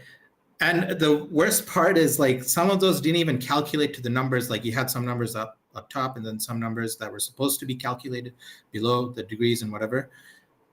They didn't even calculate to the final numbers. Like, it was, how does that even happen? You're using Excel. You should be using formulas for those bottom numbers, right? You shouldn't even have to touch anything there. How do you arrive at some number that doesn't even match the equation? Shall we pull up the slide? Yeah, did you post it? I don't have the slide. You had it better. Right? Well, you're talking about, right, the variable, meaning the angular resolution limit, which comes out and calculates to 0.02 degrees, right? And then that's based on what I choose. If you give me free reign to choose the variables, is why I bring up the wavelength of 666 for red or whatever, right at the atmospheric level, so that has the least effective refraction with the diameter, right? Like one right about where the human eye would focus, right at the distance, and then you get the actual 39.5, 9.8, whatever, to get the actual specificity. It's in the right? jumbo. But then it's in the jumbo, lads. I think that's the one you're talking about. So then you say, oh, it's based on the human eye. If I change to a camera, it's all different. And the principle of this, right, is that no, it doesn't. Sure, it still reduces to an angular resolution limit of the same thing as the eye, but as you know, all lenses are based on the eye, especially things with higher resolution, right, that are based literally a replication of an eyeball or an optic. A lens is like a replication of a spherical optic, and all you get there is increasing capacity for angular resolution, right? So then when you have a angular resolution increase, you can make what was unresolvable more resolvable. So you're not really breaking anything. The point that's inconsistent is when you're treating the variable and then you're changing one half of the variable, and then you're saying, look, I've broken it, right? The thing itself is a variable. When you're using Rayleigh's criterion, it's just like sine theta equals 1.22 times alpha over d, right? And you're doing wavelength and diameter. So if you're going to take a new example, you're supposed to change both the wavelength and the diameter. That was the point of using other optics. Sure, some of them aren't. No, you're not supposed to do that. So there's like near infrared, there's thermal imaging, there's far ultraviolet, there's extreme ultraviolet. There are telescopes that are built around those wavelengths, even though they're not visible, right? You have radio telescopes, you have all sorts of crazy shit. Those are also using wavelengths and diameters based on Rayleigh's criterion. It's the basic principle of all optics and telescopes, specifically based on angular resolution. Anyway, the whole point of that is to say, no, changing it from a human eye doesn't break it. The formula still holds true. Any questions? I disagree with you entirely, and I'll tell you which part is extremely unscientific. The part where you said you can pick and choose whatever values you want. You're not supposed to do that. Were you not told in science class that if you want to test one variable, you're supposed to keep all the others the same? You're changing both of them. That's what's unscientific about it. It's one variable, though. You're changing one half of a variable, and you're calling it a separate variable? Like, that's crazy. No, the variable is Rayleigh's criterion. It's the angular resolution limit. In fact, in the math, it's 0.02. Like, that's the actual variable. So to change that and say keep half of it and then change the ratio times the same constant at 1.22 design is retarded, bro. No, but here's the thing. Because you want to get that same angular resolution, that's where you're going wrong. If you actually were to do the math correctly, let's look at the first number here, right? Not the first one, the first set of numbers was actually different from the others, because I think you had to at least give a little, a sense of being scientific. But let's just take the same wavelength, right? 666, right? I think that's more on the, is that red or blue? No, so you would have to pick a different wavelength and compare it to a real life optical phenomenon to accurately replace the variable in your scientific analysis. No, here's what you would do. You're deriving the radius of the Earth, right? You can use the human eye, which has a certain diameter. What we can change here are the diameters of the wavelengths, right? Diameters of the apertures. What we shouldn't be changing is the wavelength. Now, after I brought up that same point 2 weeks ago, someone else, I guess a Glober, was making fun of you. He tweeted to me, I guess, I don't believe it. A copy of maybe this Excel that you had, and he put in his own numbers, right? He put in the numbers of like some pretty fancy camera, right? And ultimately what he got was a much bigger radius of the Earth. And that's the exact same point I was making. I did some calculations myself, right? And I got a much bigger radius of the Earth. However, using either our own eyes or using a camera, we're not going to see that bigger Earth. And how do we tell if the Earth is bigger, if it looks like a bigger Earth or not? One way would be the dip to the horizon. The dip to the horizon will be the same whether you use your own eyes or a very fancy camera. It's just, that's how you know it's a globe, you know? Are you done? Yes, I would like for you to respond. Terrific. So when you say that someone else made a spreadsheet, what they did was misinterpret my spreadsheet from a column eyeball, right? And then have the wrong calculation for what Rayleigh's was, and then definitely kept the top half of the variable to try and change the diameter to keep 666 for some weird reason. You guys seem really hung up on that particular wavelength, but the whole point is that formulaically, it derives to the same thing. So when I say Earth radius can be computed like R equals D over the tangent of theta, right? And then you have R equals like, say, 3 over the tangent of like 0.000552 radians, which gives you the 39.58. What I'm saying is if you replace any one of those, you can derive angular resolution from the other two. The relationship that exists regardless of what you put in for Rayleigh's criterion. You can change one half of a variable and be retarded and not be scientific at all, but that doesn't change the fact that if you remove it completely, using just the radius and the distance to the horizon for your height, you can get back the angular resolution limit. You can do the calculation and algebraically come back out with angular resolution at the same limit. So that was the point of putting in other variables representing other real world optics with the correct wavelength and diameter to show that no, it doesn't quite specify to the human eye. People who continuously do the same thing and change one half of the variable and pretend that that breaks the formula, excuse me, bro, are retarded. What do you mean by one half of a variable? So the variable is the angular resolution. It involves a constant 1.22 times a wavelength over the diameter, right? So that's the whole variable. The wavelength represents real world wavelengths of light going through the aperture of the diameter being the length at the time. That whole thing itself wrapped up is a variable, right? You understand? That's a calculated variable, sure. Yep. The only thing that should matter are the actual inputs. But what you're doing is you're taking my variable that I chose with specific real world optics in mind, right? From an actual observation, from a wavelength that specifically is most resistant to refraction to give the globe the biggest benefit of the doubt in the real world optic situation that I was trying to mathematically describe, right? And I'm You saying understand? if you were to change... Understand so far, yes? I'm saying that's a very flawed approach to science. You cannot get the conclusion that you want by only choosing... No, haven't concluded yet. We're still on the premise. All I said was when I set it up and I based it on what a real world observation was, it's going to be red wavelength, right? 666 is the actual wavelength of red color, right? To be the point of which, meaning at the ground level, it is the most resistant to things that would most interfere with this observation. Typically, atmospheric refraction is the highest deck of atmospheric opacity at that level. That was why I chose the real world calculation. Now, what is your reasoning for keeping the exact same one half of the variable and then arbitrarily changing the aperture and the diameter? Go. That's the scientific way to approach things. If you're deriving angular resolution has nothing to do with the radius. Oh my God. I'll just say that, right? Okay, if you change done. the diameter of the aperture because you're using a proper camera with like lots of zoom, right? You will get a big Earth using your calculations, right?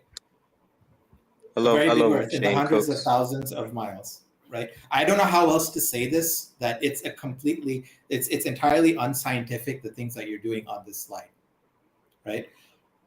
Maybe it's a case of Dunning-Kruger. You don't know that you're really being really all right, let's settle down, guy Well, who I'm fucking content already to have- abandoned his position on a haver sign immediately when pressed. Let's settle down on Dunning-Krugering people. And do you want to finish the rest of your argument, or if you're all on empty, we can just move on to the hands now?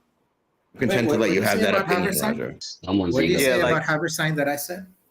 How about you, instead of saying it's unscientific, why don't you break down exactly why it's unscientific? What numbers are unscientific? Why placing them in those arrangements that he chose specifically to demonstrate a reason is unscientific?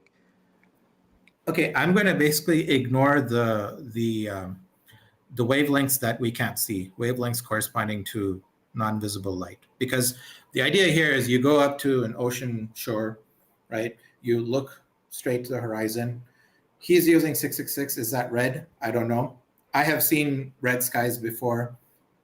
I have seen blue skies before, also on the ocean shore. If you use a I'm using camera, R equals D over the tangent of theta. That's what I'm using. All right, don't get hung up. but you do have to input values into that. And you are choosing those values, and you're choosing them in a very specific way. And most importantly, you're not varying the most important variable in this, which is the diameter. You need to vary that for it to be scientific. No, I did vary the diameter and the wavelength correctly. But you sorry for interrupting you. I'm sorry. Did you not have anything to say, bro? No, you have to do like several cases, like, okay, your eyes are this diameter, right? The camera is this diameter. This telescope is this diameter. You have to do all of them in order for it to be scientific. That's all I'm saying. I agree, but your exact position was to manipulate one half of it and then call me unscientific. So I'm confused on your 180 again. You know what? I think we're good. I'm content to let you can keep your opinion, Raj. If anyone else has any further questions, go for it. Yeah, I do. Okay, so Yeah, I appreciate more? that, Shane. Can I piss you off just a little bit more? No, we prefer if you didn't, man, because for some reason I feel like you're not as retarded as you're acting right now, and I don't want to think less of you. So, like, let's not shoot for the bottom of the barrel, bro. Yo, that's how I feel, Alan. That's literally how I feel, bro.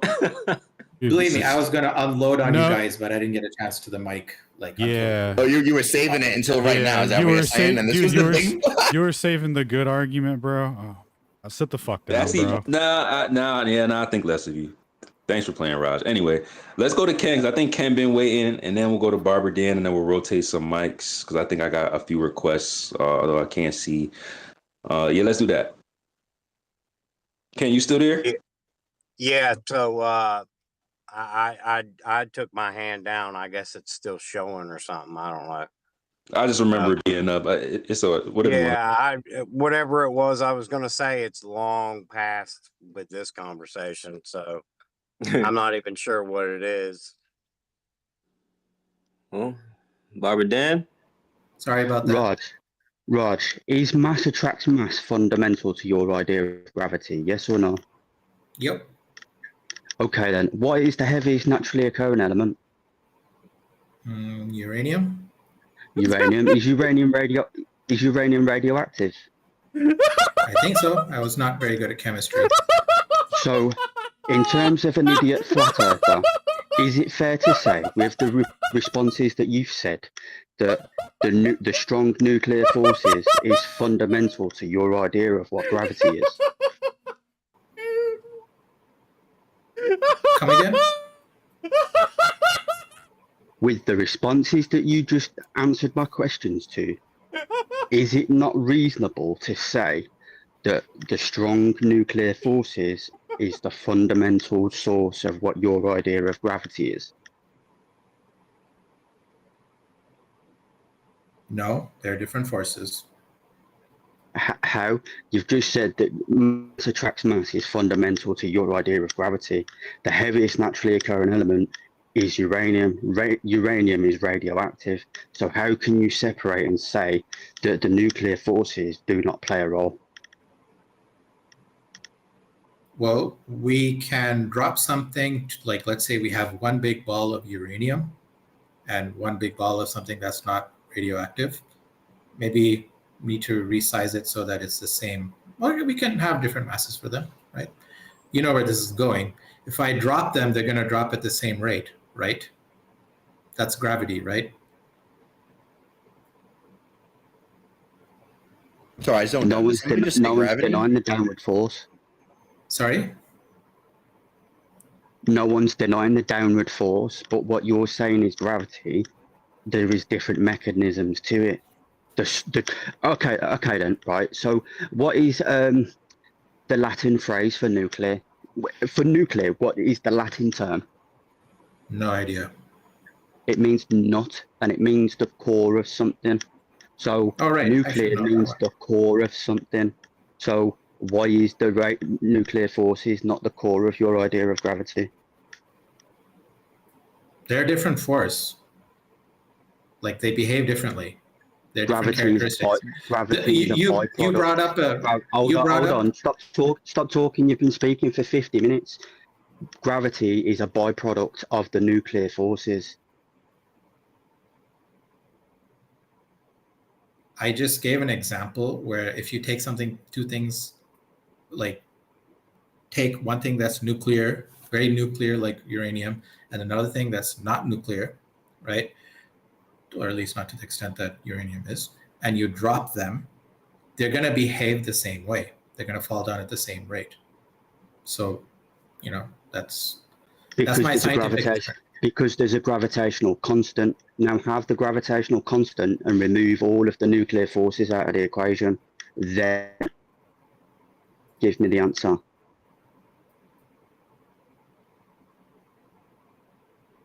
I'm not sure you can do that. You can't do that. I'm not a physics expert. I can't tell you about strong. So then the nuclear forces are fundamental to your idea of gravity. No. They're different forces. Bro, you're saying word salad, and you've just accused loads of the people in the group of doing word salad. I've just handed you a massive fruit bowl, and now you're giving word salad. I would rather not speak of this. I'm not an expert at this. So I think the intellectually honest thing to do is for me to not say anything, right? Don't look at me for talk about nuclear forces and stuff. I can't give you a good answer. Also, just another point. It confused me a little bit. You're saying that a Harrison formula calculates a 3D ball, but why do you use a two-dimensional circle to calculate it? Two-dimensional circle to calculate what? The Harrison formula uses a two-dimensional circle, and you're saying it calculates a three-dimensional ball. Calculates a three-dimensional ball. I think you're gonna have to be more specific. Right. Okay. Then I'll ask you in simple terms. Can I use a two-dimensional circle to calculate the circumference of a 3D ball? Yes or no? If it's at the right place, yeah, you need a great circle. So I can use a two-dimensional circle to calculate the circumference of a 3D ball, yeah? Yeah. So why does your Harrison formula use a two-dimensional circle if the Earth isn't flat?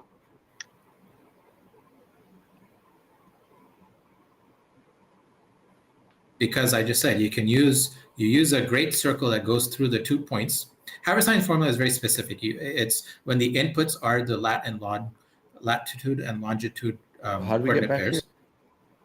Sorry, I didn't want to, right? But do you know what that sounds like? An intellectual wah wah wah. I don't know what else you want me to say. Like I have derived the Harrison formula. I vote for know nothing. that works on. I know that it works. It's meant to work on a sphere. It's not meant to work on a circle. It's not meant to work on a pyramid. It's not meant to work on a square. But it uses a two-dimensional circle. Yeah, and what's your point? That it could also be used on a two-dimensional circle, just like the flat Earth. Well, let's guys, do you really want me to speak? Right? I can certainly respond, but you guys don't want to hear me. Correct. I think I've already said enough. Yeah, dude. Gotcha.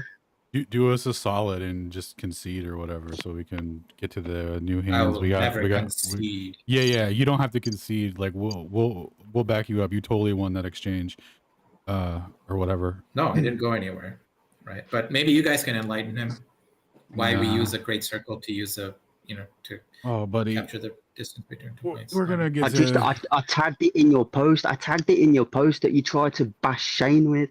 It's underneath the post that you posted. So go and debunk it. Sure, great. At least I have something to work with. Bye-bye. Later, G.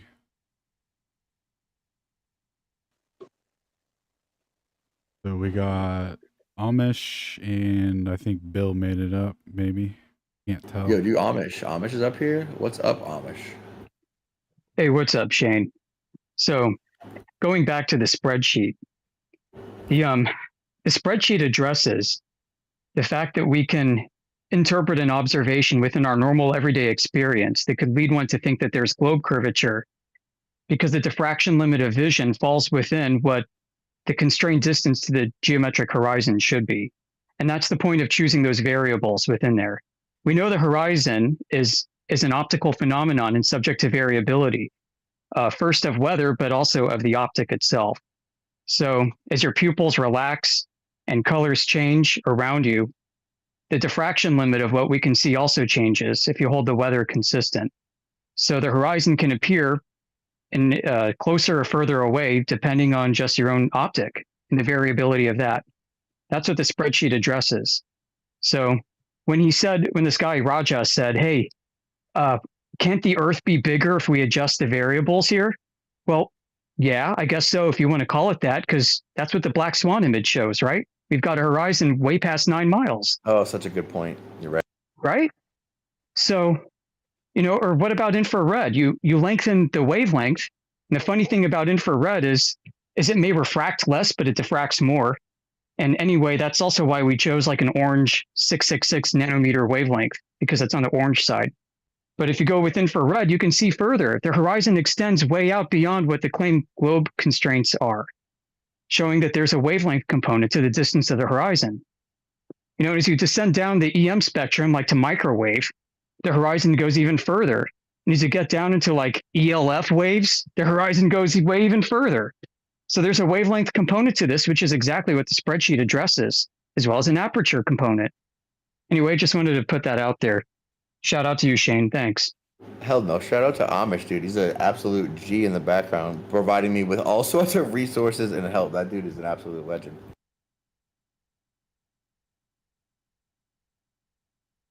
But yeah, that's such a good point about the spreadsheet. Like, it was built exactly to mimic that, and the fact that it can be manipulated to increase the radius of Earth, I should have said, was an absolute intentional aspect. That is the whole point of Black Swan. That's why they say it breaks the radius. That's why when it says the radius has been falsified, because of things like that, because of what you can see. If you do the math, turns out, well, yeah, the radius would have to be much bigger if we can see what we can see. That's the whole point, right? Based on optics. And the fact that it varies at all and that it's not like consistent as it would be if it's with a physically geometric consistent Earth curve, it wouldn't vary at conditions the way that it does. It would have to be a specifically wobbly Earth curve that varies in like depth and width, like all over the place to account for the atmospheric refractions and the decadal opacity and the refraction gradient and the coefficient and all of that, right? All of that comes into play, but they account for none of it.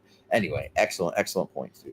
Yeah, I'm still waiting for consistent measurements of observations showing the globe where a horizon is exactly where it needs to be consistently. Because we can offer alternate explanations via demonstration of diffraction and refraction over flat surfaces that can mimic where the globe curvature should be and also where it shouldn't be, just like we see in reality with the variability of the horizon.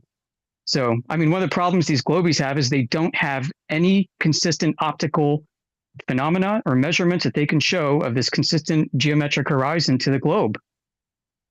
We can simulate that on a flat Earth with just optics and wavelength and environmental conditions.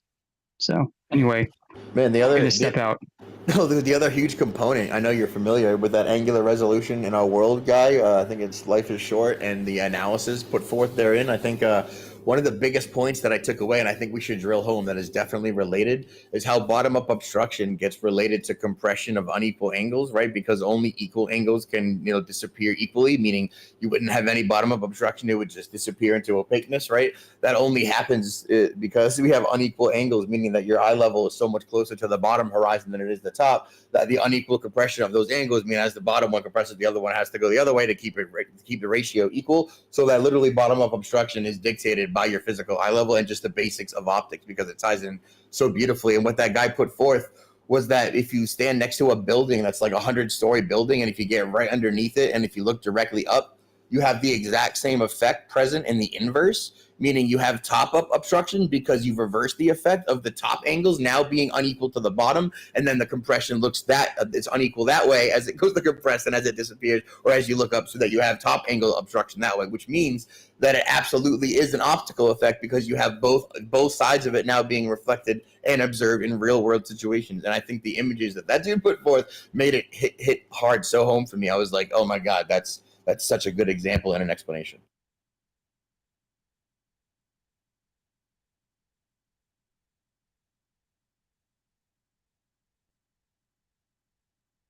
I think we said that in that 62 Things video, which I thought we did a great job on, Alan. I guess the Globers weren't happy, but whatever. Dude, you failed to explain the first 12 or whatever. They said we failed right away, so I'm disappointed in myself. I should have tried harder. Yeah, said you failed on the first one. First 12, which was sunrise, guys. How funny would it be if they gave up sunrises and they were like, oh, you know what? You provided an adequate explanation. We'll never say it again. Oh, dude, sunrises and shadow sets. Like, you failed on the first one. It was sunsets. Dude, get the fuck out of here. Dude, I thought we added a unique example of shadow sets and how we had an exclusive proof for our side. I thought that was a nice little spin that Ethan Koss put on it that dude didn't address at all. What about shadow sets, bro? Want me to respond? No, I didn't even know you're up here still. Sorry, pretend like I didn't say it. Yeah, sorry. We retract the whole thing. You're right. No, you're right. You debunked us. You shit all over us. You're 100%. You're the fucking I'm sorry. That's my bad. Yeah, you're right. Absolutely. Yeah. Can I just say what the Globers will say? No. For the first one. Because you bring up streetlights. No, it'd be it's dope a very if you simple didn't. one. You must have heard this result before. No, it'd be dope if you didn't. Sorry. It'd be dope if you didn't repeat what everyone else has already said before you. But why didn't you address it then? You probably know it. Why didn't you address that part? You should at least We feel can hear that. you're having a good time. I can hear the smile, so let's just stop entertaining us, dude. Yeah. So we're gonna start having you steel man, bro. Yeah. We don't be making y'all steel man. We're gonna start doing that a lot more often because I feel like y'all just up here just for the entertainment. Yeah. Not really trying to have that true back and forth. But before we go back and having to deal with Raj, let's see if Jason's around. I don't think we heard from Jason yet. Jason. Yeah, I'm here. What up? I'm more basic than all this. All of you guys are blowing my mind here when I'm sitting here listening to all this. My major thing is the final experiment and how many people actually think they're going to see 24-hour sun in the south. Who cares? Earth measures flat. Yeah, I get that. And that's where I'm lost because I've done it. I live in Canada and I've gone to Lake Winnipeg and it's a massive lake and I've seen way across it way too far. But I also know when I look at the globe, when I could take Punta Arnas, Chile, on that parallel and go to Dublin, Ireland, that's on the exact same parallel, and their sun and sunset all invert perfectly. Like on December 21st, Dublin has their shortest day of 7 hours light. Punta Arnas has their longest day of close to 17 hours of light. And that's from sunset to sunrise with actual sun in the sky. I just don't know how that works on a flat map. Well, why don't you try measuring the surface of Earth and finding out it's flat? The stars, the luminaries, are things that are inherently untestable in the first place. So, I mean, are we going back to claiming, like Eratosthenes, that the lights in the sky prove the shape of the Earth? Well, how about you Are we measure it? really back to that? Is that what this whole thing is about? No, I'm not going back to that. I'm saying like when Dave talks about the sunset or sunset is from the distance of it going away from you and not it going around the shape of the earth. When you're in the south, that sun is so far away from you at that time when it should be sunsetting on December 21st that it's by Dave's accordation about the sun going down due to perspective, that sun should have gone down hours before. Let's do a wrap. What do you mean should have? Well, because like if it's on the flat Earth and they're saying you're getting a reflection from thing, that means you wouldn't see the sun in the sky, but you do see the sunset at 9 something in Punta Arenas on December 21st. All right, so what? Earth still measures flat. I mean, that's the whole point. I get that, but how would the sunset be longer in their winter months and shorter in the summer months? Oh no, we observe that and we measure Earth flat. Can we just accept that the stars are a mystery? And there's no way for us to tell what they are, how they originate, or what medium exists between us and them. You know, we have to get away from these assumptions where we're trying to shoehorn flat Earth into a heliocentric globe cosmology. This is a completely different cosmology. I get that, and I'm not a globie. I'm a firm believer that everyone's lied to me my whole life, and I'm sitting here just trying to figure it out for myself. And I just can't get around when I look at the flat map that's laid out that people put out there that they're claiming to be what the flat Earth looks like. How? Yeah, well, that's a bad claim. Far south can ever have. That's also a straw man of flat Earth. Well, by flat last earthers. time I talked to Flat Earth Dave about this, he told me, do I have uncut video footage of 17 hours of sun in the sky from sunrise to sunset in Punta Arenas? And I'm like, I have friends that live out there. I can go out there and get you to send you a pic anytime you want at 9 o'clock when the sun's going down in December. To me, that's a straw man when you have to say, "Oh, do you have uncut footage?" I just make it make sense to me why you would ever have 17 hours of sun in the southern hemisphere like Punta Arenas. Well, here's where I'm going to break with the mainstream and say, you know what? I think Antarctica is an island on flat Earth and not some ring. What do you think of that? I don't know what Antarctica is. I know I live up in Canada, and anything past the 55th parallel will see 24 hours of sun in January or in June. And I know when I look at Dublin, where that is where Punta Arenas is in the south.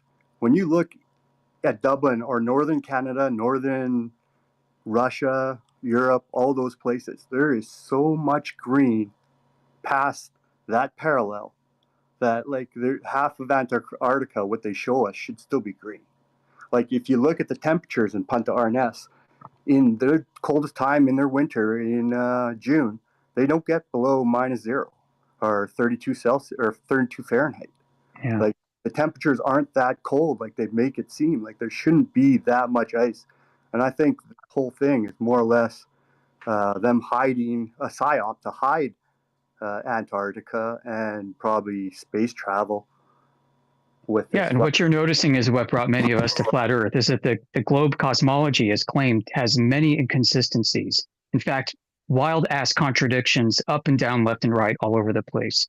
The more you look at it, the worse it gets.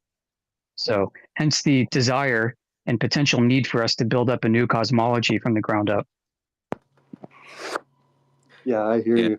And that's why a I good was point. at it that no one's ever made sense to me or made it make sense to me how you can ever see that much sunlight in Punta Arenas. And you're seeing it right now every day. They grab 4 minutes of extra sunlight in the sky. The sun every day in the sky from here to December 21st, Punta Arenas will receive 4 minutes more.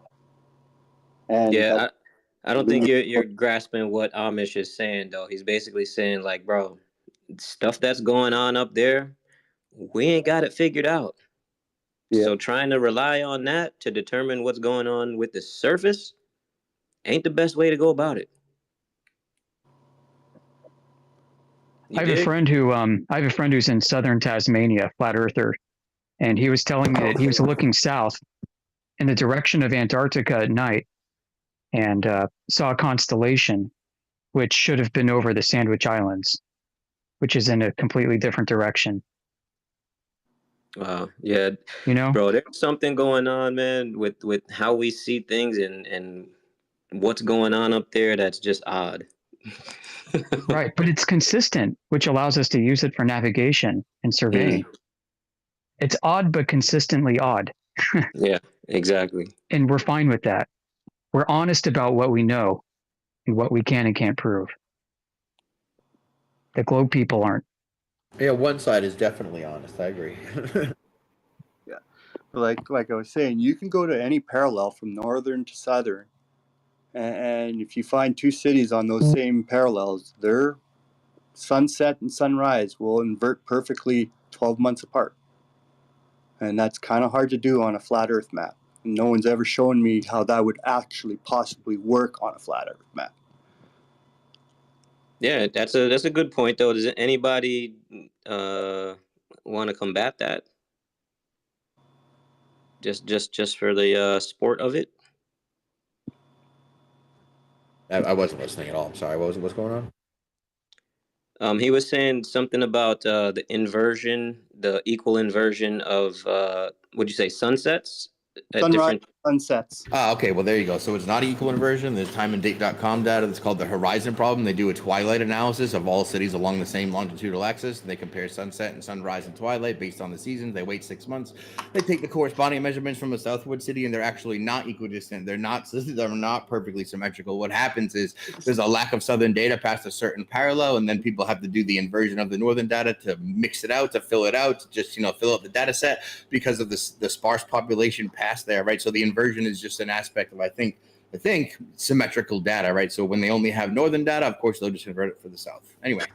Whoa. Exactly. It is not. It does not match up. People just assume it matches up. And I'd like to make two comments. First, whoever the very rational person talking, saying that what difference does the sky make to the shape of the Earth? That you're 100%. We do not even need to discuss the sky to talk about the shape of the Earth. But the caller, that's saying he's never seen an explanation why we have 17 hours of sunlight. I have an explanation. Now, whether I have an explanation or not doesn't make a difference for the shape of the Earth. I have a pretty decent explanation. So the place that gets 17 hours of sunlight is a low-lying, it doesn't even matter how low-lying it is. To the east and west, there's no land for tremendous distances. And so on a flat Earth, the Globers like to say, well, the sun would never set. It would just, go farther and farther away, and it would never set. The setting of the sun, as Austin and I were talking about earlier, is when the sun goes beyond the horizon, which is thousands and thousands of feet above your eye level. And so it disappears from the bottom up. And it looks like it's setting, but it's just going beyond and being blocked by the atmosphere or land, mountains in the distance. But Ushuaia, or wherever you're talking about, has nothing in its way. So when the sun is all the way out over Capricorn, there's a couple things that are happening. One, you can see it much farther away because it's not getting eclipsed by a optical or physical horizon. And also, if you look in Shane's model, the optics of the dome, our dome of vision, kind of reflects it out to the southwest a little bit when it's setting. So those two things combined will possibly, probably, apparently let you see the sun for maybe that's 17 hours. I personally have not seen it for 17 hours. I know that the days are extremely long. That's explainable through the coffee cup caustic and what I'm talking about here.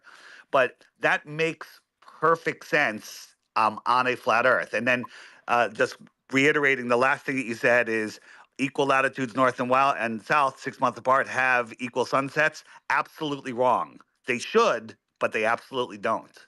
So there you go. There's your explanation. But again, it does not matter because the Earth measures flat. Dude, and that's why he's the best. Welcome, Dave. I'm so glad you're up here. Okay, and I can address that too, because like if you're on the West Coast looking into the ocean, it's the same flat ocean everywhere. How come you're not seeing 17 hours of light all the time?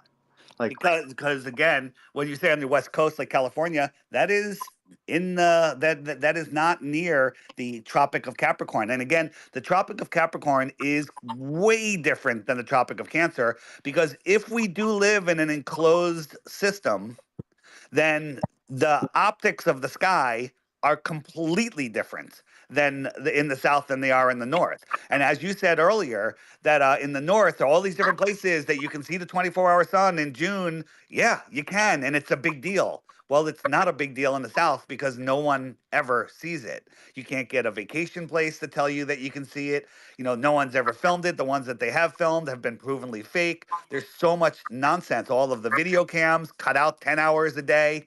You know, they never show what would prove it. So there you go. And then I forgot I was going to say something else. What did you just say? I lost track of my thought. California. Oh, California. Yeah, California is not near. It doesn't have the same. The sky does not have the same optics as the outer south. The farther out south you go, the more, let's just say the word strange or, you know, curious are the optics of the sky. So again, you know, if you look at the optics of the sun when it is way out there, that light wraps around, so you get the coffee cup caustic, and the fact that Ushuaia or wherever you're talking about has miles and miles of clear ocean. And also out south where it's colder. And then one more point, and I'll be done. The atmosphere is not as thick. When I say thick, I mean filled with water and stuff. It's a lot drier. You know, Antarctica, they say, is a desert. So drier air lets you see farther. Just like when I do my sun fade out videos, it has to be below freezing, super clear, and then I can see the sun for miles and miles and miles. Just like the Who, I can see for miles and miles and miles. And so that's why, you know, in California, it's very warm and humid and the air is thick, and that will obfuscate the sun. That'll create that 10, 20,000 high foot atmosphere of opacity that the sun just goes beyond. Remember, the sun is celestial. It's going beyond the atmospheric deck, which looks like it's at your eye level, but it's really 10 or 20,000 feet above your eyes, and it just appears to set. So at the same time in California in December that somebody can see the sunset, somebody on the exact same latitude, out near Antarctica, might still see the sun at the same time. Longitude, sorry, not latitude, longitude. At the same longitude, they might still be able to see the sun because they have a clearer view of it because the atmosphere won't block it. yes, Punta Arenas is where they're planning on landing to get to the final experiment in Chile. Punta Arenas is not right on the ocean. It's kind of in the middle of the land, so you're not looking straight into the ocean for sunrise or sunset. And they're Well, seeing if you're in the sunrise middle at of the 7 land, in the morning. you're not going to see the sun when it's really low on the horizon because it's going to go beyond land that's above you. Now, if there's no higher land than your eyesight, then you will see the sun for a much longer distance. So when you look down it, you can go like any parallel all the way up and find cities equal that kind of invert back and forth. As I was saying earlier, the reason why you don't see any more 24-hour sun videos in the south is because you need to be past the 55th parallel in the north to start seeing 24-hour sun. And there is no landmass past that. And around the Antarctic circles, where you're the deadline, you're not even allowed to cross. That's where you're going to get it most. So in the north, you know, up to 85 degrees north, there's still people, plants, and animals. But past 60 degrees south, there's no people, plants, or animals. So that's that's an issue. And another question I have is, if there's 4 months of 24-hour sun, why the hell is it the coldest place on Earth? The I sun's not agree with setting. that.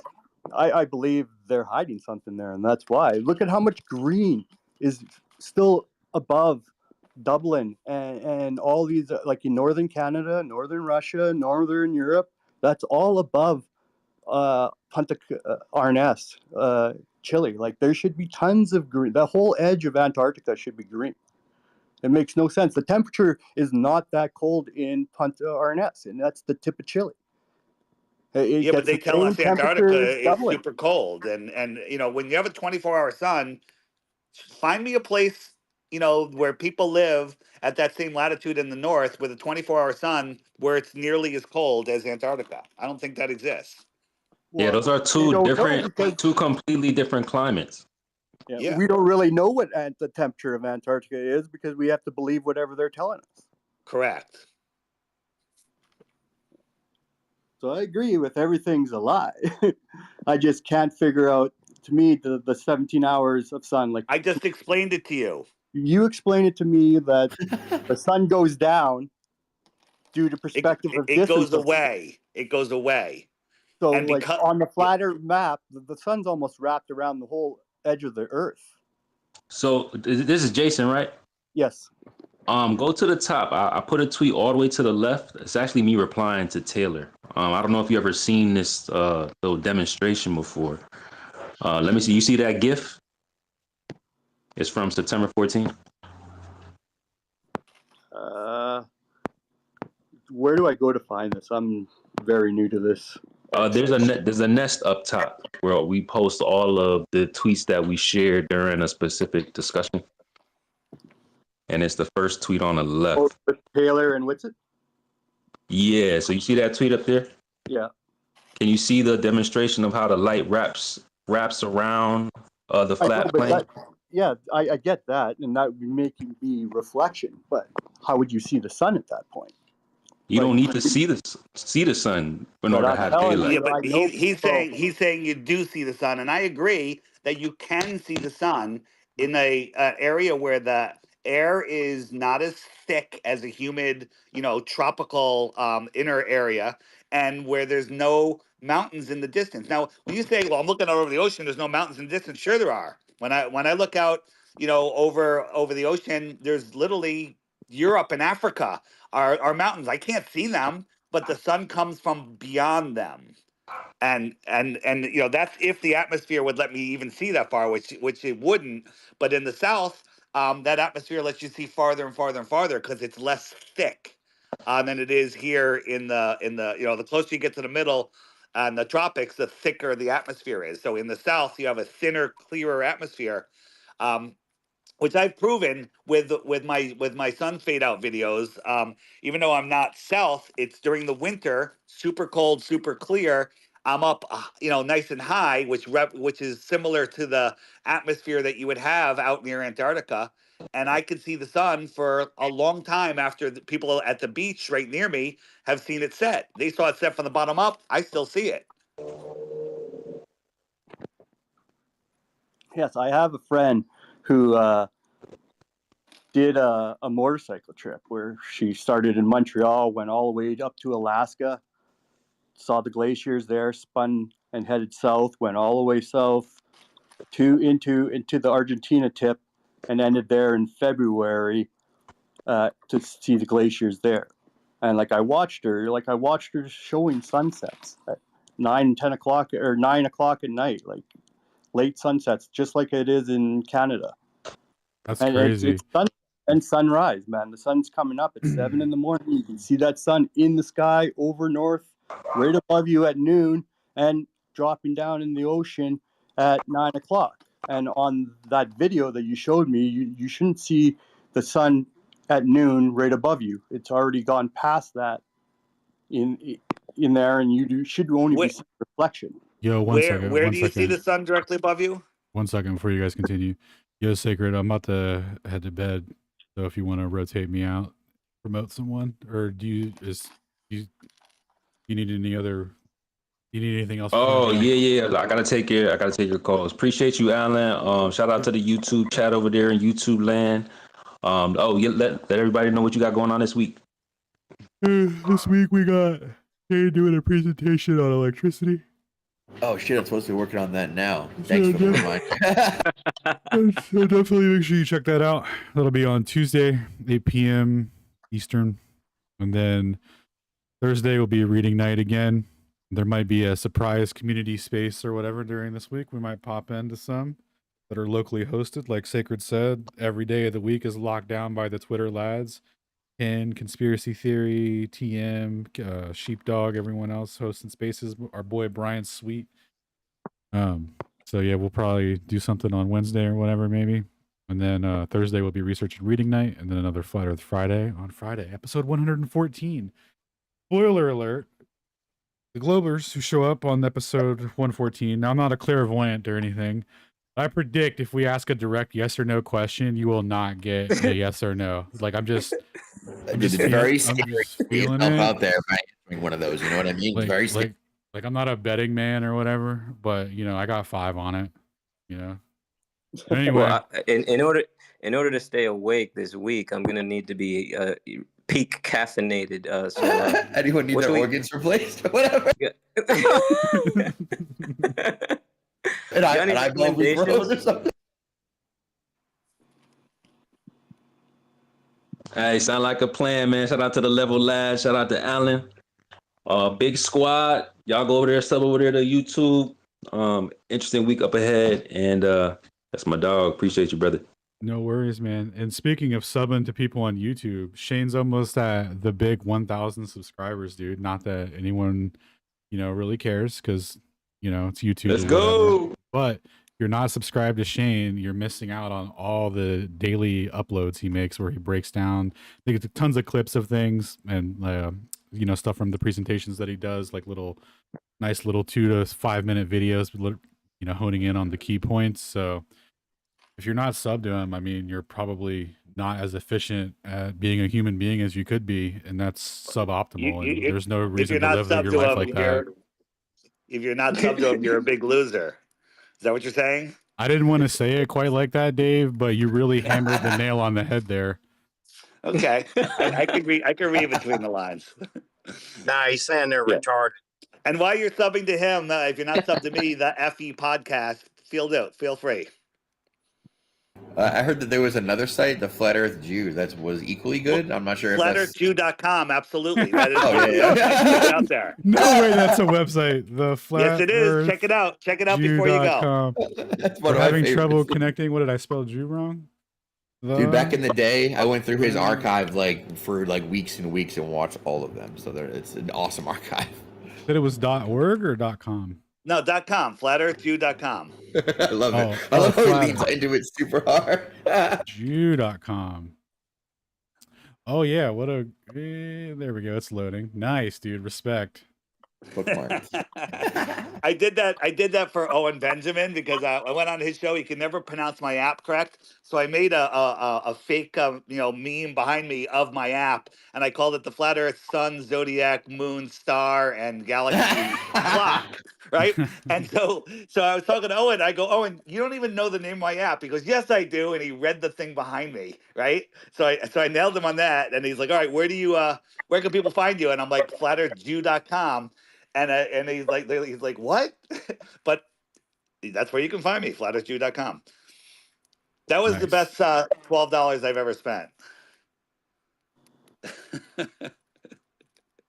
Dude, and they say that Flat Earth is an anti-Semitic movement. Yet one of the financial leaders in the community is a Jew. I don't know. Like if you want to learn about Flat Earth, you can go to theflatearthjew.com and educate yourself. Yeah, I don't agree with you. Word salad. Word salad. I don't agree. Absolutely. Right. See you guys. All right, on and all my another socials are there at FlatEarthJew.com. If you want to subscribe to my channels, feel free. Yes, sir. All right, Alan. Later, brother. Don't know if we're going to later, man. Don't know if we're going to Still Flat Sundays, but we're gonna keep it rocking for a little longer, y'all. You got a ways to go for that, my friend. Yeah, really. Time dilation. Can we implement it? Something? You know, I think I've mastered listening consciously and sleeping at the same time. I think I listened all night long. Bro, I was about to ask you, do you actually sleep? There's no way you actually sleep through No, some I of was this like, stuff. I'm listening, and I'm like, I'm pretty relaxed. I wonder if this is counting as sleep. But I was listening to Austin talk to that guy, man. That was just very stressful. Yeah, I know. That was a lot.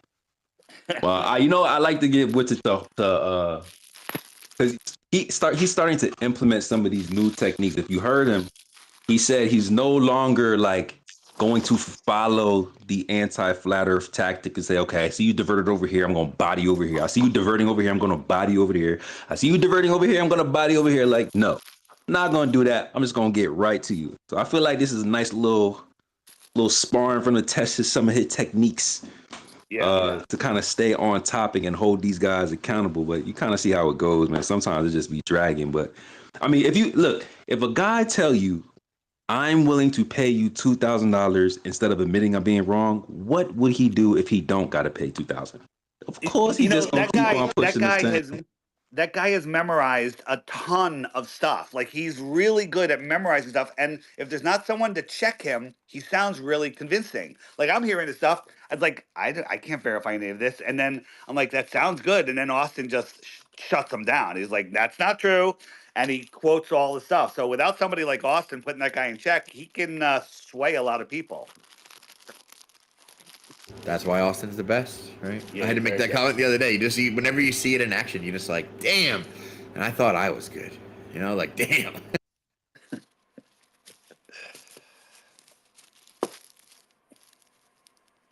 Dude, I think he might have inspired all of us who are up here to do that. So I think he's like the genesis of most of that, like to do the hardcore, to learn relativity, to dive so far into the mud that you're like a mud expert giant and they're terrified of you.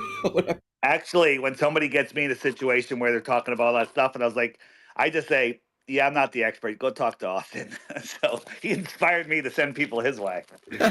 Equally cool. Wait, who are we talking about? Is that Mordwan? Yeah, is that the guy's name? Morty. Morty. Our financial Morty. benefactor. Is that guy Yeah, for didn't real? he say he was attracted to Witsit as well? That was weird. Is he for real? I don't know, man. He's definitely a real Glober. He wants to be #1 Glober. Yeah. It just, to me, I can't imagine somebody that stupid, that smart, and that stupid at the same time. Well, he's also got like a completely dual personality where he's a complete ignorant fuckwit in text and the absolute most arrogant person you've ever met. And then when you're in like voice or in a debate, he's calm and almost polite and like placatable and like a completely different person. And if you're unaware of that, it can be very startling. Yeah. He was very polite and he let people talk. He was very, very good at that. But he's just well versed at nonsense. Yeah, he's like a professional full-time troll and revels in it. And also loves the attention of all dudes on him at any given point. So I'm just gonna say it. Nice. Just like, see, you made me co-host. I'm gonna drop down. The app is like glitching. I gotta like reset the app. So I'm gonna drop down, close it out, come back in. Yeah, I see. Hold on, I'm gonna drop you real quick because I don't want the co-host to glitch. And then we got some requests, guys. So I'm just gonna be rotating in and out. If I drop you, just request back up if you want to join. No hate. Just trying to make sure that everybody get a chance to speak. Even if I drop you request right away, I'm a see it in the queue. At least I'm gonna try to see it in the queue. So I see my guy Human Mysterious up here. What's going on, my brother?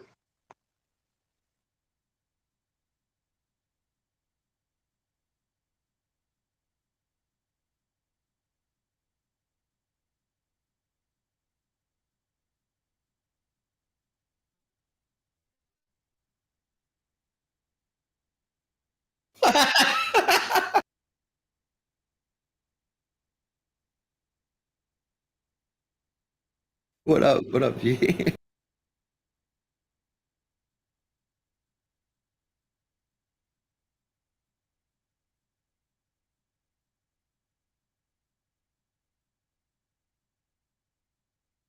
How many hours we been waiting?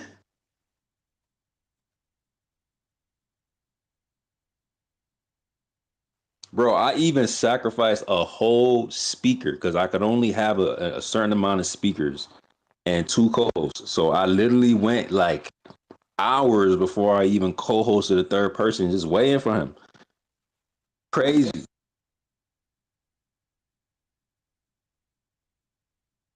Hey, I should run that. See, we was gonna go over that last night, but like we just had that, dope back and forth. So I kind of wanted to let that just evolve how it went. But yeah, so matter of fact, let me just tell Dave real quick. Yo, Dave, so this guy. I don't know if you see my pin tweet. Y'all can go check it out real quick if you want to just go see exactly who I'm talking about. But this is some random guy that Witsit debated. I think he teamed up with this guy named Nathan, and then he went against two anti-flirts. I think the one guy, his name is Mark. I kind of feel like I seen him around the anti-flirt community before, but this other guy, I never even heard of him before. I don't know where he came from. And then all of a sudden, he's just been like trolling everybody on Twitter. And he's been like challenging these the flat earthers, saying I got $1,000 for anybody that got a flat earth argument that I cannot refute. Now, I've never interacted with him before. I don't even think I've even seen him in my mentions. When I actually finally paid attention, he's in my spam. So like you can't even see. So this is the type of whatever he's doing on his account, however he's behaving. And y'all got to be careful with that too. Interacting with certain people, because y'all gonna get y'all shit deboosted. Tweeting at some of these guys. I don't really care like that for real, but I probably should just for growth purposes. But like whatever. I'm here for the smoke. So it don't really matter for me. But y'all should be careful with that, because there's some algorithm stuff when you interact with certain accounts that are deboosted. But anyway, I didn't even see him. So we in a random space, some conspiracy space on the other side of Twitter. And all of a sudden he pops in and he starts slandering, like just attacking, personal attacks, just going crazy. I don't know who he is. And he's like, you grifter this, you grifter that, blah, blah, blah. And I'm like, wait, what? Who are you? So we going back and forth, and I'm like, yo, post your evidence, post your evidence. First thing he posted, yo, was a CNN article saying anybody that's talking flat earth are grifters, right? Then get this. After posting the CNN, everybody looking at him crazy, like, what is this guy doing? I thought he had receipts, because the host of that space over there, they were globe earthers, but they were talking about conspiracies. So they wasn't really rocking with flat earth. So we ain't really had nobody on our side, but all the level has pulled up anyway. But so yeah, he's over here. He's spamming all these different links. I'm going through it trying to look for any receipts of us being grifters. The first thing I see is a CNN article. Then the whole space start clowning him. Like, what does Sacred and Proud got to do with CNN? Like, what's going on? Right? Literally non-sacred, have nothing to do with anything.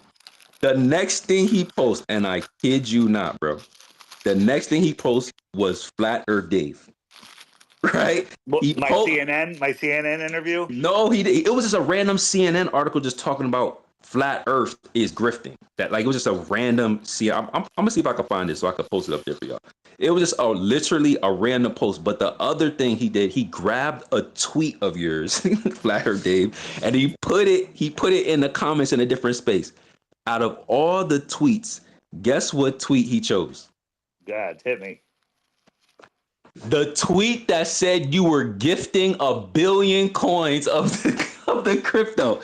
So not only 33 million. Oh yeah, no, the billion giveaway. Right. I'm like, bro, that don't say grift, that say gift. I'm like, yo. This man, I was like, you can't be serious. So not only do you not have no evidence, no receipts that I'm grifting, then you obfuscate to some random CNN article, and then my homie that come and show love to this space, you show that he's literally giving away crypto. By the way, everyone that put in their crypto address into the app got 33 million dome. That's worth $45 today. Wow. I was like, I could not believe this. I was like, everything you just did was incoherent. You didn't substantiate no claim whatsoever. I don't even know why you have so much disdain for me, because I never even interacted with you. And now you crashing out, not showing no receipts, like you just humiliated yourself. So then he started tweaking out, and then he started talking more shit in the mentions, I guess. So I was like, I'm going to pull up to your space over there, and I'm going to get this $1,000. But since you just demonstrated that you're completely dishonest, you have no integrity whatsoever, you can't even substantiate your claims, I'm not going to trust you to be honest when I present a flat earth argument like you're going to concede. Like we just had somebody come up here and said, I won't even pay to get out of this, or I won't, like, I'd rather pay than to concede to a point. So why am I going to trust you? So I proposed like to have a globe earther, not even a flat earther, a globe earther judge or moderate, or just to not even to moderate, just to judge if he was going to be able to effectively refute an argument. I said it could be, I got a list of globe earthers. Matter of fact, Coffee was one of them. Coffee, this is what I was DMing you about, by the way. So this is why I hit you. I was like, there's a bunch of globe earthers that I know. And I was like, you could have any one of them come over there. They ain't really got no motive to support me. Like, they're globe earthers. They gonna have motive to support you. But I think that these list of people are gonna be honest. If you refute my argument, they're gonna say that you did. If they didn't refute, if you didn't refute my argument, they're gonna say that you didn't. And he was like, oh, forget about the $1,000. I don't want to talk about the parameters. I'm like, bro, this is the whole reason why you've been tweeting at us the whole time. Not what, you just wanted attention or something like that. So I was like respectful. I didn't raise my voice. Like, I really want to let y'all hear this. I'm about to just play it in a minute, but didn't do anything. And then after 15, 20 minutes of just trying to get like a thought out, he ends up taking my mic and just rage kicking me out the space. So I said, all right, cool, bro. You want to rage kick me after all of this nonsense, posting giveaways, making allegations, and then he actually attacked TM too. I don't know where TM is at. He's supposed to come back up here. After all of this different stuff, you still couldn't substantiate your claim. So I'm going to make the entire space about you. And since I played that away game over there and you took my mic, let's see if you'll come over here. And not only should you come over here, I'm gonna make you co-host so you can't even complain or cry about people talking over you. You not having no control. You want to be like the dominant, whatever the case is. Go here. You can have the entire space. Let me get straight to your arguments. We open up this space like what, 17, 18 hours ago or something like that. Well, no, probably not that long. Probably like 15 at this point, something like that. It's been like almost 15 hours or something like that, and he didn't show up. He's been in my mentions all night long. Literally all night long. Never showed up. Total waste of time. And I think it's because he debated Wishing, and Wishing just like totally cooked his ass, but I don't know. To be fair, if I'd showed up like that to Witsit, I wouldn't want to show my face anywhere in public that he was present ever again either. Yo, James had to tell him. If y'all go look at the pin tweet, James, the moderator the debate, he was like, hold on, Witsit, hold on. Let me go ahead and get this guy. Yo, his name is David. He's like, yo, David, you have zero self-control. I don't know what he just started. He had to stop the entire debate just to flame him for his personality, and his high-pitched, non-bass voice is so annoying. Oh my goodness. But I think that was the stem of everything. I have no idea what's wrong with this guy, but I was willing to go ahead and accept his challenge, and the man didn't even show up, and he calls himself the destroyer of flirfs. Imagine that. How? The audacity. Dude, it reminds me of that. Anti-flirfs. Anyone that uses the term flirf or grift, I immediately know where they're coming from, and I don't really interact with them. I get it, man. Delete. I get Goodbye. I get it. Goodbye. That's why I'm here, though. I'm taking all the arrows. I'm here for all the smoke because I want to expose every single one of y'all that be in my guys' mentions. I'm going to show y'all not really like that. Y'all not really about it. Y'all don't have no coherency. Y'all don't have no intellect. Y'all don't have no integrity. Y'all not civil. And all those narratives that you're trying to project on us, I am going to put up that mirror and show it's really all of you that's like that. Not us, it's all of you. And that's why it's 113 weeks of Flat Earth Fridays, and we've been super successful. So shout out to y'all for supporting us. Let's get it.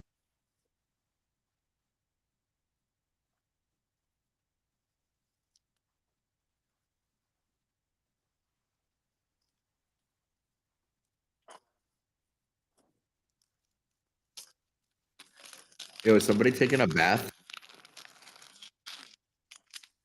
Oh, okay.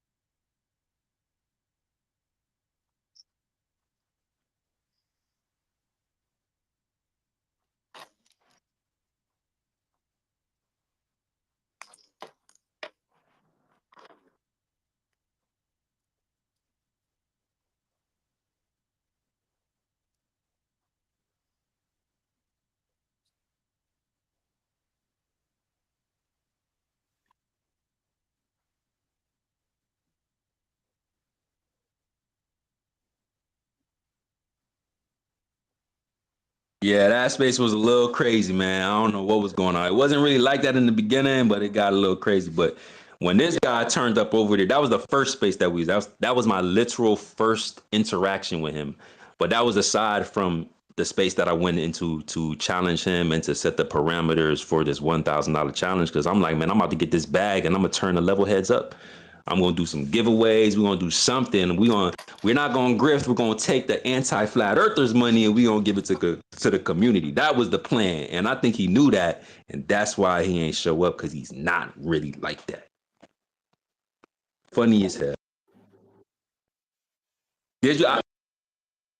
What'd you say, she dog?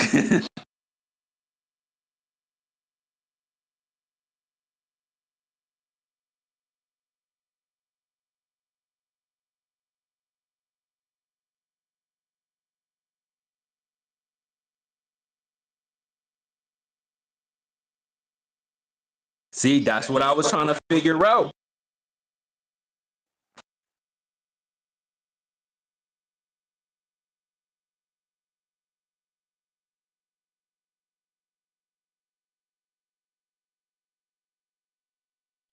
Yo, he said that when I put up to his space and all the level has put up, because y'all know how that get down. Like every time me and Proud go somewhere, like the squad come up and support. He was like, "Oh my god, I didn't know so many people were going to show up." Like, what you thought this was? Boy, who you think you at? And do you not see who I am on this app, boy? Stop it.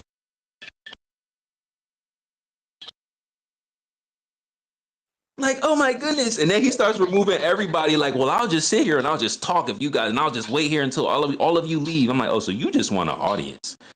That you just trying to leverage all. That's why the title is what it is right now. 1K challenge scam clickbait, because that's all it was. Anyway, Proud, let me know if there's any requests, because I can't really see. We're waiting for TM to come back up here, but I can't see him. So Yes, we're gonna have to rotate some mics. yeah, I see y'all down there. We're gonna get to rotating in a minute. Whoever said that, you can go.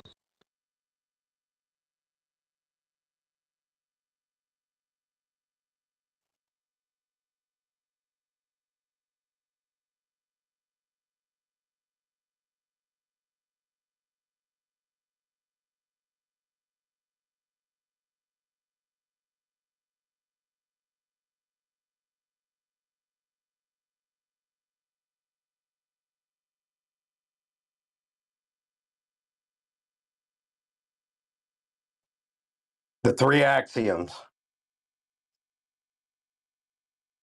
Give them the three axioms. One, nobody's ever verifiably measured Earth curvature, drop over distance. Number two, nobody's ever verifiably measured Earth's motion. Nobody's ever verified. Hold on, Mister King. Yeah, can you hear King, Mister? Drop down. I'll bring you back up. Somebody playing All right. with time. So number one is nobody's ever verifiably measured Earth curvature. Number two, no one's ever verifiably measured Earth's orbital velocity, right? Earth's motion. And number three, no one's ever demonstrated that gravity can contain air pressure. When you use that, make sure you give a hat tip to Shane, who I stole them from shamelessly.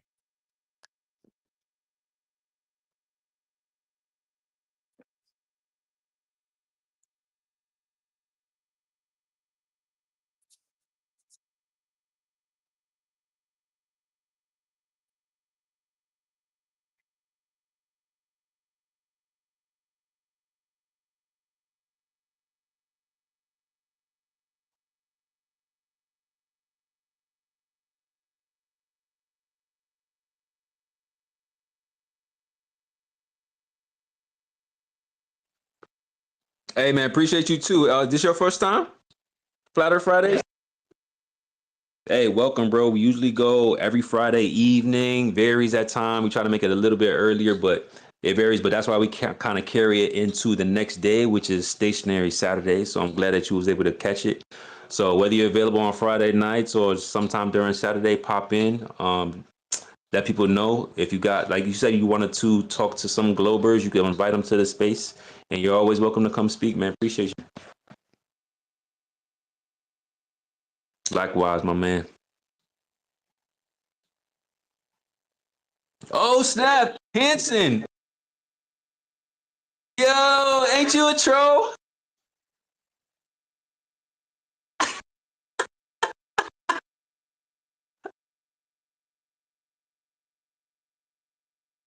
Can you hear Matthew TM?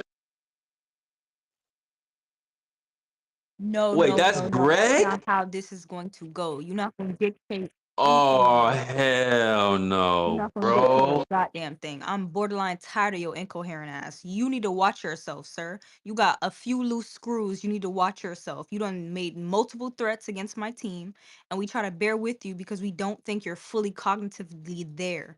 You need to relax.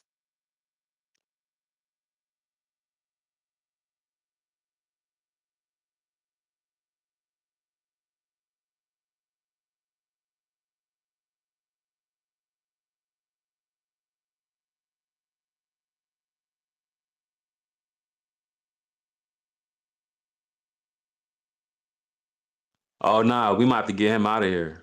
I don't know about this guy, man. Uh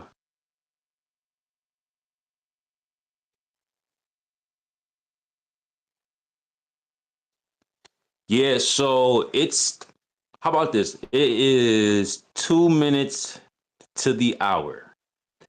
We got a standard over here.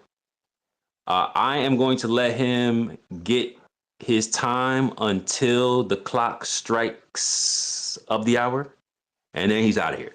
So go ahead, man. Say whatever you got to say, and see you later.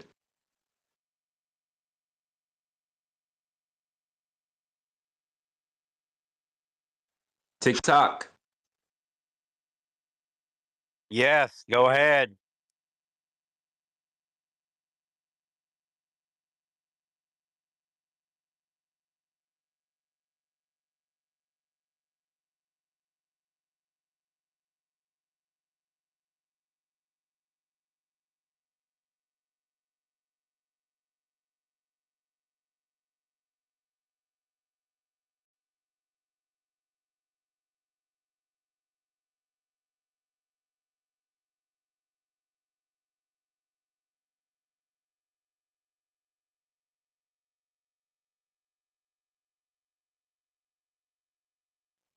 Thanks, man. I appreciate that. Have a nice day.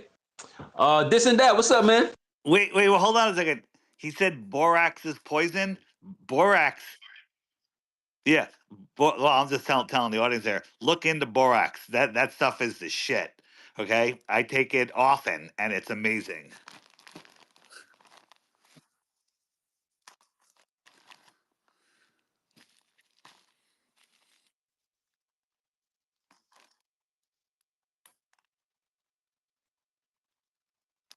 Yeah, I shouldn't even let a Fed come in here like that, talking about he's reporting the level heads. That's kind of wild of me. My bad, y'all. I just got a little bit of a standard, but he got his little 30 seconds in.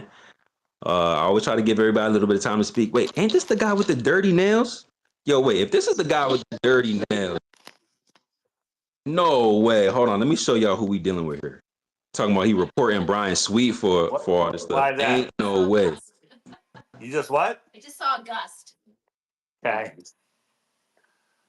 So he's got dirty nails to go with those 2-finger push-ups. Bro, let me show you. Let me show you. And he tried to delete his tweets because he felt crazy after what he posted. Look at his nails. Look how he living. It's bro.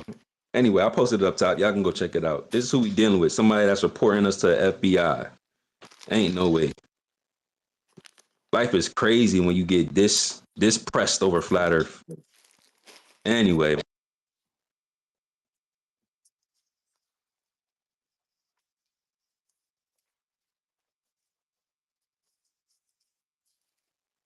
Oh, like they got the same PFP, you think? I mean, they don't got the same voice, but that is weird.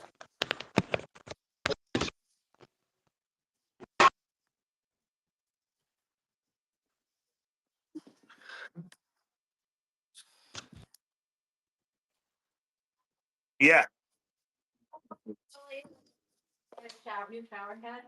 Man, I don't judge, but yeah, it's just a lot of weird stuff. Hey, I think this and that wanted to jump in real quick, and then we'll slide to some of the other hands.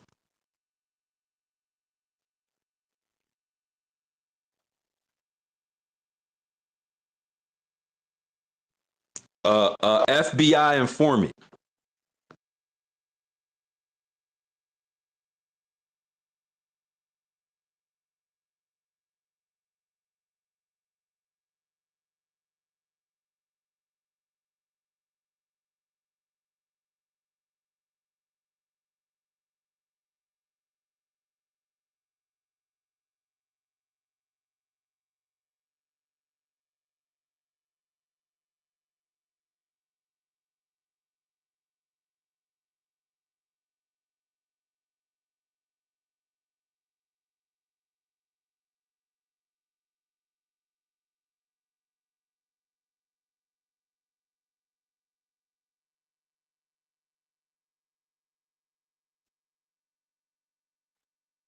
It was a slur that we kind of try to reclaim because we wasn't having it, so we made it cool.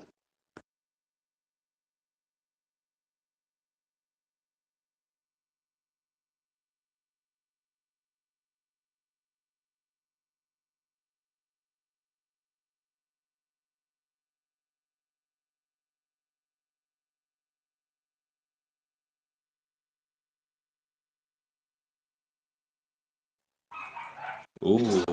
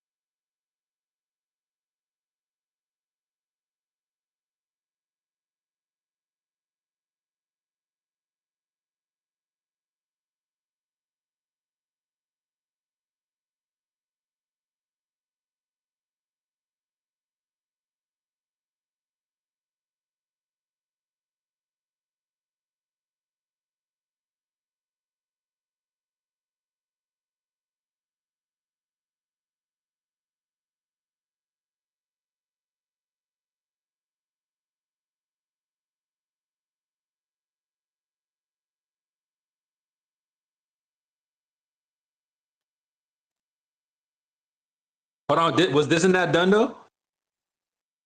I just want to make sure this and that was done with his.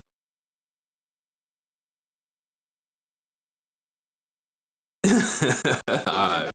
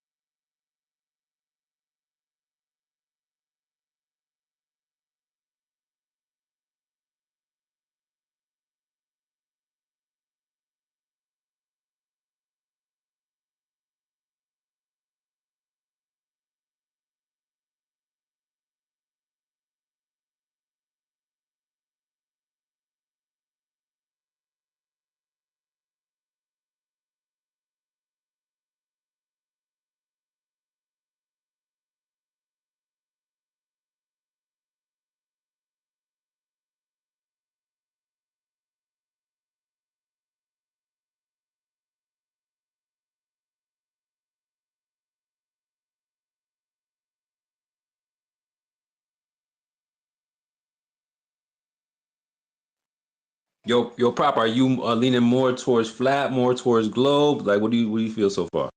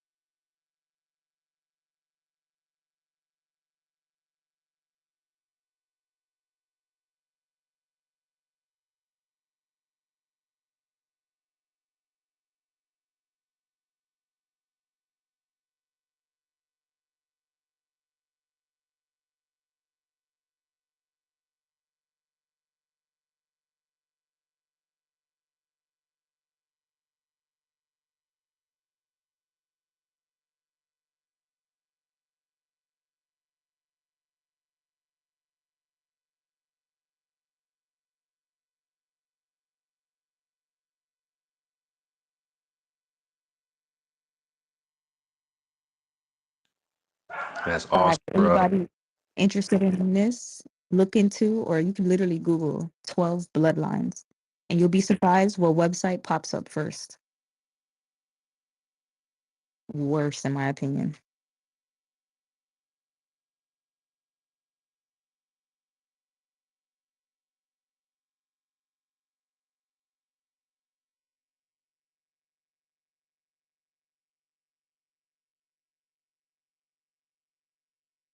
This is the 12.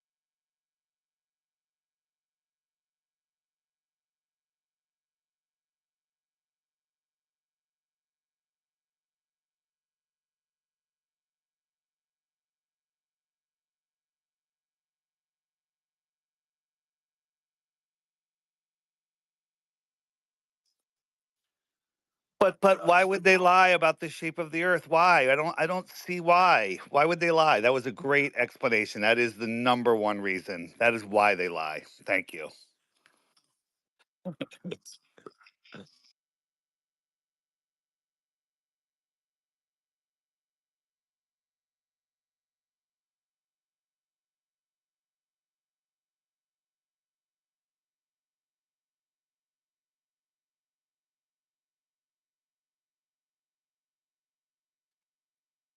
Oh, the two guys that narrows it down too.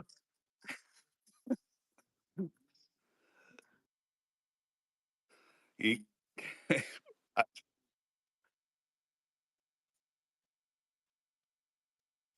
so do I. That's all right.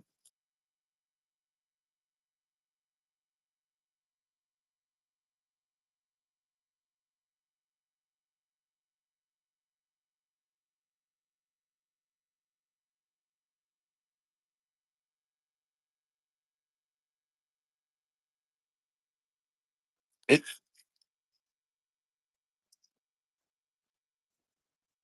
is this your first time here at Flat Earth Fridays?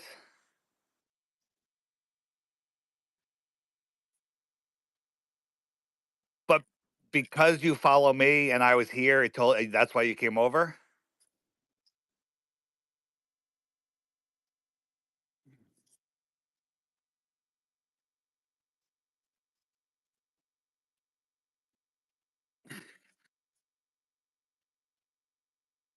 You, you,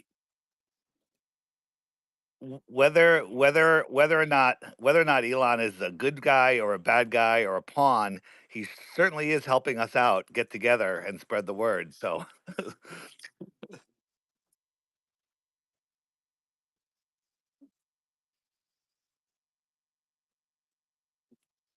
well, the guy is faking space. He's faking space. Like, how much can we trust him? However, he is helping us out. He's giving us this platform. And the fact that you followed me brought you here to Flat Earth Fridays, you're spreading a great truth, I mean, what you just said is going to help people understand why. And it's amazing. So awesome.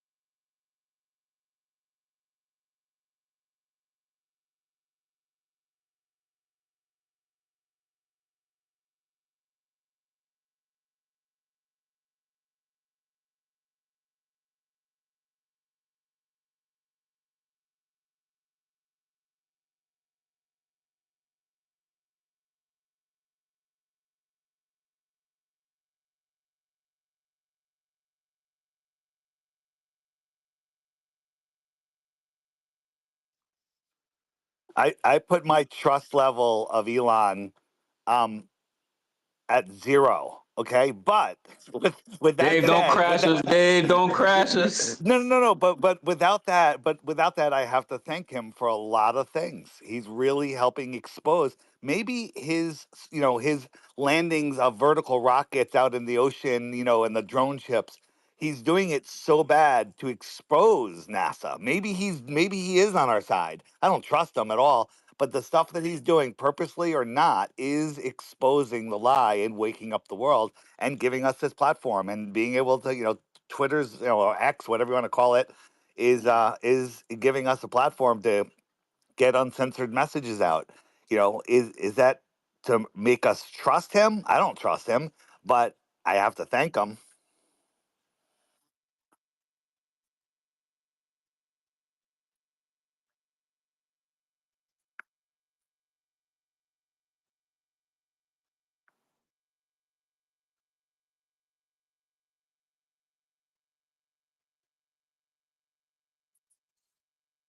Yeah.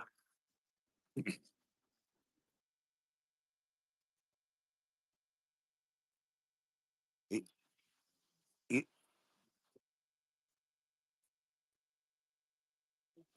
Well, here's when the shoe's going to drop. Elon made a tweet about Matt Walsh's "What Is a Woman." Now, Matt Walsh jumped the shark with his moon landing stuff, but he's actually starting to backtrack. But Elon tweeted one day, "You got to watch What Is a Woman" by Matt Walsh, and linked it. And I think overnight he got, I think it was 175 million people watched it. All right. So Elon, if you're listening now, tweet that same thing about my Flat Earth Clock app, and then the whole world will wake up to Flat Earth. Okay, it'll be over. That is the tipping point. Yeah. It, yeah, well, it won't even matter because when it goes viral, when the whole world wakes up to flat Earth, everything will collapse, including all currencies and everything. This is not about money at all. I don't care what people say. I'm grifting. The money never even crosses my mind when I do this. When I do this, it's like, who else can I wake up? Right? You're already awake, and you're waking up other people. That's all I want. I want to create more people like you and Flat Earth Fridays, and there's even some I forget who. There's some people that saw my videos. Maybe even Taboo Conspiracy woke up because what? And actually, he was here before me. But somebody on your panel. It doesn't matter. I don't care. I just want people to wake up, and that's the only thing that motivates me. The only thing that motivates me is like, who can I wake up today?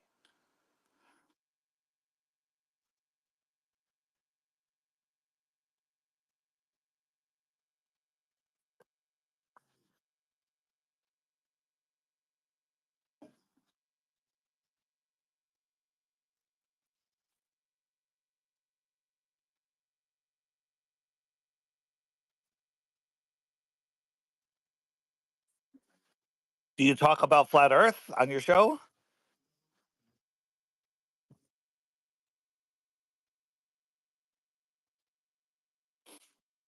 Dude, yeah. Hit me up. Send me an email at dave@flatearthdave.com, and I'll send you a scheduling link. Dave@flatearthdave.com. It's pretty easy. All right. Yeah, awesome. Just make sure you link me your podcast and reference this conversation. So I was like, oh yeah, that's what I remember. I like I get a lot of flatearthjew.com, requests. man. I like Yeah. Flat Earth. You can get to my website. There's lots of ways. Areyoubluedot.com, a flatearthjew.com, flatearthdave.com, the flatearthpodcast.com. It all takes you to the same place. All right. I just want to make it easy. Yeah.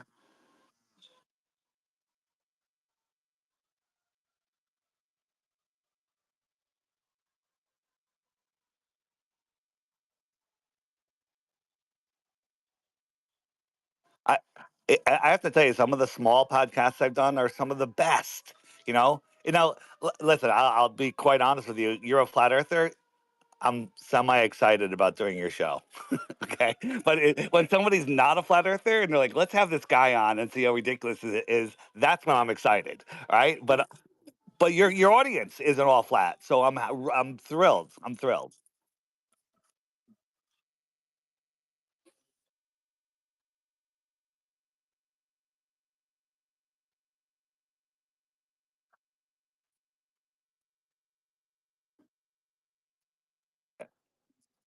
Eh, Perfect, perfect.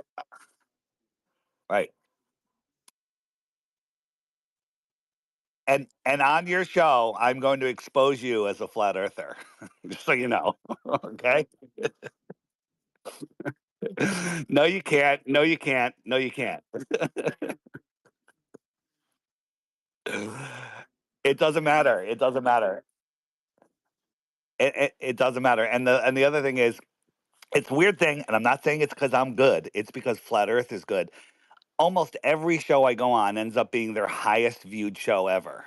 It's like not because I'm awesome. It's because Flat Earth is awesome, right? And like You're a little Roseanne. awesome, Dave. You're a little Well, awesome. whatever. It doesn't matter. I don't give a crap about any of that. But like Jim Brewer, he gets on his shorts. He gets 10, 20,000, 30,000 views, 70,000 on some of them.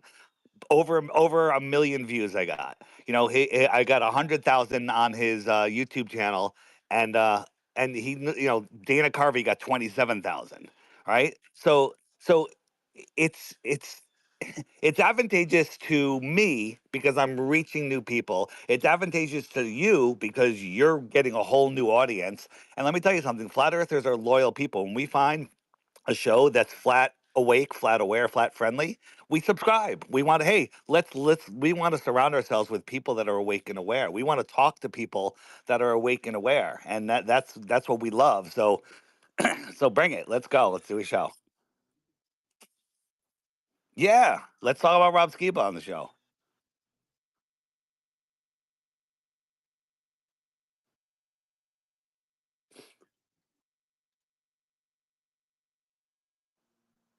Yeah.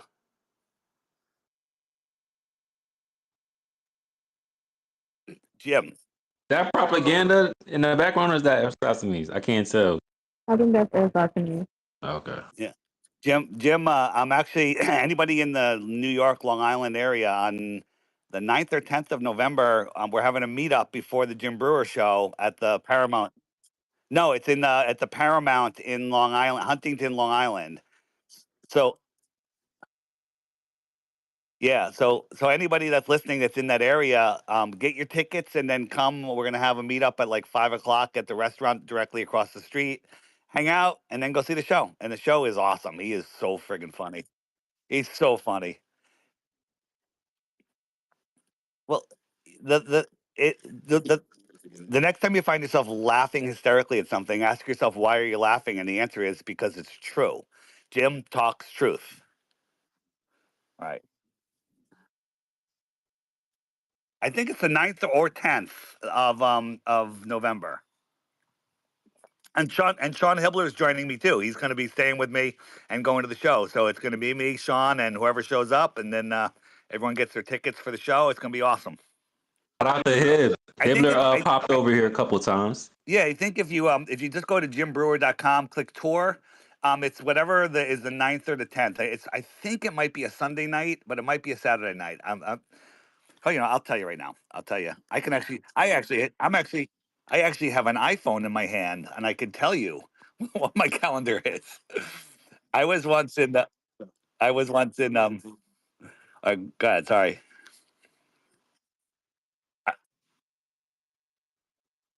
It's the 10th. It's November 10th, Sunday night. Yeah.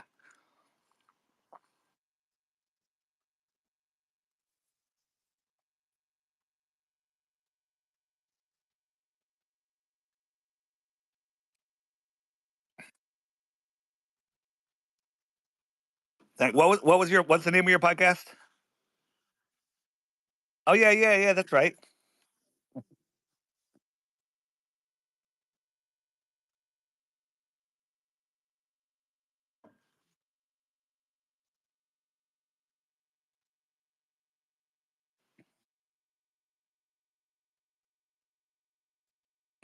No, here's the truth. When you say is the Earth flat or a globe, if they go, well, they're a flat earther. If it starts with well, I'm Facts. because Facts. if you're a glober, you say it's a globe. But if you are starting to look and actually have a brain,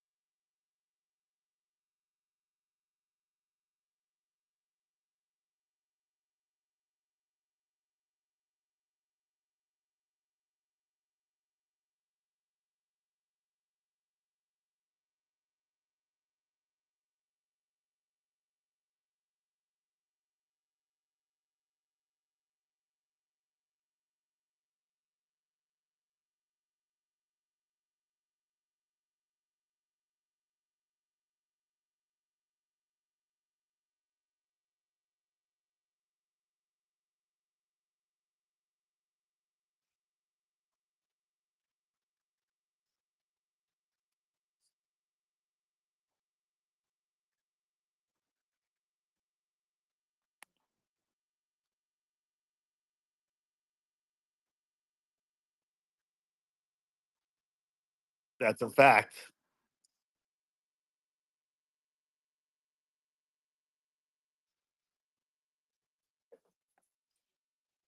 You,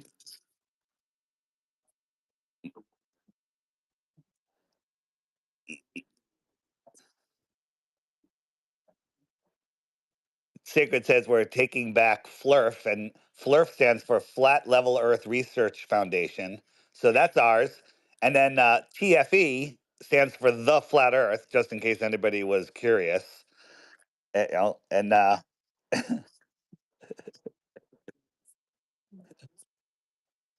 have T-shirts on my website. You can go to the T-shirt shop, and they're big FLERF shirts, and it says Flat Level Earth Research Foundation. They're awesome. I've worn them on a couple shows. They're pretty funny when people get it. But the problem is, it's a kind of an inside joke between flat earthers and Globers. But I actually have worn it, and people are like, what does that mean? And then the whole conversation starts. That's the whole idea of wearing these shirts, is to get a normie to go, what's up with that? And then now you've got the conversation started.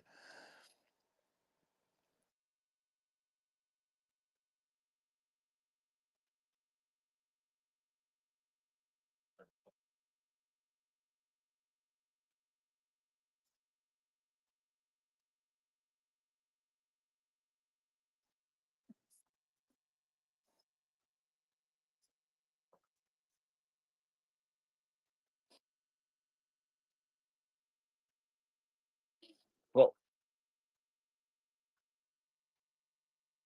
Well, here's the thing, and I say this all the time, is we have the advantage. One, because we see the truth. That's what a crazy person says, but it's actually the truth.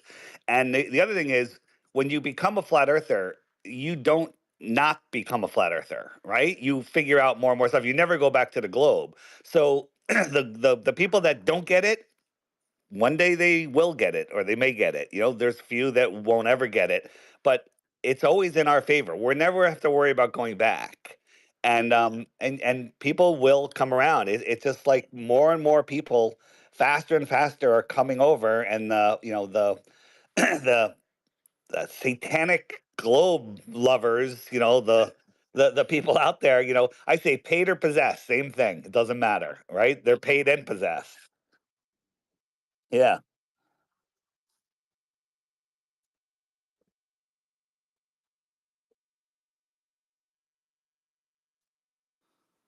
I think I saw some of it.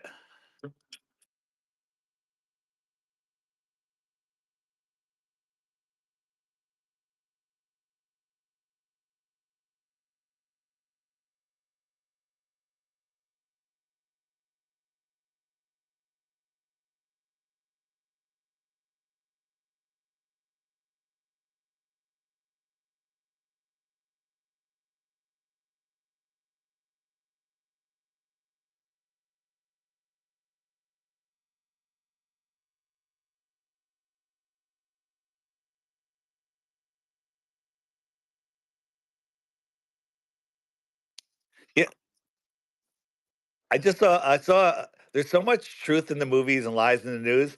I just saw a clip of the Terminator, where maybe it's Terminator 2, where John Connor is talking to his mother, Sarah, telling him, when he came back, and he said, he said, this is gonna happen, these androids, these robots, and she goes, we don't have that technology. He goes, no, not yet, but in 40 years. That was in 1984. Okay. That was a night. So that's 2024. And everything he was saying is now kind of even we already know they have that stuff. So it's kind of fascinating. Yeah.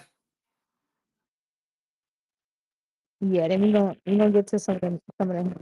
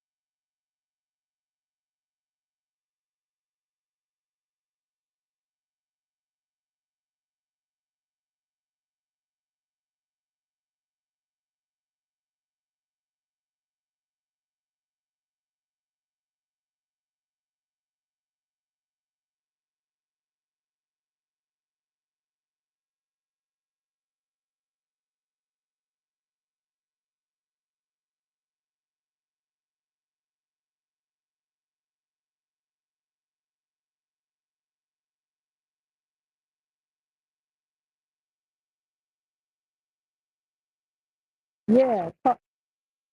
Yeah. Coffee's next. Appreciate you, Chrissy. Good to see you. And I'll see you next week.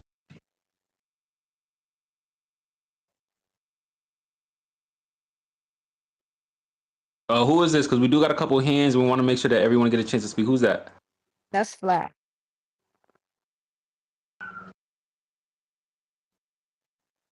Okay. I mean, you have been waiting, but there's been people that got their hands up. But I think Coffee was before you. Let's just go to Coffee real quick, and then we'll just slide to you right after that. All right, Flat. All right. Just can you put your hand up? Do you know how to put your hand up in spaces?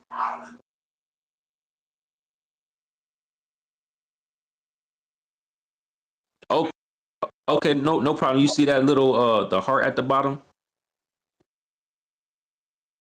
If you click that, there's like a hand raising option all the way to the right. It should be,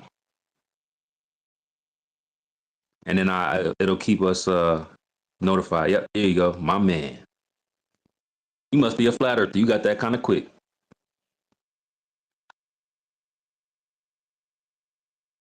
Coffee, what up? What's good, my guys? How we feeling? I still ain't figure out Man, who you bullying. I'm out $1,000, man.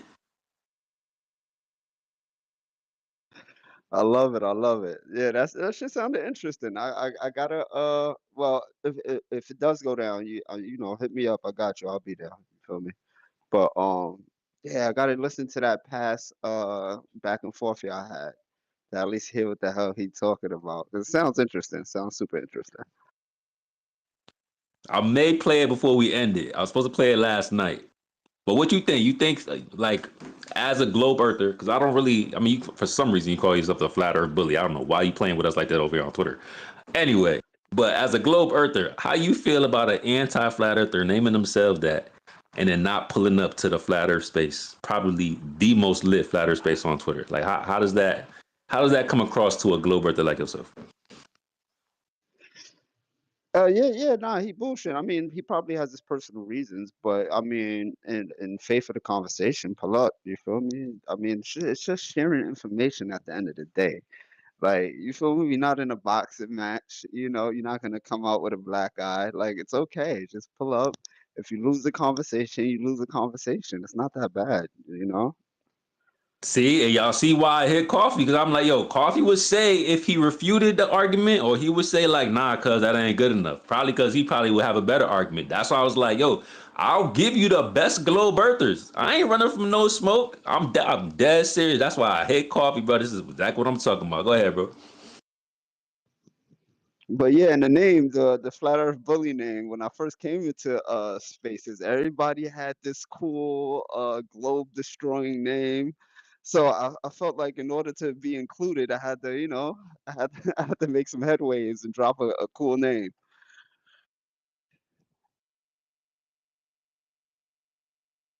As soon as you hop in the thread and they add you to the group, oh, they might not trust you. You be over here with us. I didn't think about that. Man, Coffee know the earth is flat, bro. He a double agent. Oh, they definitely got recruiters. The second they see you in the mentions chopping up one of us coffee, they want to be in your DM. Yeah, that's funny. I mean, I've been in a Ralph, shitload of Flat Earth rooms. So yeah, you know, Ralph I love love the us so bad. He conversation. hate himself for it. Coffee ain't go to the anti-flat earth ritual though. That's what it is.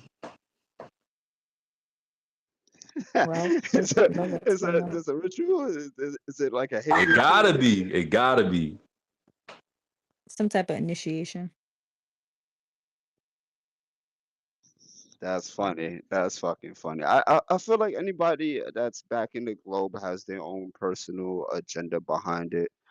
For me, it's more of a, you know, I think the conversation is dope. I think the purpose that we are all doing, you know, bringing science to the common person, unites both sides. You feel me? I think, you know, being able to do that research and correspond to, you know, our reality and what we're observing without, you know, having to go through NASA or any scientific academia, you know, it's dope. You feel me? And the people in the communities have the knowledge. We may not agree, but you feel me? That's the fun of it. Fuck it, you know. So yeah, you know, it's all weeding out the agenda, real shit. Because some people just come here to, you know, talk shit, try to, you know, spar, if you want to call it. And it's like, you know, it's deeper than rap. You know, you can't just come in with that mind frame all the time. Let's have a conversation.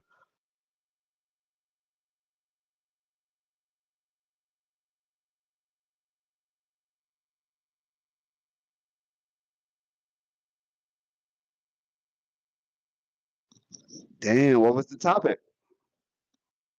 Yo, matter of fact, what would you do? So let's say that you was confident and then you started to realize that maybe your argument wasn't as concrete as you have initially thought. And then the person that you bet put 2K, because look, we turned 1K into 2K, right? This guy ain't show up, but we still doubled up. Now the level has to get down. Anyway, and say the person that, you know, made the bet with you said, hey, look, bro, I don't really want to take your bread. Just concede that maybe you was incorrect and then we can just wash it. What would you do? Would you take that or would you stand on, nah, man, I'm taking this through. I'd rather just pay you the 2K even if I'm wrong. How would you handle it and why? I mean, if it's a bet and I lost, well, you did provide the fact that he said, you feel me, fall back on the bet, you know, and you know, check your information first. But I'm gonna go back and check my information first and just concede that you know I lost the argument if my information is wrong. Like it's no, you know, it's no biggie to that. But if it's a bet, you know, and you gotta pay up, then you gotta pay up, my brother.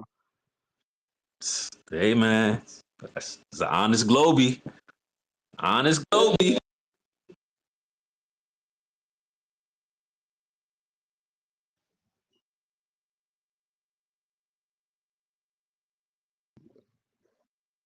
Stay with the wiggle room.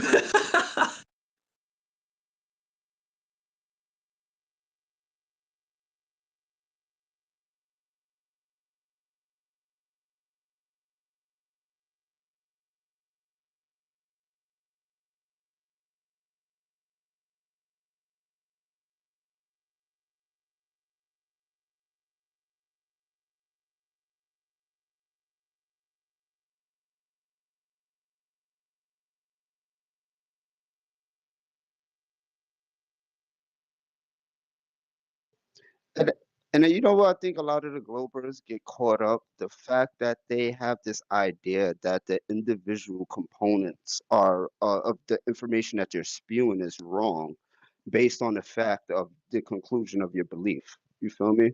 The flat earth. So it's like 9 out of yeah, yeah.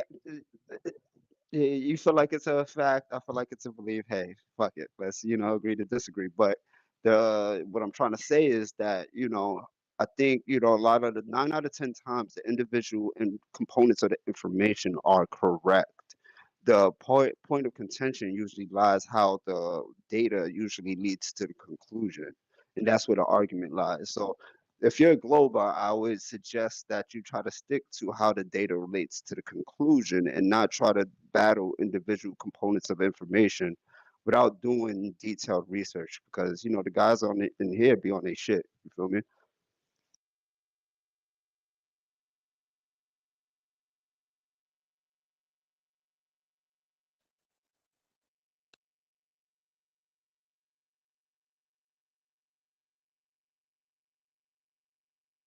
Yeah, it's Yeah, always refreshing when we get an honest Glober or somebody that's genuinely just trying to have the conversation and not, after gotchas or personal attacks.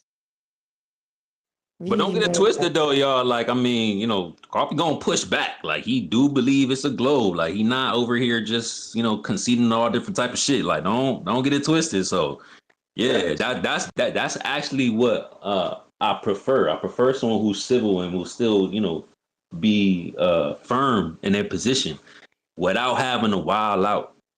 It's the ones that are incoherent and that don't really have confidence in their position that got to be tweaking all the time, which makes for great content. But you know, sometimes we just want a little bit back and forth. I typically learn more from the honest globe earther It usually leads me to some more flat earth evidence. So that's why I appreciate the conversation. But yeah, we can learn from each other. You know how it goes. I don't think coffee emotionally invested.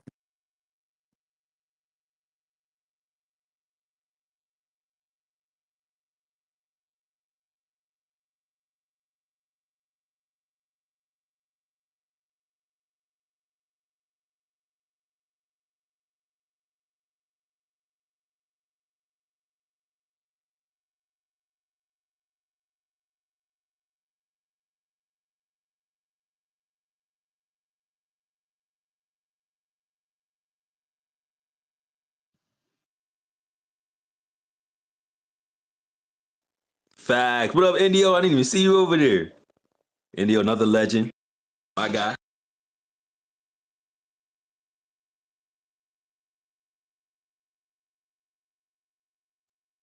Good to see you, bro. Tell Helio Skeptic we say what up.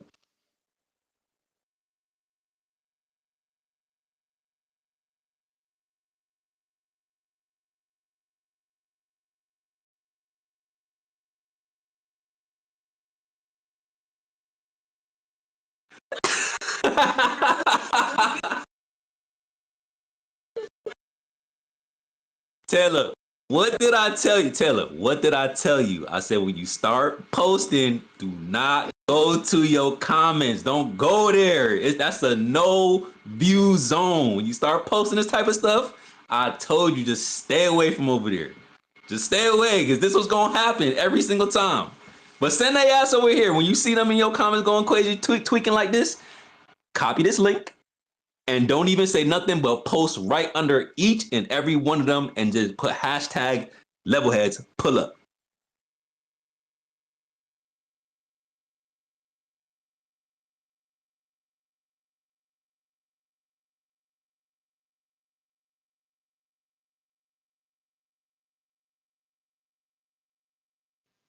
Where's the video? I'm tempted to look at it.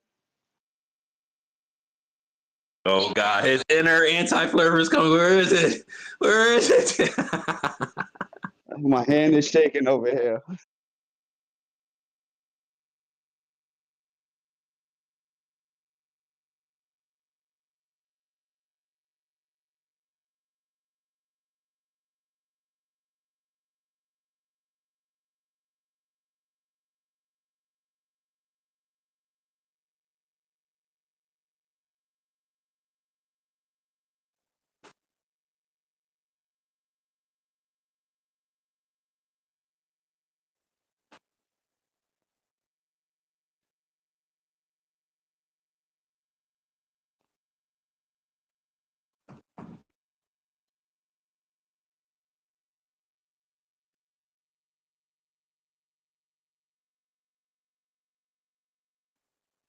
Hey,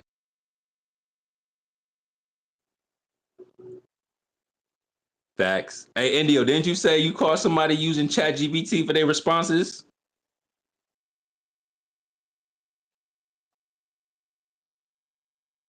Telling y'all, be careful who y'all interacting. Don't give y'all energy to the inverse of the ether, whatever that is. Cause I don't know, that that negative energy is crazy. Exposed.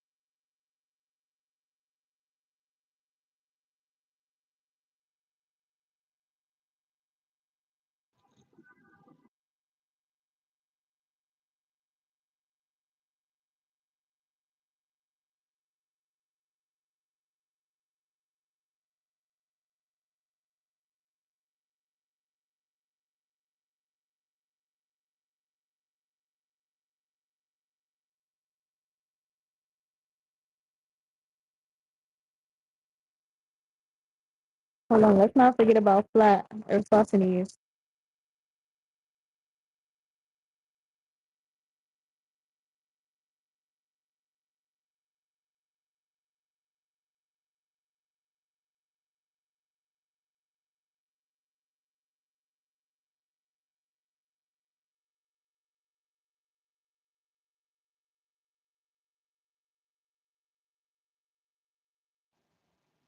Yeah, I theorize that's because of your diffraction limit. I think that the disappearance is equal to the size of your lens.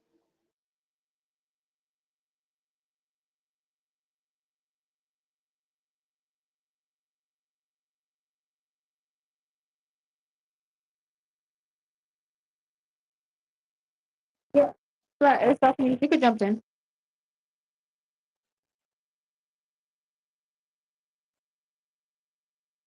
I don't know. Was that Wissit?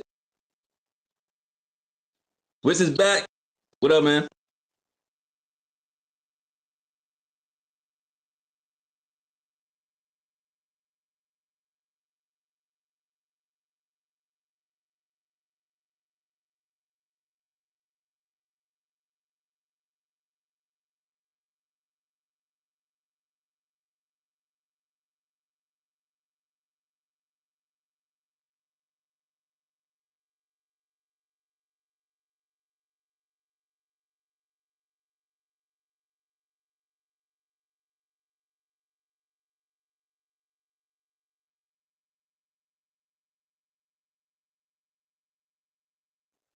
Yeah, anything in the title with too many syllables, it's just gonna say word salad.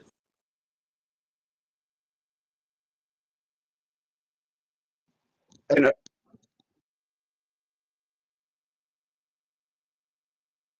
Oh, is that Aristosthenes? Go ahead, Flat E.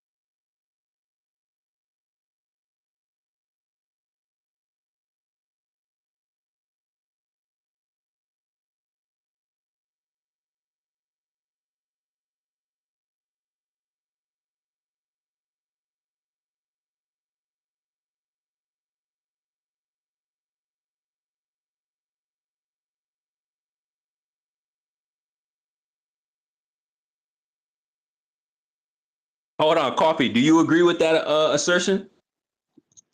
well, I didn't catch that real quick. I was trying to make some lunch, but say it briefly again. My bad, bro.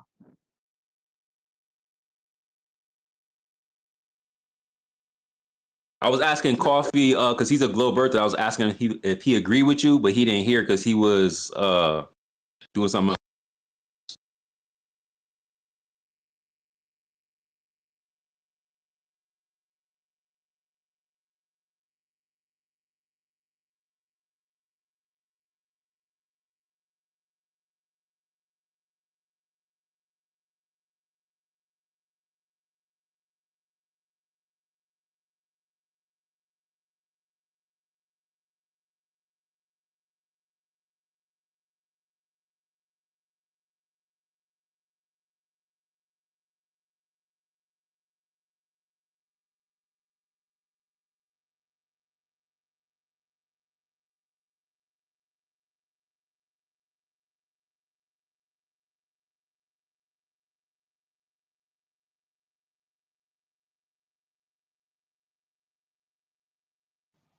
Yeah, I don't know how you got that. That could be an instrument error. I mean, the P1000 is not the greatest camera in the world. Yeah, it sees very far, but the detail resolution on it is horrible. So you feel me? You could be getting crappy detail resolution and thinking that, you know, that's a proper focus range, and it's probably not.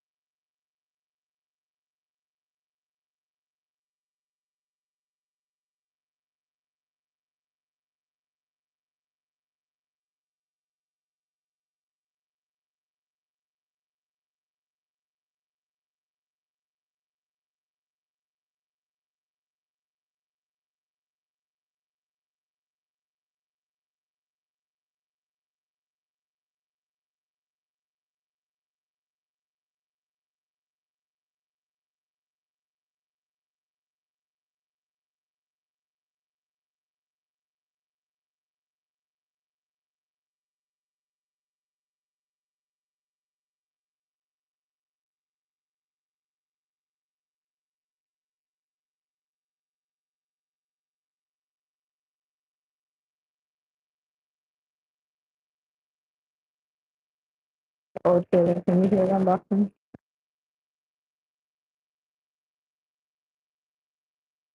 Taylor, can you hear Rum Boston Bear, Taylor?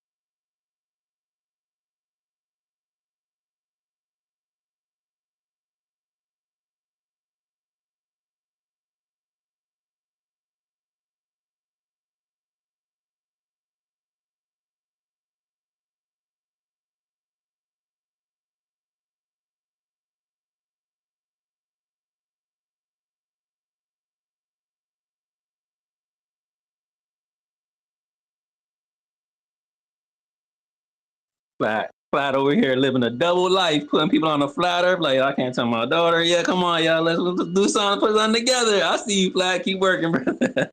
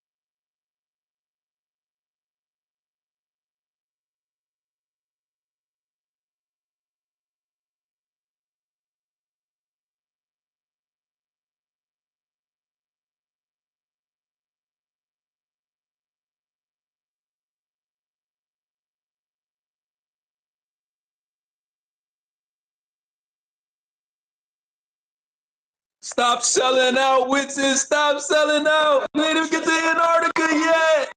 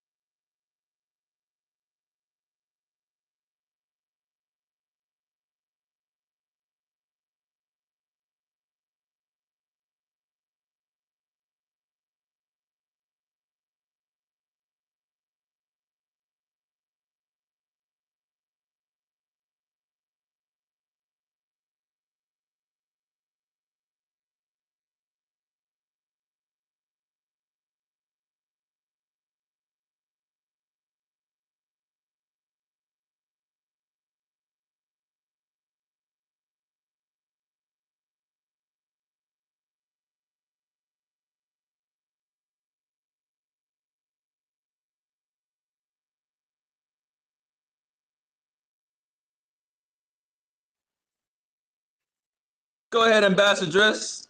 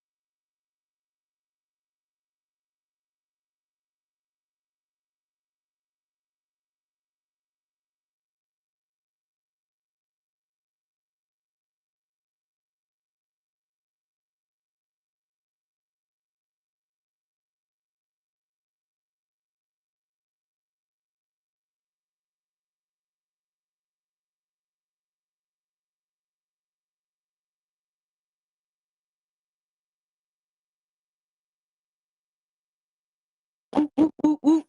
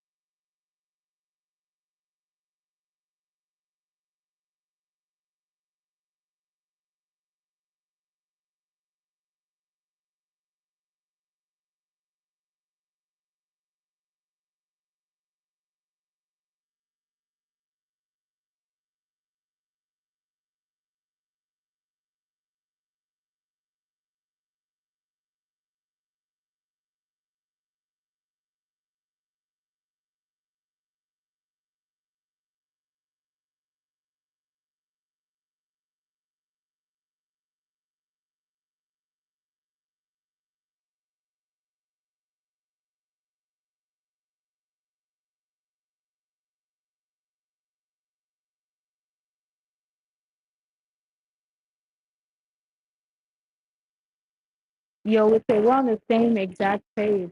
Hold on. We're on the same exact page. I have literally been writing this down, and I think I have the perfect place out here in Florida, low key. So I gotta give you my Discord, but yeah, like you're on the mark right there.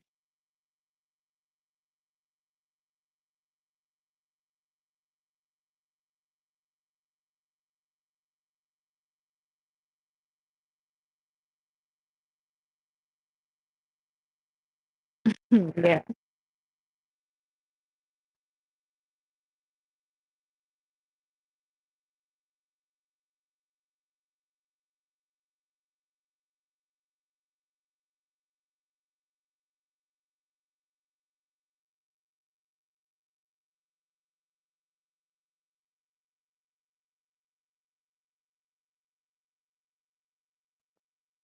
Man.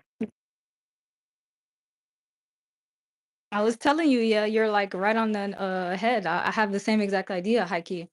And then I'll have to send you my Discord because I think I found the perfect place here in Florida to do it. I did want it to be a little more like Flattoberfest. I want it to be a flat earthers place, like same idea, speakers and actual like conversations and even like hands-on building exercises and things like that. But yeah, like I do have an ideas.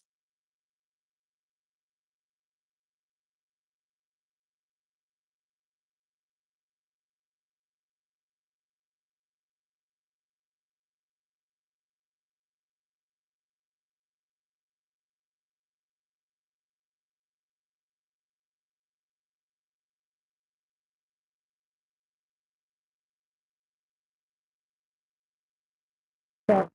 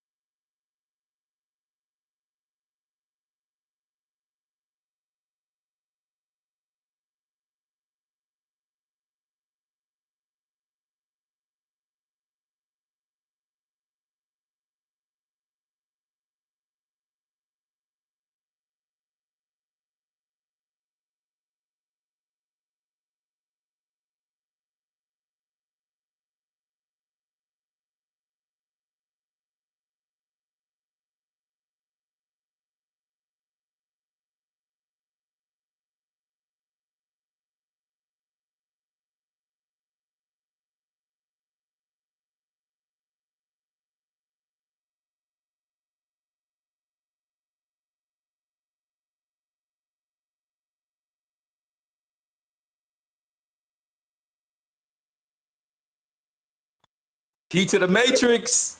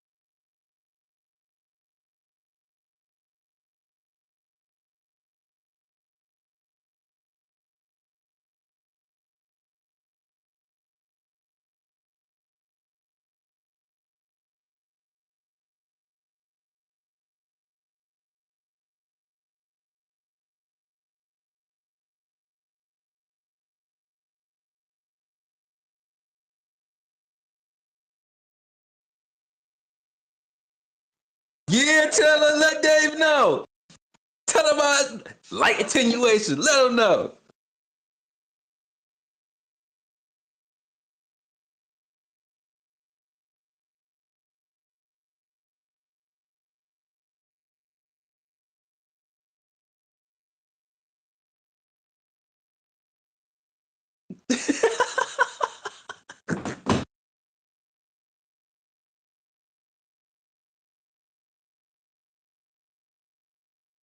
Go for it. Yeah, we do got to get to the hands. My bad, y'all. And we're probably gonna rotate too because there's a couple requests. But yeah, go ahead. This and that. You got it.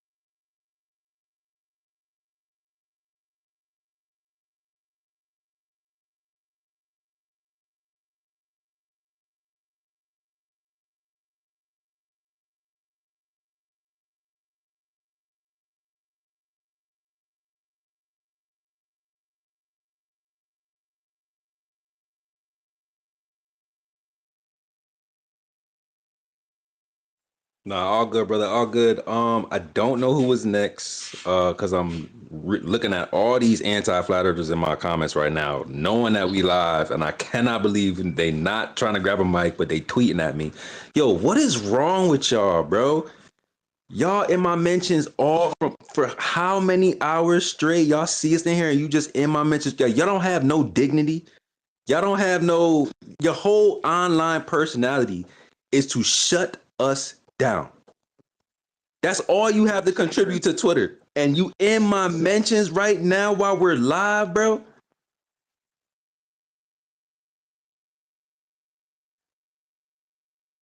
The anti-flirts. They're the anti-flirts. They're not.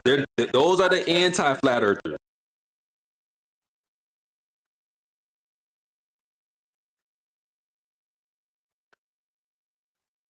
We got you, mister. Yeah, this and that. There's a difference between the globe earthers and the anti-flat earthers.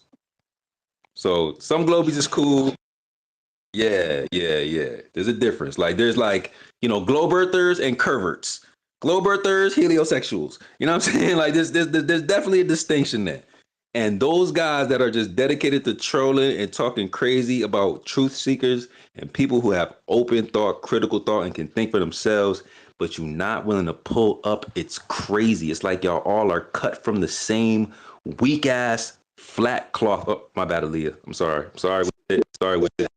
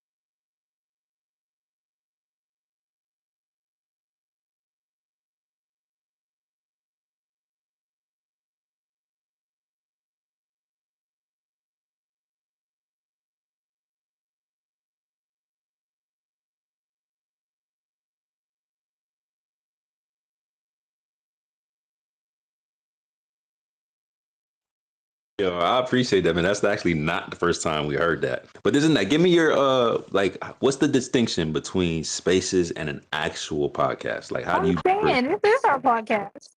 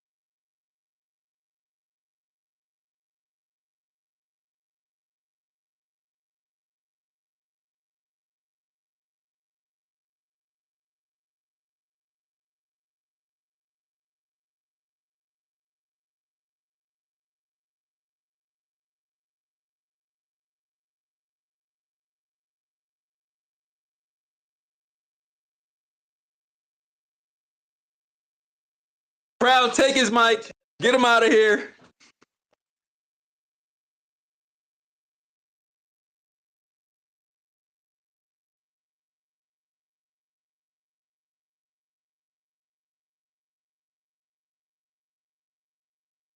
Are we? Oh my god, that sounds so crazy. I don't think of it like that, bro. I ain't gonna lie to you. I know you've seen the 2000 spaces. No, but I know you've seen the spaces with 400, 500, 600, 1,000 people in it. Like, Twitter can go up.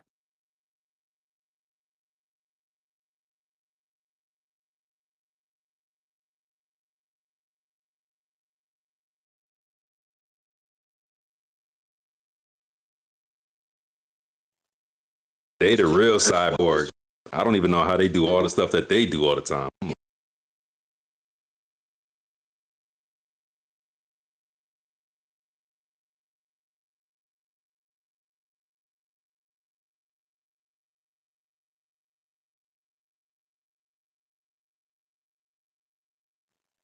What you say, level heads? Should we go global?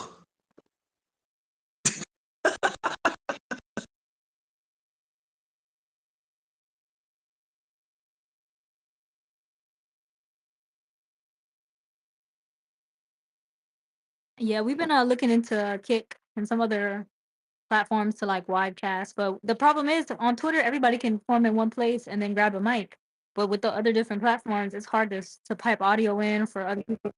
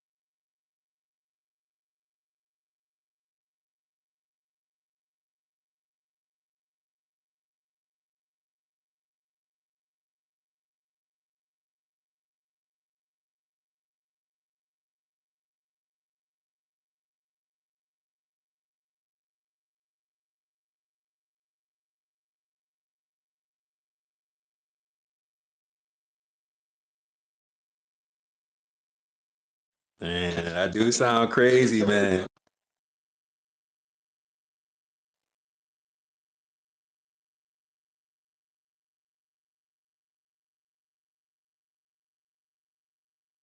Yeah, I've been telling them. I've been telling them.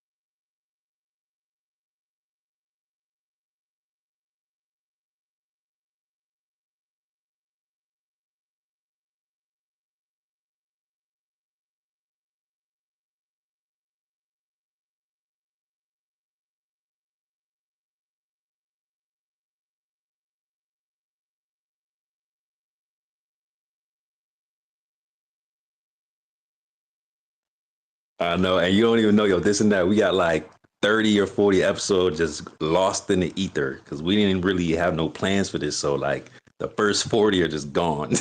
Like, probably like the first 20 or something like that, just gone. Like we like, man, those are some classic moments. I appreciate that, man. And not gonna lie, me and Proud probably have some viral content for some of our private conversations. Shout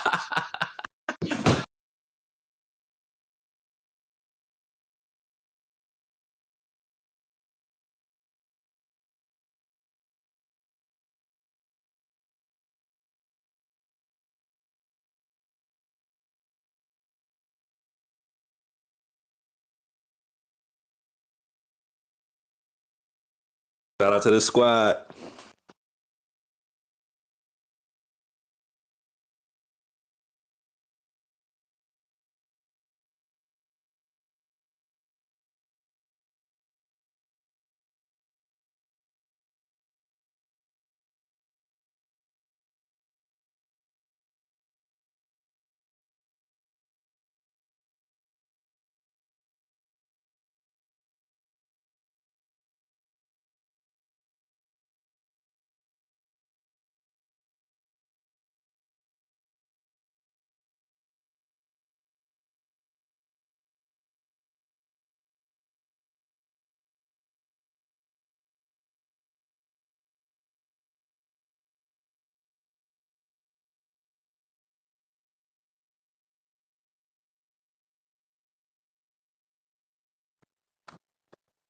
All right, you done planted a seed into the ether.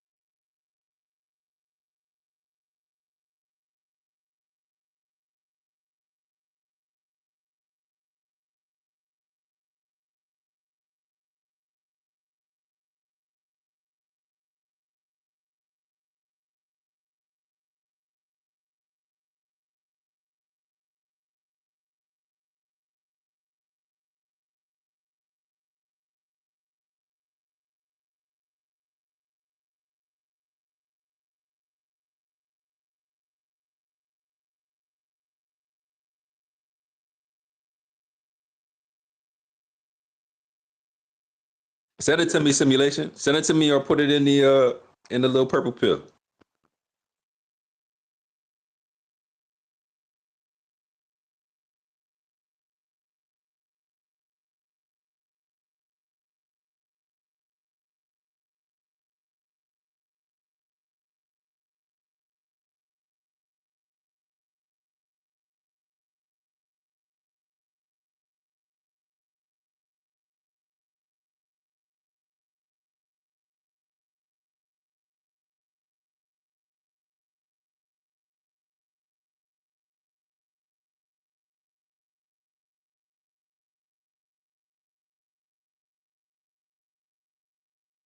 That literally explains Flat Earth Fridays.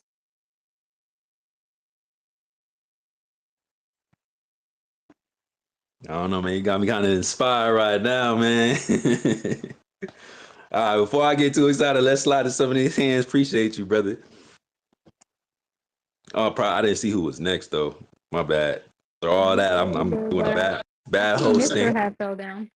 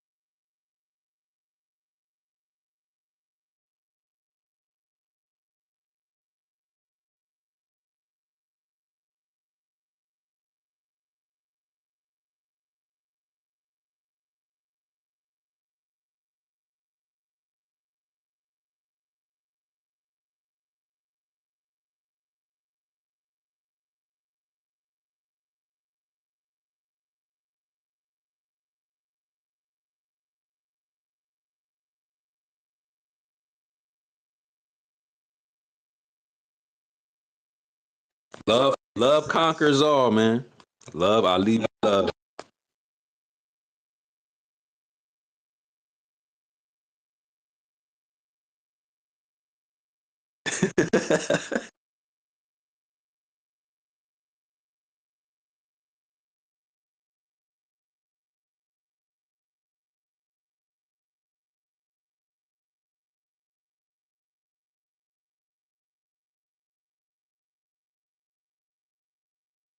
That's two big of shoes to fill, man. Long live Bob Nodell. That's a legend.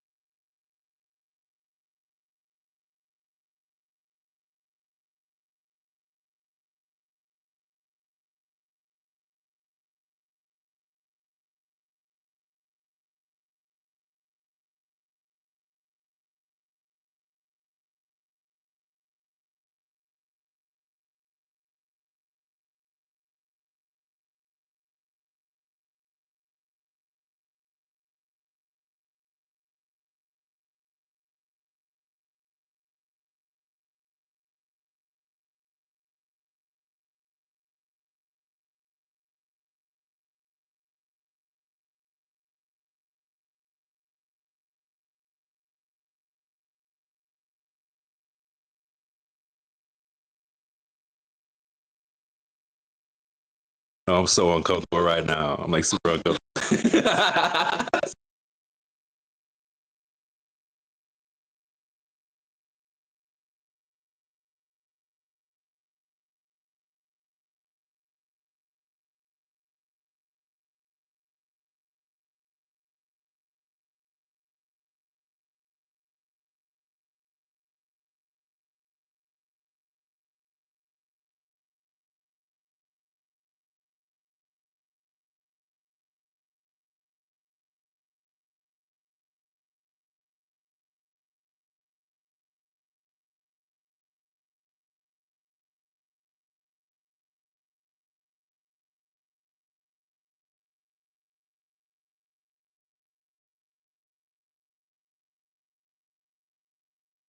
If y'all could see, if y'all could see, if y'all could see Proud's mind just sparking right now.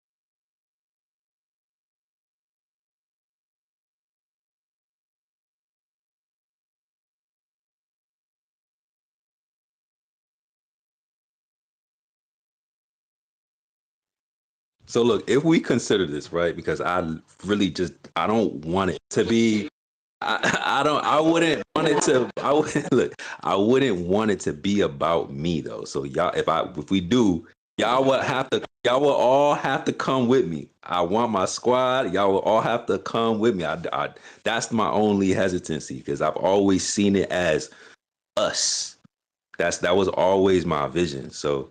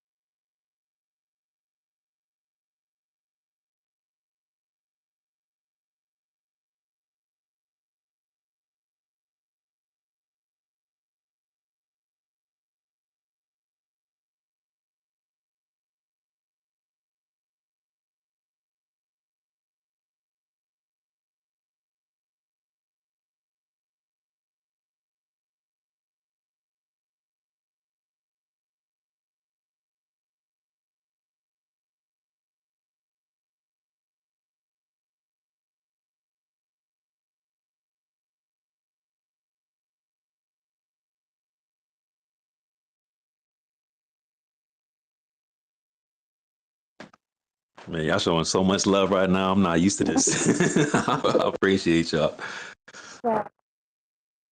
I know.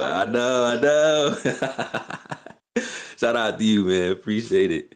Let's slide over to Rum Boston because he's been waiting patient, and Roger's back. And I think we still got some requests, so we're gonna have to rotate a little bit.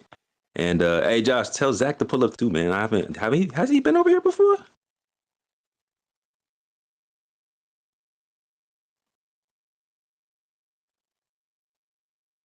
Okay.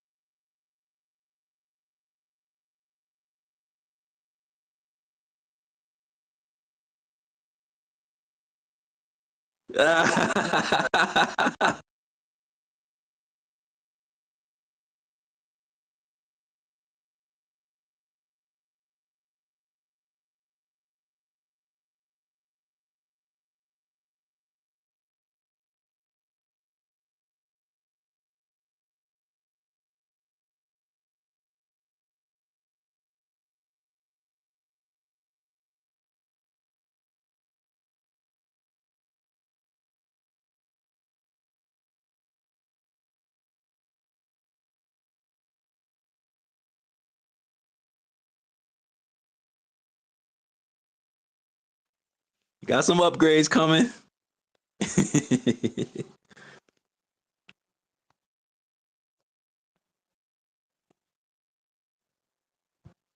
I wrote down that soundboard.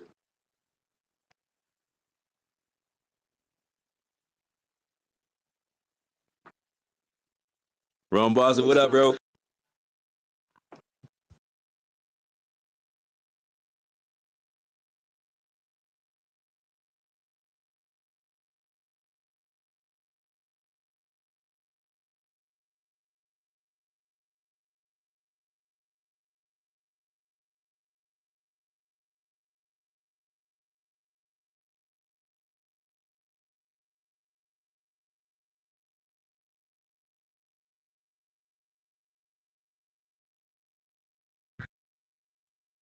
But JT, be fair, you probably ran like 25 miles yesterday.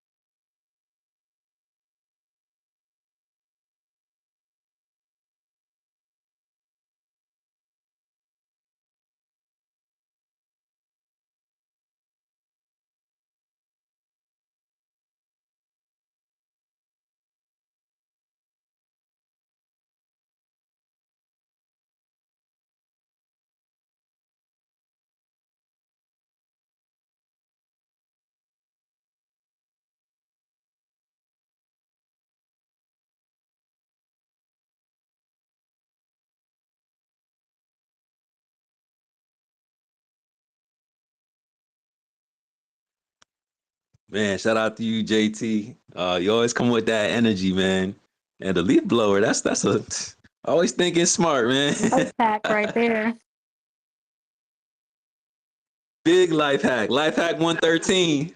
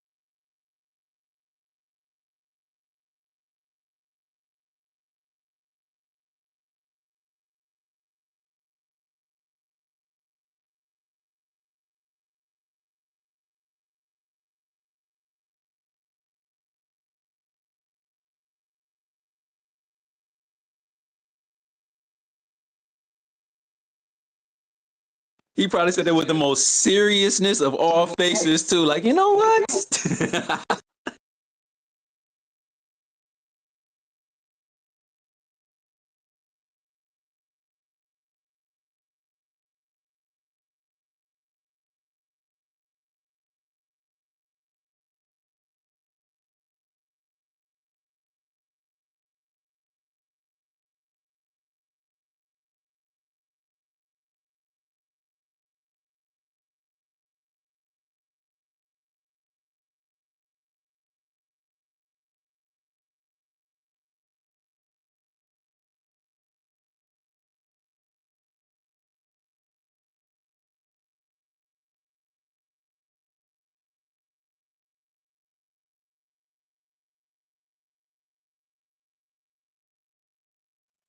You know, that's a good point. Like, whenever I take a little bit of time off from like working out, they be like, oh, I don't feel right.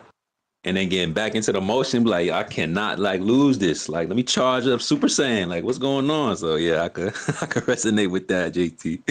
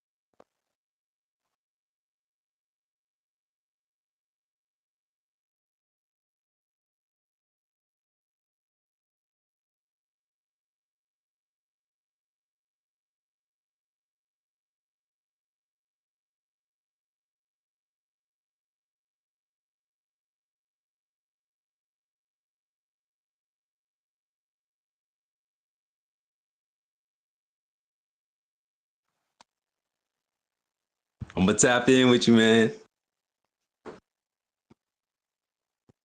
Super.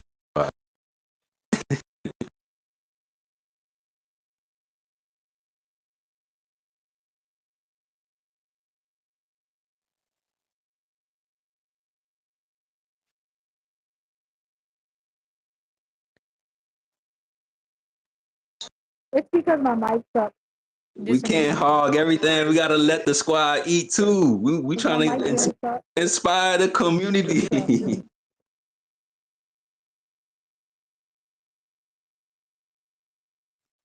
Well, I mean, we do one Twitter space, but we might pop into play some away games. We might go to TikTok. We might hop on a YouTube live, but one Twitter space that we do.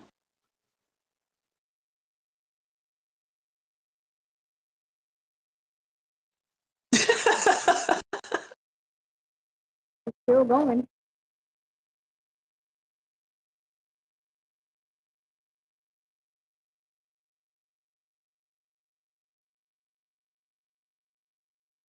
I'm convinced she hates flat Earth. Oh, she does.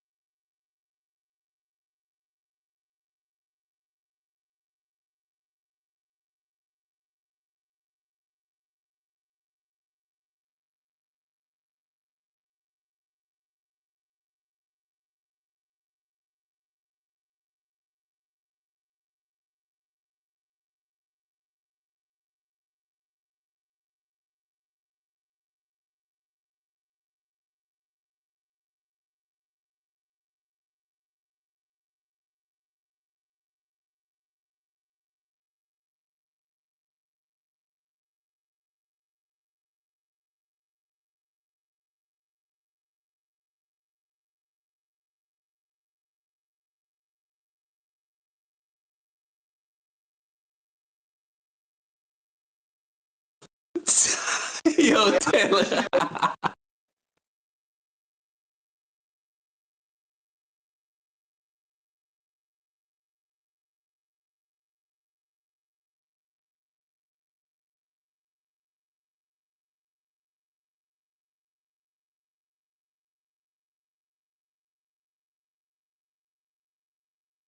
I never heard her attack no religion, Taylor.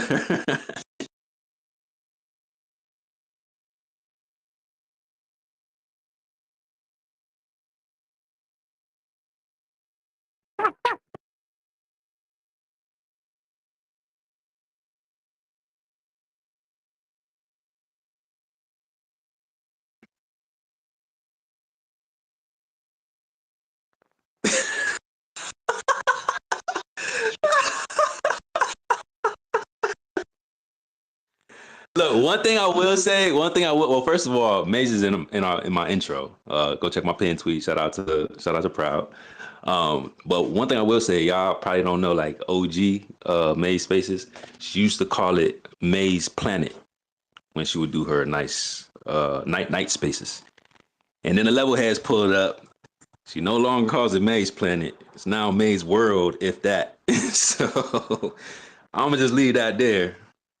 But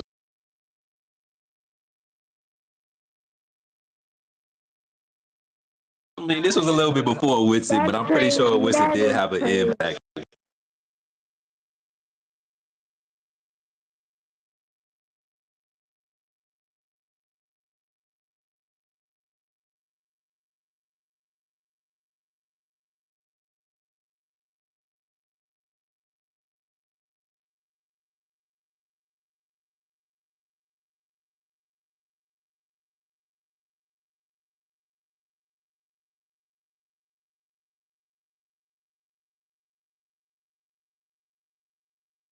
Taylor not trying to hear it.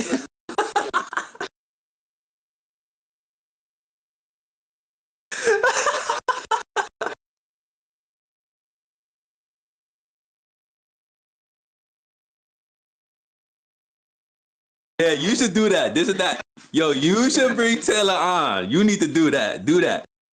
Make that happen.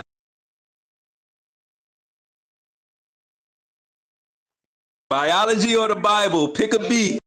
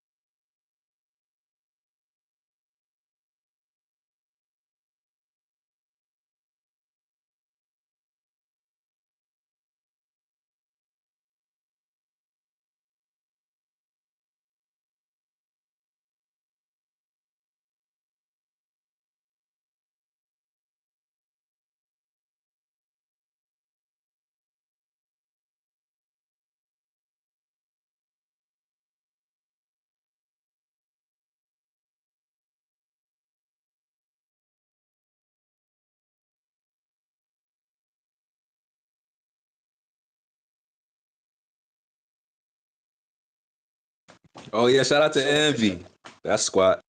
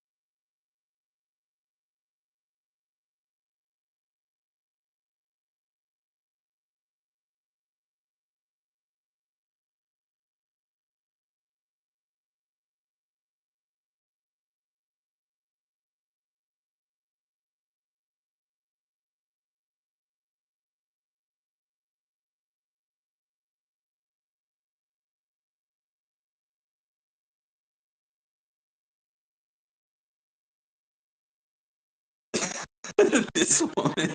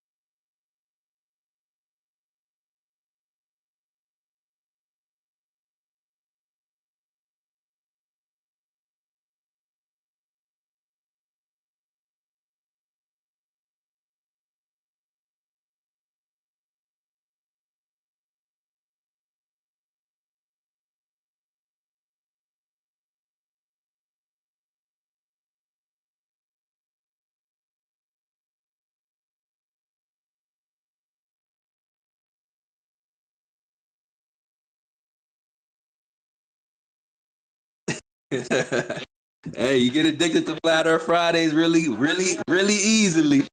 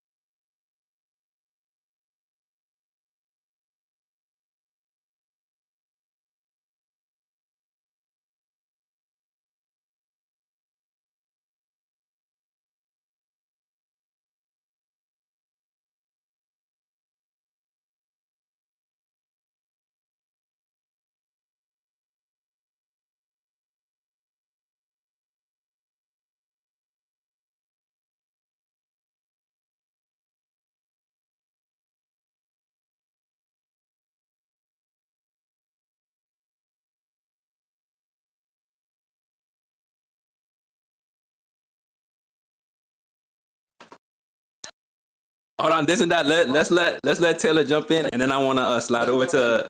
Then I want to slide into Libra, and then we're gonna rotate some mics. Go ahead, Tay.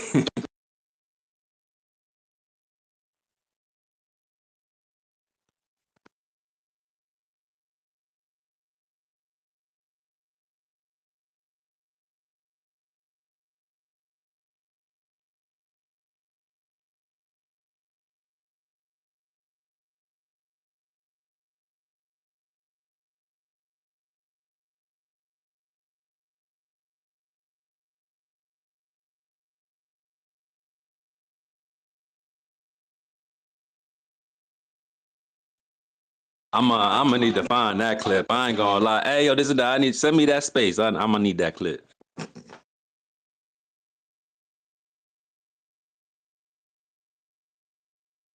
And they ain't tagged the level heads? Oh no, I'm gonna have to get that envy and all them.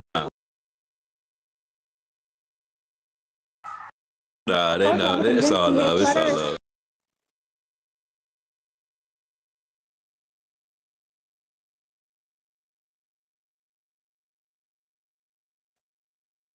And Envy moderated a couple of our debates, so she already know what's going on too.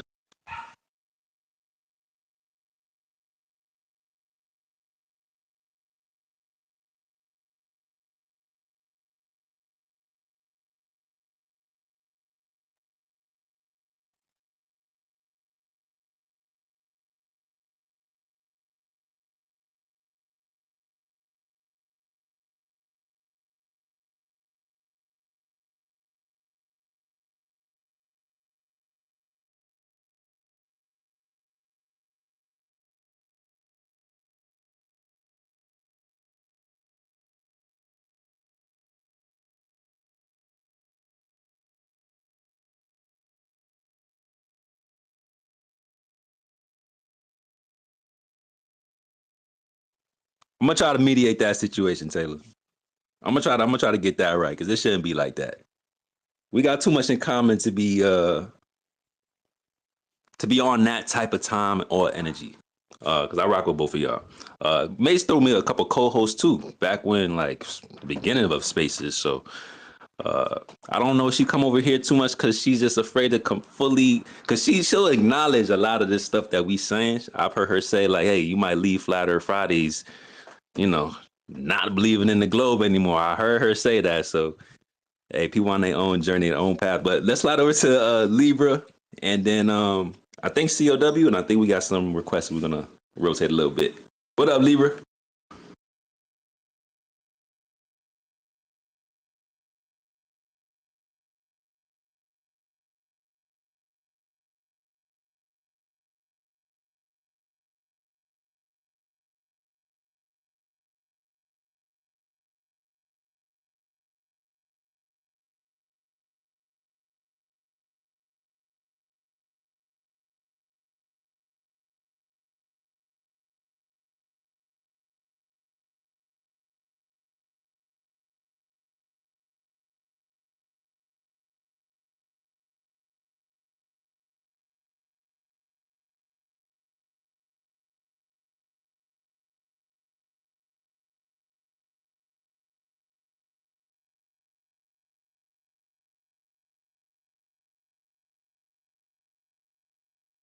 And Libra been here since the beginning too. Go ahead, Wissy.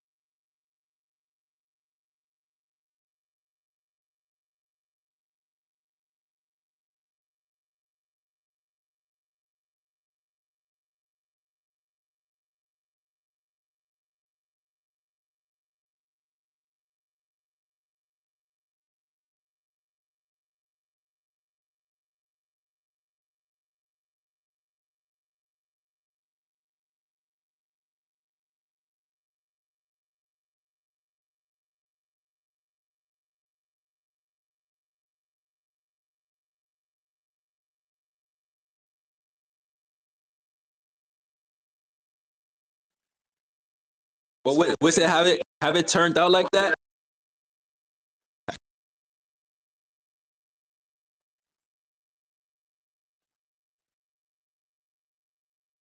Yeah, no, you cannot go a day without seeing a Libra fallacy detection. If if you follow a Libra, he gonna tell you what a fallacy is. That's what he said. But does it really play out like that? Like if you go speaking on a different topic and then in that same conversation or in that same space, and they find out that you flat earther, that they don't treat you no different? Like, is that truly your experience? Oh, I've been doing something all the way wrong now. I don't know what I'm doing.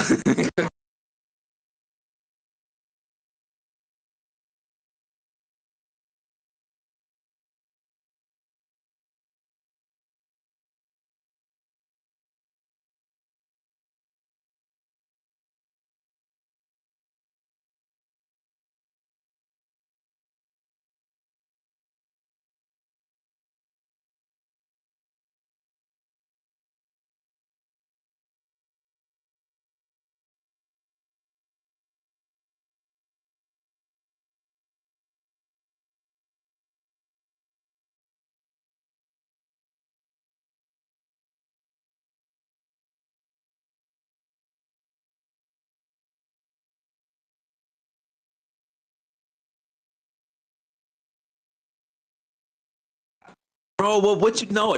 No way, bro. No way. Yo, I will literally go into one of those spaces. I will not. Like, that's one of my rules. If it's not flat Earth, me and Proud already know what's going on. If it's not flat Earth, we not bringing it up. We start talking, people start rocking with us, and then they scroll our page, and then all this, they come off mic. Oh wait, he's a flat earther. Now I gotta start shooting from the hip because they start switching up. I'm like, bro, you was just rocking with me 5 minutes ago. What's going on? I don't know what I'm doing wrong, but I don't have that same experience. Always, he's a flat earther.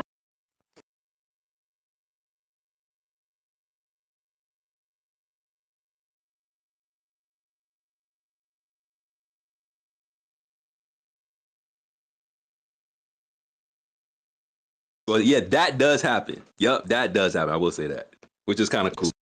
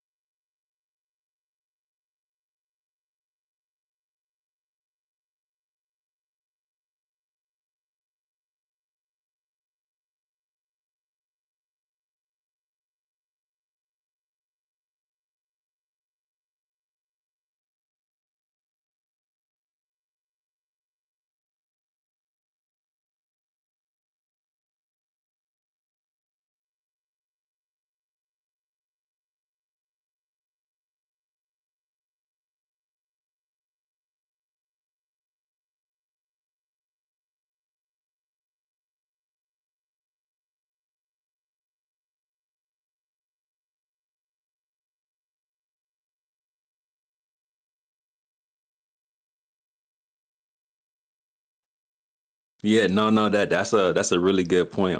Before we get over to my man Shep, uh, what I learned is just to piggyback off of what Wiz was saying, you do have to know your audience. You do have to know the level that your audience is listening at. You know what you read in the room, reading the temperature, and you know you're gonna get a little bit of pushback, but always at least when I go into these other spaces, I try to maintain a specific demeanor, unless it's like that type of space where it's like we turning up type of stuff. But when it's some more higher level conversation, maybe some specific quote unquote popular names or whatever the case is, and they having specific type, it's just how you approaching that conversation and be able to articulate it so that that message is received. Because if you don't divulge it the right way, it's just going to be just rejection, and then it's going to be straight conflict, and then the whole conversation going to be pointless. So I did have to go through that learning experience, but hey, that's why we call ourselves the level heads, because that's how we approach. I try to bring that same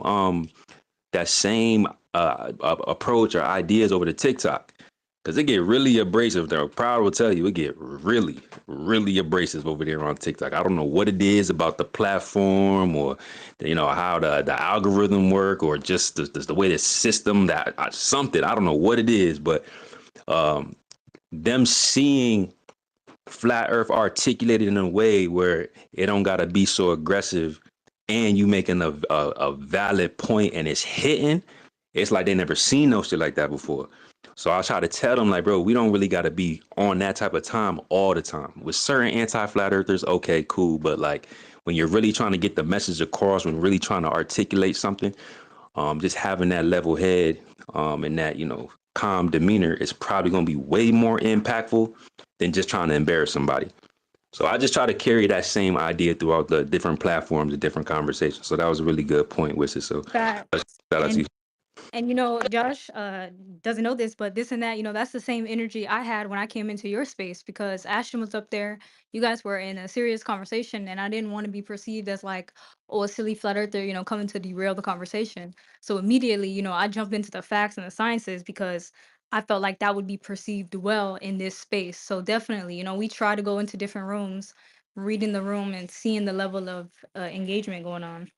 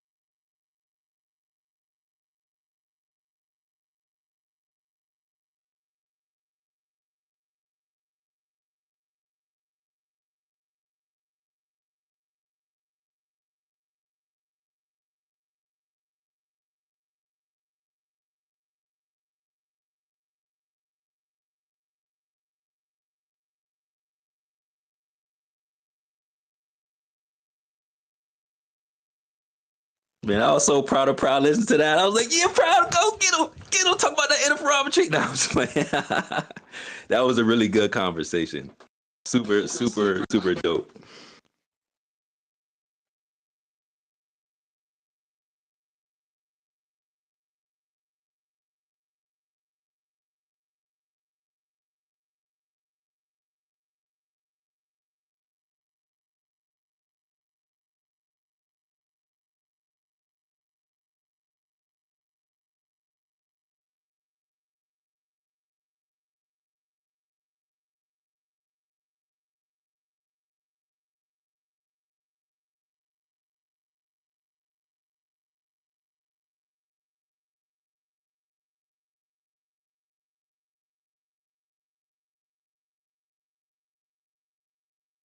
Yeah, I mean, you know this and that. This is how, like, obviously we get those like debate conversations in it a little bit, but really Flat Earth Fridays is having that dialogue.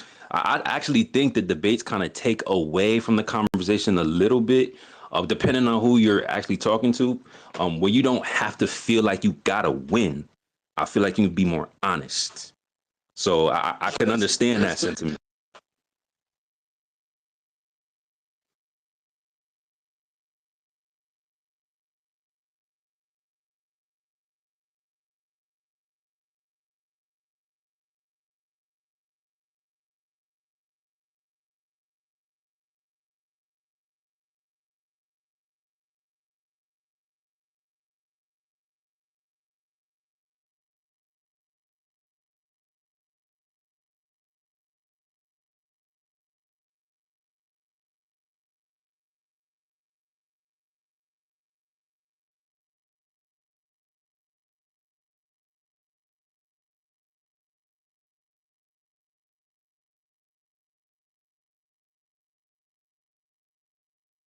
I was gonna say that. I was like, hey Ashton, if you don't want to debate, just be easy, talking a little toxic though.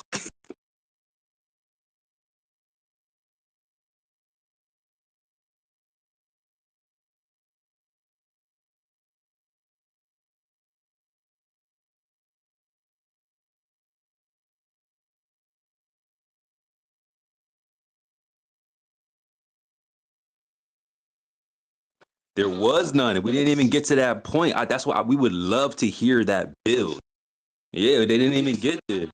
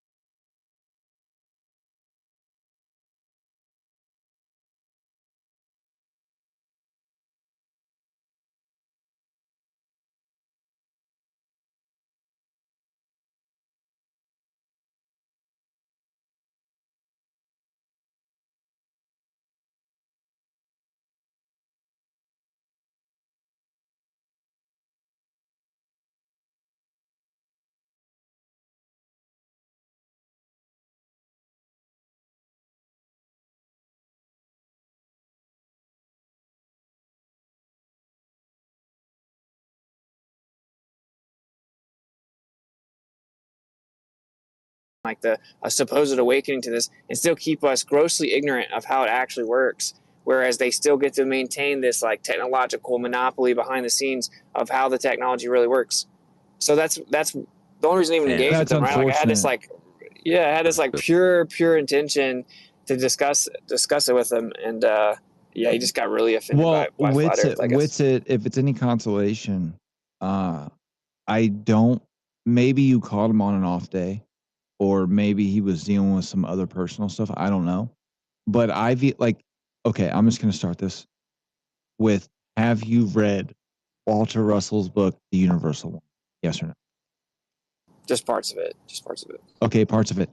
So once I get the physical book that I loaned out to my boss, would you be willing to receive this physical book into your possession if I were to mail it to you and you were to read it in its entirety and then hopefully send it back to me, because it was like $130.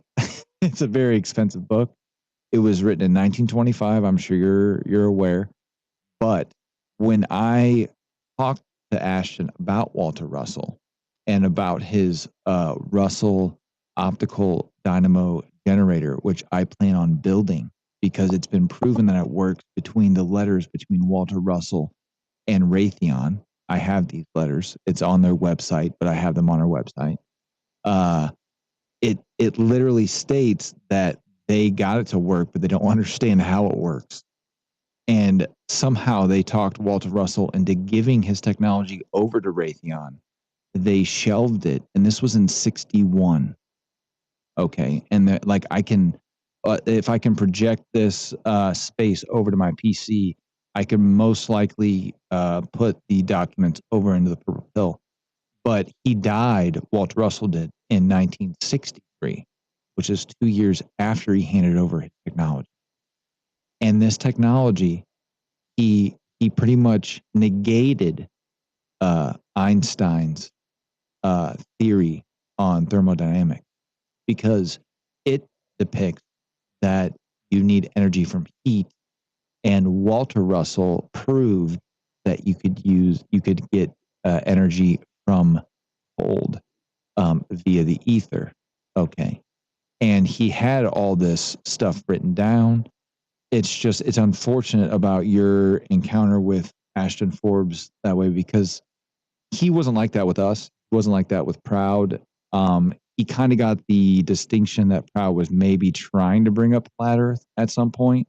But you guys would 100% agree. Well, because he did bring it up first. I think he did make the reference. Yes, he did make the reference. Yeah, but the difference is that I typed out like this hyper-specific substantive reply with in-depth refutations of his position, right? And so that triggered him. I'm going to go out on a limb and say that's not the way that those interactions were. So it's easy if it's kind of under the auspice of him teaching everyone or whatever. But when I pointed out that these are fundamentally opposite things, relativity and ether, and the reason that modern physics cannot acknowledge the ether in the understanding that was previously known, for example, by Tesla, who he brings up all the time, is because of Michelson-Morley and how it showed that the Earth wasn't moving. And it's very simple. If the Earth is moving through space through a substantive medium, you'd be able to measure it, right? Because there's going to be resistance through that medium. It's going to affect, you're going to be able to measure it. They weren't able to do that. So the belief that the Earth orbits the sun requires the belief of relativity. So he's in this paradoxical moment where he's trying to sift through and figure out what's going on, but he has to keep relativity. So he's looking at all these like documents from people where they're in that same predicament. They're trying to explain like, wait, it does look like the vacuum's not empty. It does look like there's 0 point energy. It does look like there's all these, like the ether's real. And they're trying to figure out how it works with relativity. It fundamentally doesn't. So when I got the elephant in the room, which is that here's the issue, right? Like a substantive background medium, a primary substrate referred to as the ether that everything comes from and everything's a modality of, negates the idea that the Earth is orbiting through space due to the Michelson-Morley. And since mainstream consensus cannot, of course, acknowledge that, then they're in this like paradoxical still. It's like pigeonholed. And that's the only thing even remotely close to flat Earth that I had ever mentioned. And I was just mentioning like this. I don't even think I brought up that specifically until he brought up flat Earth, though. So anyway, I mean that is a major part of this conversation, bro. Like you can't discuss. We need declassification. We've been lied to about the ether and all this stuff without discussing why. And the reason we were lied to, the reason it was removed, is specifically, it's not just because they wanted to not let anyone know about free energy. They don't care if the whole world thinks there's an ether. They would just make sure no one figured out exactly how it worked or how the technology works. They had to get rid of the ether in terms of physics because of Michelson-Morley. That's what happened, right? And so I don't know. I guess it's so dangerous. The issue, and I'm gonna get to you in like 30 seconds, Shep. And I think probably want to say something, but the issue that you're gonna run into, I think he's gonna have a contention with Michelson-Morley. I think what he postures is that they reorient the interferometer so that way they can have their relativity. And I think that's where y'all gonna run into some conflict. I think I've seen him saying something like that. Is right? Is that right? No, didn't hear Nick, he said he saw a Dubnik experiment and that didn't have to negate the motion of the Earth. Yeah. What Proud said. That's exactly what I was going to say. Okay, yeah, that's what I'm saying. He is in a paradoxical situation where he has to keep the orbit of the Earth and try to integrate the ether and then try to explain Michelson-Morley. But I got into the maybe specifics of it with him, and he couldn't respond to any of it. And then I said, well, then subsequent replications with Dayton Miller and even in modern times have shown a direct correlation with altitude and periodicity of solar motion and the maximum minimal fringe shifts landing on the equinoxes. And so this has been replicated, right? That there absolutely is an ether, there absolutely is a fringe shift and interference pattern detected, and it just can't be because of orbital motion of the Earth. And so, like, again, this is just a good faith conversation. People are so used to debates having to be like, I must win and must fight you to the death. But back in the day, historically, it's just like, let's just figure out what's going on. Here's my current position. Here's yours. Let's sift through the info. That's how I went into it with him. And I think he took it as like a personal attack. He's like, as if like it was going to jeopardize the validity of his platform if he had been wrong about something or had overlooked something. And so, you know, that's a him problem, bro. Like, I mean, I'm happy to move on, but he won't. So that's the problem, is you don't even have to bring relativity into the conversation in order to agree on the fucking ether. Like, I mean, depending on the fundamentals of it, it's like you can't yes play and both no, sides. though. You know what I'm saying? Like he could be compromised though by the major part of the scientific community. That's a problem. It can't be compromised if you a truther, because that's how he brings himself to the internet. But he's the also truther guy. trying to find funding for his project. If you remember, like that free energy device, that 0 point energy device that he was working with somebody. I mean, selling out for $1 ain't the best argument. I don't know. I know, but I don't know him on a personal level, so I can't really speak on that. Me neither. It's just, it seems that maybe he might be leaning towards that because it'll jeopardize what he's trying to push, which whether or not is good or bad, that's not me to say, or not. That's not for me to say. But Witsit, I get you, because you and I would 100% agree on the ether. Like, I just, there's no debating that at this point, really. Hey, real quick, Proud, do me a favor do us a favor. Find the tweet that you clipped up from that space so they can see that conversation, because you did an awesome job, and I want everybody to kind of check that out. I might have sent it to this and that. I'm not really sure. You did, or maybe I but it tweeted was a while ago. It was a while ago. Yeah. And it's a while. It's about like a 10-15 minute clip, but it was a really good clip. So Proud, try to find that and post it up top. While you do that, let's slide over to Shep. Yo, Shep, what up, man? Yo, I thought they sniped you, bro. I was trying to. They did. That's what I was. Yo, I was trying to find you, because this whole thing, you see this in the title, this Destroy Flirts guy. We supposed to have a conversation. I was trying to find like an honest globe earth or a rational globe earth. I had a couple of my guys, and you was the one that I went to go look for too.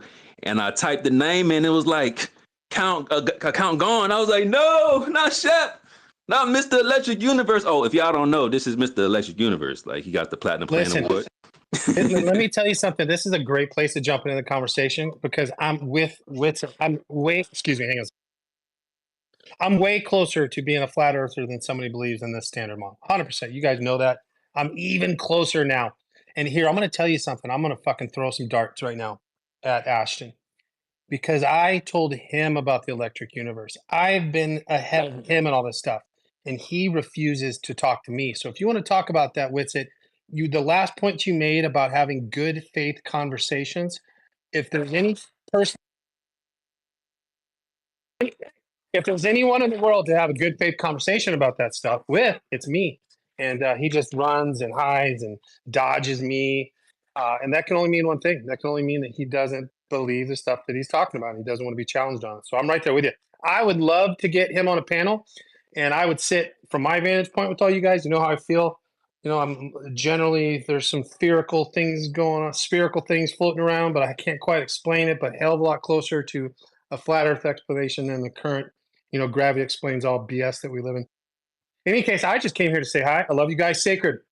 My co-host, JP, we run a space Monday through Friday in the mornings. He talks about you all the time. You know that I love you guys.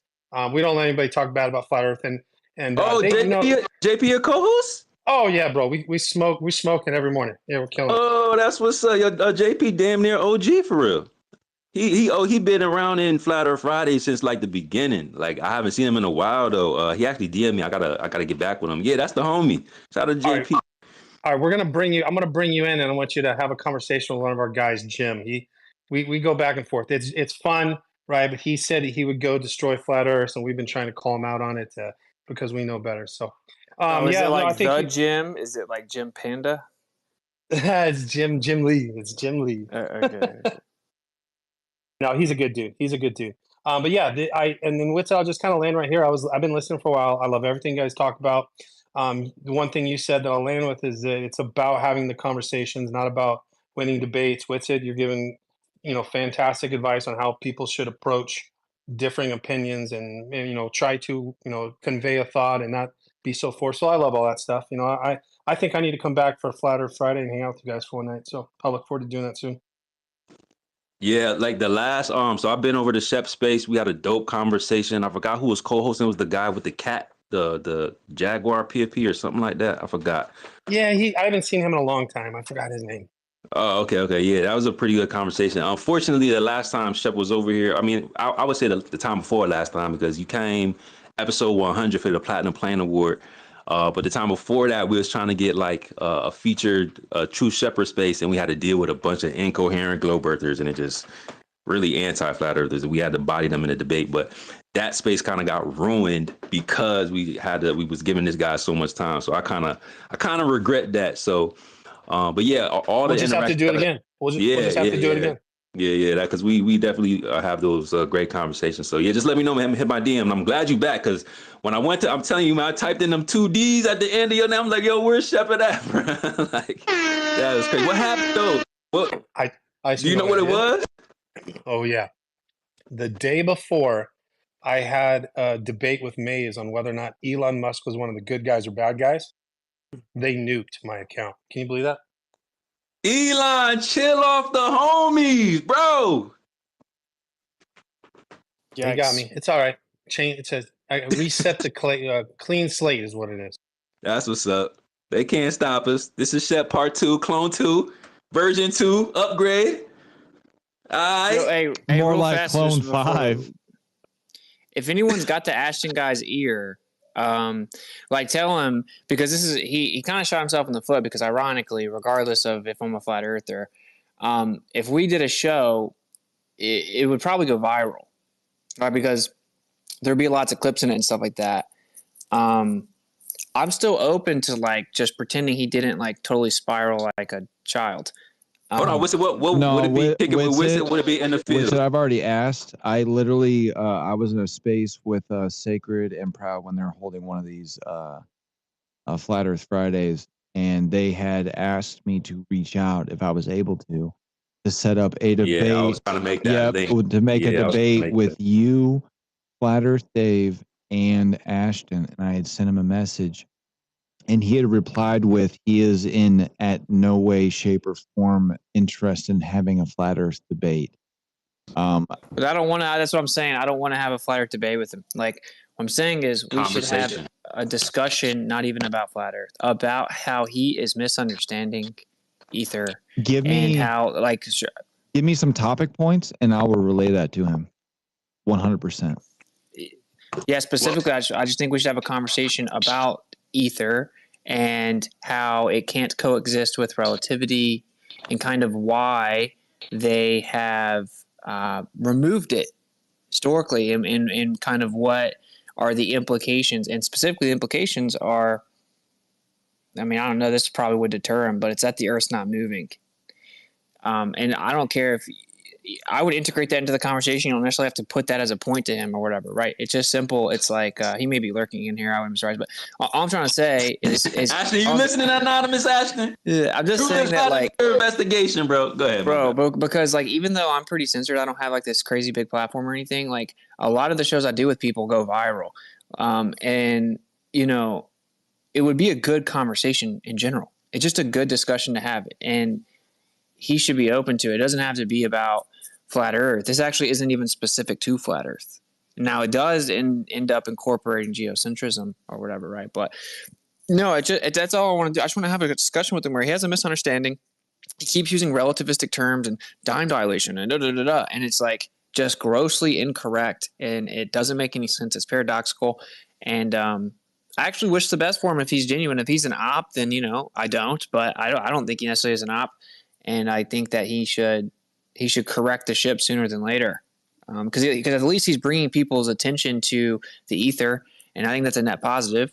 But I think it can cross a line where it's negative, and where now people are misguided. Would you be able to? And I'll just say I would love to be there, and I'm knowledgeable on the subject, and the only people I call ops are people who don't talk to me about stuff that I'm interested and informed about. If I were to be able to set this up with it, would you be able to provide receipts? Provide what? Like receipts, like real time. Yeah. Okay. All right. Yep. All right. He said he wants citations. With Well, it. no, I mean, like you don't got no citations, bro. Being that who Ashton Forbes is, you would kind of have to have your receipts because he's going to want to talk about it almost immediately. Yeah, but I hit him with some receipts and he panicked and called me names. Did you post them? So. Ooh, yes. Well, That's what he said.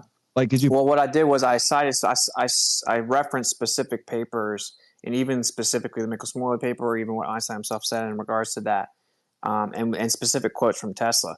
So just a glimpse into the specific information. He did not rebut any of it.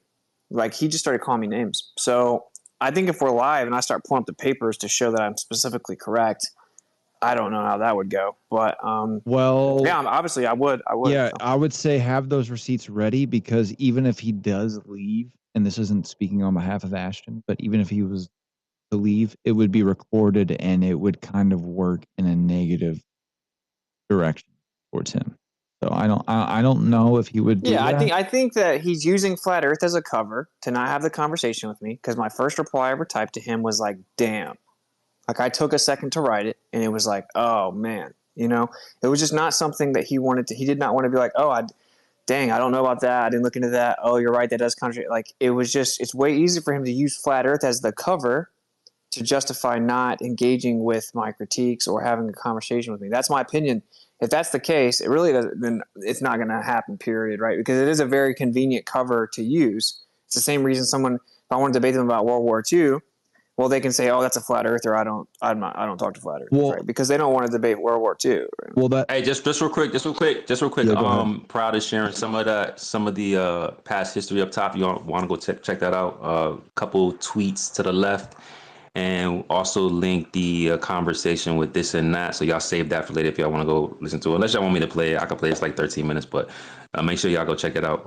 But yeah, y'all go ahead, and then we're gonna slide some of these things. Yeah, I'm gonna fall back anyway. Just like if you can talk to him and we can DM about it, whatever. I'm open to having a conversation with them. Like, it's not like my feelings are hurt or something. I couldn't care less. But I think it's one of the number one requests I get for like the last 4 months. People were like, you got to talk to this guy. People were on his reply saying, talk to Witsit, tagging me. That's how I knew who he was. And then obviously people stopped doing it once they saw his responses. They're like, oh, wow. So a lot of people kind of looked at that like he had been exposed, whether they're flat earthers or not. Just the way he approached it was not good. But I'm happy to move on and have the conversation because it is very requested. And I know that he is pretty informed. He has definitely put in some time to research some of these papers about free energy, quote unquote. So I'm open to it. If someone can make it happen, that's all I was saying. Because I don't know who in here maybe could make it happen, but if someone thinks they can, don't say Witsit wants to debate you about flat Earth. I don't. That's not fair to him. He has no chance. Let's be real. Why would he do that in a way, right? That's just it would almost be like suicide. So that's what I'm saying. If I can set it up, and if I can relay to him that flat Earth wouldn't even be a topic, and I know there's some people in this room that are gonna laugh at me, thumbs down, whatever. I don't care. It's just that I know where you're coming from with it about the direction of the conversation.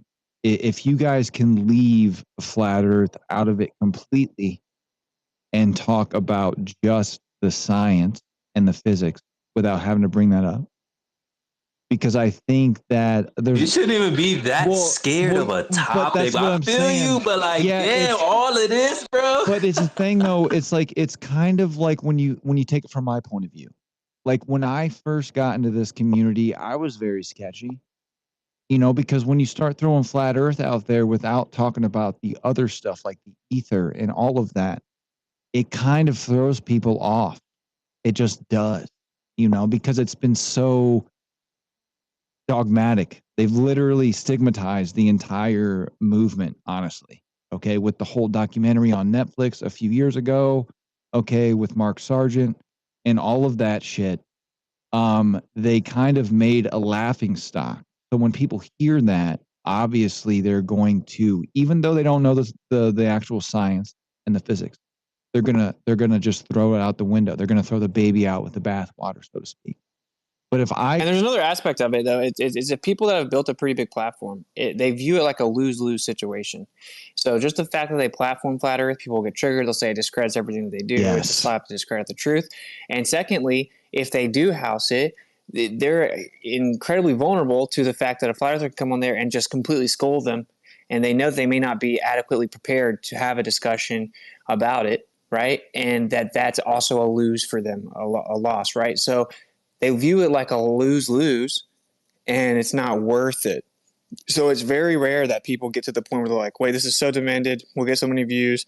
I shouldn't be scared of any conversation. Let's house it. And I know this because I get messages from very big platforms all the time that say that they're interested in it, that they're Flat Earth adjacent, that they are Flat Earthers, but that they just simply can't, they don't feel like they can have the conversation right now because the kickback would be way too bad. So that's how he's viewing it, in my opinion. Just like he thinks it just takes away and detracts from what he's trying to talk about.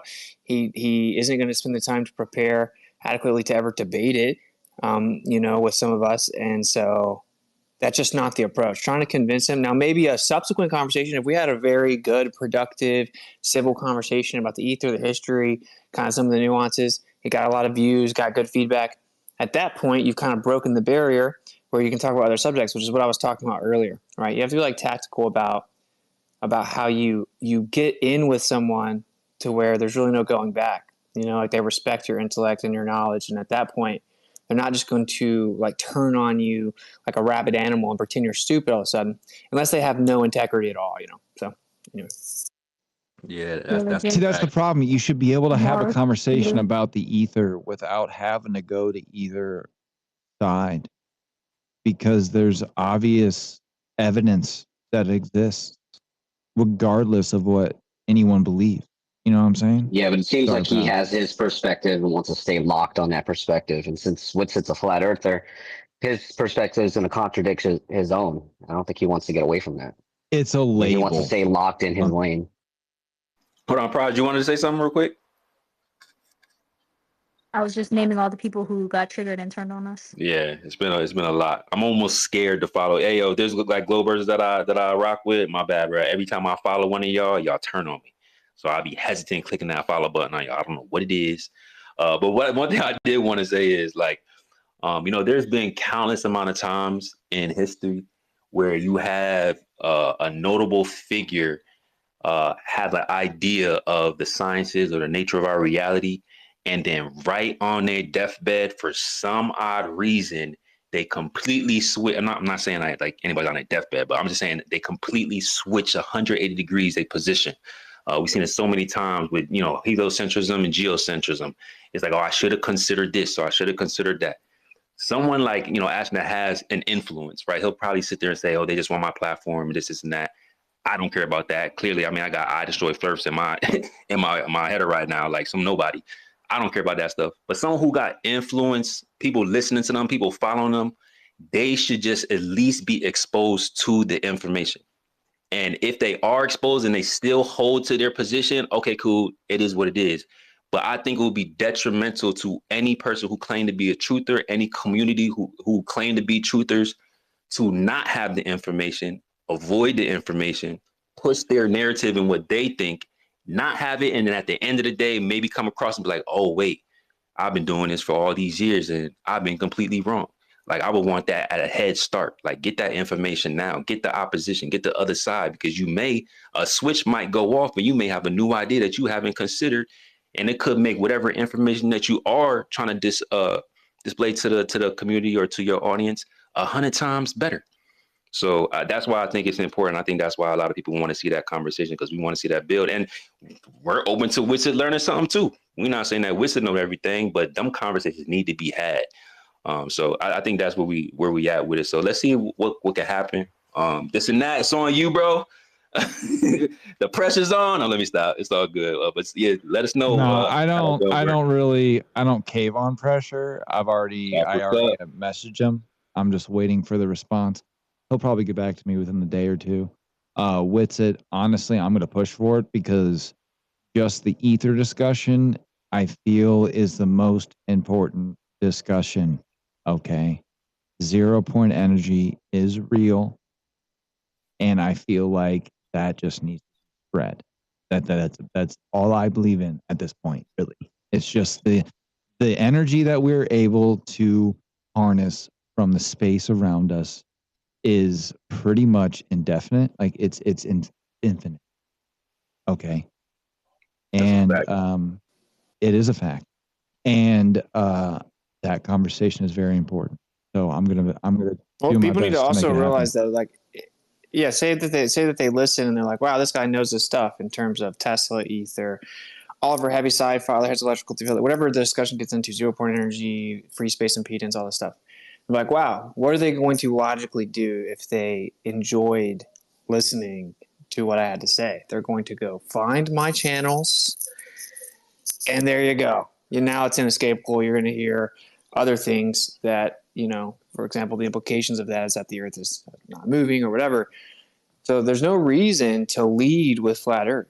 There's like a lot of people are like, Austin, why have you been talking about flat Earth so much? Because I'm tactically not doing that on purpose, because now I have all these other people that are like, wow, Austin knows so much about the history of Judaism and the history of the scriptures, and they know so much about electrical field theory, so much, and then they end up going and seeking me out, and they're like, dang, bro, right? And then they just get kind of popped with it once you've already established credibility with them. It's 100% the glitch. People should be more tactical, less prideful with how they approach it, because if you want to wake people up, you gotta think about what's gonna work. Word, proud. Remember, we was on Witsit Head. We was like, Witsit, come to Twitter. Come back to Twitter. Answer your DMs. Check your mentions. Yeah, good times. All right, let's slide over to I think it was Barber Dan, maybe COW. Then we got a couple speakers. I always love hearing from Liliana, but maybe I want to close off because she always got some sauce and some super value to hit us with. But I think Barber Dan and COW was waiting first, I think. So we're just gonna do that. Go ahead, Barber Dan, and then we'll slide through to some of the new guys. Right. So everyone in the world and everyone in this space, and even me, we all have an ego, right? But the issue comes from quite a lot of globe earthers and pretty much all of the anti-flat earthers. Don't call flat earthers stupid when you are trying to convince us that you can be an astronaut just because you've learned to tie your shoelaces, and then openly start screaming at us, I've tied my shoelaces so I can become an astronaut, and then start screaming and crying when we give you evidence to the contrary. It doesn't work, and that is the battle that we're facing. We're being told that if we manage to learn how to tie our shoelaces, we can suddenly learn how to become an astronaut. It doesn't work like that. And the ego from the anti-flat earthers and a lot of the globe earthers, not all of the globe earthers, because there's quite a few in here that are genuinely reasonable, but don't try and convince us that if we learn to tie our shoelaces, we can suddenly become astronauts.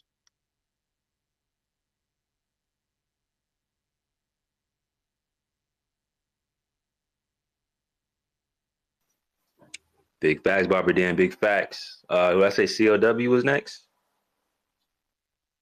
Yeah. COW. Okay, okay, I'm here. Whoever spoke last time, couldn't get it. I've been having this problem now, but I wanted to talk about the Anunnaki. And when people like talking about the Anunnaki being It's the aliens, Anunnaki. The Anunnaki. yeah, in the word Anunnaki, you have two words there. The No, word he's being truthful. It is the Anunnaki. That's how you pronounce it. it doesn't matter, and you'll understand shortly. In the word Anunnaki, you get two words there, Anu and the word Naki. If you understand linguistics, the word Anu just means one or single or past, and On another level, Anu is pronoun for people, and a single person is an and on. And on a deeper level, Nu means black. So to sum it up, Anu means first black, Twas, which are the pygmies, the Twas. There's also the Canaanite god An. You can find them, they depict the Twas there. And the other word there is Naki. The word Naki itself comes from the word Naga. Naga, we find them in India, they call them the serpent gods and all these other things. And in the modern interpretation, they call it Necro, Niga, and all these other things.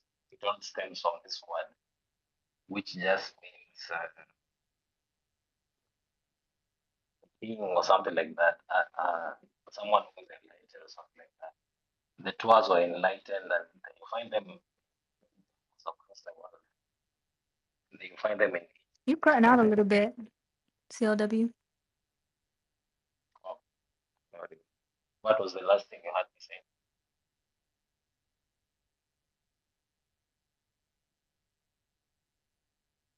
I don't know why I got up. Did I take too long?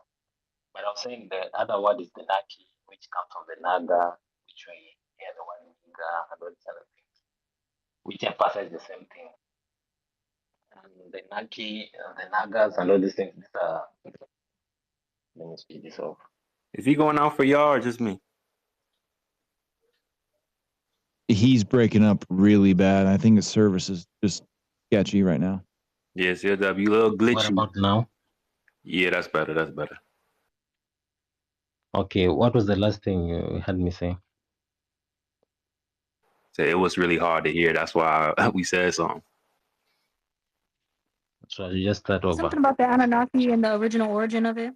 Yeah, I'm just breaking the word Anunnaki in linguistic terms. The word Anu, we find it means one or single. Even you find it, the word one itself can show it stems from the word Anu. And also the word Anu can mean people, like a Mabantu person. We call people Vanu, Mundu, and all these things, which stem from this word Anu. A single person is known as Anu. And on a deeper level, the word Nu can mean black or dark. So you find this word when you research and the relationship in culture and history, it refers to the Twa people, which you find them in Indian temples, you find them in South American temples, you find them in China. They depict them everywhere because they are known to be righteous and all these other things. And the other word from the Anunnaki, you get the word Naki, which you can relate, it also means Naga, because the word K and Ga is the same thing in linguistics. You can replace either of the two to mean the same thing. So